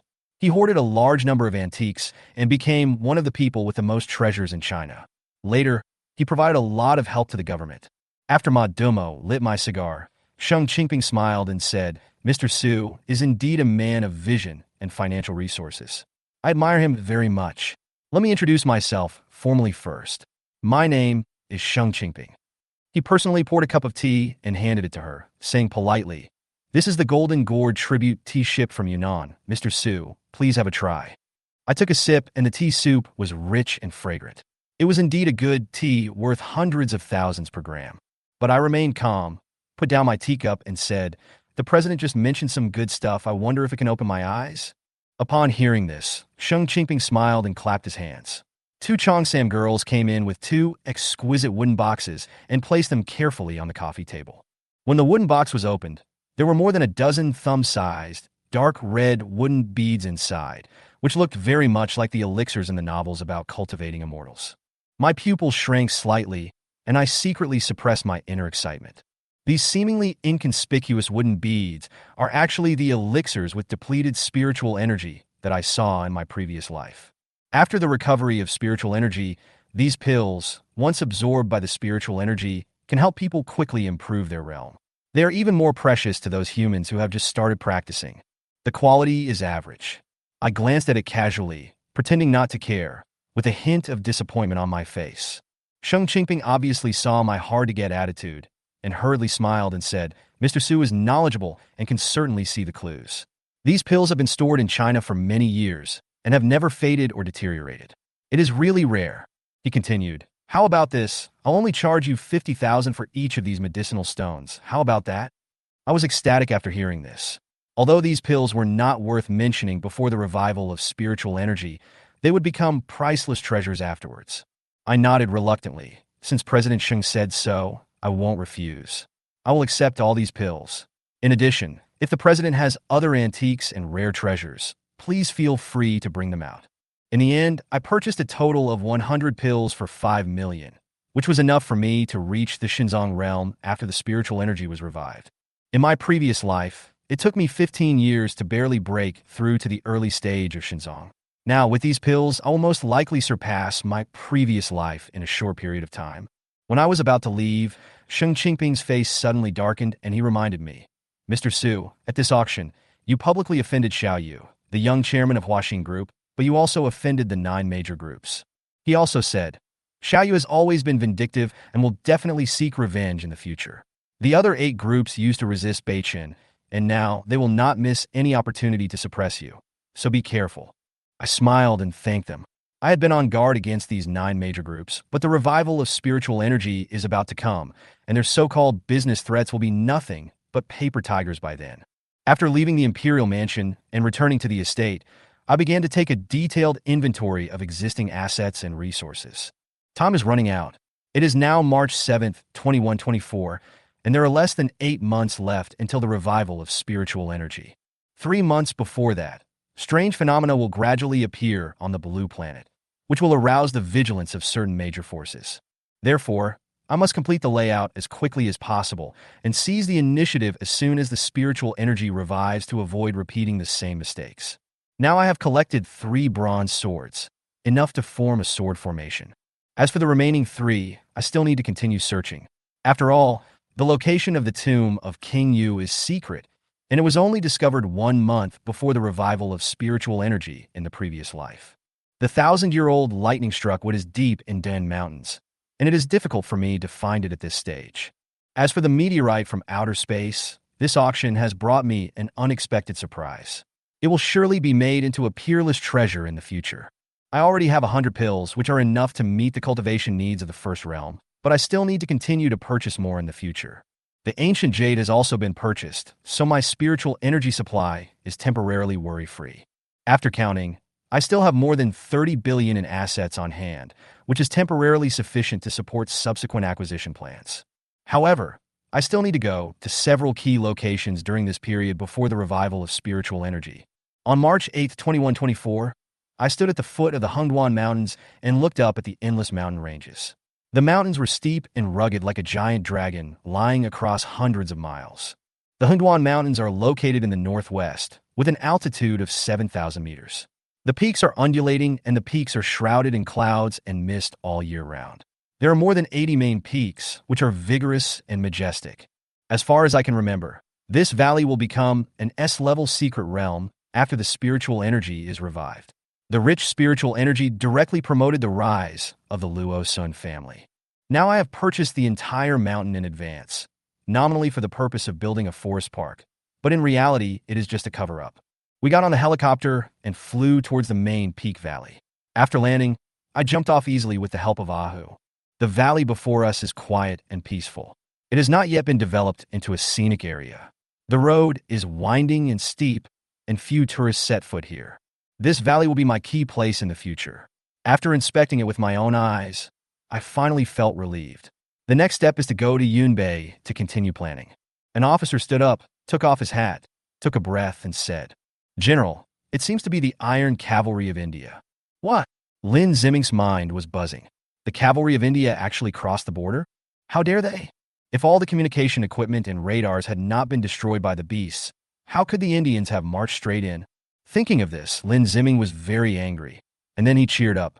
Regardless of the cost, rush to support Longhu Temple. This group of Indian cavalry must be annihilated. This task is handed over to the 101st Division headquarters. You must be quick and pay attention to avoid the detection of the beasts. Don't use nuclear weapons to avoid harming innocent people. Yes, General. The commander of the 101st Division stood up, stood straight, and saluted with a standard military salute. General, then what should we do next? Lin Ziming silently folded his hands. Now he couldn't make a decision. What else could he do except defend? Could he ask He Jintian and others for help? General, maybe there is someone who can solve the current beast crisis. Lin Ziming raised his head and looked at the officer, who spoke with a questioning look. It was Su Xian, the former chairman of the Beichen Group, who destroyed the entire northern ferocious beasts and half-demon cavalry some time ago, and was treated as a guest of honor by He Jintian. He is now a super cultivator across the Hengduan Mountains. That is the Chinese hero reported by the media. General, don't hesitate any longer. Only Su Xian can save the entire eastern border. Lin Ziming raised his head. A trace of hesitation flashed in his eyes, and finally made up his mind. Communicate to the Jinbe Corps immediately. I want to talk to General He. In the face of national affairs, what does a little face count for? Not to mention being ridiculed by old He. Even if he rode on his head and shit, as long as the crisis in the western border can be solved, it doesn't matter. In the Jinbe Corps, in the command room, He Jintian was dressed in formal clothes and was busy observing the map, feeling very comfortable. Since Su Xian solved the crisis in the northern border in one fell swoop, the entire Jinbe Corps has not had any war. However, the attack of the ferocious beasts in front of him also gave him some warnings. That is, the current defense force is too weak. He followed Su Xian's advice and directly deployed various nuclear weapons. He deployed a super powerful defense system throughout the northern border and used modern scientific and technological means. As long as there was a little disturbance, he would be able to know immediately. The Air Force cooperated with the Army, and with the support of powerful information technology, it could achieve accurate nuclear bomb attacks. At this time, the Chief of Staff suddenly walked into the command room. "General, your phone call." "Who is it?" "General Lin of the Jinshi Corps." He Jintian raised his head in surprise and glanced at the Chief of Staff. "Go get the phone." A minute later, an urgent voice came from the phone. "Old He help. Hashtag, hashtag, hashtag, hashtag, hashtag, hashtag, hashtag, hashtag, hashtag. Chapter 75, Obtaining the Sea Clan's Sacred Artifact, the Demonic Dragon Horn, and Understanding the Way of Chaos. Don't be impatient, Lao Lin. Take your time. He Jintian seemed to have never heard Lin Ziming's tone before, and his heart was also shocked. Lin Ziming and he graduated from the same military academy, and they were comrades in arms when they were in the army. He was calm and composed, and participated in many battles with the Indians. He had the ability to remain calm even when facing a huge crisis. However, now he could hear from the phone that he had obviously lost his composure, and even directly abandoned his so-called face and asked for help from himself. "Lao He, is Su Xian still with you? I can't hold on here. There are too many beasts. We have suffered countless casualties, and even nuclear weapons cannot be used to deal with it." He Jintian pondered for a moment, and he had already understood that Lin Ziming must be asking for help from him, hoping that Su Xian would take action. Thinking of this, he couldn't help but laugh. The 8 major armies of China are also one of the most powerful armies in the world. Now, they are unable to guard the border and stop the beasts. In front of them was the Jinbe Corps, which was unable to resist the fierce beasts in the north and the half-demon army.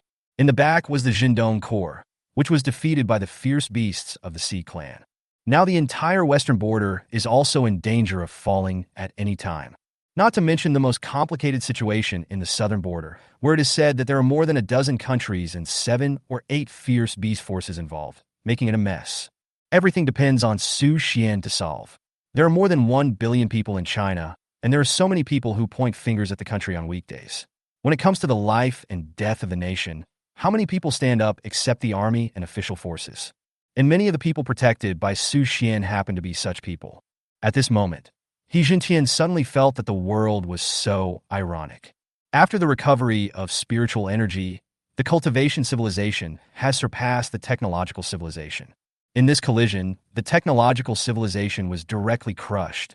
Taking a deep breath, He Jintian's face was solemn, and he said to the phone, "Lao Lin, Su Xian is not with me now." He went to Lao Wei. A large number of ferocious beasts have also appeared in the East Territory, and he needs to deal with them. Lao Wei talked to me yesterday and said that Su Xian used only one sword to freeze the entire East China Sea, and tens of thousands of ferocious beasts were killed alive. Now, the entire Sea clan has hidden in the sea and dares not to show up again, and those lost ports have been taken back. I believe Su Xian will soon solve the crisis over there. There was silence for more than 10 seconds on the other end of the phone, and then he asked in a trembling voice, "Lao He, I have never asked for help in my life. I hope you can help our Western Territory Corps and ask Mr. Su Xian to come to the aid of my Jinshi Corps. If you have any request, as long as I can meet it, please feel free to speak up." He Jintian did not hesitate at all. "Don't worry, I will definitely fight for my life to let Su Xian support you. According to my observation, although Su Xian has a cold face, he has a warm heart. Any invader who threatens China will be punished no matter how far away he is. He is very active." "Okay, then I'll wait for good news." After hanging up the phone, He Jintian called the chief of staff and asked him to contact the Shenzong Corps but not to rush Su Xian, to find out his movements and see if he could go to the East Territory to help. Passing through the main hall of the cursed temple, King Kanglin took Su Xian and finally came to the deepest part, where the holy artifacts of the Sea clan were stored. It was a huge blood-red horn, 5 meters long, blood-red, dotted with a few white textures, complicated and difficult to understand, obscure. An ancient and vicissitudes of life breath came out, making Su Xian feel that it resonated with the breath in his body. Ah!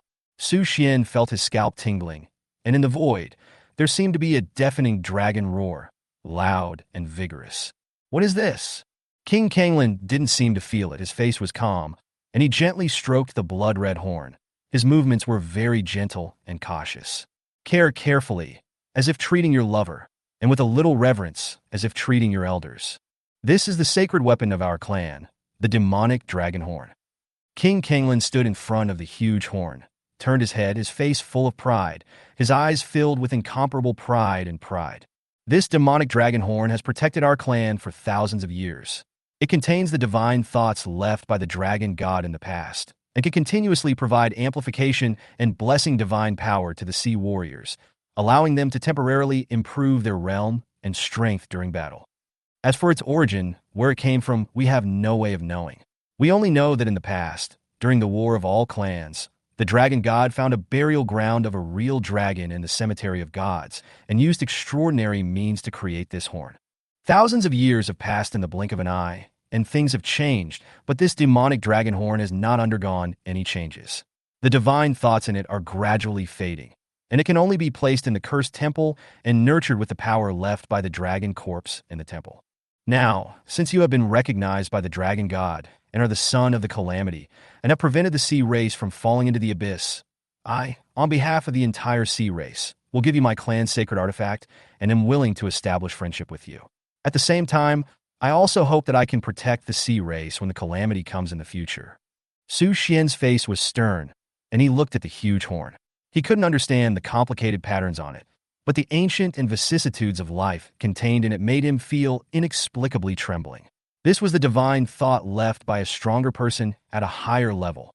At present, I am only in the Tianyuan realm, and I can't comprehend the breath contained in this horn for the time being. When I break through the realm in the future, I may be able to explore the mystery. Su Xian nodded, looked at King Kanglin, and said slowly, "If the sea race is in trouble in the future, I, Su Xian, will take care of one or two, and I can't guarantee the others." "That's enough." King Kanglin also nodded. From his perspective of living for thousands of years, Su Xian is not only a human prodigy, his understanding and mind are definitely the top batch in these thousands of years.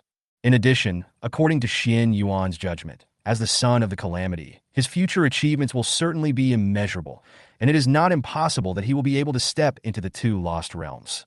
After presenting the demon dragon horn to Su Xian, King Kanglin felt relaxed and relieved for a moment. Now that the spiritual energy has revived, all races are ready to move and have descended on the continent one after another, trying to split the human territory into pieces, trying to take the treasures left over from the past for their own use, and then start a war again, and finally the winner will distribute the resources. Separation and reunion, fighting and killing, this has been the case for thousands of years. King Kanglin plans to take the Sea Clan and all enter the cultivation mode, isolated from the outside world, and make other plans after his cultivation slowly recovers. Taking off the demon dragon horn and handing it to Su Xian, King Kanglin waved his hand and said, "Let's go. We don't know when we will meet again after the separation. I hope you can lead the human race and defend the territory." Su Xian took the horn, which was hot in his hand. Countless ancient and vicissitudes of life all poured into his body, and started a fierce struggle with the spiritual energy in his body. The Dantian Qi Si and the tendons and veins of his whole body were swollen and astringent. Suddenly, a lot of light emerged from the Bodhi tree and scattered into all the tendons and veins in the body, fighting against this evil breath, and gradually gained the upper hand and suppressed it. The demon dragon horn in Su Xian's hand seemed to gradually calm down and turned into an ordinary appearance, very quiet. It seemed that seeing Su Xian's dilemma, King Kanglin suddenly felt a little better in his heart. In his opinion, it was a very happy thing for such a demon genius to be defeated. Get used to it slowly. It is said that the dragon god stepped into the lost realm in the past. Su Xian was stunned. According to the current records, the highest realm is only the domination realm, which is similar to the end of the true god, mastering the power of the law. The fact that the dragon god actually surpassed this realm shows that at his peak, he may have surpassed the end of the true gods and entered the lost realm. No wonder the magic weapon he made, although it has been eroded for thousands of years, can still play such a powerful role. "Okay, this matter is over. You and I will say goodbye." King Kanglin nodded slightly, bowed with both hands, and his figure drifted away, leaving the cursed temple. The entire temple became empty, and the huge hall was full of loneliness and tranquility. At this moment, Su Xian suddenly entered the state of meditation again, and seemed to catch a trace of enlightenment in the dark, which was about the existence of Tao, illusory, and seemed to be close at hand. Putting the demon dragon horn in the storage bag, Su Xian sat on the ground, closed his eyes, and began to comprehend this illusory Tao. At this moment, a picture suddenly appeared in his mind. It was a fisherman driving a small boat on the stormy sea, wearing a bamboo hat and standing on the bow. There was a violent storm in the sky, lightning and thunder. The dark clouds were torn apart. Plasma bombarded the sea surface. Thousands of waves were swaying high. The boat was swaying left and right, rising and falling with the waves, and was almost swallowed by the huge waves. But the middle-aged man at the bow, wearing a straw raincoat and a bamboo hat, holding the oars with steady and powerful hands, seemed not to be affected by the violent storm and thousands of waves. His eyes looked into the distance, very firm, and he stood at the bow, standing tall and majestic even though the wind and waves swallowed his figure. At this moment, a bright white light tore through the dark clouds and sank into the sea, splashing thousands of huge waves with a huge momentum. With the help of the white plasma, the middle-aged man saw the agile figure clearly. It was a white dragon more than 10 meters long, snow-white and crystal clear, with green dragon horns raised high. The dragon head floated on the water, and the dragon body shrank in the water. Blood seeped out of the sea water, instantly turning the surroundings into a sea of blood. At the same time, a figure in the sky passed through the dark clouds, soaring into the clouds, holding the heavenly book in his hand, standing quietly in the void, waving his hand casually. The dark clouds dissipated, the thunder and lightning retreated, the wind and rain stopped suddenly, the clouds were clear, and the sky was bright again. The figure, wearing a yin-yang tai chi robe, a purple cloud crown on his head, a long sword inserted diagonally behind his back, holding a heavenly book in his hand, looked down at the white dragon with its head exposed in the sea water below, and said calmly, "Shuang, Hao Jie is not dead. It seems that you are not destined to die. From now on, you will live in this world and don't step into the outside world again." The figure glanced at the lonely boat in the sea and the man standing at the bow, and a trace of surprise flashed in his eyes. After watching for more than 10 seconds, he flew away and threw the heavenly book in his hand directly down. Pa! The heavenly book fell on the bow of the boat. The middle-aged fisherman picked it up and looked at it. Suddenly, his eyes became lost, as if he was attracted by a magnet. He couldn't stop and kept flipping through the heavenly book in his hand. "Don't look! Stop!" The white dragon suddenly transformed into a stunning woman, floating towards here, with blood dripping on her body, trying to stop the fisherman from reading the heavenly book. But it was still a step too late. The middle-aged fisherman suddenly changed his temperament, and his realm was rapidly improved. He was promoted from a mortal to the Tianyuan realm in a moment, and then closed the heavenly book, looked at the woman in front of him, smiled slightly, and said, "Girl, are you okay?" Boom. The picture dissipated. Su Xian opened his eyes and felt that his head was about to explode. The middle-aged fisherman just read the content of the heavenly book, which seemed to be connected with himself and his consciousness. Then a prompt came from his mind. "You have realized the existence of the Chaos Tao, and your consciousness has increased tenfold. Continue to comprehend, and you will have a chance to obtain the Chaos Tao." Chaos Tao? Su Xian left the cursed temple and muttered silently in his heart. Is this white dragon named Shuang from the dragon clan? Then who is this middle-aged fisherman? And who is the young man in Taoist robes in the air? What is the Chaos Tao? Everything made him feel that all the secrets seemed to be hidden in the ancient heavenly book. It seems that he must find the dusty magic stone as soon as possible to crack the secret of the heavenly book. When he left the seabed and came to the land, all the senior officers of the Shenzong Corps were personally receiving him at the Ningqing port. Wei Mingwang rushed over enthusiastically and laughed. Su Shun. Dozens of officers looked at Su Xian in unison and shouted in unison. Su Shun. Su Xian was a little confused. He liked to keep a low profile. Did these soldiers mess it up too much? He waved his hand and said, "The disaster of the Sea clan has been eliminated. There is no danger here for the time being. I suggest that you still strengthen the defense. Do everything you can." Wei Mingwang nodded. Su Shun, don't worry. After this battle, we will definitely strengthen the defense line of the East Territory. Su Xian nodded, turned around, and was about to leave.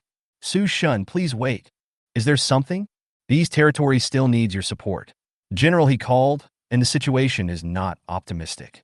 Su Xian said, "Oh," lightly, and ignored it. It was good that he helped China resist the beasts, but he was not at the mercy of others. With more than 1 billion people and 8 legions, what were they doing? God Su. It is said that the Dragon and Tiger Temple in Tibet seems to have been invaded by the Buddhists from India. Wei Mingwang thought about it and told Su Xian the news.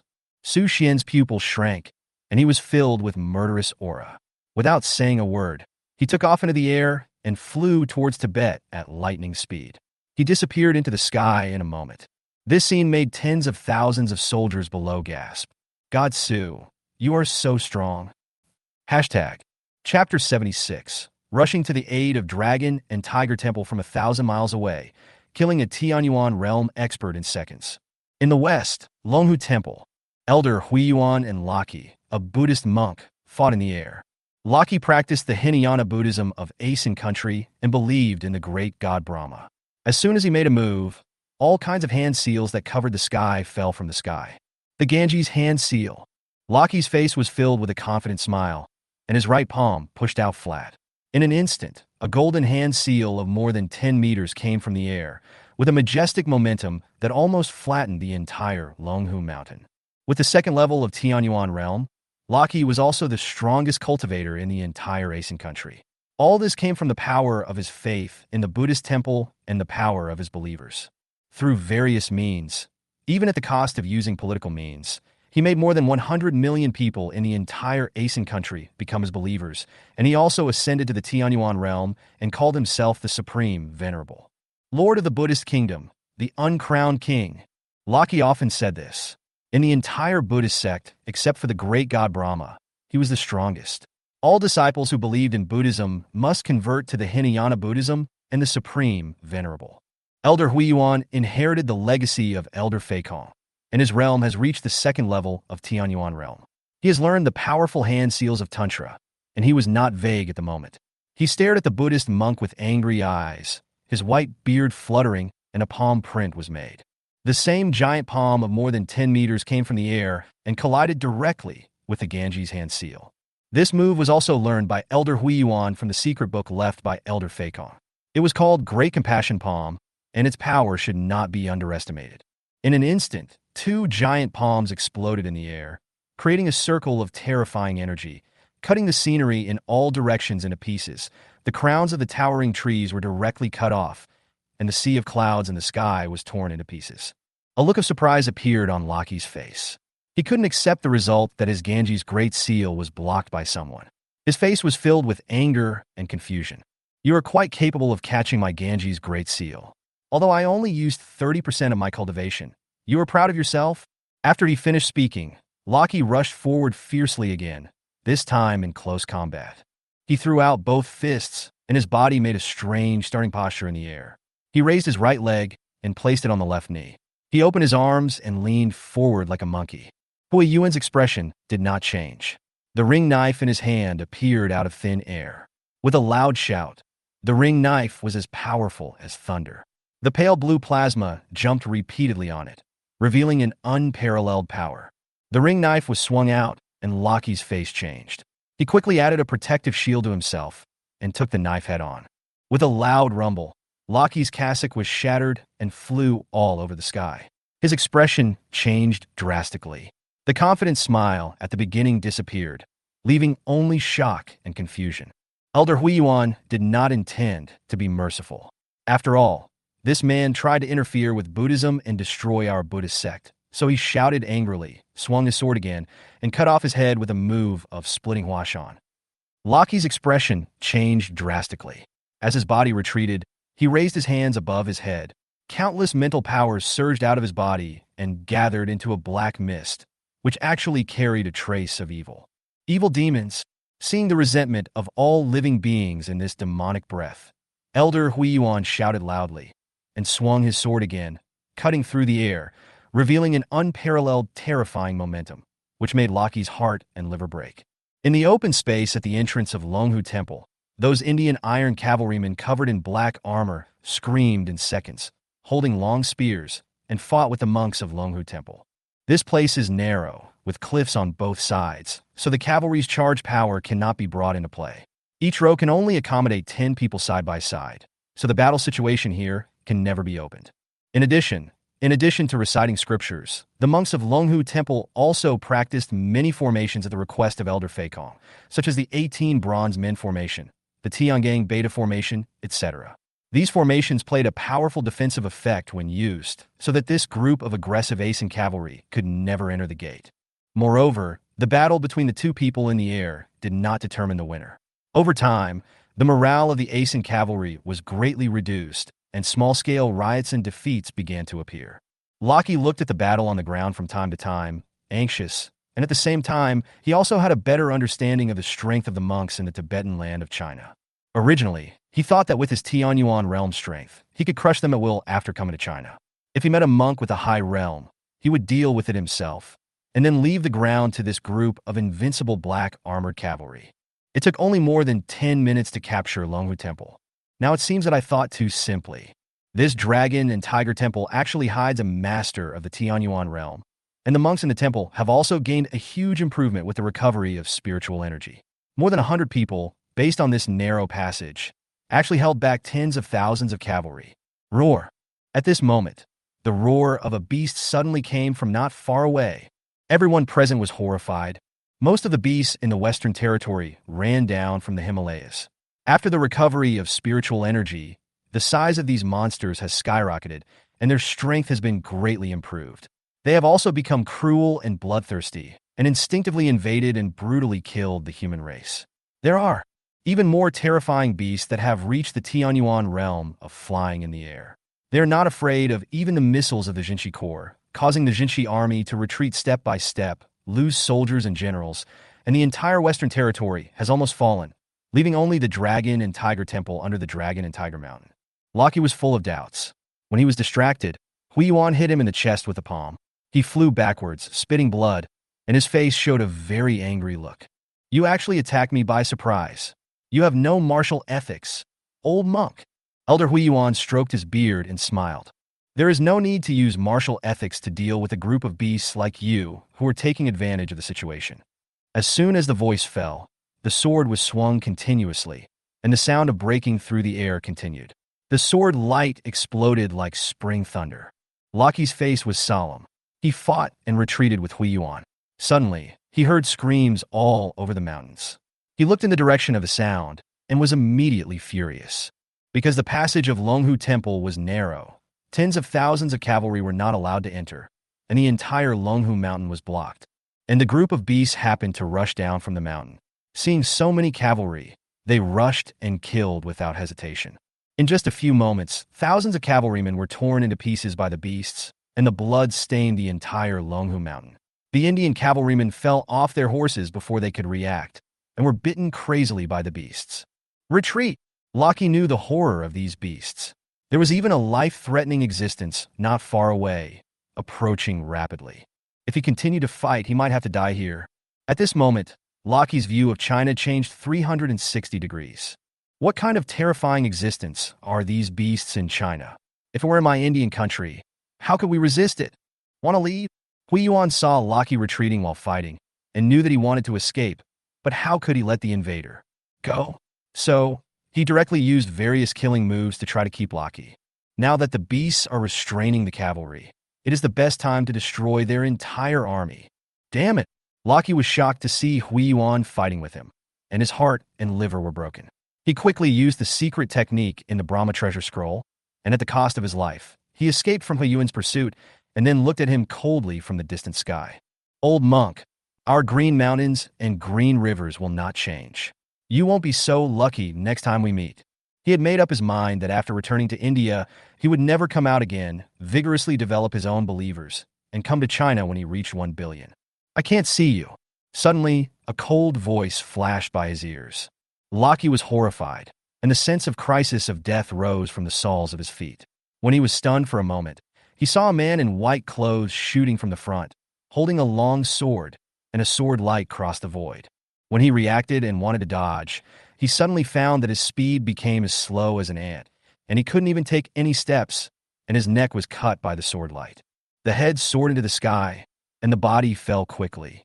The first monk of Asen Kingdom, the supreme master of Hinayana Buddhism, was killed instantly by a sword. When Hui Yuan rushed over, he happened to see the white robe that was whiter than snow and put his palms together. Ba. It turned out to be Su Shishir. Su Xian nodded slightly, with a concerned look, and asked, Master, are you okay? Hui Yuan smiled and shook his head. I am fine. I didn't expect Su Shishir to rush to help from thousands of miles away, and he is so loyal and righteous. Elder Fei Kong was right that day. Su Xian nodded. I promised Elder Fei Kong that I would help Longhu Temple when it was in trouble. Now I am here to fulfill my promise. Please don't be surprised, Master. Of course not. Speaking of which, the entire Western Territory is now under attack by ferocious beasts. The Jinshi Corps is retreating step by step, and the Western Territory is almost completely occupied. My Longhu Temple remembers the ancestral teachings and really can't get away. Hui Yuan sighed slightly, looking at the Asen Kingdom cavalry being killed and defeated by the ferocious beasts below, and waves of fear rose in his heart. Su Xian smiled slightly. From now on, it's not the same anymore. As soon as he finished speaking, Su Xian took the Thunder God bow from his back, shot out like lightning, and used his spiritual energy as arrows, shooting the bow nonstop. Suddenly, with a swish sound, arrows with lightning fiercely shot towards the place where the cavalry gathered. In the explosion, countless cavalry were blown away by the airflow carried by these arrows. Every time an arrow fell, at least hundreds of people were bombarded and flew into the air. Countless broken arms and limbs rolled in the air. The blood instantly dyed Longhu Mountain, and it turned directly into Shura Purgatory. Hui Yuan opened his mouth wide, wanting to say something, but stopped. Then he put his hands together, chanted a Buddhist name, and spun the sword in his hand. He joined the massacre, bombarding with sword light, and easily shook dozens of Asen cavalry away. Su Xian frowned slightly. This efficiency was too slow, so he put away the Thunder God Bao, looked at Huiyuan quickly and said, "Master, can you let the disciples of Longhu Temple return to the temple and activate the defense formation?" Huiyuan was slightly stunned, then realized that Su Xian was definitely going to use a large-scale killing move and nodded and said, "No problem, I'll arrange it right away." Then he flew down and came to the place where the monks of Longhu Temple and the black armored cavalry were forming a formation. He raised his palms and directly shook off the black armored cavalry in the front row, and then shouted loudly, "All monks, retreat to the temple and activate the mountain protection formation." The monks retreated to the temple without any hesitation and activated the mountain protection formation. Huiyuan saw that the black armored cavalry in the front row had almost been invited, so he looked up at Su Xian in the air, nodded slightly at him, chanted a Buddhist name, and retreated to Longhu Temple, closed the door tightly, and jumped into the formation of 180 monks, personally serving as the center of the formation. The next moment, a shadow of a five-clawed black dragon more than 20 meters long appeared in the void, roaring to the sky and moving its body. Then, there was another shadow of a tiger, crawling on all fours, raising its head and roaring, causing the entire Longhu mountain to be in turmoil. Su Xian turned his head and glanced at the black dragon and white tiger in the void, and nodded. The origin of Longhu Mountain was mysterious. It was indeed the place where the ancestor dragon and the white tiger rested. At this moment, they appeared to help Longhu Mountain resist foreign enemies. Then, let these beasts go to hell. Chapter 77. Beheading 100,000 people, the god of killing descends to the world. At the foot of Mount Longhu, tens of thousands of cavalrymen from the Asin kingdom suffered heavy casualties under the ravages of the beasts. No matter how the 10 generals chose to break through, they were repelled by the fearless beasts. In front of them, the Longhu Temple opened the mountain protection formation. They tried to attack the temple, but before they reached the stone tablet, they were directly smashed by a terrifying force. The front and back attacks instantly made this group of cavalrymen who had stepped into a foreign country feel deeply desperate. If it weren't for the venerable who insisted on us coming here, how could we have fallen into this situation now? I'm still eating curry chicken at home. A general was indignant, took off his helmet, and slightly adjusted his sweat-soaked bangs on his forehead to the side. His curly beard stood up, showing his extreme anger at the moment. "How dare you? The venerable is the strongest monk in our country. How dare you question it?" A short general raised his gun and shouted, expressing his dissatisfaction. "Your Excellency? He's already been beheaded by that monk with a sword, and you're still defending him? Your head must have been kicked by a bull in the Ganges. Stop arguing. Do you still want to go home and eat curry chicken?" Seeing that the two generals were still arguing, another burly, black-faced general with curly hair began to dissuade them. Hearing about curry chicken, the two arguing generals immediately quieted down, snorted coldly, and stopped talking. "Now, our biggest trouble is not those terrifying beasts. No matter how sharp their teeth and claws are, they can't tear our armor easily." The black-faced general began to analyze rationally. "The most terrifying opponent is the young man in white in the sky. Did you see his sword? It carries bursts of shuddering coldness. If my guess is correct, this young man should be the strongest swordsman in China. As long as we can deal with him, we can be saved." The remaining generals looked at him as if they were an idiot.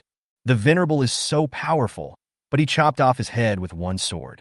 How can we, a few useless people who can't even fly, deal with him? That's right. We are weak now. How can we beat him? In my opinion, we should commit suicide. The Curry family doesn't need to eat anymore. Looking at the decadence and despair of these generals, the black-faced general couldn't help feeling very contemptuous. He snorted coldly and said, "Who told us to fight him to the death? Isn't it enough for us to kneel down and beg for mercy?" "Well said. Then I'll go first." A general knelt on the ground excitedly and kowtowed to Su Xian. The other generals were immediately very angry because they could not keep up. The next moment, with a puff, the body of the kowtowed general stiffened, and he slowly fell forward, with a bloody hole on his forehead. Before the remaining generals could react, they saw Su Xian snap his fingers, and a series of terrifying chi energies shot through their eyebrows, and then fell to the ground and died. After killing the leading generals, Su Xian held Bingpa Yunyao with both hands and flew down. The spiritual energy in his body was surging wildly, and his black hair was fluttering. Then, with his body as the center, thousands of huge waves surged out wildly, converging into a river, and instantly submerged Longhu Mountain, forming a vast ocean. Countless black armored cavalry were swallowed up by this vast ocean and struggled to stand up. As for the group of fierce beasts, they were also beaten by the sudden tide and could not stand steadily. What was he going to do? Elder Huiyuan in the air saw this scene and was puzzled. Was he going to drown the cavalry and the fierce beasts? The next moment, Su Xian told him the answer. Su Xian, dressed in white clothes as white as snow, thrust Bingpa Yun Miao into the ground with both hands. Ice for thousands of miles. With him as the center, all places with sea water were frozen, and it continued to spread at a speed visible to the naked eye, freezing all the black armored cavalry and ferocious beasts all over the mountains in an instant. Elder Huiyuan was in the Dragon and Tiger Temple. Seeing this scene, he was horrified. What kind of terrifying swordsmanship was this? He was also in the Tianyuan realm, but it was impossible for him to release such a terrifying magical power. Apart from anything else, the consumption of spiritual energy alone was probably something that even 20 Tianyuan realm cultivators might not be able to achieve. After all, he was still the genius that Elder Feikong had chosen. This terrifying strength was beyond the reach of cultivators in the same realm. Su Xian slowly flew up, stood still in the air, looked at the ice sculptures all over the mountains, without missing any, then formed seals with his hands and shouted, "Break!" As his voice fell, the ice sculptures shattered instantly, exploded into ice crystals, and dissipated between heaven and earth. Tens of thousands of Asin cavalry and beasts were directly killed, and their bodies disappeared, turning into clouds and smoke. Elder Huiyuan stood still in the air, watching this tragic scene, and couldn't help but chant a Buddhist name. After all, Buddhism does not advocate killing. Su Xian opened his consciousness and found that there were several powerful beings in the Tianyuan realm, just 2 kilometers away from Longhu Mountain.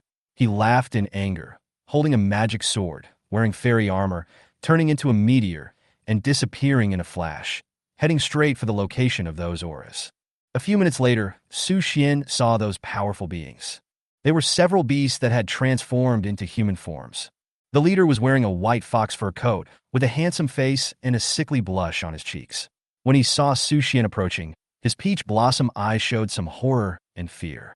On the left was a werewolf, 5 meters tall, burly, shirtless, revealing lean muscles, full of explosive power, with fierce eyes, staring at Su Xian. The remaining few people were all fierce beasts transformed into human forms. They looked at Su Xian with unfriendly eyes, and fear was revealed in their horror. The sword just now made these fierce beasts who had reached the Tianyuan realm feel extremely scared in their hearts, and they did not even have any intention of resisting Su Xian. "Since you are here, why are you in a hurry to leave? Everyone, I have a sword, please." Su Xian's face turned cold, and his murderous aura soared to the sky.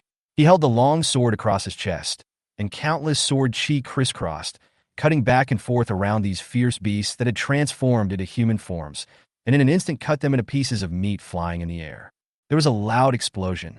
The leaders of the beasts that had troubled the Western Territory for several months and defeated the 100,000 Western Territory troops were killed without any reaction.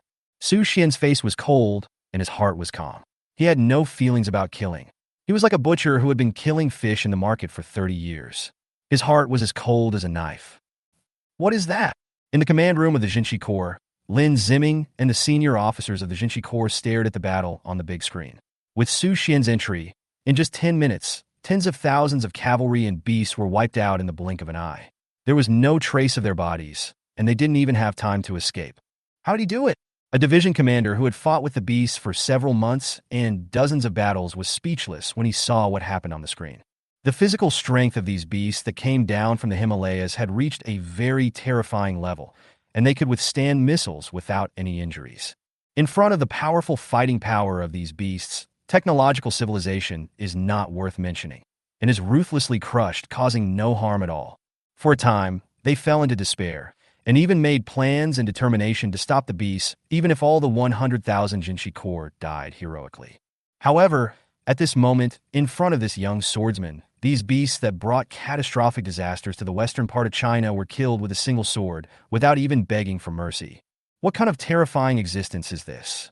Is this the legendary cultivator after the revival of spiritual energy? Turning his hand to make clouds and turning his hand to make rain. raising his hand to burn mountains and boil seas, and raising his hand to destroy cities and open the sky. Lin Ziming took a deep breath and said slowly, "He is Su Xian, the first killing god in China, the strongest." The officers couldn't help but take a breath after hearing this. As the saying goes, a person's name is like the shadow of a tree. The name Su Xian has appeared many times. His terrifying record is circulated in the Jinbe Corps. He guarded the northern border with a sword and killed 50,000 half-demon cavalrymen. The whole army was annihilated, and the beasts in the entire northern border trembled and dared not step into the northern border. In this battle, more than 100,000 heads were beheaded. He deserves the name of the killing god. China has Su Xian, and we are not afraid of any invaders. This time, Maijinshi Corps can survive because of Su Xian. At this moment, the officers felt what the Jinbe Corps felt at that time, and they had reached a point of great admiration and respect for Su Xian. They walked out of the command room in an orderly manner, looked at Longhu Mountain in unison, and then slowly raised their right hands to their eyebrows and saluted respectfully. Su Xian flew around Longhu Mountain and found no more beasts. He returned to Longhu Temple, where 180 monks were waiting for him in the square. Amitba, the chaos and hushy area of Longhu Temple this time is thanks to Mr. Su. On behalf of the whole Longhu Temple, I would like to express my gratitude. Elder Huiyuan chanted a Buddhist name, bent down, and bowed to Su Xian respectfully. The 180 monks of Longhu Temple bowed to Su Xian. Su Xian waved his hand and said, "Elder, you are too polite. Elder Feikong treated me well in the past. I promised him to help Longhu Temple. I, Su Xian, cannot bear this responsibility." Elder Huiyuan stroked his beard and smiled, nodded slightly, and was more sure and recognized of Su Xian's character and virtue. This boy is neither arrogant nor impatient. No wonder Elder Feikong is so optimistic about him and gave him a magic weapon. "What's your plan next, Mr. Su?" Su Xian turned his head and looked at the world's highest mountain. His pupils shrank slightly, and with a murderous look on his face, he said coldly, "It's impolite not to reciprocate. Since the Indians dare to provoke my Chinese border and even launch an attack, I have no choice but to go and greet them. Lest our neighbors think that China is easy to bully or the Da Qing of hundreds of years ago." After saying that, Su Xian jumped up, glided in the air, flashed, and disappeared into the sky in an instant. Huiyuan was slightly stunned, then smiled, and secretly said in his heart, "What a personality. Hashtag, hashtag, hashtag, hashtag, hashtag, hashtag, hashtag, hashtag, hashtag, hashtag." Chapter 78. Strong Attack, Disaster for India. In the eastern border of the country of Asen, 100,000 troops are stationed at the border. In the command room, a middle-aged man with curly hair, dark cheeks, and a height of 1.5 meters kept picking his little finger from his nose, and after picking out a ball of something, he stuffed it into his mouth, and an intoxicated look suddenly appeared on his face. "Wonderful. It tastes like curry chicken." The officers around him, wearing green camouflage uniforms and flat-top military caps, couldn't help showing a look of disgust, but they resisted the urge to vomit and continued to report. "General, I have to remind you that the Venerable has been gone for a whole half-day, and we have lost contact.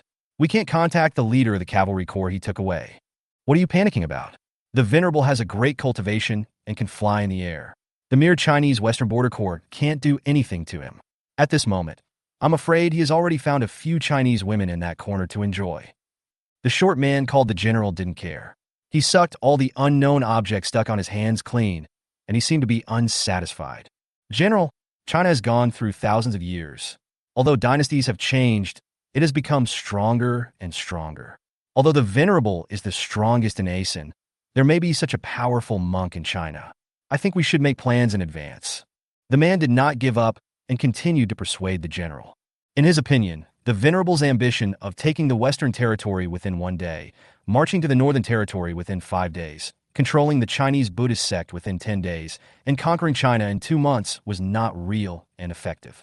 China has gone through thousands of years and has experienced countless wars and invasions by imperial powers, but it has never been destroyed. It has always stood firm and has become a world superpower.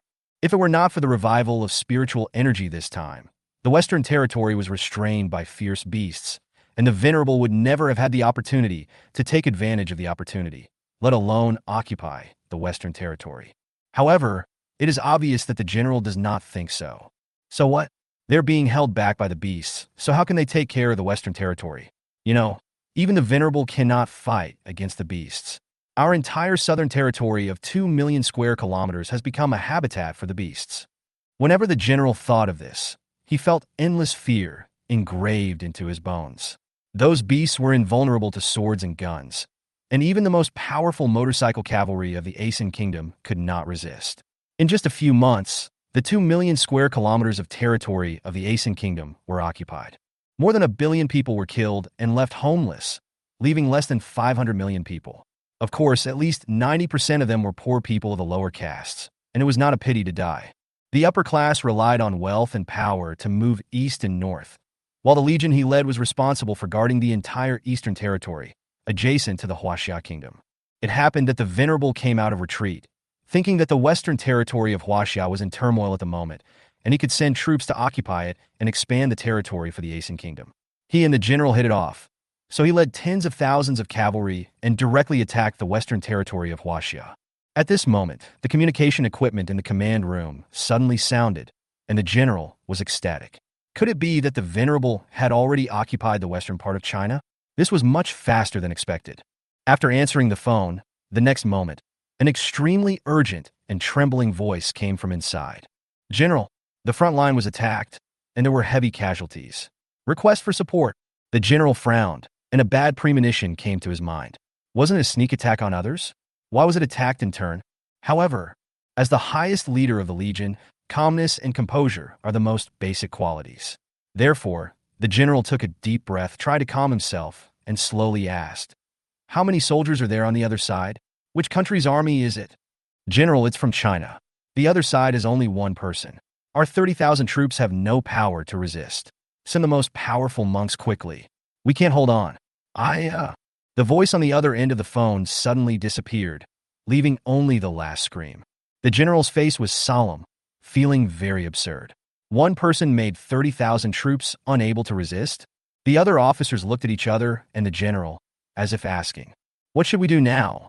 At this moment, the officer who spoke first shook his head and stamped his feet, sighing uncontrollably with deep despair in his heart. Sure enough, the Venerable must have been killed, and it is estimated that tens of thousands of cavalry were also wiped out. Now the Chinese monks who came to kill him must be here for revenge. Fight? Can't beat him. Escape? Can't escape. Now, we can only surrender. When he was about to make a suggestion, the general suddenly rubbed his hands, with endless fighting spirit on his face. "A mere one person. Why should we be afraid? Pass my order, 100,000 troops. All rush to the front line. I want to see which blind thing dares to invade my powerful and unreasonable country of India." The other officers around him were infected by his confidence and momentum, and for a moment they seemed to think that they could fight, so they issued orders one after another, and 100,000 troops rushed to the front line. On the eastern border of Asen, on the other side of the Himalayas, Su Xian stood quietly in the void, with a sea of blood under his feet. Countless corpses fell to the ground, and the blood gathered into a Shura purgatory. Tens of thousands of corpses floated in the pool of blood. The breeze blew, emitting a pungent smell of blood. Just now, before the 30,000 frontline troops had time to reload their shells, Su Xian rushed into the army alone, and thousands of swords were everywhere, killing the group of Asen soldiers and making them scream. In just 5 minutes, 30,000 people became the dead souls under Su Xian's sword, and no one survived. Su Xian had no good feelings for this neighboring country that opposed China everywhere. He dared to invade China, so he would not let it go. This time, Su Xian came with hatred, and he did not spare any effort. Su Xian's eyes suddenly moved slightly, and not far away, a series of fighter planes roared in. Before they got close, the barrels were already on fire, and countless ammunition poured in, like a violent storm. Su Xian snorted coldly, and his figure flashed like lightning. He came directly to the wings of a fighter plane, stretched out his right hand, tore off the left wing of the plane, and then punched it. The huge force, coupled with the loss of the left wing, caused the fighter plane to fall rapidly. In the pilot's horrified eyes and fierce screams, it directly hit a boulder at the foot of the mountain, exploded with a bang. The fighter plane was torn into pieces. Thick smoke billowed, and the pilot inside was burned to charcoal in an instant. After dealing with this fighter plane, Su Xian took off the Thunder God Bow of Heaven punishment, pulled the bowstring, and the Qi Jin shot out like lightning, directly hitting the nearest fighter planes, exploding with a loud bang. Thick smoke billowed down, and the fighter plane fell. Following the same method, Su Xian destroyed more than 50 fighter planes in less than a minute and vented the hatred in his heart a little, but it was far from enough. At this moment, suddenly a huge missile in the distance, with a terrifying speed, shot towards his position. So fast, Su Xian's eyes shone, and he did not choose to dodge, but swung his fist to meet it without hesitation. Boom! The giant missile that was 20 meters long and 1 meter in diameter was directly smashed by Su Xian, and the terrifying high temperature and air waves spread out, almost melting everything around. Countless sharp shrapnel, with unparalleled sharpness and cold light, cut towards Su Xian. The terrifying aftermath of the explosion was enough to split mountains and rocks, destroy cities and open the sky, and turn all living things within a radius of 1,000 meters into dust. However, facing the attack of nuclear weapons and the high temperature of thousands of degrees, Su Xian did not retreat at all, allowing those shrapnel and aftermath to hit his body, collide with the Red Lotus prison breaking armor, make a ding-dong sound, and then melt or bounce away, without even a trace. As for the high temperature of thousands of degrees, it was not enough. Su Xian could even withstand the high temperature of 1 million degrees in the red flame sea at the center of the Earth. So what was the instantaneous high temperature generated by a nuclear bomb? At most, it was just tickling myself and blowing hot air. After a full 30 seconds, the impact of the missile disappeared completely, without causing any harm to Su Xian. After the dust settled and the smoke dissipated, Su Xian looked coldly at the 100,000 troops that had assembled on the ground, as well as the densely packed tanks and armored vehicles, as well as various cannons and machine guns, and sneered endlessly. In the eyes of the strong men in the Tianyuan realm, these high-tech hot weapons are not worth mentioning. Leaping down, Su Xian pulled out the Bingpa Yunyao sword behind him, raised it above his head, and swung it out with all his spiritual energy. A huge sword beam, over 100 meters long, emitting a dazzling white light, just chopped towards the 100,000 troops. Afterwards, any creature that was hit by the sword beam, whether it was an indestructible armored vehicle or an alloy tank, was cut in half like tofu by a knife. And the soldiers of the country of India under the sword beam stared blankly at the sword beam that was comparable to the doomsday disaster, turning their bodies into powder and blood mist. The sword beam seemed to carry endless spiritual energy, splitting the location of the 100,000 troops into two parts, forming a 20-meter wide canyon in the middle, spreading from the east to the west of India, splitting the entire country of India in two, and then slowly stopped. All creatures hit by the sword beam were cut into two parts. If you look down from the air, you will find that the entire country of India has been cut into two large pieces along the entire Himalayas. What a terrifying scene is this! The generals and officers on the ground who had luckily escaped the sword beam were so scared that they wet their pants, their faces were pale, their bodies were weak, and they couldn't breathe smoothly. The young swordsman in white in the air became an indelible shadow in their hearts for the rest of their lives and a nightmare for the entire country of India. The army of fierce beasts far away in the southern and western borders of Asen looked at the sword light that cut them apart in a daze, not knowing what to do. At the same time, the entire Asen kingdom, because of this sword, directly triggered a magnitude 15 earthquake. The buildings of countless cities collapsed instantly, and hundreds of millions of people died in the earthquake. This day is also known as the biggest natural disaster day in the history of Asen. Su Xian looked at this scene coldly, and then said a sentence lightly. From now on, with this as the boundary, the east of the canyon belongs to China. The west of the canyon is up to you. Anyone who dares to cross the east of this canyon will be regarded as a Chinese invader and must be killed. Su Xian's words spread throughout the entire Asen kingdom in an instant, and everyone was silent.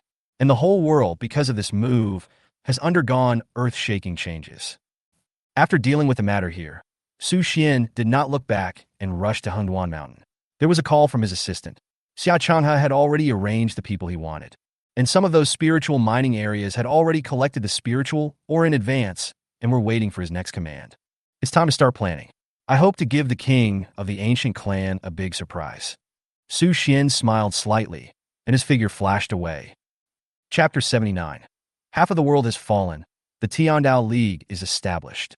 Good evening, it's 1900 hours here in the capital. I'm Xiao Tang, the announcer. Today I'm going to report to you. It's been 7 months since the spiritual energy was revived, and great changes have taken place in countries around the world. Among them, more than 30 states in the United States, half of which have been occupied by green giants, unknown beasts, and aliens who control storms and steel. The 7 legions have died a total of 700,000 people, and the civilians have died a total of more than 80 million people. According to official reports from the United States, the overall productivity has regressed 150 years. More than 7,000 urban buildings have been destroyed, more than 200 million residents have been displaced, and the country has fallen into chaos and turmoil. For this reason, their government has formed a powerful heroic army, known as the Avengers. Since the spiritual energy was revived, China's news reports at 1900 hours every night have attracted the attention of everyone in the country, and the ratings have directly become the first. The content of the news reports every day is closely related to everyone, and today's report is about the report and analysis of the current situation in countries around the world. Xiao Tang, a short-haired beauty, dressed in a decent suit, speaks fluent Mandarin on the screen, and has always been very popular. Britain lost 500,000 soldiers in a battle with the beasts in the Gili Strait and was defeated. More than 1/3 of the country's territory has been occupied.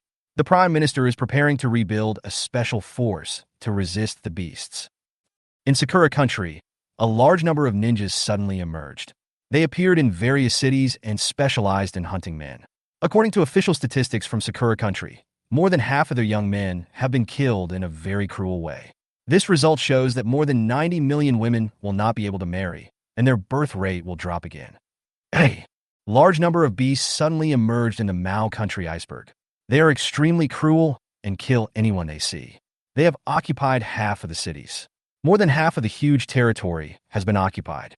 Everyone is shrinking in the south, preparing to fight the beasts to the death. Hunduan Mountain. In the office, Su Xian put his legs on the table, smoking a cigar while carefully tasting the top-quality red wine brought by Wei Bo, squinting slightly, looking comfortable. On the big screen, the turmoil in various countries around the world is being broadcast. The beasts were cruel and ferocious, tearing and ravaging people from various countries as prey, destroying their solid buildings, and twisting the army's hot weapons into twists. At this time, the armies of various countries also showed their military temperament, not surrendering before death, and engaging in fierce battles with the beasts.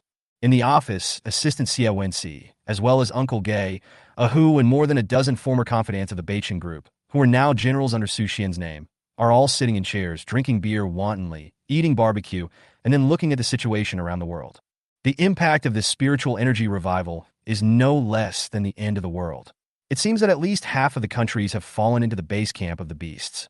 Although the remaining half of the countries are still struggling to hold on, if there are no other variables or strong people appearing, they will probably fall. Uncle Gue is a little older and has done sinister things for decades. At this time, he is a little sentimental. After all, as human beings, when facing beasts, they can express some feelings of common hatred and hatred. While tearing the barbecue, Ahu said vaguely, "None of these countries is a good bird. They always wanted to attack China. Whether it is economic, cultural, or military, they always wanted to suppress the rise of China. Now it's good. China is safe and sound. Except for a little chaos in the southern border, it can be said that all the beasts have been eliminated. But these bastards are now busy with their own affairs. If you ask me, damn, they died well." Xia Wenxi smiled and said nothing, and did not comment on the views of Uncle Gay and Ahu. Isn't it Mr. Su who can make China safe and sound? Whether it is the beasts in the north, the sea tribes in the east, or the invasion of other countries in the west, if it weren't for Mr. Su, the situation in Huaxi would not be much better now. After hearing this, another confidant couldn't help but sneer, then raised his glass and looked at Su Xian respectfully. "Mr. Su, I toast you a glass." Su Xian smiled slightly, clinked his glasses with him in the air, and then drank the whole glass of red wine. After all, we are all human beings. Seeing this makes me feel a little uncomfortable. Uncle Gue didn't know whether it was because he was old or what, but he couldn't bear to see the tragic scenes on the screen where other countries were killed by beasts and aliens without any chance to fight back, and countless civilians were displaced. "Uncle Gue, I think you are old and want to retire, right?" Ahu sneered. "Don't you know that the Sakura country killed innocent people in China in the past? Now I just hate that these ninjas didn't kill enough and were not cruel enough. If I were there, I would kill all the men and rape all the women, leaving no one alive. Ha ha ha." Several people around him also laughed, clinked their beers, and drank. Uncle Gue sighed and didn't argue. Su Xian glanced at these people and suddenly said lightly, "Spiritual energy is revived, fierce beasts are coming, and every country in the world is fair. This is the time to show the unity and strength of all countries. Whether it is the Sakura country or the United States, they don't deserve sympathy. We just need to take care of ourselves." Uncle Gue suddenly broke out in a cold sweat, and his heart beat violently. Su Xian's words are actually a warning. Think about it, the troubles in China have not been completely cleared up. In the past month, the 10 major families are ready to move again. Some small forces that have never been heard of before have sprung up like mushrooms after rain, and many desperate people have organized to fight against Longting. The 8 legions are busy dealing with border wars, so they naturally have no energy to govern. And Longting has a limited number of people, and its headquarters is in the imperial capital. The local areas are all handed over to the branch office. There is no extra power and manpower to restrain it. It is inevitable that there will be many people with ulterior motives. However, in Su Xian's view, all this doesn't matter. Because of the rise and fall of China and the future crisis, this group of people do not have enough knowledge and cannot participate in it. They can only be the lowest keyboard warriors, pointing out the world on the internet every day and being submissive in reality. If something really happens, this group of people will hide far away. After hearing this, the other dozen people all cast their eyes on Su Xian, feeling that he would say something next. Su Xian drank the red wine in the glass, then squinted his eyes with a serious look on his face and slowly said, "Now we have a lot of people in Hengduan Mountain and 25 mining areas. I plan to form an organization. The name has been thought of. It is called Tiandao League. The reason for calling this name is that Su Xian actually also expressed his ambition. In the future, he must step into the realm of ascension and compete with Tiandao, so he simply gathered these people and established an organization in advance. More than a dozen people muttered this name and immediately nodded in approval. This name is domineering and makes people feel excited. The creation of the Tiandao League will be handed over to Wensi. You must think clearly about all aspects, including personnel, development planning, organizational structure, financial resources, resource allocation, etc." Xia Wensi was slightly stunned and then nodded vigorously. "Okay, sir. I will not let you down." Su Xian then looked at Uncle Gue and said slowly, "The research and development of the Tiandao League and the cultivation of culture will be handed over to Uncle Gue. You must remember our purpose, practice Taoism with all your heart, and do not interfere in the disputes of other forces. But if someone provokes you, just crush them with the power of thunder." Looking at Su Xian's fierce eyes, Uncle Gue was slightly stunned, and then nodded vigorously. "I understand, sir." Next, Su Xian assigned the other links of the Tiandao League to several core members one by one, and discussed the organizational structure and principles in detail, with more than a dozen people present according to some methods of corporate management. In the end, everyone unanimously decided to adopt the principle of voluntariness. After all, it is difficult to force people to do things, and they will not get the corresponding loyalty. The most important thing for taking in and recruiting members is to see whether his values are consistent with the core purpose of the Tiandao League, that is, to seek Taoism and practice, and strive to improve strength. Secondly, we need to see whether the character of these cultivators can withstand the test and investigation. Finally, we still need to look at their cultivation talent and realm strength. After all, the Tiandao League is an important force for Su Xian to fight against the ancient clan in the future. It is impossible to select some people who have no realm strength to come in. After finalizing all the details one by one, Su Xian pondered for a while and suddenly said, "Wensi, the skills I have collected in the warehouse will be distributed to the members of the Tiandao League after they are truly implemented. These skills will be distributed according to the realm and the contribution made to the Tiandao League. Remember to make more copies to ensure that those who have made contributions can learn the skills." "Okay, sir." Xia Wensi's fingers slid quickly on the tablet, quickly wrote down Su Xian's requirements, and bolded the words, "Those who have made contributions can learn the skills," and also constructed a corresponding distribution system in his mind. After arranging all this, Su Xian waved his hand, and everyone walked out of the meeting room and began to prepare for the establishment of the Tiandao League. Only Xia Wensi was still recording on the tablet. "Vinci, your task is very heavy. In the future, you will also be the core management of the Tiandao League. You must remember that we cannot exploit employees like running a company. We must cultivate talents like a sect and provide them with cultivation plans. Su Xian spoke earnestly, his face solemn, and flicked the ash of a cigarette. After all, these people will play a big role in the future. I still remember that in the last life, when the true king of the ancient clan descended, tens of millions of alien races descended on countries around the world and launched a strong attack. However, due to the severe shortage of cultivators around the world, most forces acted independently, resulting in one-by-one defeat. Official agencies were also unable to reverse the situation. In the end, many forces were either swallowed up or surrendered to the ancient clan, stabbing the entire human race in the back. In the final analysis, it is still because the human cultivators have not been organically integrated together, a powerful sect has not been created, and the cultivation management has not been arranged in advance, resulting in the entire human race being a mess. In this life, I have arranged in advance. Now that the spiritual minds have basically been mined, the vacant manpower can be used to train and form the Tiandao League. Ancient clan, I will definitely not let you have an easy time in this life. Su Xian's eyes flickered, revealing a brilliant light. Chapter 80. The third level of Tianyuan realm, understanding the fist intentions, 6 paths of reincarnation. Sir, don't worry, I understand. Xia Wenxi nodded. He had followed Su Xian for 10 years and fully understood the mood and thoughts of this young chairman. When he was in charge of Beichen Group in the past, he had sought benefits for employees many times and raised salaries 5 times in a year, which was twice the industry average. Later, he was boycotted by more than 30 top Chinese companies. In the name of destroying the market, they strongly demanded that he reduce employee salaries and only allow one increase within a year, and the range must not exceed 10%. For this matter, Su Xian decisively confronted these more than 30 companies. Not only did he not agree to their unreasonable demands, he even directly raised salaries for employees every quarter. As a result, entrepreneurs throughout China were furious, and even some famous entrepreneurs from decades ago came out one after another and appeared in the media and newspapers to denounce Su Xian's destructive behavior.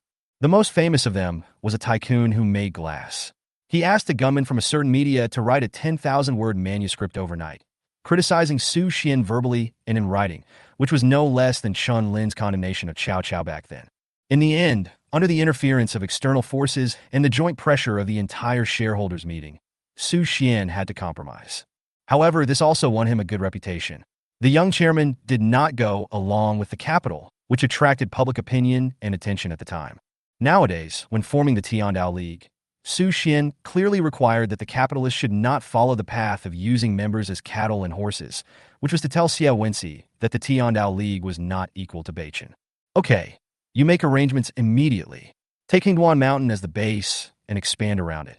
I want you to make it look like a sect of cultivation, but at the same time, don't lack modern scientific and technological facilities, so that everyone can experience the civilization of cultivation and continue to enjoy the convenience brought by scientific and technological civilization. Xia Wenxi nodded, left the meeting room, and immediately began to make arrangements. In the afternoon, a guest came to Hengduan Mountain. After Su Xian heard about it, he asked him to come to the reception room directly. After entering the reception room, the young man took off his hat. He was wearing a black tang suit and looked refreshed. When he saw Su Xian sitting on the sofa and smoking, a flattering look suddenly appeared on his face, and his eyes showed admiration and excitement. God Su. Xia Chang'e bowed slightly and saluted Su Xian.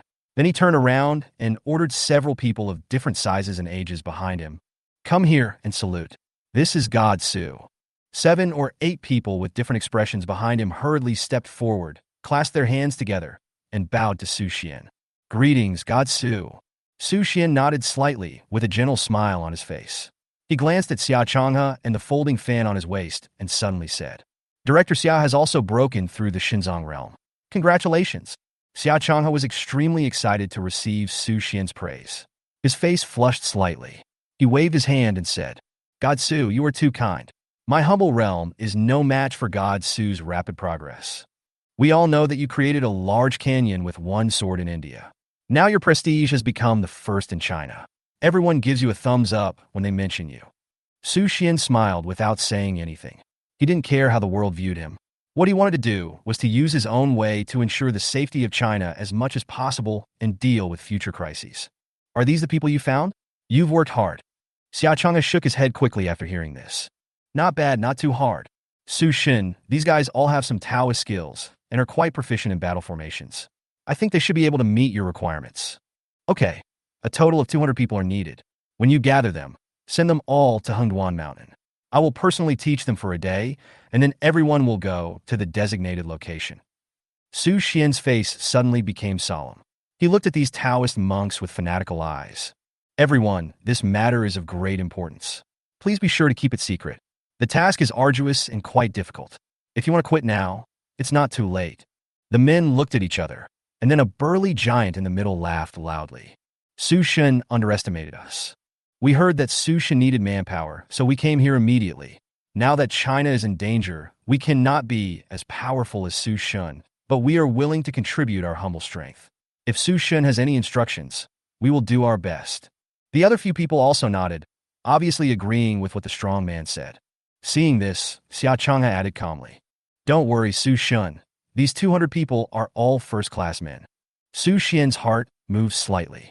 If China is full of heroes, what is there to be afraid of foreign enemies? After a brief conversation with Xia Chang'e, after those people left, Su Xian stopped Xia Chang'e and looked at him. "Xia Zhu, I see that you are practicing external moves. I have a suitable skill here. It should be good with your fan." Xia Chang'e, who was originally planning to leave, trembled after hearing this. He turned around, tears flashing in his eyes, and his expression was excited. He couldn't say a word for a long time, and his admiration and respect for Su Xian deepened a lot. "Okay, don't say anything, Longting still needs you." Su Xian patted his shoulder and smiled. When Xia Chang'e took away the 18 styles of peach blossom fan secret book with satisfaction, Su Xian felt that the spiritual energy in his body became very full, and the barrier stuck in the second level of Tianyuan began to loosen a little. He knew that it was time to break through the realm. Arriving at Hengduan Valley, Su Xian began to meditate, closed his eyes, and began to copy the previous battle scenes with the kings of the Sea Clan. There is no doubt that the 10 Directions Annihilation move of the Tide King is extremely powerful and has exceeded the scope of the Tianyuan realm cultivators. If he did not have the fairy-level armor to protect himself and the unyielding skill to avoid fatal attacks, he might not be able to completely block it. Even if he blocked it, he would be injured. Fortunately, Endless Life continued to recover for him, which caused the Tide King's suicide attack to almost lose its effect.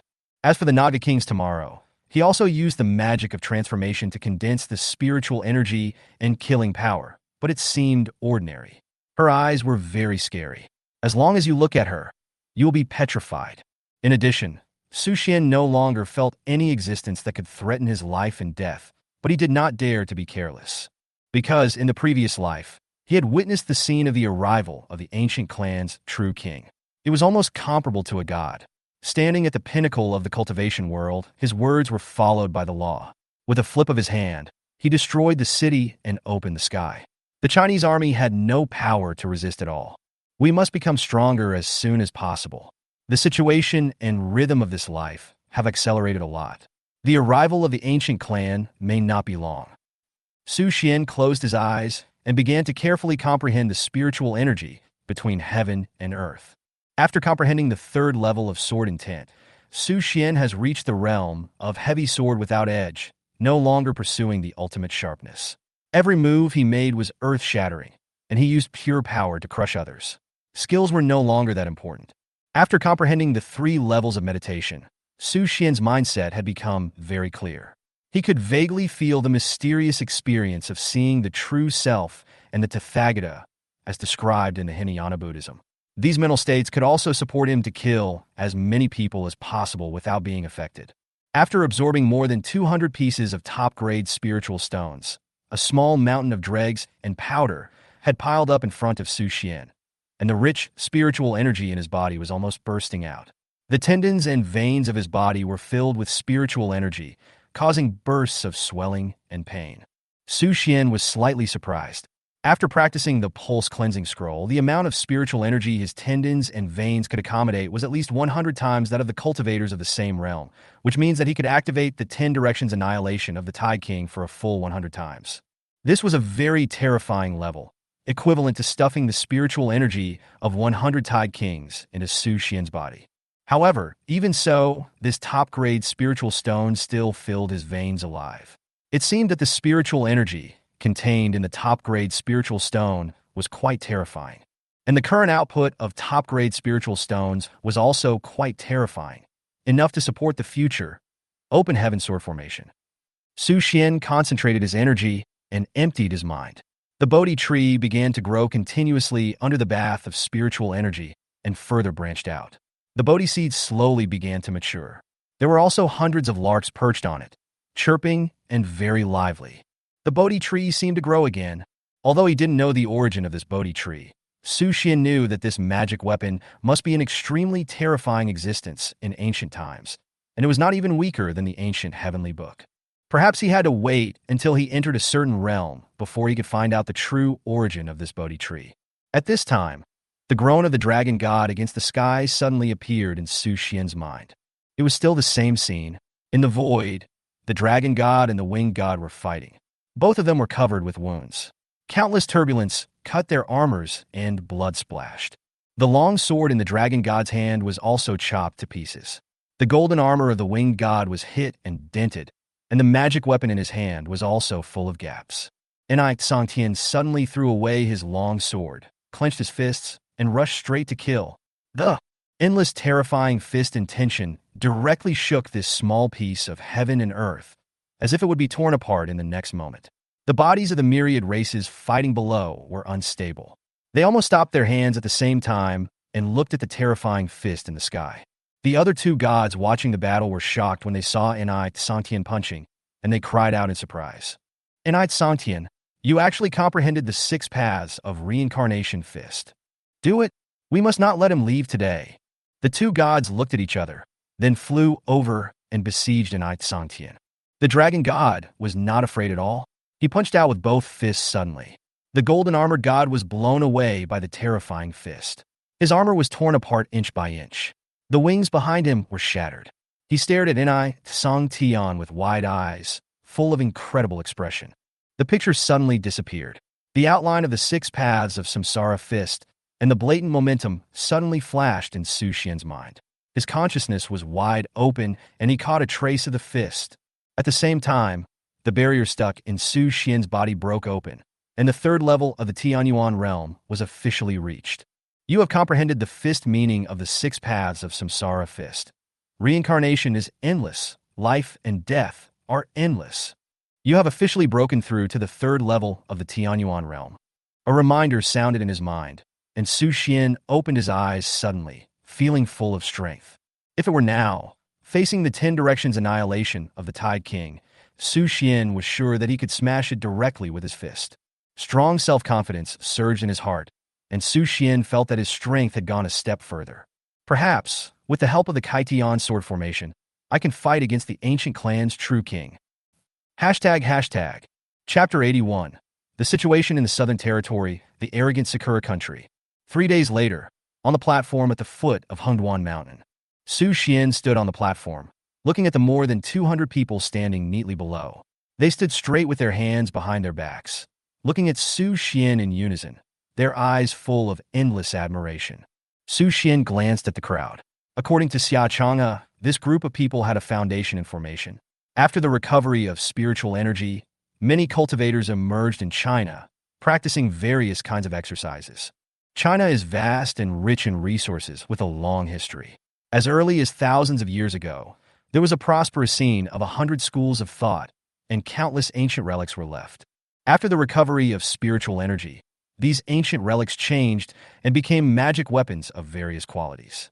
Some people obtained treasures by chance, and thus obtained corresponding cultivation methods and ways.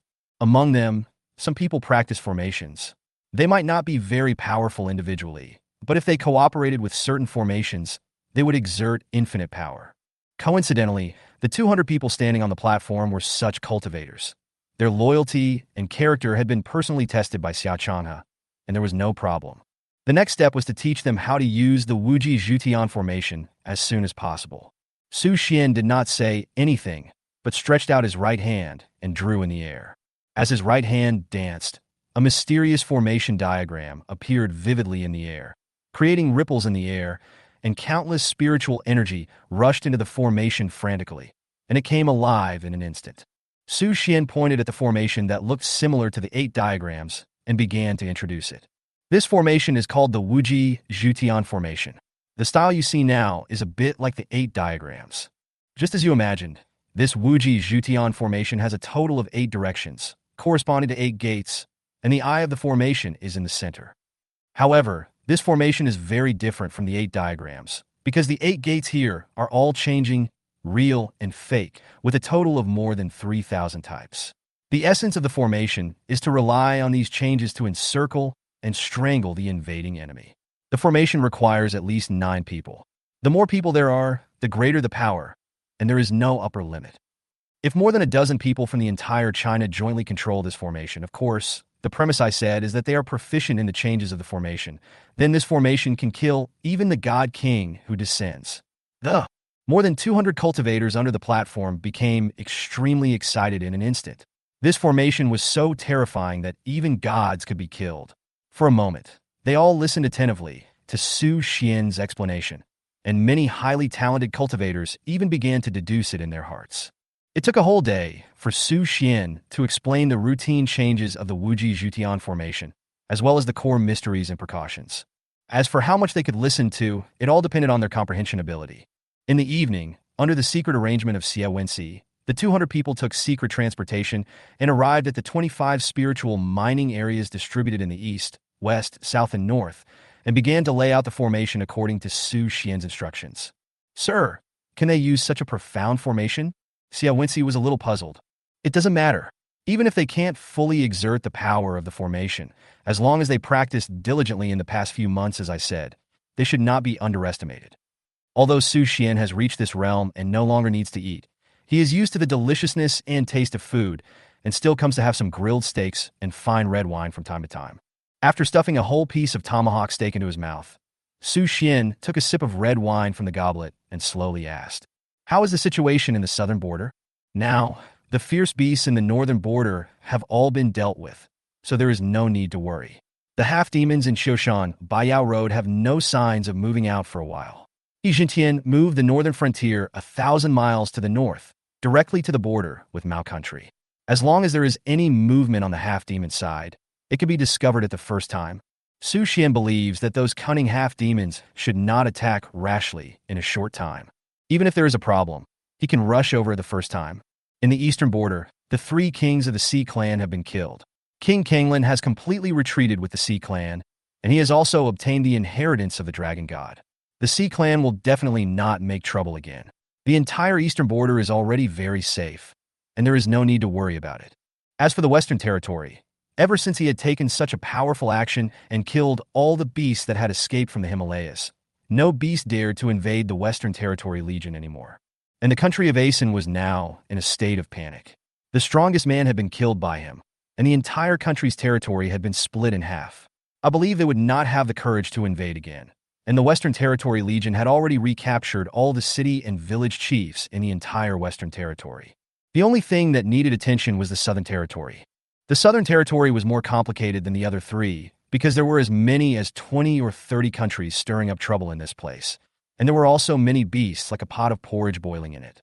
After hearing this, Xia Wenxi immediately reported, "Sir, the situation in the southern border is rather strange. There are hundreds or thousands of islands in the South China Sea, with more than 30 countries and more than 90 tribes gathered here. When the ferocious beasts descended, dozens of countries participated in the battle at the same time. The scene, according to the battle reports sent by the Southern Border Legion, the ferocious beasts seem to be still fighting with the armies of various countries around the South China Sea. The Southern Border Legion has not been affected too much, but there are still a few casualties. Among them, there are 5 countries that are making the most noise." Su Xian put down his wine glass, lit a cigar, and raised his eyebrows. "Tell me about it." "Among them, the one that is clamoring the most is the Sakura country. This country has wolfish ambitions and is trying to expand everywhere. In history, it has done many evil things to our China, and there are countless cases of occupying the magpie's nest."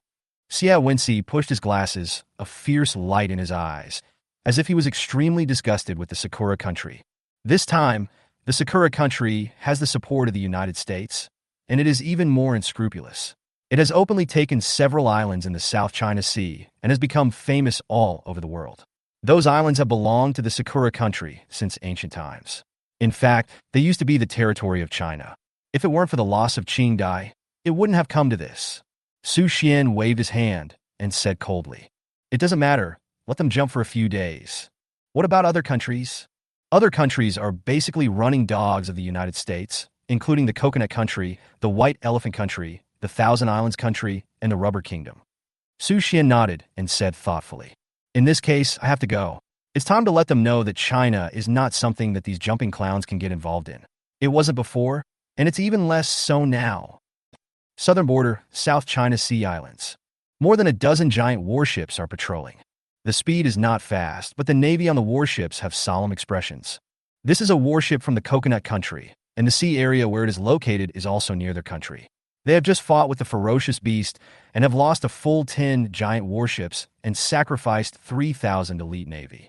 On the leading warship, the captain, wearing a white uniform, white gloves, and holding a telescope, observed the front. The sea was calm, the sky was blue, and the sea was blue. Everything seemed so peaceful. Suddenly, a loud noise streaked across the sky, and the sound of horns echoed throughout the sea. In his field of vision, more than 100 warships were coming in an overwhelming and dense manner, with a fierce momentum and no reason at all. The captain of the Coconut Country was shocked and quickly ordered people to sound the whistle to warn, and raised the flag of retreat on the top of the ship. Whoa, whoa, whoa. The loud whistle sound pierced the entire sea, and the overwhelming warships in the distance ignored the warnings from the Coconut Country and sailed against the wind and waves. The captain was horrified. Seeing the red sun flag, his scalp went numb, and he shouted angrily, "It's the Sakura Country. Too rampant. This is my Coconut Country's waters. Captain, what should we do now?" The captain's face turned pale. After a while, he said, "Fire shells to warn them that this is my Coconut Country's waters. If they continue to move forward, it will be regarded as a provocation. My Coconut Country is not afraid of the Sakura Country's warships." Yes.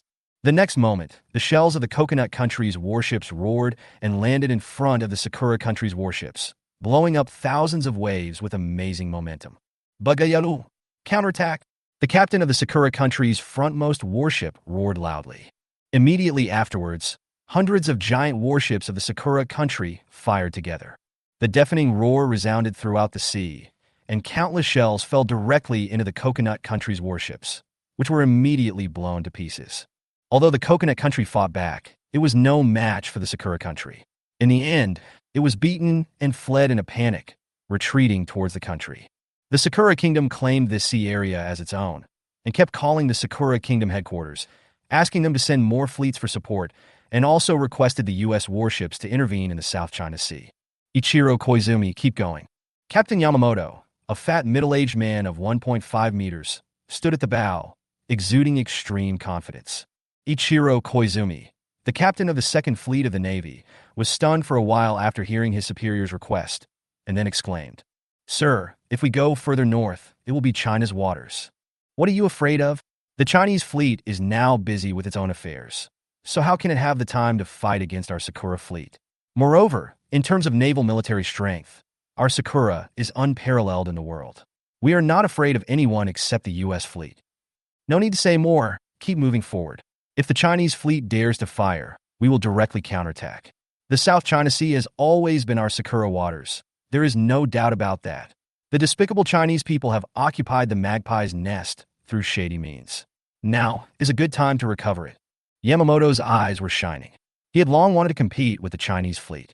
Now that the opportunity came, he would naturally not let it go. Ichiro Koizumi felt very uneasy. After all, China is not in the Qing dynasty. Its military strength is very strong. To be honest, these fleets of Sakura may not be defeated. Fortunately, the ferocious beasts in the South China Sea are rampant now, and the Chinese fleet may not have time to deal with these things, but they can seize the opportunity to invade. For a time, hundreds of giant warships from the Sakura Country lined up in a row, heading north in a mighty manner, heading towards the Chinese waters. Hashtag, hashtag, hashtag, hashtag, hashtag, hashtag, hashtag, hashtag, hashtag, hashtag. Chapter 82. Six Nations War. Su Xian takes action strongly. South China Sea, China Jinan Corps, Frontline Fleet. South China Sea Coordinates. XXYY, A large fleet is coming. They look aggressive. It seems to be running towards our fleet. They are not friendly. It seems to be the Sakura country fleet, 10 nautical miles away from our waters. Please tell us how to respond. This is the 127th Battleship Squadron. Over. A signalman reported the situation on the front line.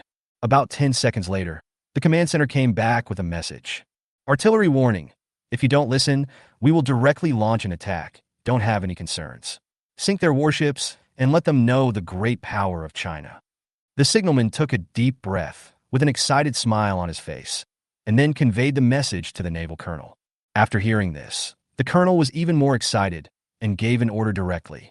Launch an attack and sink all those bastards from the Sakura country. Whoever sinks more will treat him to steak tonight. Suddenly, all the warships were ready and the shells were accurately positioned. The next moment, countless shells flew into the sky, drew a beautiful arc in the air, and then landed directly in the battleships of the Sakura country. Boom!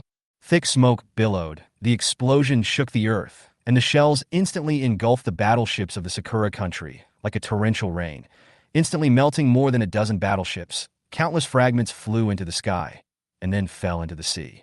Baga! Fight back! Fight back! These Chinese fleets, are they going to rebel against Tianjin?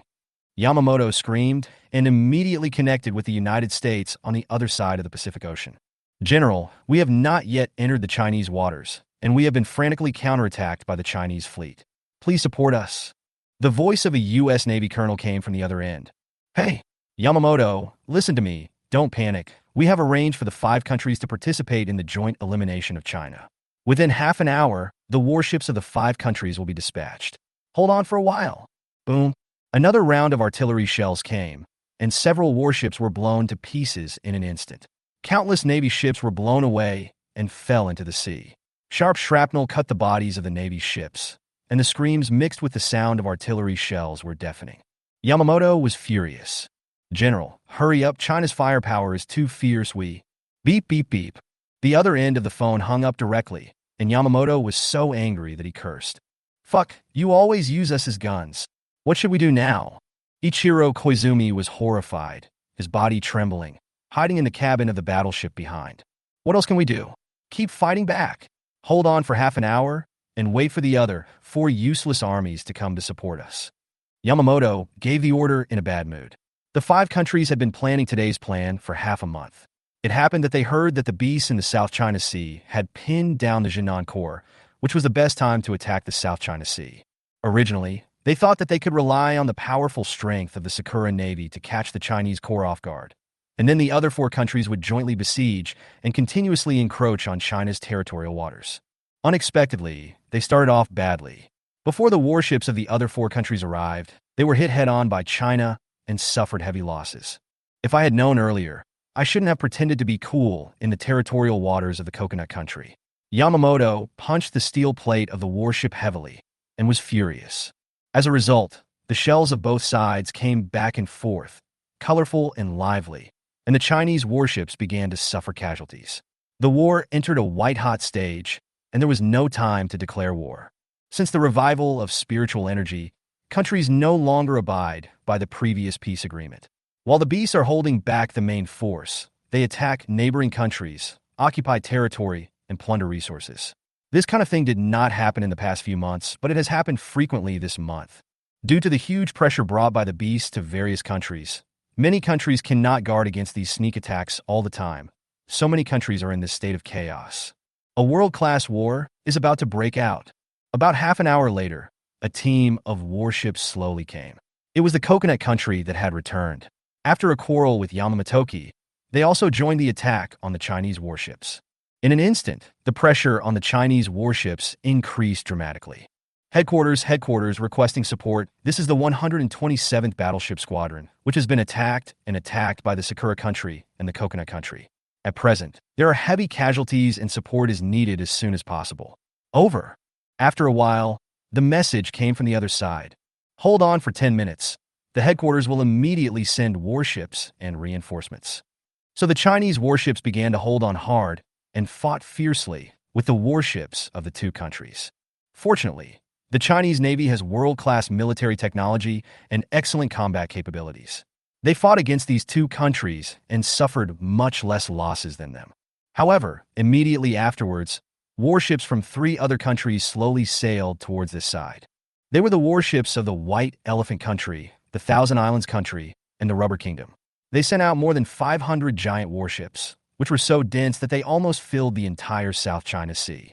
For a while, the Chinese warships fought against the warships of 5 countries at the same time, which made those soldiers feel like they were dreaming of modern naval battles. All the Chinese warriors, with their blood boiling in their hearts, were not afraid at all. They fought bloody battles with the South China Sea countries. Even though the artillery fire was raging, they still moved forward bravely. At the same time, on the other side of the South China Sea, the Chinese Jinan Corps fought a group of ferocious beasts. Unlike the fierce beasts in the north and east, most of these fierce beasts are giant birds, more than 10 meters long, with 4 wings, sharp claws, and high-pitched calls. They glide in the clouds, light in shape, and dodge all the shells fired by anti-aircraft guns. The cry of a crane sounded, and a giant bird over 20 meters long, with 4 wings and 4 claws, swooped down directly from hundreds of meters high. With a strong airflow, it flapped its wings and directly knocked the giant shells away, and then directly inserted them into a warship. Its claws tore a piece of the warship, made of steel alloy alive. Countless strange birds launched a fierce attack on the Huaxiao Legion, causing a large number of casualties in a moment. All monks above the pulse-shaping realm step out. Seeing that technology could not defeat the strange birds, the general could not help but shout loudly, intending to resist with the power of the monks. At one time, more than a dozen monks holding various weapons walked out of the deck of the warship. They exuded a red glow of vigorous blood, and their eyes were filled with extreme murderous intent. They looked up at the beast screaming in the sky. Oh! Seeing the beast swooping down, the monks all flashed their blades. However, the realm gap was too large. With one dive, hundreds of monks were caught by the claws, then flew to a height of 1,000 meters and dropped, where their bodies were torn apart alive by the claws. Seeing this scene, the general's eyes were about to burst, but he was powerless. The realm of these beasts was too high, and their combat power was too strong. There was no way. In an instant, the situation became very unfavorable. The warships could not only not get rid of the beast's lock and attack, but also could not rush to the front line. At the front line, at this moment, the warships of the 5 countries were besieging China together. The general was in a panic, and even showed a look of despair in his eyes. Ah! A strange bird with a red body and emitting flames, with a strange cry, opened its bloody mouth and sprayed at the warship below. Suddenly, a huge fireball with a diameter of more than 3 meters shot into the air. Boom! The fireball exploded in the warship group, and hundreds of people were buried in the sea of fire in an instant. The eyes of the remaining soldiers turned cold, and they continued to fire at the beasts. Although it didn't have much effect, they still fired unswervingly. Is God going to destroy my Jinan Corps? The general showed great despair in his eyes, watching the beasts that covered the sky and the sun, passing through the clouds and swooping down. At this moment, suddenly a bright sword light lit up, a full 50 meters long, passing through the sea of clouds and slashing towards the densest group of beasts. Like a long rainbow passing through the sky, the cold light instantly cut the group of beasts into 2 sections, and the sword light dissipated. All the beasts touched by the sword light were cut into 2 sections. Blood and corpses rolled down. This sword swept across the sky, killing at least 200 beasts. Whoosh! A figure flashed in the sky, with white clothes whiter than snow, long hair fluttering, holding a magic sword, like an immortal descending to the world, indescribably unrestrained and unrestrained. In an instant, the group of beasts became restless. Facing the young man in white, they were all terrified and began to retreat continuously, trying to stay away. The general of the Huaxiao Jinan Corps below saw this scene. After the initial stagnation, his face showed ecstasy. Looking at this sword immortal, who seemed like a banished immortal, his already desperate heart changed again. General, this sword immortal seems to be Su Xian. A soldier was sharp-eyed and recognized Su Xian. The general was slightly stunned and asked, "Which Su Xian is it?" "Yes, it's the sword cultivator who pacified the fierce beasts in the northern border, split the Asen kingdom in half with one sword, and wiped out the fierce beasts in the eastern border. He is unparalleled in the world, Su Xian." The warrior's eyes were filled with extreme admiration and fanaticism. Looking at Su Xian, he couldn't help but clench his fists, his blood boiling, and he was extremely excited. Su Xian saw the fierce beast scattered and fled in all directions, and his eyes turned cold. Want to run? So he put away his sword, crossed his fists in front of his chest, and the scene of the dragon god against the sky against the three gods appeared in his mind. And then he punched. Suddenly, the breath of the 6 reincarnations and endless life came, and the endless terrifying pressure enveloped the entire sky. In this sky, Su Xian is the master, who can control everything, and even the routes that the fierce beasts want to escape are clearly known. Boom! The fist force spread out, forming a shock wave in front of the square, as fast as lightning. In an instant, caught up with the fleeing beasts and killed them all.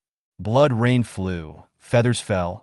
These thousands of beasts, the giant strange bird that beat the Jinan core without any chance to fight back, were just blasted into blood missed by a punch, and no bones were left.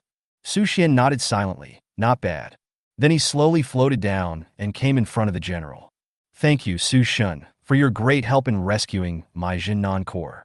The general saluted with a sincere face, expressing his sincere gratitude to Su Xian, but at the same time, his face showed a bit of sadness. Su Xian, I still have something to deal with. Please wait. Su Xian frowned when he saw his anxious look. What's the matter? An angry look appeared on the general's face, and he said, just over half an hour ago, the 127 battleship squadron on the front line was invaded by 5 countries led by the Sakura country. Now I need to send warships immediately to help.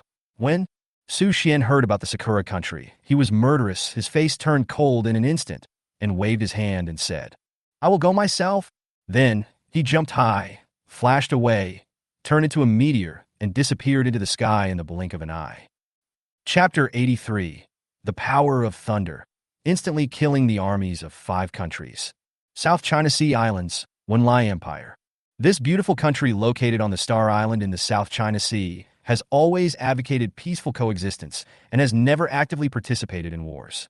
Just like this time, the Six Nations War, under the behind-the-scenes push of the United States and other Western countries, led by the Sakura Kingdom, with the participation of 4 countries including the White Elephant Kingdom and the Rubber Kingdom, they launched an attack on the South China Sea area of China, assembling thousands of giant warships, dispatching 10 aircraft carriers, and thousands of fighter jets.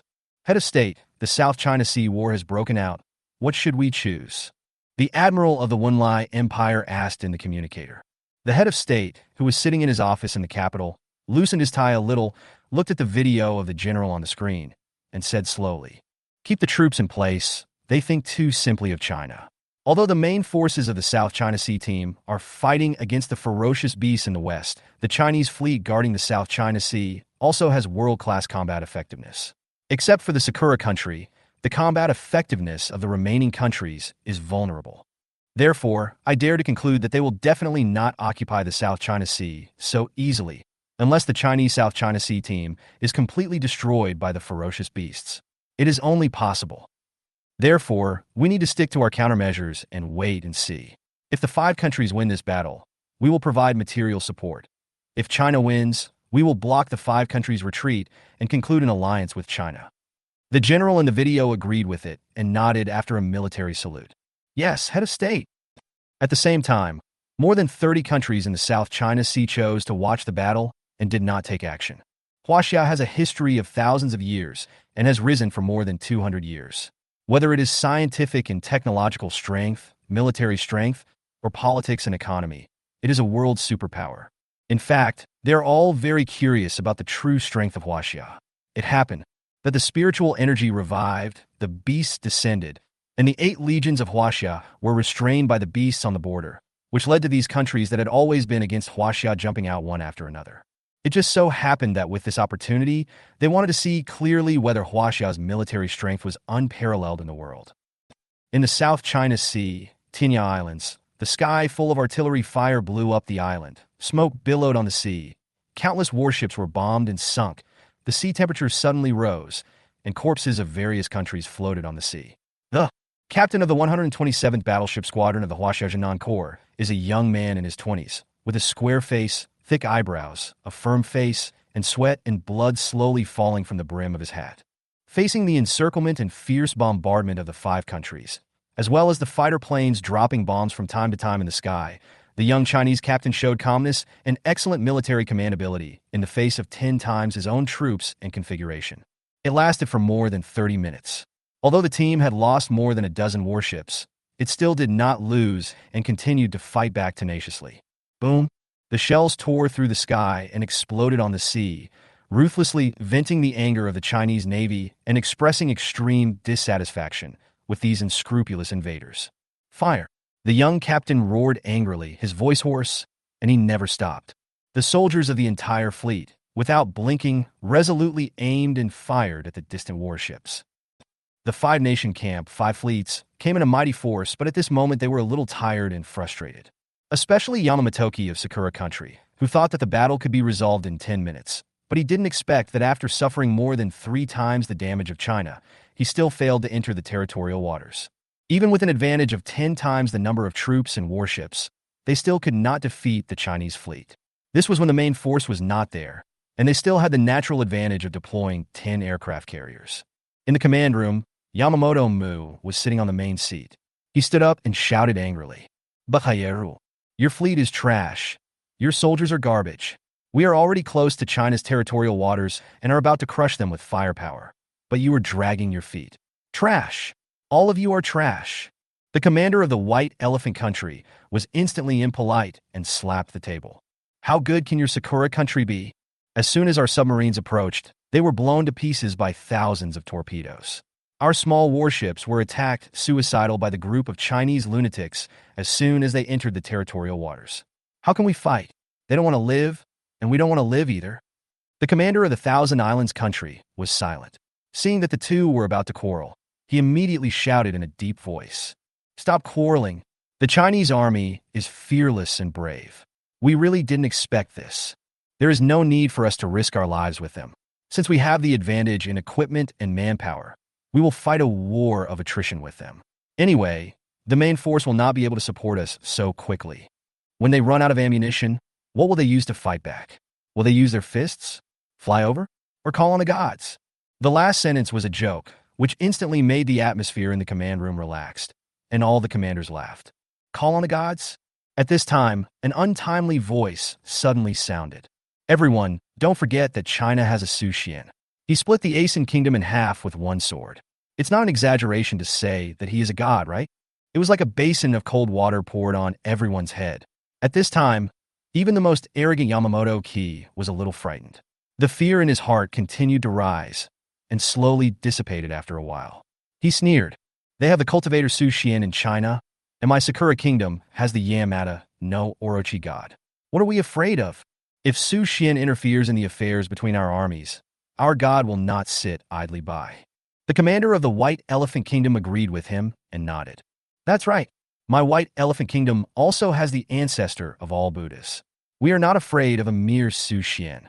With the assurances of the commanders of the Sakura Kingdom and the White Elephant Kingdom, the faces of this group of people looked a little better. They changed their tactics. The young captain saw the 5 fleets moving on the sea and began to attack the Chinese fleet in rotation. The fighters in the sky also began to drop shells in rotation. He immediately understood their tactics. They want to wear us out alive. Call headquarters to see how long it will take for the reinforcements to arrive. The captain's face was a little solemn. If the beasts really dragged the generals and couldn't split up, it would be troublesome. Once the ammunition was exhausted, it would be impossible to defend. There were a large number of fighters circling in the sky, and it was impossible to avoid their vision. As for the other legions, they were also exhausted now. It must be said that these countries chose the right time. Keep fighting back. Don't stop.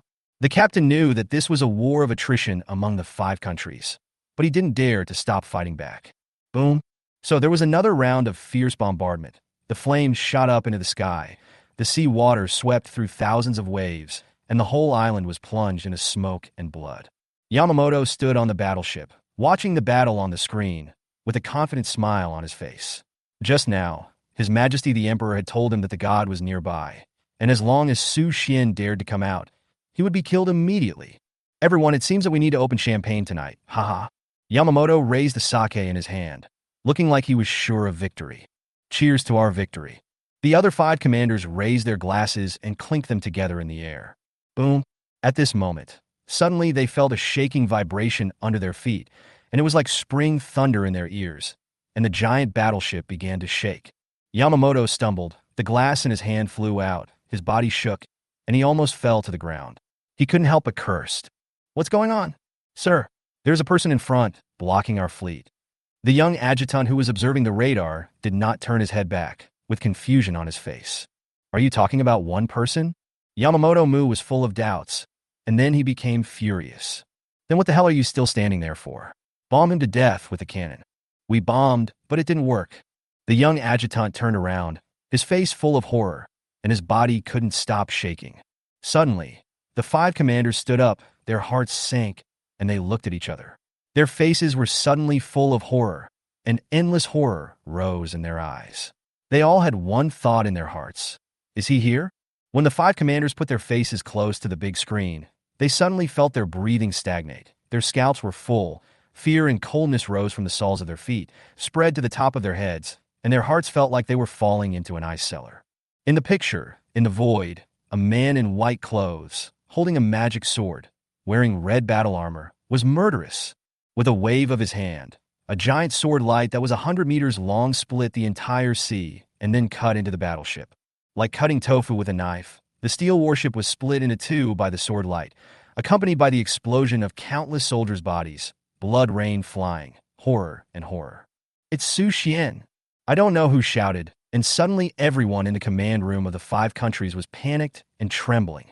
The next moment, Su Xian swooped down, waving the long sword in his hand, and his whole body rotated as if it fell off. With the sword energy, hundreds of warships were cut into countless pieces, broken arms and limbs soared into the sky, and blood fell into the sea, instantly dyed red, turning into Shura purgatory. The fighting force in the air tried to launch an attack, and the machine gun spewed flames and made a clattering sound.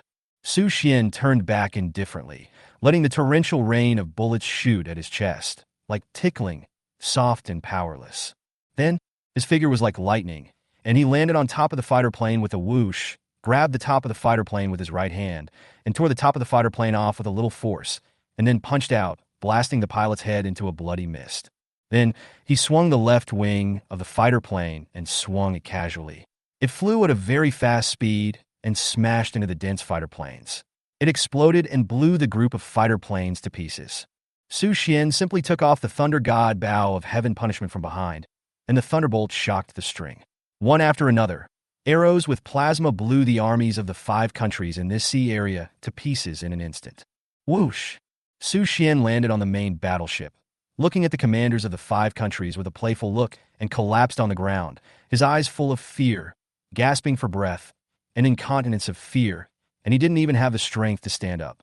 So far, the fleets of the 5 countries have all been killed by Su Xian. Except for the 5 commanders on the main battleship, Su Xian did not hold back and slaughtered all the soldiers of these hostile countries. Su Xian sat on the soft sofa, took out a bottle of red wine, filled a glass for himself, then raised his head and drank it all, looking at the group of people calmly, and said, "Not bad. Wine from the 1980s. The 5 commanders and the generals of the Navy's elite camp were pale at this moment, unable to say a word, and looked at him in horror. Chapter 84. South China Sea. China has the final say. After Su Xian praised the red wine, he did not say anything else. Instead, he took out a cigar, lit it, blew out smoke rings, and looked around at the luxurious layout inside the battleship. He completely ignored the 5 commanders, as if they were just here for a trip. The more Su Xian showed this calmness, the more uneasy the 5 commanders became, as if a butcher's knife was on their necks, but they would never cut it down. If Su Xian came in and directly announced the death penalty to them and then killed them, there would be no such fear. In other words, Su Xian proposed some conditions to let them go. However, Su Xian did not do this. After coming in, he first killed all the other people on the battleship, and then sat next to them in a swagger, drinking and smoking, pointing fingers at the surrounding layout, and did not take them seriously at all. This psychological pressure instantly made them collapse. Yamamoto's body kept shaking, and at the same time, he hoped that the god of Sakura country would come as soon as possible. Yamada no Orochi was the only true god against the ninjas of Sakura country. If it were not for his existence, I am afraid that the entire Sakura country would have been destroyed long ago. His lips slightly opened and closed, and he said tremblingly, "Su Xian, I admit that you are very strong. You are the strongest in China, but in front of our Sakura country Yamada, no Orochi god, your strength is not enough. If you know what's good for you, you might as well let me go now. Otherwise, when the god arrives, you will definitely die without a burial place. Puff! The next moment, Su Xian inserted the steel fork on the table directly into his mouth, and it came out from the back of his head and penetrated his brain. In Yamamotoki's horrified look, blood slowly flowed out of his mouth and dripped on his white uniform, which was very shocking. Su Xian wiped his bloody right hand with a handkerchief as if nothing had happened, and threw the handkerchief casually, covering Yamamotoki's head, and died with his eyes open. The remaining 4 people were instantly filled with fear in their hearts, trembling, looking at Su Xian, as if looking at the god of death and the devil. Su Xian ignored them and continued to light a cigar, put his legs on the table, and looked at the map in the command room. The entire South China Sea was dotted with thousands of islands. Under the blue sky, it was vast and boundless. The azure blue water was swaying with the wind, and the beautiful scenery was like a picture scroll. Dozens of countries, thousands of islands, and more than 1 billion people in the South China Sea live together under the blue sky and blue sea. Everyone has a consensus, that is for peace. Su Xian suddenly turned his head and glanced at them, making the 4 naval leaders who dominated the South China Sea tremble, lower their heads, and wet their crotches. Once upon a time, these 4 people were also considered to be powerful and influential figures in the entire South China Sea. They were well known and were also known as the pillars of the southern powers and famous generals in the military. Now, in front of this young Chinese man who seemed to be the god of death, they are not even as good as ants. They lowered their heads in fear, not daring to look at Su Xian. The fear in their hearts was infinitely magnified. In addition to their own lives, they suddenly worried about their country. After all, they had seen the shocking fact that the young man in front of them cut the entire country of Asen in half with a sword on the news. The United States was the mastermind behind this. If we don't carry out the plan, we will be raised by their naval warships. This matter is purely our own decision and has nothing to do with our country. The commander of the White Elephant Country mustered all the courage in his life, raised his head slightly, exhausted all his strength, and said this sentence with great difficulty. After listening to this, Su Xian nodded and smiled. I understand. There are always some people, some countries, who bully the weak and fear the strong. They become arrogant when they can win a fight, and they can't wait to swallow the bones of the weak. If you can't win, you start to blame others and bring the trouble to others. It seems that your White Elephant Country follows the lead of the United States, bows down to them, and flatters them. Because they are ferocious eagles and domineering lions. You are afraid? Are you afraid? After hearing this, the commander of the White Elephant Country's expression changed, and cold sweat broke out on his forehead. His thoughts were completely seen through. In fact, what Su Xian said was completely right. They were afraid of the tyranny and hegemony of the United States and chose to surrender, while hurting their neighboring countries. Su Xian suddenly stood up, took a deep breath, shook his head, and said, You are afraid of the United States, so you are not afraid of China? The 4 commanders were stunned, and mixed emotions suddenly surged in their hearts. On the one hand, they were ashamed of the weakness and fear they showed to the United States, and on the other hand, they began to think of China's strength. Whether it is technology, military, economy, or politics, in this era, China is definitely a superpower that can compete with the United States and has chosen the kingly way of peaceful coexistence. It will never bully the weak and dominate the world like the United States. At this time, Su Xian's expression suddenly changed slightly, glanced at them, and sneered. It seems that you still don't know your own weight. As soon as the voice fell, Su Xian sucked the air with his right hand, grabbed the 4 people directly in the air, unable to move, and then jumped out of the warship, threw these people on the deck, and then stood quietly in the void, looking at the warships rushing in from all directions. Cutting through the waves, on the sea, the 5 countries sent out dense warships, which were speeding over to try to encircle the entire South China Sea. At the same time, China's Jinan Corps and the main fleet also rushed over in a mighty manner, forming a confrontation with the warships from all directions. The whole world is the enemy? Su Xian folded his arms and scanned these giant warships that seemed to him to be a mob, feeling a little funny and a little sad. China advocates peaceful coexistence. For thousands of years, it has always regarded itself as a country of etiquette in the East.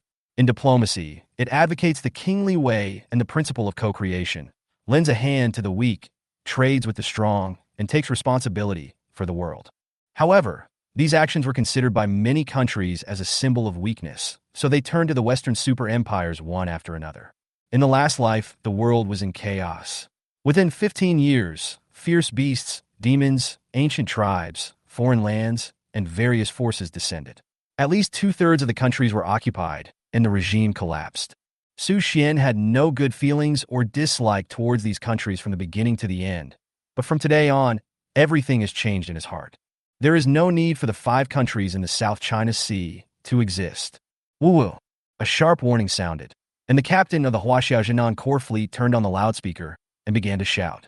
This is Huaxia's territorial waters. Further advances will be considered an invasion. Please retreat in time. Su Xian frowned, crossed his arms, and said nothing. To be honest, he did not agree with this practice of using courtesy before force. A senior military veteran once said, "Dignity is only on the edge of the sword, and truth is only within the range of the cannon. It has already hit the doorstep, and it is still polite before force." Su Xian does not agree with this practice in view. However, if you dare to invade Huaxia, then Su Xian will definitely make the invaders pay the price of blood and life, and even let their country and family be destroyed. Fighting violence with violence and killing with killing may be extreme, but in this era, it is the most effective. You can't put too much energy on dealing with things on the border. After all, it won't be long before many disasters come. After a while, the Sakura country also sent a message. Release our Sakura country's Colonel Yamamotoki, and we will withdraw our troops immediately. Soon, China directly counterattacked. Impossible. Now within 10 seconds, you must withdraw your troops. Otherwise, you will be regarded as invaders and killed without mercy. The strong and domineering answer instantly caused an uproar in the 5 countries, and their leaders began to talk. However, there was no sign of retreat. For a moment, the situation was tense, and the war was about to break out. Su Xian shook his head, carrying Yamamotoki's body, slowly rose into the air, and then looked down at the Sakura country warships below with indifference, and the coldness in his eyes became stronger and stronger. In the past, it was this group of beasts who invaded China and committed crimes that were outrageous to both humans and gods. Baka, it's Colonel Yamamotoki. Let go. Damn it. Chinese pigs, let our colonel go. Facing the incompetent curses of the Sakura country, in full view of the crowd, Su Xian directly threw Yamamotoki's body down. And then, the long sword attacked, countless sword chi crisscrossed, and in an instant, Yamamotoki's body was cut into pieces, blood flew in the air, and flesh fell into the sea. Countless people were stunned, and they really couldn't imagine that Yamamotoki, a famous naval general in the South China Sea, was chopped into pieces by a Chinese monk, just like slaughtering pigs and dogs, in front of the navies of 6 countries. Su Xian stood quietly in the void, his eyes were cold. He glanced at everyone, and said word by word, South China Sea. From today on, China has the final say. As soon as the voice fell, his pupils were white, and his whole body was filled with a murderous aura, almost tearing the sky of the entire South China Sea apart. Then he raised his sword above his head, aimed at the location of the Sakura country's army, and slashed it down suddenly. Suddenly, a 100-meter sword light fell from the sky and directly cut into the fleet of the Sakura country. The sharp sword light was indestructible. In an instant, these alloy steel warships were cut into pieces and exploded with a loud bang. Accompanied by screams and cries, thousands of soldiers of the Sakura country were blown away by the huge air waves and force in an instant and fell into the sea, while the soldiers at the center of the sword light were directly exploded and blood rain rose into the sky, which was extremely cruel. For a moment, tens of thousands of navies of the 6 countries saw this scene and couldn't help but gasp. When extraordinary power has completely surpassed the existence of technological civilization, humans cannot understand this terrifying killing power and behavior. Su Xian did not stop after splitting the Sakura Kingdom fleet into pieces with one sword, but dived down and killed the White Elephant Kingdom fleet. 10,000 sword chi bloomed and exploded on the sea surface. A 10,000-foot-long dragon soared into the sky. Su Xian was like a killing god descending to the earth. Wherever the long sword passed, the sword chi smashed the warships and the navy into pieces.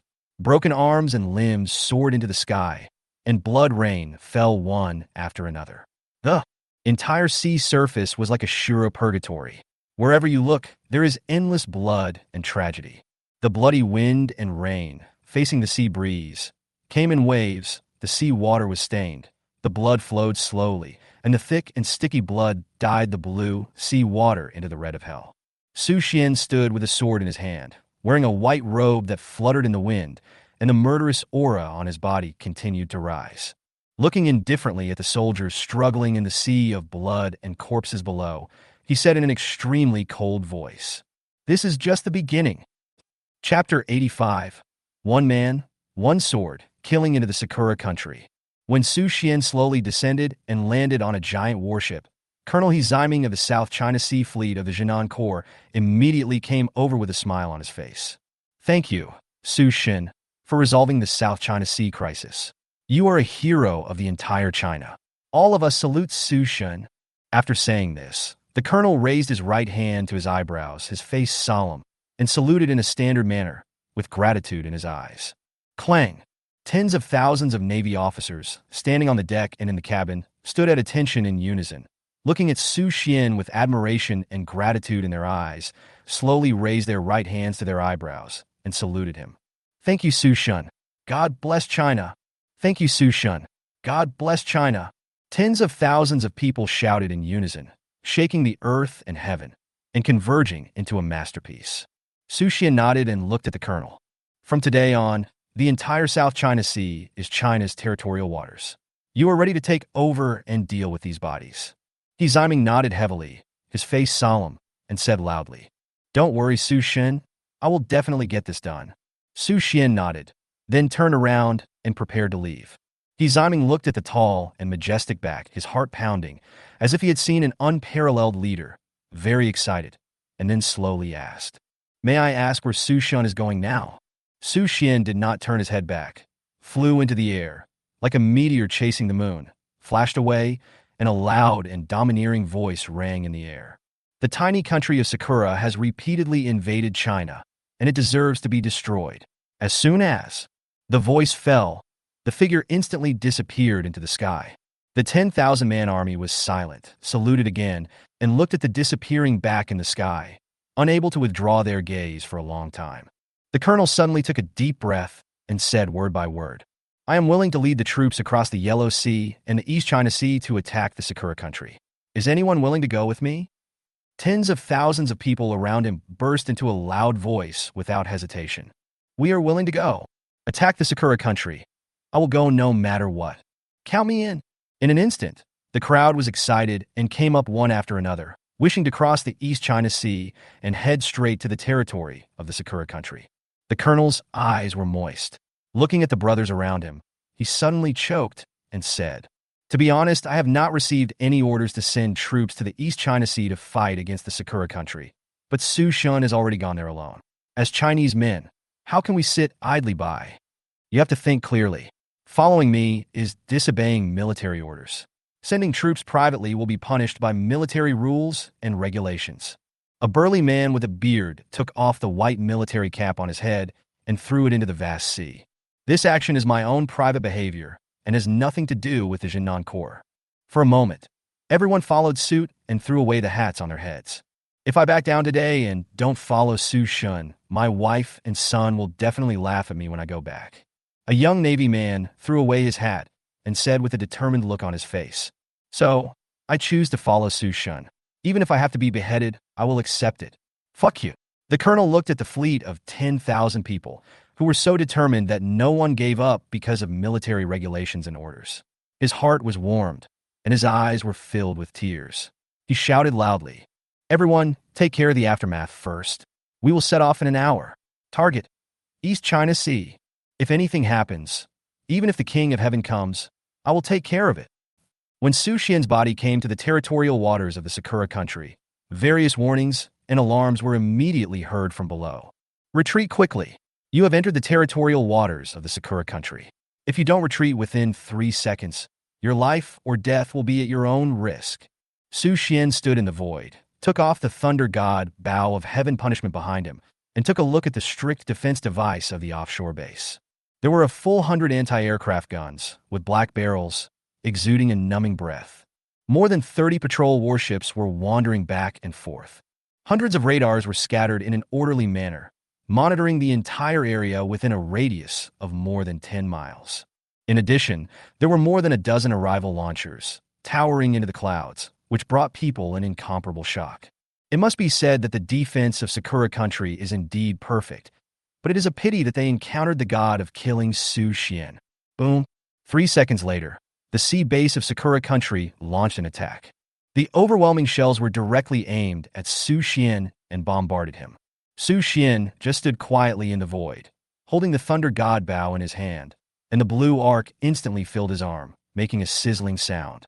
The red lotus prison armor exuded a terrifying red glow, forming an indestructible barrier around Su Xian's body, allowing the torrential rain of shells to hit him, without any feeling, and all were bounced away. Thick smoke filled the air, and the rumbling explosion enveloped the void. After a full minute of continuous bombing, a dazzling ball of light exploded in the air. Dead. Definitely dead. Thousands of shells are enough to flatten an entire city. Why do I have a bad feeling? Let's see. Below, several Navy leaders of Sakura Country, who were about 1.4 meters tall, were discussing.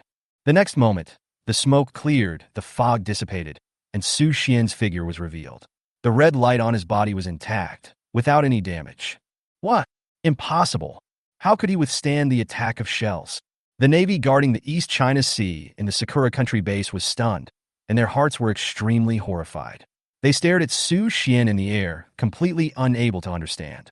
Su Xian's eyes were cold, and the red light disappeared. He drew his bow and shot an arrow. In an instant, a rapid cry sounded, and the arrow, which was 1 meter in diameter and 100 meters in length, condensed by spiritual energy, turned into a blue dragon, with blue lightning snakes flashing on it, jumping with incandescent plasma, and with a terrifying momentum of destroying the world and tearing the sky apart, it shot towards him. Boom! The arrow hit the entire naval base, making a deafening explosion. Suddenly, a mushroom cloud rose into the sky. The high temperature and air waves instantly razed this base that cost Sakura Country 1 billion to the ground and turned it into ruins. As for the people inside, they were all blown into pieces of meat, and no bones were left. Su Xian took back the Thunder God bow of heaven punishment and looked coldly at the intercontinental missile flying in the air. It was 100 meters long and 10 meters in diameter. It carried at least 30 tons of TNT explosives. His expression was indifferent, his pupils were white, and the Bodhi tree in his mind emitted a faint green light. Break! Facing this intercontinental missile that was enough to raise the entire city to the ground, Su Xian's face did not change at all. He clenched his right fist, rushed forward, and emitted billions of terrifying forces, instantly hitting the terrifying missile. Boom! The terrifying force of the fist directly smashed the missile to pieces. There was a crackling explosion. The huge impact force of 30 tons of TNT explosives exploding together rushed towards Su Xian, trying to blow him into pieces. Su Xian crossed his arms and activated his whole body of spiritual energy. The red light on the Red Lotus prison appeared again. The defense of the ferry-level armor was fully opened, allowing this impact force that was enough to raise the entire city to the ground to continue to impact his body. The scorching high temperature and powerful impact had no effect in front of Su Xian's ferry-level armor, and were all blocked by Su Xian. The terrifying impact for a full 3 minutes was completely blocked by Su Xian, and did not even cause a little damage. Thick smoke billowed, and after the violent explosion in the air faded, Su Xian saw the densely packed fighter planes in the air through the smoke and couldn't help but sneer. This so-called intercontinental missile is weaker than the Tide King's 10 Directions Annihilation, and it is useless. In front of the cultivation civilization, the technological civilization is not worth mentioning. Su Xian rushed into the fighter planes of Sakura Country without hesitation. It didn't take long for him to kill all the ace air forces of Sakura Country. Thick smoke billowed, and fighter planes crashed one after another. Seeing that there was no more obstruction, Su Xian flew directly over the territory of Sakura Country and looked down at the city below indifferently. Chaos, dirtiness, desertedness, and desolation. Since the revival of spiritual energy, many terrifying ninjas have suddenly emerged in Sakura Country.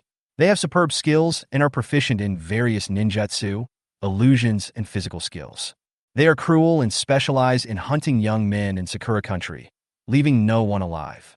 Although the Emperor of Sakura Country called on the army to send troops to encircle and suppress them, the effect was not good, and many cities still lived in fear and haze. The military really has no ability to restrain and control this group of elusive ninjas. Although there are also monks in Sakura country and have obtained some opportunities, they have no power to fight back in the hands of this group of cunning ninjas and were ruthlessly slaughtered. The cities of Sakura country are all shrouded in shadows. It is said that at this time, a sea snake that the military had used for experiments suddenly inherited the ancient Yamata no Orochi and transformed into a monster with 8 tongues. Strangely, the giant snake did not attack the civilians of Sakura country, but fought with the ninjas everywhere. This prevented Sakura country from being completely exterminated, and half of the cities were not in such danger for the time being.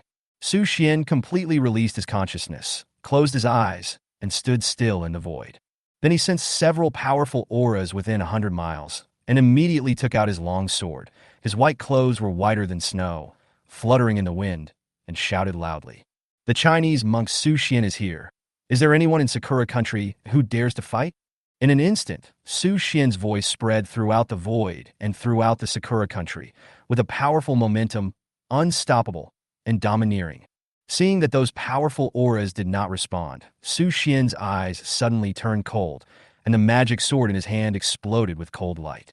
The dazzling sword light fell from the sky, like the Milky Way in the sky, landing on the 100-meter-high building under his feet.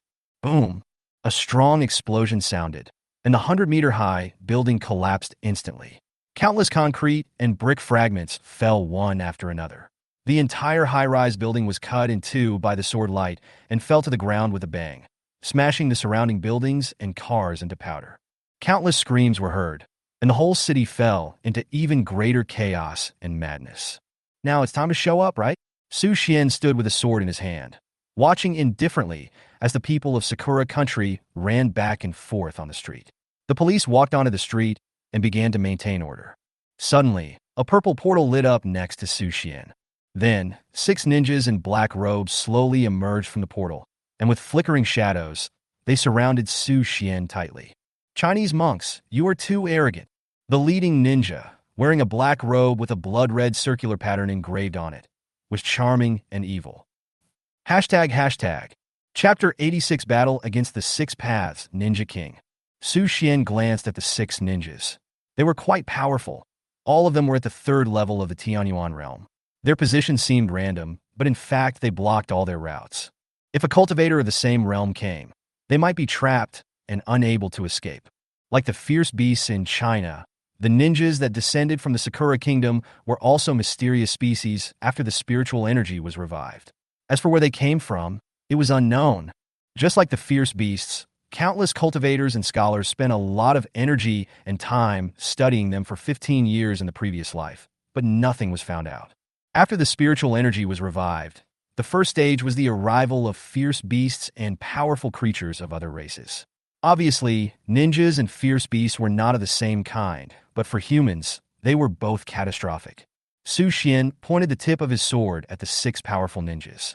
His eyes were as cold as water, and he slowly said, "You're selling your head." Immediately, his figure was as fast as lightning, and his sword energy was everywhere. He used the supreme sword technique of ice-breaking 10, and countless ice true meanings appeared, freezing all the air into ice crystals. The temperature around him suddenly dropped by 200 degrees, directly to more than 100 degrees below zero. With Su Xian as the center, all living things around him were swallowed by this terrifying coldness. Visible ice blocks suddenly took shape, turning into an ice dragon, circling and flying in the air, opening its bloody mouth and directly trying to swallow a ninja. The ninja wore a forehead protector, his eyes were hollow, like a dead body, and his short red hair stood up. When the ice dragon roared and attacked him, he suddenly formed seals with both hands and shouted loudly. Spiritual, 10,000 beast summoning technique. Bang! Countless birds and beasts suddenly appeared out of thin air above the void, baring their teeth and claws, and pounced on the ice dragon together, starting a fierce fight. They used their claws and fangs to lie on the ice dragon, gnawing and tearing, and making strange howling sounds. At the same time, the remaining 5 ninjas formed seals at the same time and launched an attack on Su Xian. Ninjutsu. All things in the world. Ninjutsu. Light will flash. Ninjutsu. World destruction. Su Xian's surroundings suddenly grew vines, moving at a speed visible to the naked eye, tightly wrapping Su Xian. Those vines that flashed with dark green luster were as agile as tentacles. After wrapping around Su Xian, they frantically absorbed spiritual energy like a thorn in the bone, which was extremely terrifying. Then, in the void, the black-haired ninja raised his hands above his head, holding a black-red sun, opened his mouth, and roared down at Su Xian with great force. The red-haired ninja behind him was as fast as lightning. With a clanging sound, the sword energy was crisscrossed, like a ghost, and he slashed directly at Su Xian's back. Facing the joint attack of the 6 ninja kings, Su Xian was calm, letting the vines absorb spiritual energy and watching the battle between the ice dragon and the monster. Ah! With the wailing and roaring of the monster, the ice dragon instantly penetrated the summoned monster. Blood and flesh flew everywhere, and broken arms and limbs fell one after another. The dragon's roar resounded through the sky, and the 10,000-foot ice dragon circled and swooped down, turning into a meteor lightning, easily breaking through the siege of the beasts, and with a terrifying momentum, easily pierced the body of the red-haired ninja. With a bang, the red-haired ninja was blown into a bloody mess. A second later, his body broke and turned into blood clots. Su Xian had a sneer on his lips. His arms, which were tightly bound by vines, exerted a little force outward. With a bang, the vines exploded directly and turned into pieces, floating in the air. With his right fist clenched, Su Xian arrived first after the black-haired ninja. In a flash, he directly blasted the black-red sun that was pressing down on him like a mountain, turning it into streams of light. In the ninja's horrified eyes, his fist did not decrease, and he directly blasted his body into pieces. The situation changed instantly. 2 of the 6 kings of the ninjas of the Sakura country died in a breath of time. Su Xian suddenly felt bored. Is this the invader of the Sakura country, the 6 Paths Ninja King? It's too boring. Su Xian shook his head and dodged the terrifying sword from behind. Then he drew out the Bingpa Yumiao sword in the air, turned around and swept it, and pushed the ninja back 10 feet. At this time, Su Xian suddenly noticed that the ninja at the back, who had not made a move from beginning to end, suddenly flashed and retreated dozens of feet, then stood still in the void, opened his hands, and quickly formed a seal. In front of him, the space was distorted, the sky and the earth lost their color, and a deep purple mist rose. Then a black-robed figure slowly appeared. His face could not be seen clearly. Like a black shadow, it could be seen that it was a monster with a dog's head and a human body, holding a huge sickle, and the breath of death spread all around. The ninja stretched out his right hand without hesitation. The dog-headed man's sickle fell, and the ninja's arm was directly cut off, and then it was sucked into the dog-headed man's throat and swallowed. The next moment, the 2 ninjas killed by Su Xian actually walked out of the void at the same time, like zombies, with dull eyes, still wearing black robes, looking at Su Xian coldly. Then, the dog-headed figure laughed strangely and disappeared out of thin air. The surroundings returned to their original appearance, and the world became clear and bright. Su Xian nodded slightly, looking at the leaders of the 6 ninjas, and said calmly, "Reincarnation and rebirth are quite interesting. Are you the 6 Paths Ninja Kings?" The leading ninja leader had a calm expression, as if a well was still, and there was no fluctuation on his square face. His voice was cold. "It is your honor to die at the hands of the 6 Paths. Let me introduce myself. I am the leader of the 6 Paths Ninja Kings Deva Path. They are respectively the Human Path, Azura Path, Hell Path, Hungry Ghost Path, and Animal Path. By the way, let me tell you that my realm is the 4th level of the Tianyuan realm, 1 level higher than yours." Su Xian nodded, his expression calm. "Your realm is indeed good.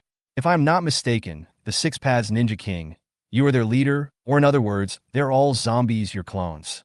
Deva Path, practice Deva Ninjutsu, which is very powerful.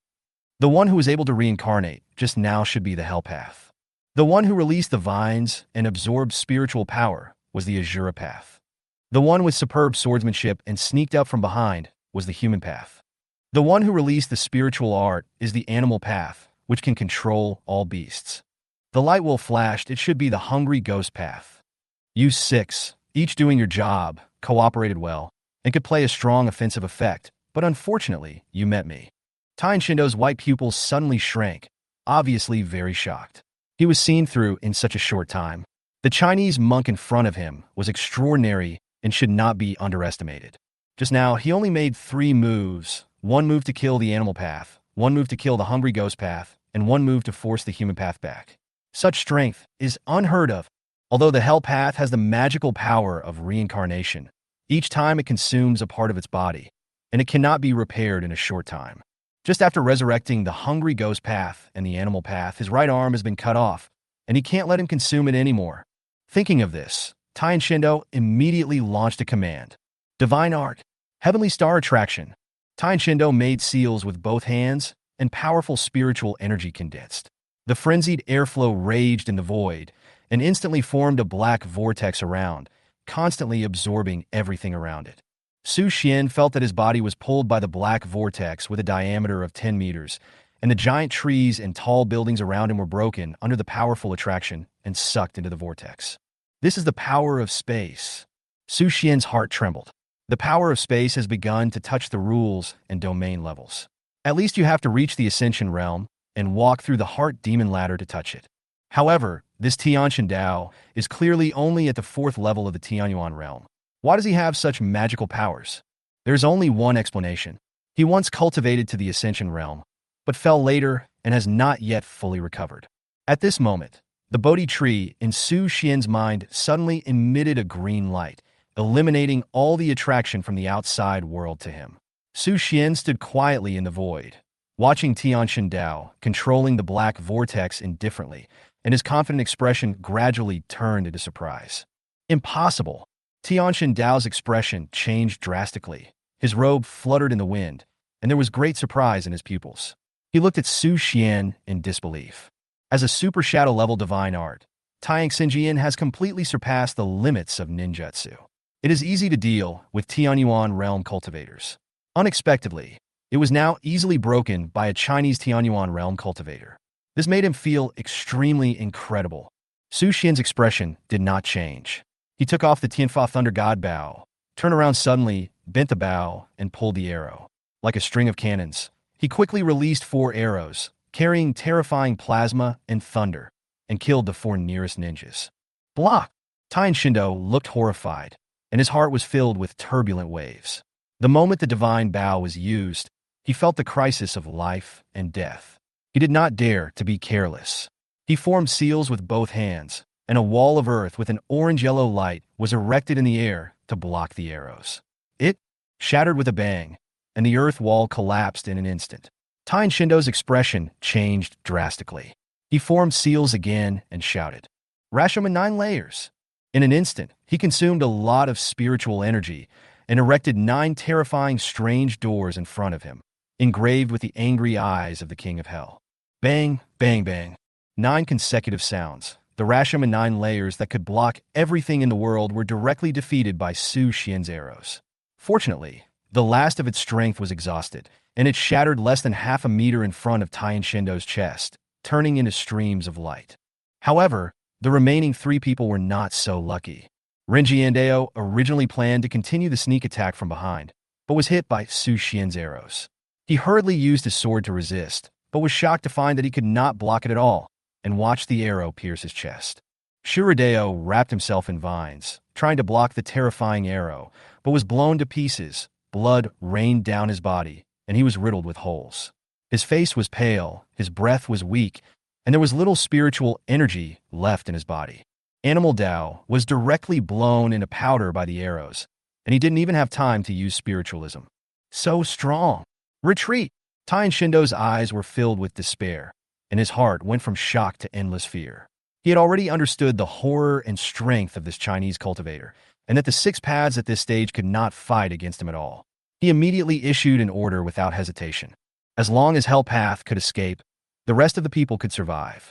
Under Taiyan Shindo's command, Hungry Ghost Path tried its best to stop Su Xian, and a blazing golden light ignited on its body, trying to delay time by self-destruction. Hell Path fled at the first opportunity, without the slightest hesitation, and in a flash, it had already run 100 meters away. Taiyan Shindo quickly formed seals with both hands, spitting out a mouthful of blood, with his thumb against his forehead, his face ferocious, and shouted, Divine Art, Super God Luo Tianzheng. Chapter 87. Powerful Killing, Sakura Country's Savior? Nightmare. Originally intending to bypass the two ninjas who blocked the way and pursue Hell Road, Su Xian suddenly felt an extremely dangerous feeling coming, which was even more terrifying than the Tide King's 10 Directions Annihilation. He did not hesitate and flew back, swinging the long sword in his hand.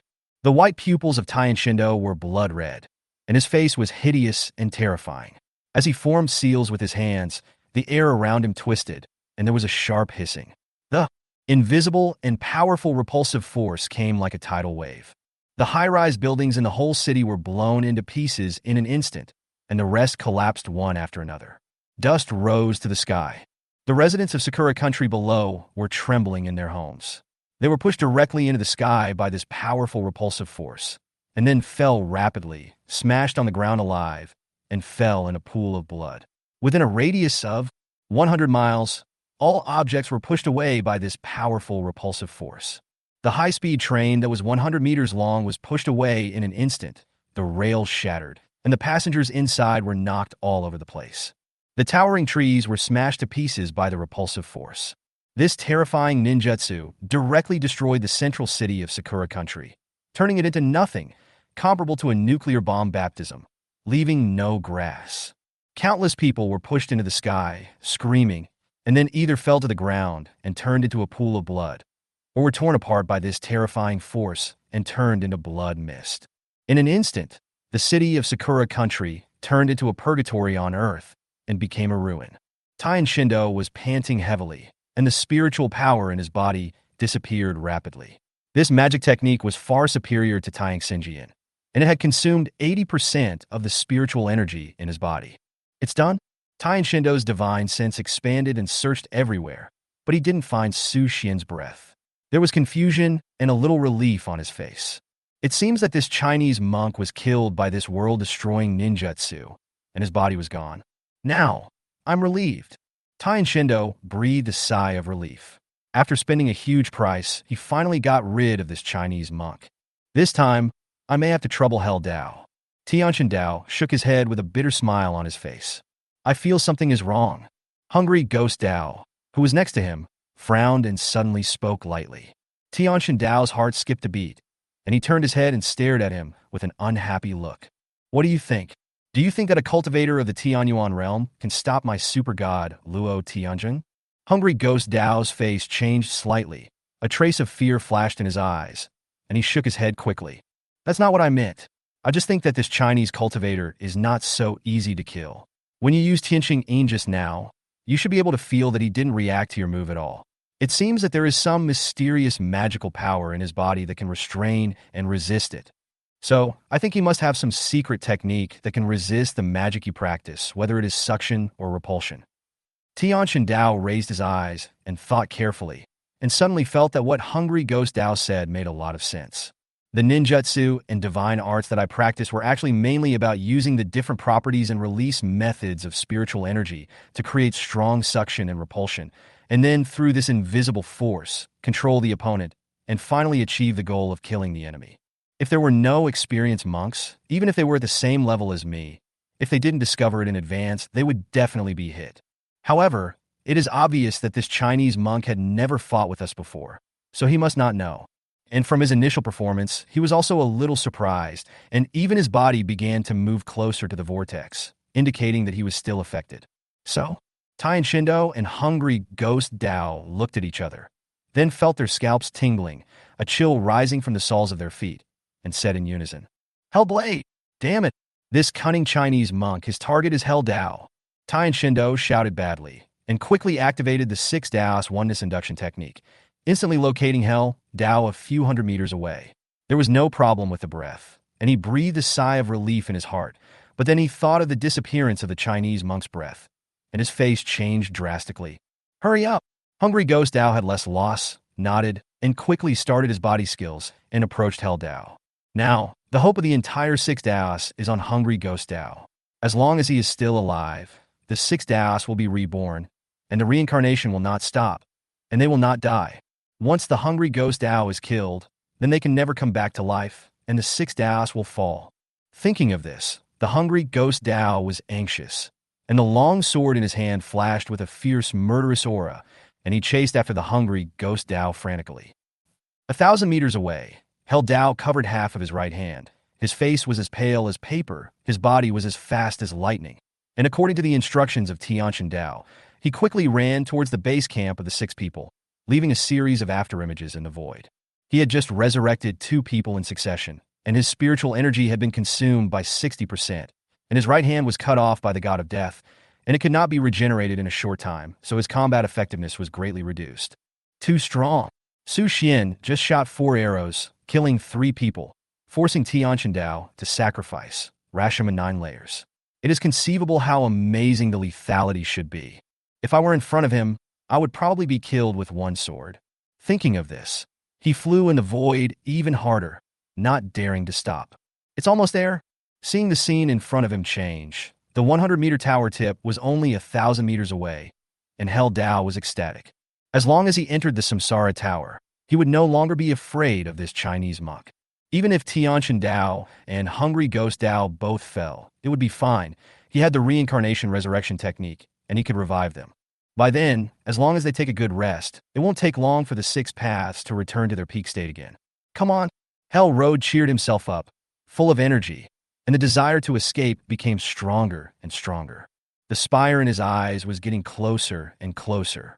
In just a moment, it was only a few hundred meters away. Looking at the Samsara Tower in front of him, Hungry Ghost Road couldn't help but want to laugh out loud. Su Xian, as long as I step into this Samsara Tower, what can you do? He began to smile, even with a victorious attitude. However, the next moment, when he raised his eyes, the smile on his face gradually disappeared. His face stiffened, and the fear in his heart spread all over his body, making him feel like falling into an ice cellar and stopping in the void. In front of him, a man in white clothes, holding a long sword and wearing a blood-red battle armor, was like a 9-hell demon, looking down on the world and despising him. The ghost is still there. In an instant, Hell Road felt his heart stop beating. Run? Keep running? Su Xian looked at him coldly, with contempt and teasing at the corners of his mouth. Hell Dao did not speak, just standing quietly in the void. The despair in his heart was like a surging tide, endless, and waves of powerlessness came from his body. He could not run anymore, he could not fly anymore, so let it be. Hell Dao suddenly felt relieved. Why don't you run anymore? Su Xian's figure stepped across the void step by step, came to the front of Hell Dao, and stopped about 10 meters away. Want to go in? Try it. The long sword in his hand suddenly stabbed like a spirit snake, silently, and pierced through his throat in the desperate eyes of Hell Dao. Blood dripped. Hell Dao covered his throat and felt that his consciousness gradually began to blur. He made meaningless ho-ho sounds from his mouth, and then his whole body fell rapidly. Su Xian snorted coldly, took off the heaven punishment thunder god bow behind him, and suddenly let go with a sharp look in his eyes. Whoosh! The arrow was like lightning, looking down from above, and directly blew Hell Dao's body into pieces. No! At this moment, both the heavenly god Dao and the hungry ghost Dao came and saw this scene that made them despair. The most worrying thing happened. At this moment, the 2 kings who stood at the top of the ninja world were disheartened. The tight strings in their hearts were instantly broken, and all their hopes were gone. Su Xian sneered. So anxious to come and die? Then, the sword light on the long sword surged, and the murderous aura was rising, directly killing the 2 ninjas who had no intention of fighting. That's it. Su Xian was not happy at all after killing Lu Dao with force. Although they were both in the Tianyuan realm, they did not bring him the pressure he should have, which made him unable to fight to his heart's content. There were still many trump cards in his hand that he had not used. Even unyielding was useless. Su Xian glanced at the Samsara Tower. It was an octagonal tower that was 300 meters high. It was dazzling black and looked ordinary. There was nothing special except that it was high. However, Su Xian knew that the place that could be used as the base camp by Lu Dao must be extraordinary. Thinking of this, Su Xian slowly landed on the ground, put the long sword and the magic bow into the storage bag, dressed in white, spotless, long hair fluttering, sword eyebrows and star eyes, like an immortal. When he landed on the ground, a large number of Sakura people suddenly rushed over. They looked at Su Xian and immediately knelt down, their eyes full of gratitude and respect. Among them, there were many soldiers who drove armored vehicles and rushed over. They looked at Su Xian and knelt down immediately. Thank you, Immortal, for eliminating harm for the people." The voice was like a bell, and thousands of people shouted loudly. At this moment, Su Xian felt very ironic. He just killed Lu Dao casually, but was regarded as a hero by this group of Sakura people. A white-haired, prestigious old man came over, looked at Su Xian, and slowly said, "Immortal, you came at the right time. You killed these 6 demons and are our savior." Su Xian smiled coldly at the corner of his mouth. "Savior? Interesting." Then his eyes turned cold, and he punched out, directly smashing the old man from Sakura in front of him into pieces. What about now? Tens of thousands of Sakura people were terrified, pale with horror, and looked at Su Xian in bewilderment. They didn't understand why the savior of Sakura would attack them the next moment. Suddenly, a child of 7 or 8 years old stood up and said in a baby voice, "He is a Chinese." At this moment, the people of Sakura stood up and cursed. It turns out to be a Chinese pig dog. Damn it, stand up. Have you forgotten the inhumane practices of China in our Sakura country? Ah, I just knelt down to the Chinese? I want to have a cesarean section. Su Xian looked coldly at these clown-like Sakura people, sneering in his heart. Falsifying history, refusing to admit crimes, wolfish ambitions, and trying to invade China all the time. The crimes of Sakura are too numerous to list. In that case, let me enforce justice on behalf of heaven. Su Xian looked at these confused and angry Sakura people with a calm face. Chapter 88: Killing Like Cherry Blossoms. Understanding the true meaning of reincarnation.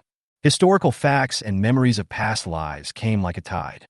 As early as the Ming Dynasty, the Sakura country had repeatedly invaded China, burning, killing, looting, and committing all kinds of evil. In modern times, various wars have occurred frequently, such as the Yellow Sea War and the War of Aggression against China, and countless innocent civilians have been massacred, including men, women, young and old. This unscrupulous country, this country that is bent on dominating the world, this nation that dares to compete with the world's powers with only a tiny piece of land, has massacred innocent civilians from all countries for its own militaristic ideas. People and gods will be punished together. Su Xian held the hilt of the magic sword with both hands and inserted it fiercely into the earth. With a roar, the overwhelming spiritual energy all poured into the magic sword, and the coldness rose all around, forming a cold space in the air, almost freezing everything around. Then, with him as the center, ice blocks spread out in all directions at a speed visible to the naked eye, like a spider web, making crackling sounds.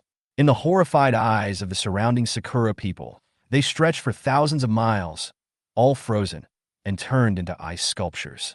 Looking up, all the people within a radius of thousands of miles were frozen, including those armored vehicles. At this time, Su Xian raised his head and suddenly saw patches of cherry trees, with cherry blossoms slowly falling, and the fallen petals were colorful and extremely beautiful.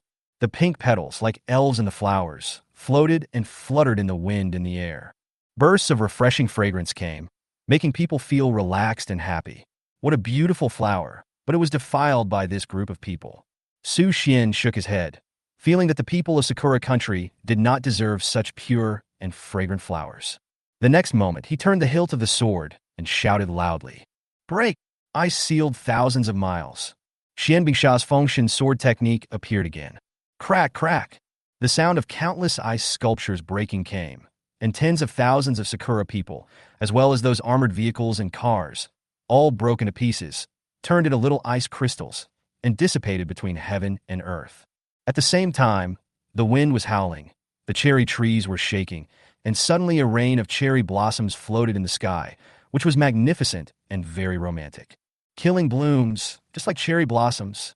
On this day, Su Xian, the first monk of China, killed into the Sakura country with one sword, broke through thousands of miles with one sword, and killed tens of thousands of Sakura people. The world was shocked and expressed extreme fear of Su Xian. Everyone was afraid that this killing god would strike a sword at their country. At this time, China had become an existence that no one in the world could afford to offend. In the Black Palace Hall of the United States, the black-skinned president sat on his desk, holding his chin with his right hand, and turned his head to look at the scene on the big screen. It was the terrifying scene of Su Xian destroying the warships of the 6 countries in the South China Sea with one sword, which brought a sharp impact. On that day, Su Xian was in the country of Asen, and he split the entire country of Asen in two with one sword, which was already very shocking, but the video of the scene was not widely circulated. This time, in the war between the 6 countries in the South China Sea, China won all the battles. The warships of the 5 countries were annihilated, the commanders were slaughtered, and the entire South China Sea completely belonged to China's territorial waters. Especially Su Xian's sentence. South China Sea. China has the final say. Let everyone in the world never dare to step into the South China Sea again. After reading it, the black-skinned president pinched the thermos cup into a twist with his right hand. His eyes twitched wildly, and his face was full of anger. The invasion of China by the 5 countries in the South China Sea was his request and the secret arrangement of the U.S. military. He thought that he could take advantage of the great opportunity of the invasion of China by the beasts, and he didn't expect that he would lose soldiers and generals, and the territorial waters that originally belonged to the 6 countries would completely disappear. Then, the U.S. strategy of using the South China Sea as a springboard to curb China's development in the future will also become empty talk. Bang! The president punched the sandalwood desk, making it deeply dented and with chips flying everywhere. How does the Sakura country do things? Facing the president's questioning, the military leaders of the United States in the office all lowered their heads and dared not speak. They did not dare to bear the president's anger. However, the political leaders began to take the opportunity to make trouble and ridicule. This is also in line with the actual situation in the United States. What I want to say is, Mr. President, with Su Xian in China, we will not have any chance unless a 5-star general of the military finally couldn't help but speak. Unless what? The president leaned back in his office chair, his eyes like an eagle, sharp and incomparable, staring at the general. Being stared at by the president, the admiral felt as if he was falling into an ice cellar and could only answer with a stiff upper lip. Unless we send out the Avengers under the president, only by using superheroes can we compete with China, and if we want to deal with Su Xian, at least all our members must be mobilized. The president was slightly stunned, with a hint of shock in his eyes. Is this Su Xian so strong? All his actions can be done by the heroes of our Avengers. Very strong, ridiculously strong. He can even be called the most powerful monk on the earth. In that case, let's make arrangements. This time, it must be foolproof.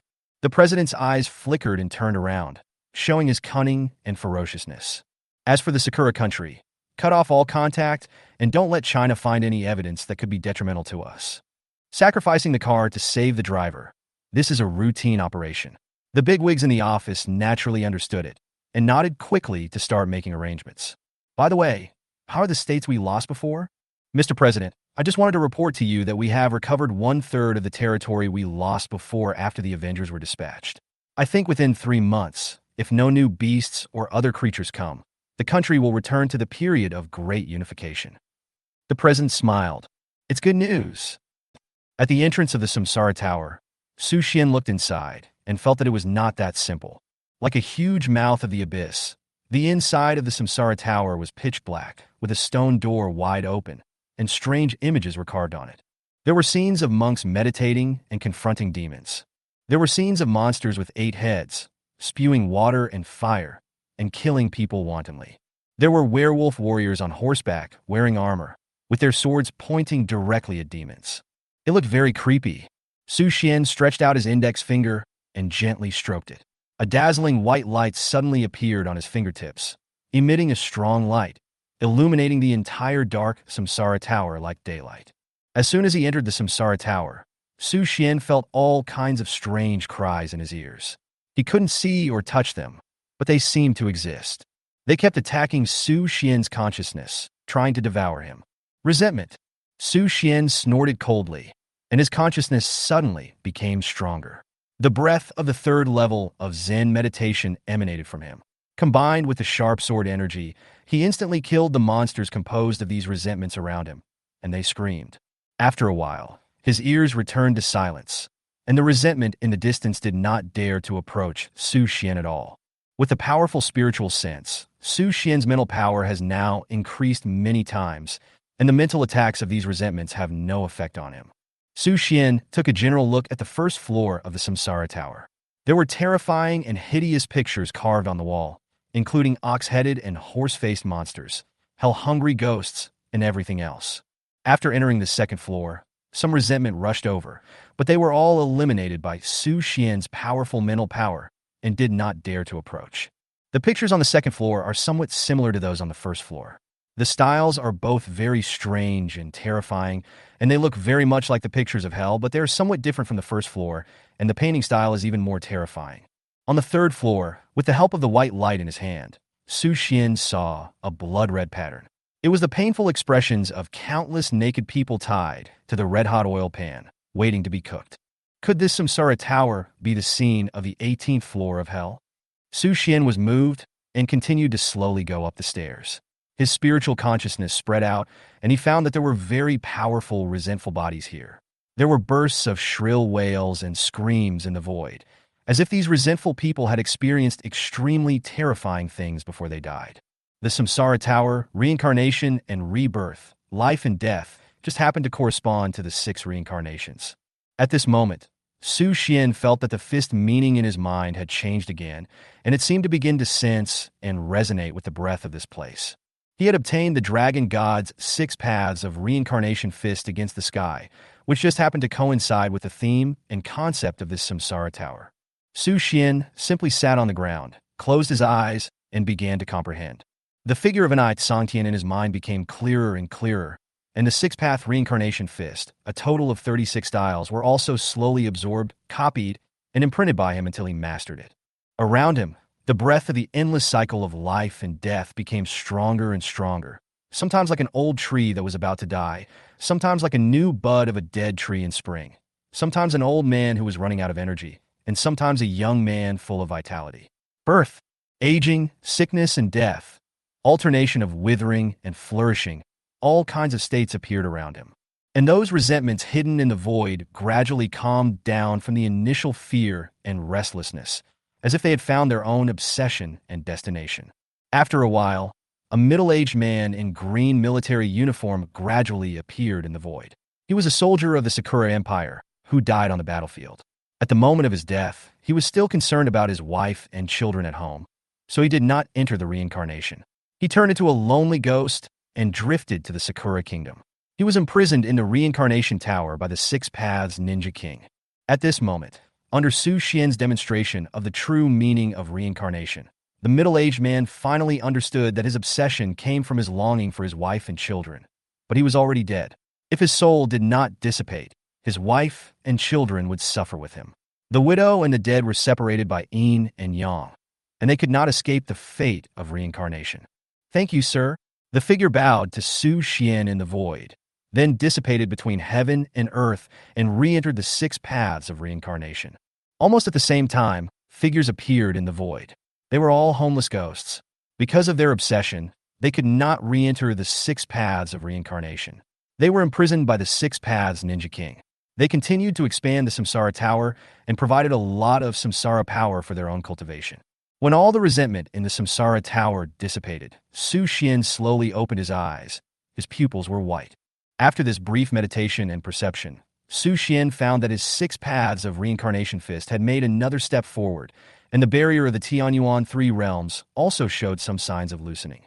At this time, he suddenly remembered that this 6 Paths Ninja King gave him the feeling like a walking corpse. Could it be? Su Xian's pupils shrank, and a bold guess appeared in his mind. Whether it was true or not, he still needed to verify it himself.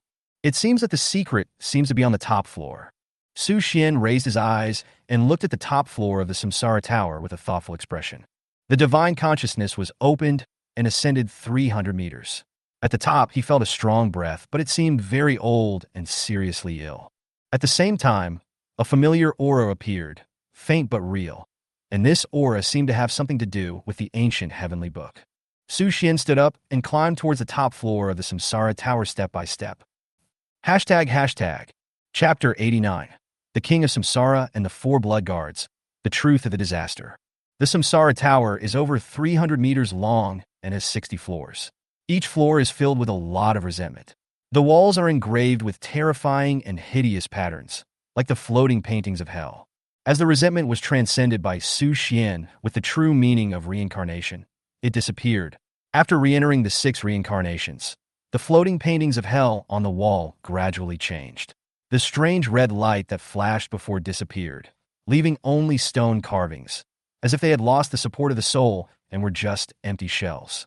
Su Xian's mind moved slightly, and his consciousness was opened again. He found that the breath on the top of the tower seemed to be slowly weakening, giving him a feeling that the person on the top of the tower is about to die. Are these patterns a seal for resentment? After the resentment was transcended by me, these seals lost their effect and became meaningless. At the same time, the person on the top floor seemed to rely on resentment to practice and improve. Once the resentment disappeared, his cultivation began to gradually decline. Su Xian began to think. In this Samsara tower, every step can make his 6 paths of Samsara fist go a step further, so Su Xian did not choose to fly up directly, but slowly climbed up step by step. This is not only a test of his state of mind, but also a great opportunity for him to comprehend the true meaning of the 6 paths of Samsara fist, and use it to hone the primary form of Tao, fist intention. Although he is only at the 3rd level of Tianyuan realm now, he has mastered the 3 primary forms of Tao, sword intention, fist intention, and Zen intention. His real combat power should be able to fight against the cultivators in the close body realm. If he adds the 10th level, unyielding, and the fairy level armor, red lotus prison break, Su Xian is confident that he can fight against the peak cultivators in the golden body realm. As for the ancient clan True King who descended in the previous life, he has reached the Ascension realm, or even higher, so he needs to use the 6 swords of the King of You to form the Kaitian sword formation to fight against him. From the recovery of spiritual energy to now, more than 8 months have passed, not even a year, and he already has such strength, comparable to the top level of the human race that appeared 10 years later in the previous life. Thinking of his miserable state in the last life, struggling to survive in the cracks, and his realm improvement as slow as a snail, Su Xian felt a sense of emotion. Opportunity is important, connections are important, and now it seems that the information gap that is mastered in advance is the most important. Calculating the time, there are more than 3 months to a full year. By that time, the spiritual energy recovery will enter the 2nd stage, and the world will become more chaotic. We must improve as soon as possible and make arrangements in advance in those places to cope with the 2nd stage of spiritual energy recovery. Su Xian's eyes showed a solemn look, feeling that time waits for no one, and he was still a little rushed. So, he hurriedly accelerated and went straight to the top of the Samsara tower. Su Xian walked very slowly this time, and every step was honing his fist intention and gaining a lot. 10 minutes later, when he came to the door at the top, the realm of the 6 paths of Samsara fist had reached the 3rd level. God has arrived. According to the realm division of the 6 paths of Samsara fist, there are a total of 5 realms of fist intention, from low to high. Blood full, chi strong, God has arrived, return to the truth, and see the gods are not bad. And he has already reached the realm of the gods. Among the same realm, he is the top combat force. Even the ancient clans Tianjiao and the demon clan Saint are inferior to him. Pushing open the stone door on the top of the tower, Su Xian slowly stepped into it. The white light in his hand illuminated the entire empty tower top like daylight, and the darkness was pierced in an instant. Cough, cough, cough, cough. There were bursts of heart-wrenching coughs from the bone thrown in front, as if to cough out the heart, which made people's scalps numb.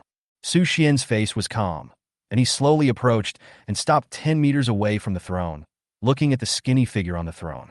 This skinny young man was covered in a gray robe, with long hair growing like weeds, pale face with a sickly blush, and handsome cheeks.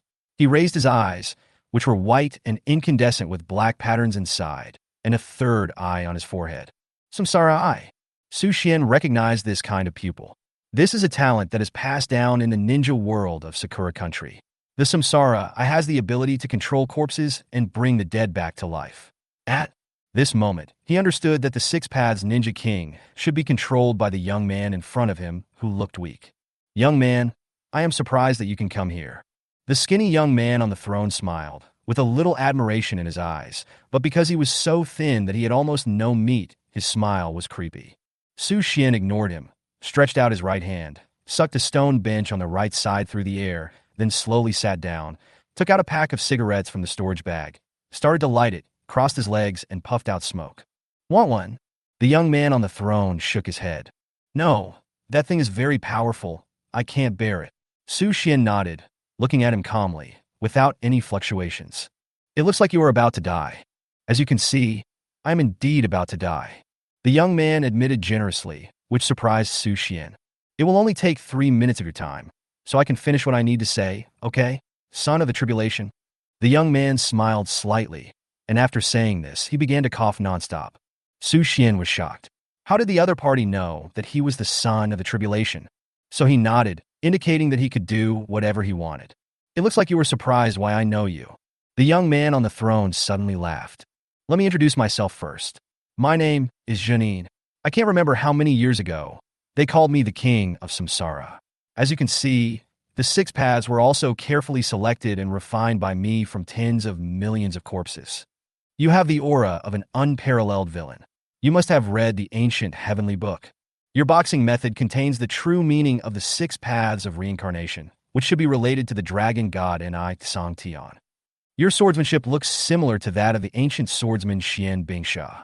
Did you inherit his legacy? And your magic bow has a different origin. It's made of 1,000-year-old lightning-struck wood, right? It has a close connection with the ancient thunder elves. Cough, cough, cough, cough. Su Xian was very surprised that all his cards were seen through by this young man in front of him who looked only at the Tianyuan realm and whose aura was still weakening. This person should have lived for thousands of years, which corresponds to the period of spiritual energy depletion in the ancient heavenly book. Son of the calamity, don't worry, I have no ill intentions. Jun Yin's face was always filled with a gentle smile. I'm here, always waiting for someone who can bear the calamity, comprehend the opportunity, and take the heavy responsibility of ending the calamity, destroying the calamity, starting the calamity, and dispersing the calamity. Now it seems that I have waited for that person, and it's you. Now, can you tell me your name? Su Xian looked at him coldly with some doubts in his eyes. Instead, he asked, what is the calamity? Along the way, Su Xian had heard Xian Yuan talk about calamity, heard King Kanglan talk about it, and heard King Chaoshi talk about it. He also saw the strange picture of the middle-aged fisherman and the white dragon in his dream, saw the dragon god fighting against the 3 gods against the sky, saw Xian Bingsha practicing sword and stabbing the glacier in the vast snow, and saw the Bodhi monk sitting in meditation. All of this, plus the records in the ancient heavenly book, made Su Xian feel that he had been drawn into some kind of mysterious vortex. The root of the vortex seemed to be related to the revival of spiritual energy, which is what these people called disaster.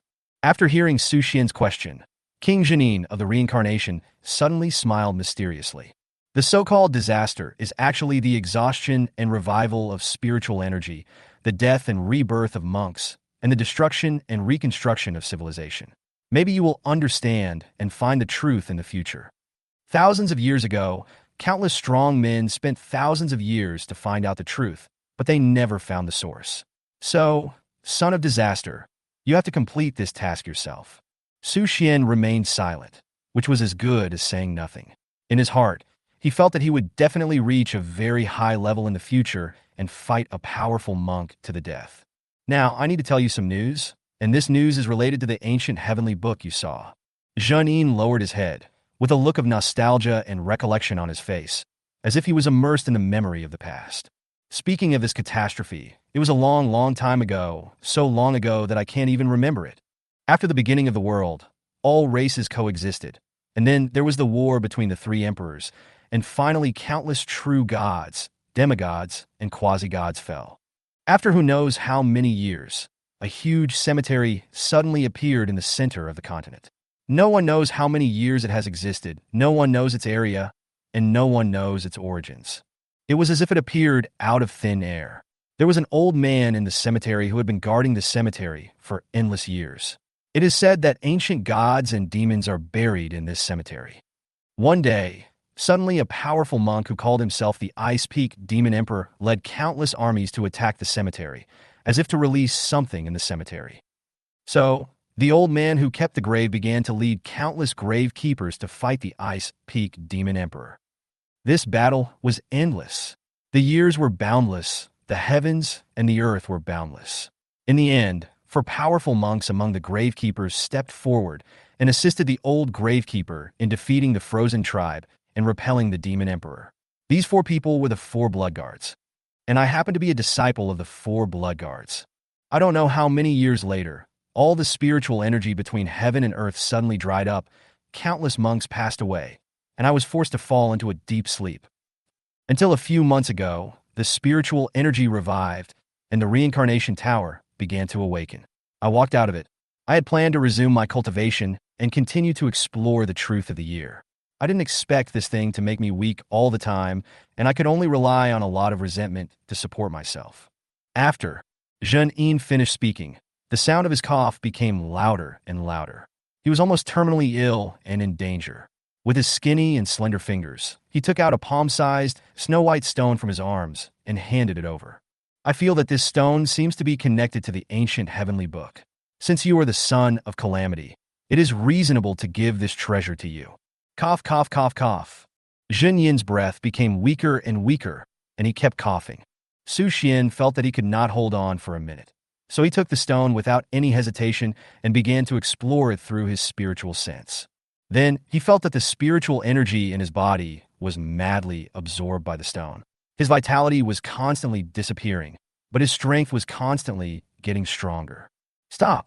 You can't resist its backlash now. Zhen Yin shouted with all his strength. Su Xian hurriedly stopped, with cold sweat on his forehead, and the lost spiritual energy began to recover quickly. After seeing this, the king of Samsara was stunned, as if he had seen a ghost. You actually have the inheritance of Jade Bodhi. Very good.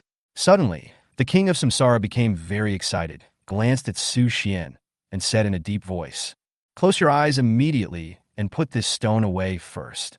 I will now teach you the true meaning of reincarnation." Su Xian heard this and quickly closed his eyes, sat on the ground, and began to comprehend the true meaning of the 6 reincarnations. Chapter 90. Comprehending the 4th level of fist intentions. Returning to the realm. Black stripes began to appear in Zhen Yin's white pupils. He put his hands together, and the elusive power of reincarnation poured into Su Xian's body. It was a power different from spiritual energy. In Su Xian's mind, the 6 moves of the reincarnation fists suddenly appeared. The dragon god Ni Tsangtian was the leader of the dragon clan. He was extremely talented and fought against gods in heaven. He created countless magical powers in his life. In addition to the taboo technique of Hung Gu Chong Chong, the most famous one was the 6 reincarnation fist. After a large amount of reincarnation power poured into his body, Su Xian felt that the moves that were a bit sluggish before suddenly became natural, as if they were born with instinct. Now, he felt that the 6 reincarnation fists had both spirit and form, and had reached the level of perfection, with an effect similar to that of the dragon god Ni Tsangtian in the past. At the same time, invisible fist intentions took shape in his mind. Now he has realized the 3rd level, the god's arrival. With the blessing of the power of reincarnation, his blood and chi are full and vigorous. It is obvious that the 1st level of blood and the 2nd level of chi have reached the great perfection. The 3rd level of the god's arrival realm is to raise the boxing intention to a higher level. After realizing the true meaning of the moment of life and death, he directly reaches the great perfection. At this moment, Su Xian finally understood what the god's arrival realm is. The god's arrival realm is the 3rd realm of martial arts boxing. After experiencing the tempering of blood and chi, the physical body reaches a terrifying level, almost equivalent to the golden body realm cultivator. The physical body is invincible and flawless. At this time, the bottleneck in the body is broken, no longer pursuing an ordinary physical body, but breaking away through the cultivation of the spirit to make up for oneself, to reach a realm almost comparable to the gods, that is, the so-called land immortal. Su Xian has the blessing of the Bodhi tree. After obtaining the recognition of the dragon god, coupled with the unique identity of the son of the catastrophe, he has realized the 3rd level of boxing in the Tianyuan realm, which is indeed beyond the scope of the golden body realm. After 10 minutes of reincarnation, the power in Su Xian's body became more abundant and terrifying. He also reached the state of great perfection and was only a hair's breadth away from breaking through to the 4th level, return to the true self. Zhen Yin slowly opened his eyes. His cultivation level plummeted, and there was no more spiritual energy fluctuation in his body. He was like an ordinary person. His long black hair turned snow white in an instant, and his face instantly aged by dozens of years. He raised his head with difficulty and looked at Su Xian. There was actually some regret and some expectation in his eyes, which was very complicated. If I'm not mistaken, the stone that can increase my strength but consumes my vitality should be a piece of broken skin of the dust-sealed demon stone. You have now mastered the true meaning of reincarnation and obtained the power of reincarnation. Your fist intent has reached the peak of the 3rd level, but you still need a lot of effort to break through. You can try this dust-sealed demon stone, but remember that if your spiritual energy can't withstand the demand, you need to stop immediately. Su Xian nodded. Understood. Okay, I can only help you here. The road ahead will be extremely difficult, but this is your destiny. You can't avoid it, and you can't escape it. This man who was once a disciple of the 4 blood guards, this powerful man who had cultivated to the sky for thousands of years, now looked like an old man in his twilight years, reaching the end of his life, with emotion and regret on his face. The world is like chess, and the universe is unpredictable. After the words fell, the head of the king of Samsara slowly drooped, and the whole person was no longer breathing, and he sat there. Su Xian stood up, walked in front of him, slowly closed his eyes, then bowed, and then came to an open place and took out the fragments of the dusty magic stone from the storage bag. Although the effect of this stone has not yet been activated, Su Xian has already felt a stinging pain in his hand, and the spiritual energy in his body is surging wildly, appearing very irritable and restless, as if he wants to break out of the shackles. At the same time, the spiritual energy in his body was actually absorbed by this stone, and his vitality gradually disappeared. Su Xian felt an irresistible pressure coming from this stone, which tightly enveloped his body. Now he is only a step away from the 4th level of fist intention return to the true state. Su Xian gritted his teeth, directly held the fragments of the dusty magic stone in his hand, and then poured a large amount of spiritual energy into it, and activated this stone according to the spell taught to him by the king of Samsara. Suddenly, a cloud of black mist emanated from the sealed magic stone, full of evil aura. Su Xian felt as if there were 10,000 leeches sucking his blood, and he felt countless stinging sensations. His vitality was constantly being sucked away, and he began to age instantly. Just as Su Xian was horrified and ready to stop, the Bodhi tree in his mind suddenly emitted a green glow, completely dispelling the negative effects of the sealed magic stone. The black mist, looking at the green light ball, was like a mouse seeing a cat and quickly left. After a while, it was swallowed up by the green light ball emitted by the Bodhi tree. Absorb? Su Xian was shocked and had a better understanding of the origin of the Bodhi tree. It seemed that so far, the green light ball emitted by the Bodhi tree was almost invincible. Then how powerful was its owner, the Bodhi monk? Taking advantage of the terrifying power from the fragments of the sealed magic stone, Su Xian simply absorbed it crazily. Countless terrifying auras in his body surged crazily, and the terrifying auras contained in it were absorbed crazily by Su Xian. After a while, Su Xian felt that his 3rd level of boxing intent actually had a faint taste of breakthrough. Blood is full. Qi is strong. God arrives. Return to the truth. See the God is not bad. Each level of boxing intent requires various hard training to achieve. He is now at the peak of God, which is the best time to hone his boxing intent. If he misses it, he may never reach the God arrive realm in this life. Thinking of this, Su Xian resolutely concentrated his whole body's spiritual energy and quickly attacked the 4th level of boxing intent. Return to the truth. The black, evil aura on the sealed magic stone was endless and flowed into Su Xian's body crazily, and then it was absorbed by the green light ball emitted by the Bodhi tree, and it was repeated over and over again. About 10 minutes later, Su Xian's mind was clear, and his body was full of inexhaustible power. The boxing intent officially broke through to the 4th level, return to the truth. Returning to the original state, seeing the mountain as a mountain, and meeting the true self. This is similar to the enlightenment mentioned by Buddhists. At this moment, Su Xian's aura quickly became restrained, and in less than a moment, he was like an ordinary person who had never practiced. It's done. Su Xian immediately stopped the function of the dust-sealed magic stone and carefully looked at the fragment. According to the king of Samsara, this is not the complete version of the dust-sealed magic stone. There are 7 fragments in total, and after gathering them together, they can be called the final version of the dust-sealed magic stone. The magical powers and skills recorded in the ancient heavenly book also need the dust-sealed magic stone as a medium and carrier to be understood. At this moment, Su Xian's desire for the dust-sealed magic stone reached its peak. It is necessary to collect the dust-sealed magic stone as soon as possible, unlock the secrets of the ancient heavenly book, and learn the magical powers on it, so that you can be completely invincible. Even if the true king of the ancient clan comes, you will not be afraid at all. Su Xian stood up, looked at the body of the king of Samsara again, bowed, and planned to leave this place. This trip to the Sakura country has not yet ended. Su Xian slowly walked out of the Samsara tower and came outside, and found that this place has been surrounded by thousands of troops. They are all the troops of the Sakura country, fully armed, and all heavy weapons are used. Fighter jets are circling in the air, armored vehicles are densely packed on the ground, and rocket launchers are set up and aimed at Su Xian. The missile launchers not far away are also ready and can be launched at any time. As long as the order is given, tens of thousands of bullets and shells will be bombarded here, razing the Samsara tower to the ground. It seems that knowing that Su Xian killed the Six Paths Ninja King, the army of the Sakura country rushed in without hesitation and surrounded the Samsara tower tightly. Facing these Sakura country troops and the heavy weapons that look very scary, Su Xian suddenly felt bored. At this level, this body, heavy weapons have no effect on him at all. Don't they know? Su Xian suddenly felt that these people in the Sakura country were very stupid. So he walked out of the Samsara tower with a swagger, and with a casual pull of his right hand, he grabbed the nearest senior officer of the Sakura country in his hand, and then glanced at these people coldly. The next moment, in full view of the crowd, he gently clenched his right hand, and with a loud bang, he directly crushed the officer who was at least a colonel, turning him into a ball of blood, mist, and shattering.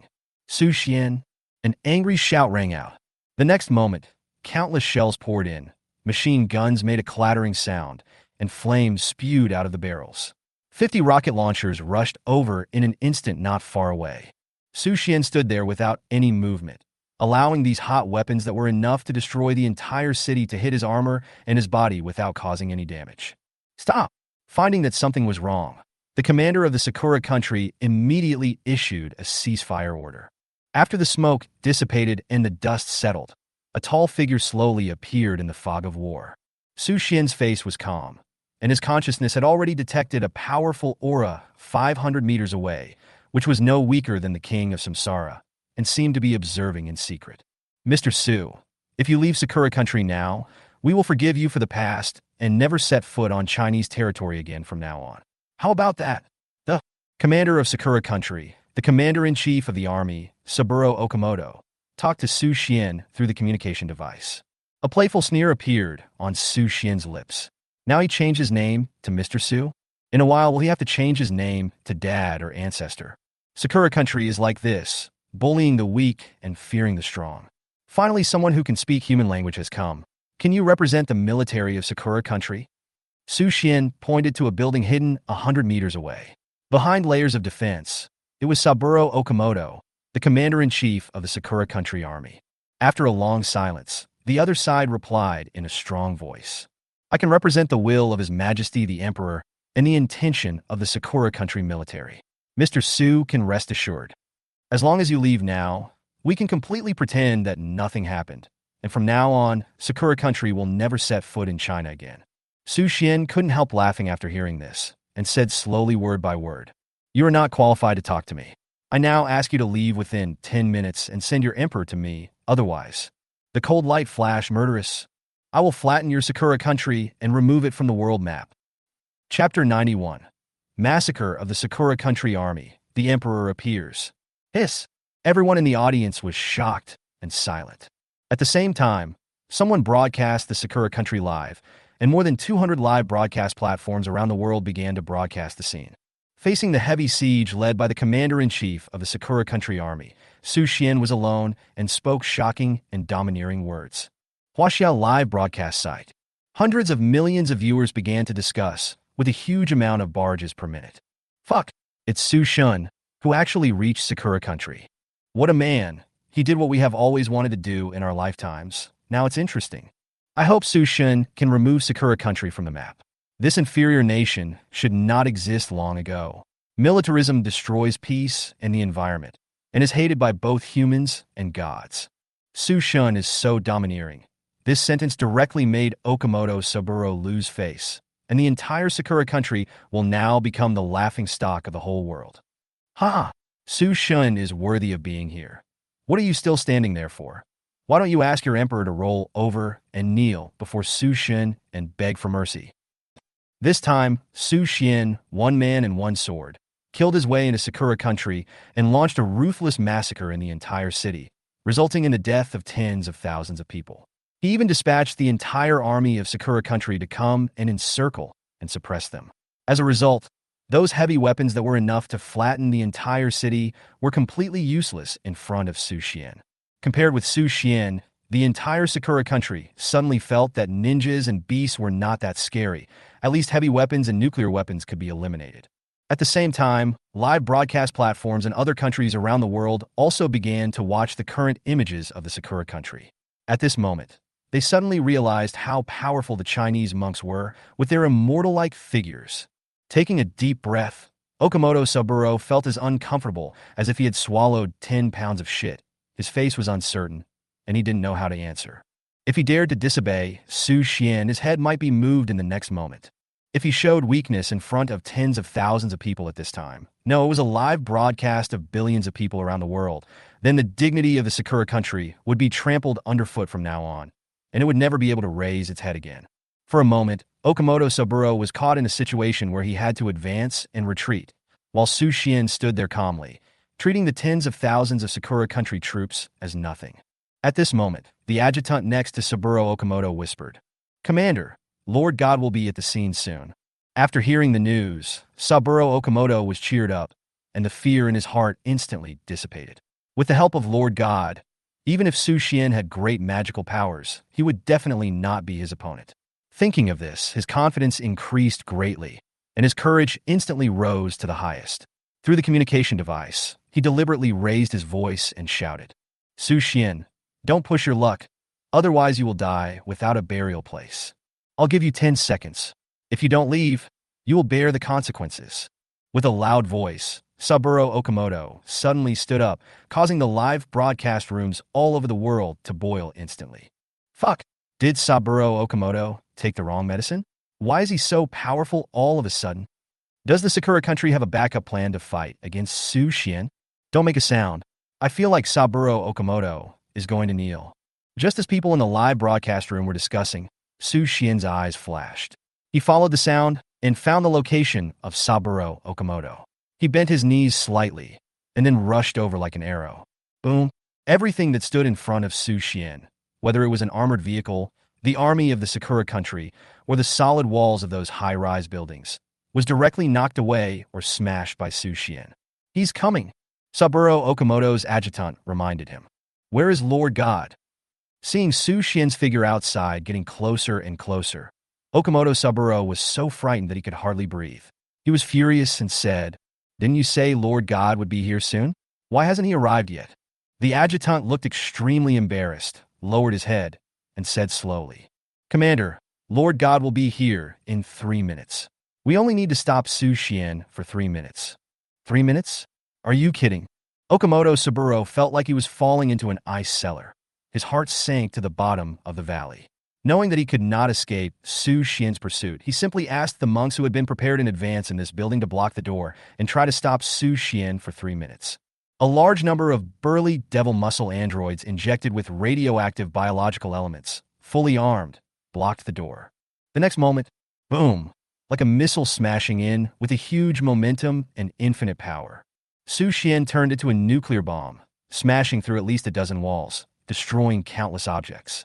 The artificial humans, like the tide, stood indifferently at the door and were knocked away by Su Xian. Boom, a whole wall collapsed in an instant. In the dust, Okamoto Saburo kept coughing. The next moment, he saw a man in white standing in front of him with an indifferent look. "I told you to call the Emperor over, but you insisted on making the decision yourself. Why are you so disobedient?" Su Xian's tone seemed relatively calm and helpless, which made Okamoto Saburo suddenly have some illusions, as if Su Xian would not do anything to him. "Okay, since you can't even do this, I'll go talk to the Emperor myself." Su Xian waved his hand, looking very impatient, looking at Okamoto Saburo with disgust. Huh. Okamoto Saburo breathed a sigh of relief. If he went to find His Majesty the Emperor, he would be let go and survive. Su Xian turned around and prepared to leave. Suddenly, he seemed to have discovered something. He turned his head and looked at Okamoto Saburo coldly, smiling and saying, "It is said that you are the chief planner of this South China Sea War." What? Okamoto Saburo's heart skipped a beat, and then he shook his head quickly. This matter has nothing to do with me. It was arranged by that damn black pig in the United States. Far away in the Black Palace Presidential Hall of the United States, watching the live broadcast, the fork in his hand shook and fell to the ground, his face showing a very angry look. Mr. Marshal, within 3 minutes, if you can't take action against the Sakura country, then I will propose to Congress to remove you from your position. The burly man next to him, the U.S. Army Marshal, a burly white soldier, stood up quickly. Mr. President, I will definitely not let you down. Then, the soldier left the presidential hall and began to arrange things. The live broadcast rooms around the world were instantly fried, and everyone understood that the United States has always wanted to curb the development of China and has mobilized all the surrounding countries and often made trouble on the border. I didn't expect that this South China Sea war was actually directly authorized by the president. No wonder the Sakura country was so bold that it directly invaded China's South China Sea. Su Xian said meaningfully. Really, Mr. Su, don't worry, I am not involved in this matter. All of Yamamoto's actions have nothing to do with me. I am the commander of the army. As if to clear his suspicion, Okamoto Saburo tried his best to explain. Su Xian nodded. What you said makes sense. The next moment, suddenly his figure flashed and a punch came, directly smashing Okamoto Saburo's head into meat dregs, blood mist splashed, and turned into a headless corpse, slowly falling down. But you still have to die. In the live broadcast room, billions of people around the world were all stunned. Su Xian's decisive killing made everyone in China excited. 99% of them supported the killing of the officers of the Sakura country, and the remaining 1% were traitors and lackeys who worship foreigners. At the same time, it also made those countries that were against China feel trembling and uneasy. If Su Xian came to kill them one day, even nuclear bombs would be useless. What else could they use to resist? Call the Emperor now and ask him to get here within 10 minutes. If he fails to do so, I will kill 100 Sakura people for every minute that passes after the time is up. Do you understand? Su Xian ignored the adjutant's incontinence and trembling performance. His eyes were as cold as water, without any emotion. The adjutant was so scared that his legs were shaking and he couldn't speak clearly. I understand. Then his hands kept shaking, and he took out his mobile phone. After pressing for a long time, he slowly got used to it and called the Emperor's office. Hello, this is the Great Drum Tower. Junichiro Ko, the adjutant of the Army Commander-in-Chief Okamoto Saburo, please tell His Majesty the Emperor that he must be here within 10 minutes, and quickly. What? His Majesty wants to rest? Tell him that if he can't get here within 10 minutes, there is no need for the army to exist. What? His Majesty still wants to eat? There's a meeting? It will take an hour to get here. The adjutant, who was like a mouse seeing a cat when facing Su Xian, bombarded and cursed at the Emperor's secretary under a strong desire to survive. Tell him to come quickly. That's right now. Many people have died. Yes, now, right away, immediately. Don't know? Turn on the live broadcast, and you will know. Yes, Commander-in-Chief Okamoto has died heroically.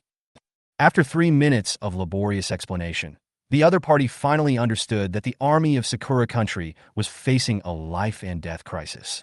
The secretary immediately went to wake up the Emperor and told him the severity of the situation. Your Majesty, I think we have to go.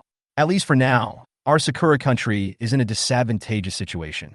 It can be said that it is a matter of national survival. The secretary pushed his glasses and opened the live broadcast room with a serious expression. The Emperor took a look at the screen and was immediately furious. A bunch of trash. What Bushido? What Ninja King? They are all trash. They can't even stop a mere Chinese monk.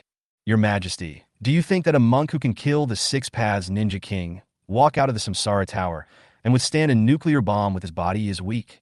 The Emperor took a deep breath, stood up, and suddenly took out a sword that had not been used for decades from the wall. He said calmly, "Notify the Lord God to go and wipe out the Chinese monks. We will set off immediately." Yes, Your Majesty. Okay, time's up. Su Xian looked at the adjutant and glanced around. As the incident escalated, all the people of Sakura country poured out, more and more, and surrounded this place tightly, but no one dared to step forward. It seems that Your Majesty the Emperor does not take you seriously. Su Xian flicked his finger and instantly killed the nearest group of people. A blood hole appeared on their foreheads and their bodies fell to the ground together. Wait! At this moment, a voice came from afar through the communicator. Then, a helicopter slowly landed, and a short, Middle-aged, bald man with a mustache walked out of the cabin door and looked at Su Xian from a distance. The surrounding Sakura people bowed together. Your Majesty, the Emperor. Su Xian smiled. This man was the current ruler of Sakura country, Emperor Abe. Chapter 92. The Emperor, the lamb to be slaughtered, fights the Yamaoki. Mr. Su, please stop. This Emperor is not good-looking, even ugly, short, and a rabbit. His image can be said to be very bad, but his aura should not be underestimated, with a hint of pride and majesty. But unfortunately, these are useless in front of Su Xian. Are you Emperor? Su Xian pointed the long sword in his hand at him, his eyes narrowed slightly. Yes. Emperor ignored the dissuasion of his men, slowly crossed the isolation belt, slowly walked through the separated crowd, looked calmly at Su Xian, and stopped 20 meters away. Mr. Su, please tell me your conditions. Emperor looked very calm, but in fact, cold sweat had already appeared on his back, and his palms were full of sweat. The Chinese monk in front of him, who was known as the god of killing, had killed millions of ferocious beasts and split the country of Asen in half with one sword. Billions of people around the world were afraid of him, and that was engraved in their bones. He knew very well that there was no need to say harsh words at this moment, and it would be useless, so it would be better to just lay it out. Su Xian invaded Sakura country mostly to seek justice in the South China Sea, which Emperor could understand. The most important thing now was to delay time and wait for the Lord of God to arrive and fight Su Xian. The Sakura country army would cooperate, so that it would be possible to completely kill Su Xian. Su Xian's consciousness was activated, and he had detected a strong aura dozens of kilometers away. It should be the Lord of God they mentioned, Yamada no Orochi. This aura was not weaker than that of the king of Samsara. It seemed that he should also be at the Tianyuan realm. It's very simple.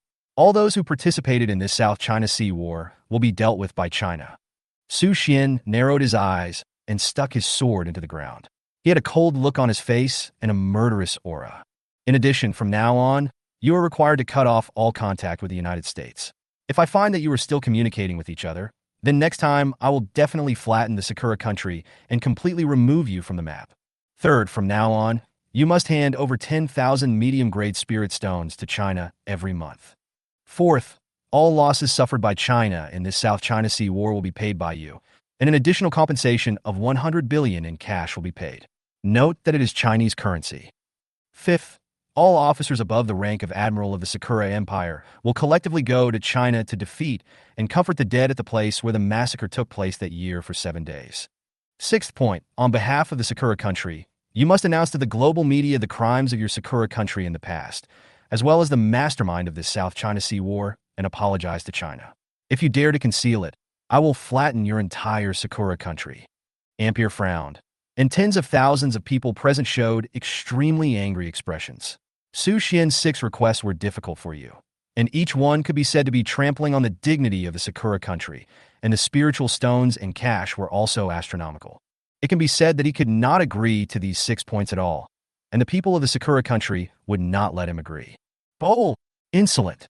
Do you want my Sakura country to bear 1,000 years of humiliation? Chinese boy, don't be aggressive. Sakura country and China are neighbors and have a deep relationship.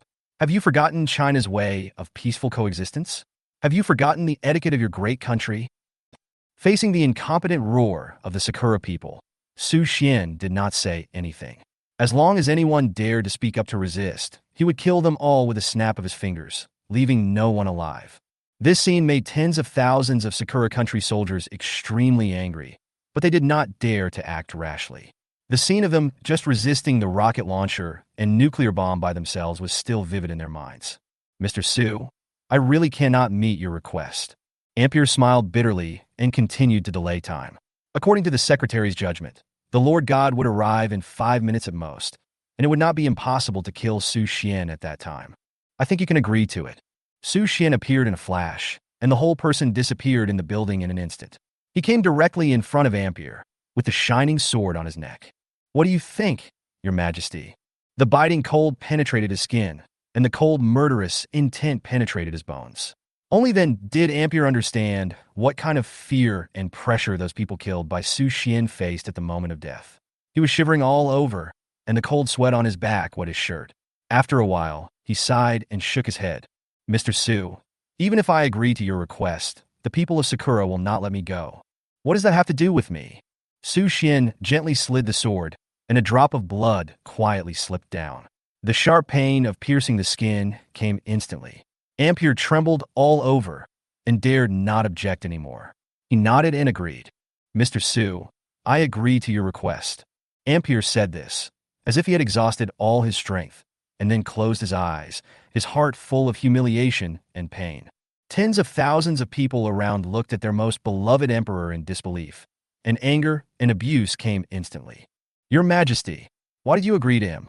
There are still hundreds of millions of good men in our country, and we will never be slaves of a conquered country. Even if we try our best, we cannot compromise. Your Majesty, you have betrayed the oath you promised when you took office. You have betrayed the people of Sakura country, and you are no longer worthy of being our emperor. Don't agree to him, Your Majesty. We can just fight him to the death. Your Majesty, why? The roars of these people shook the earth, as if they wanted to run over immediately and fight Su Xian, gritting their teeth and bulging their eyes. But from beginning to end, no one dared to jump out and fight Su Xian head-on. Su Xian sneered in his heart. They are all a group of mouth cannon kings. Ampere was disheartened, and suddenly felt extremely disappointed with these Sakura people who bully the weak and fear the strong, and are greedy for life and death. They keep saying that they admire the spirit of Bushido and swear to defend their homeland, but in the end, no one dares to take a step in front of this Chinese muck. Is this the current state of the people of Sakura country? At this moment, Emperor Amp felt like a lamb to be slaughtered, and at the same time, he was deeply disappointed with the people of Sakura country, and even disgusted. Very good. I hope you can arrange it now. I will not leave here today. Report any progress to me as soon as possible. Su Xian put down his sword, turned around and left, leaving towards the Samsara tower. But he was sneering in his heart. His spiritual sense had already detected the location of the powerful aura, which was less than 500 meters away from him, but he did not show up and seemed to be watching. Tens of thousands of people just watched Su Xian go on a killing spree, threaten the emperor, and kill people in a casual conversation, but they were powerless. When Su Xian was about to step into the Samsara tower, suddenly a loud and angry shout came from the sky. Chinese monks, dare to come to the sky to fight with me? A figure suddenly appeared in the sky. Tens of thousands of people in the Sakura country actually knelt down, their faces full of piety, prostrating themselves on the ground. Lord God! Su Xian raised his eyes and suddenly saw a tall figure in the void, wearing a gray fox fur coat, with long black hair, a handsome face, and a few sickly blushes in his paleness. The young man, with a blood-red totem on his face and 16 long swords inserted behind his back, leaned over to look at Su Xian, and a solemn look flashed in his black pupils. Yamada, no Orochi, Luji, this vicious demon who appeared in the legend of the Sakura country, in this era, actually walked out of the laboratory after the spiritual energy was revived and obtained a great opportunity to cultivate to the Tianyuan realm and become a hero of the Sakura country. For the Sakura country, this is actually somewhat sad. However, Su Xian can be sure that the young man in front of him, who is called Yamada no Orochi, should not be the same as the Yamada no Orochi in the myth of the Sakura country. He flew up and stood still in the air, facing LVG from a distance.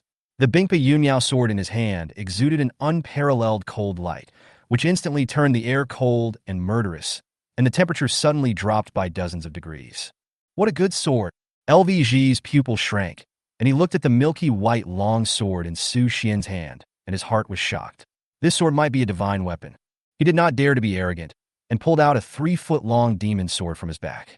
On one side, the blade was sharpened, like an arc-shaped crescent, flashing with evil demonic aura. This sword is called Tian Quzhen, known as the first demon sword. It is used to kill you today, which is considered to be the best use of it. LVG looked indifferent and calm, and pretended to be good, which instantly made the people of Sakura country below boil. Su Xian naturally saw the extraordinariness of this demon sword. It seemed that there was a terrifying existence sealed in it, but it was far from being able to threaten him. With one sword, the sword light swept through thousands of troops, sweeping over. The world seemed to be split in half by this sword light. Endless turbulence danced and stirred in the air, turning all living things into dust. LVG's pupil shrank, as if facing a great enemy. As Tian Songyun swung his sword, black demonic energy filled the void. The brown-red sword light lit up and collided with Su Xian's sword light. It collapsed with a bang.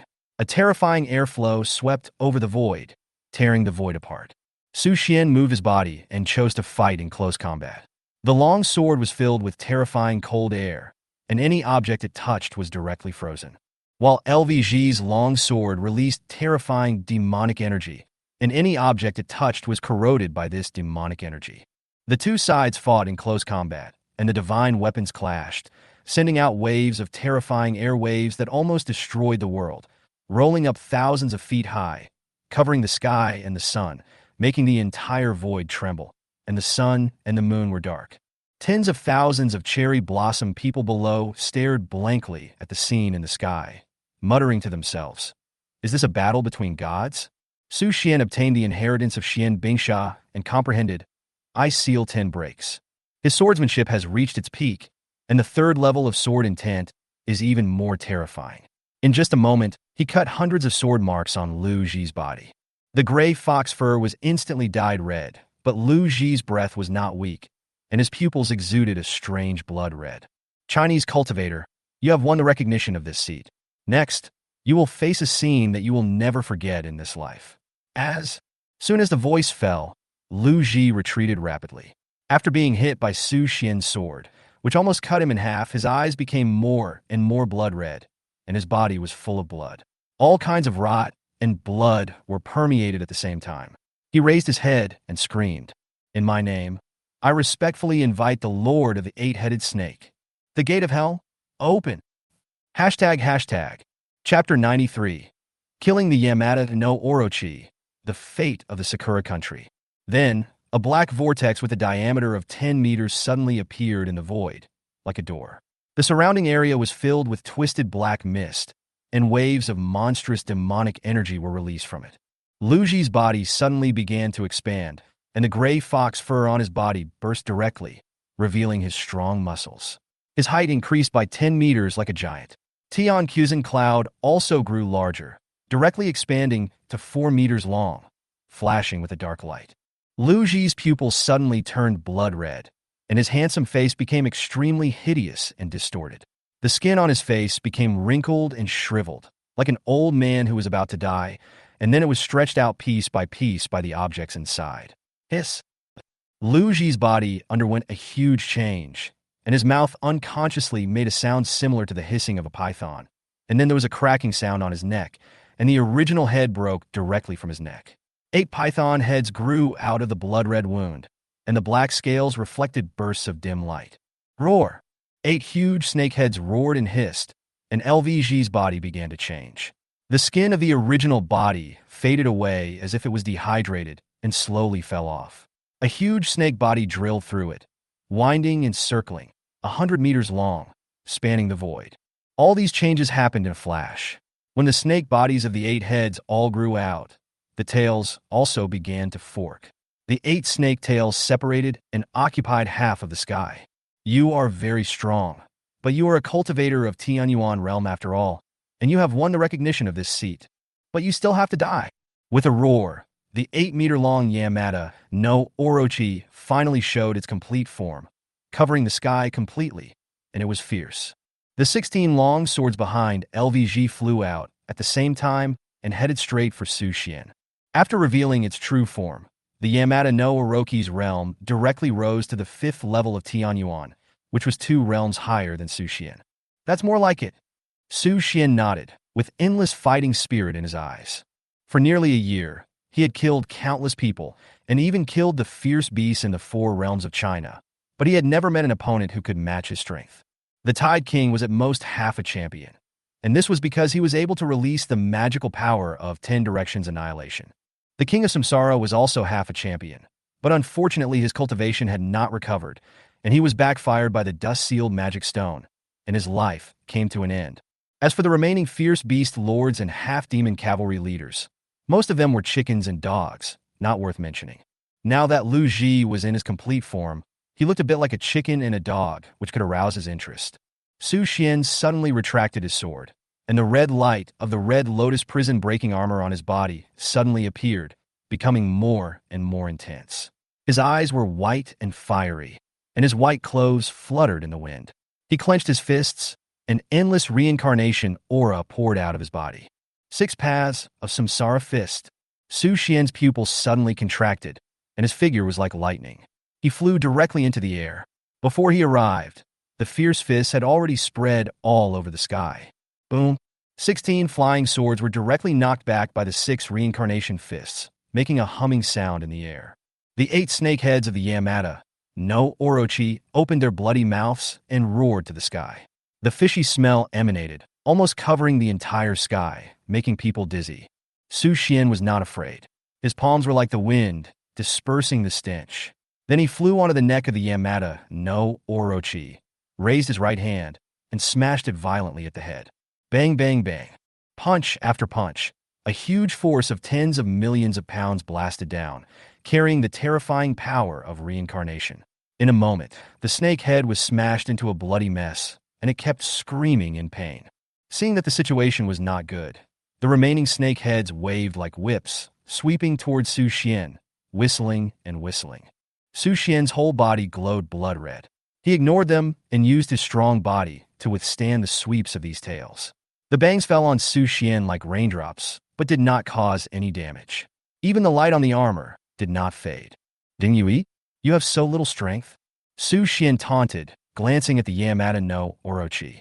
Suddenly, Lu Ji, whose head was smashed into pieces, roared hysterically. The remaining 7 heads all stretched out, opened their bloody mouths, and sprayed out a stream of dark green poison arrows, shooting directly at them. The air was filled with a strong corrosive smell, with a fishy and unpleasant smell. The air was corroded and made a sizzling sound. Su Xian felt the strong toxicity contained in the green poison arrows and did not dare to be arrogant. He immediately flew back, and his whole figure floated like a ghost, avoiding the spray of poison arrows. Roar! The Yamada no Orochi saw that it could do nothing to Su Xian, and it could not help but become even more angry. It bit Aim Kuin with one head, and black water like ink seeped out, wrapping his whole body tightly. Then, Aim Kuin's demon sword suddenly changed suddenly, and the huge sword body suddenly shattered. Countless brown-red evil auras gathered into turbulent currents, escaping everywhere, and then slowly gathered into a pool of unknown monsters, which was always above the void, like a mixture of mud and blood. Oh! The shape of the body of that unknown creature changed dramatically, and instantly became a humanoid creature made of mud. 10-meter-long claws stretched out from it, and stretched infinitely in a few seconds, grabbing Su Xian directly. The speed was as fast as lightning. Su Xian was slightly startled, then drew out his long sword, turned around and spun, and the sharp blade carried the terrifying ice true meaning, instantly cutting off this strange arm. The next moment, the severed arm suddenly grew rapidly again and became 2 arms. Su Xian frowned, vaguely guessing the nature of this monster. In order to verify his guess, he directly wielded thousands of sharp sword chi and cut this mud-like monster into pieces. Sure enough, the next moment, those pieces began to grow and formed thousands of tentacles, wriggling in the void. The tens of thousands of troops of the Sakura country below were collectively dumbfounded, looking at the unknown monster. Their impression of the Lord God began to collapse bit by bit. I didn't expect that the Lord God would seal this kind of monster. It doesn't matter. No matter what magical power the Lord God practices, we support him. The magical power of splitting is similar to the spread of cancer cells. It can't be killed or eliminated, and it is endless. Su Xian saw the magical power and talent of this monster, and no longer hesitated.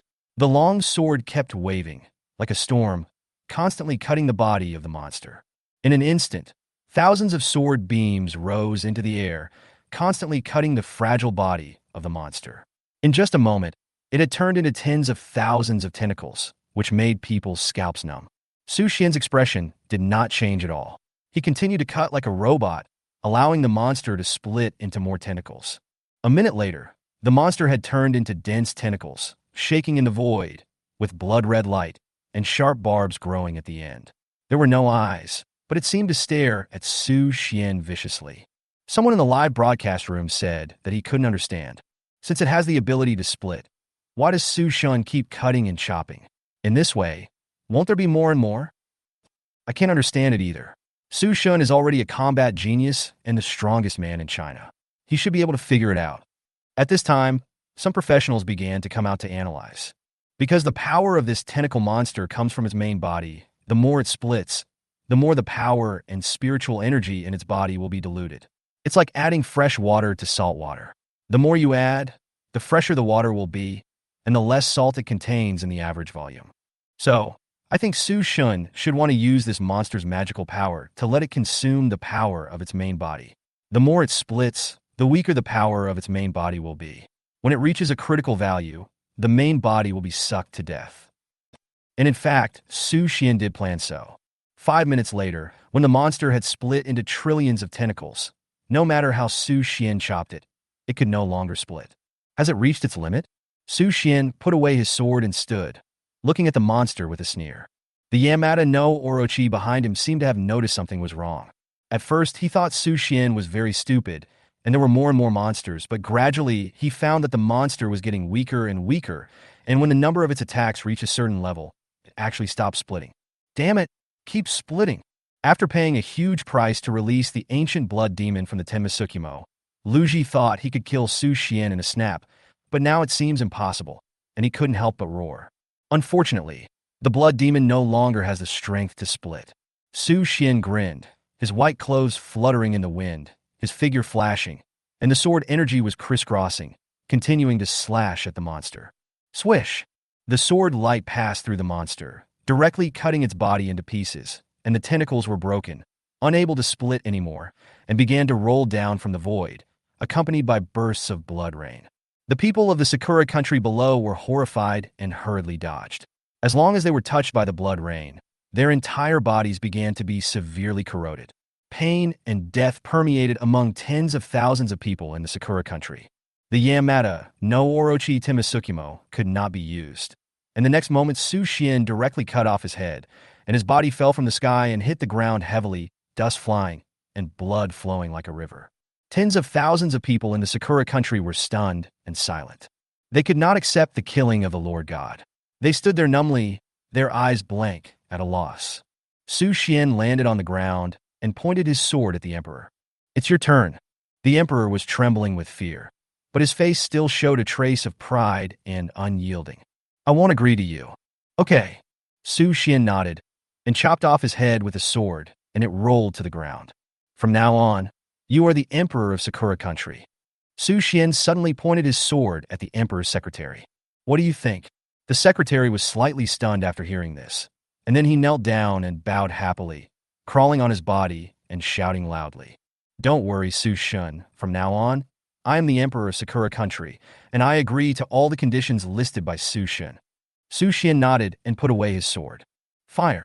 Suddenly, a white-haired old general in the Sakura country army gave an order. Boom boom! The awakened army fired their cannons, directly at Su Xian and the secretary beside him. "You're looking for death.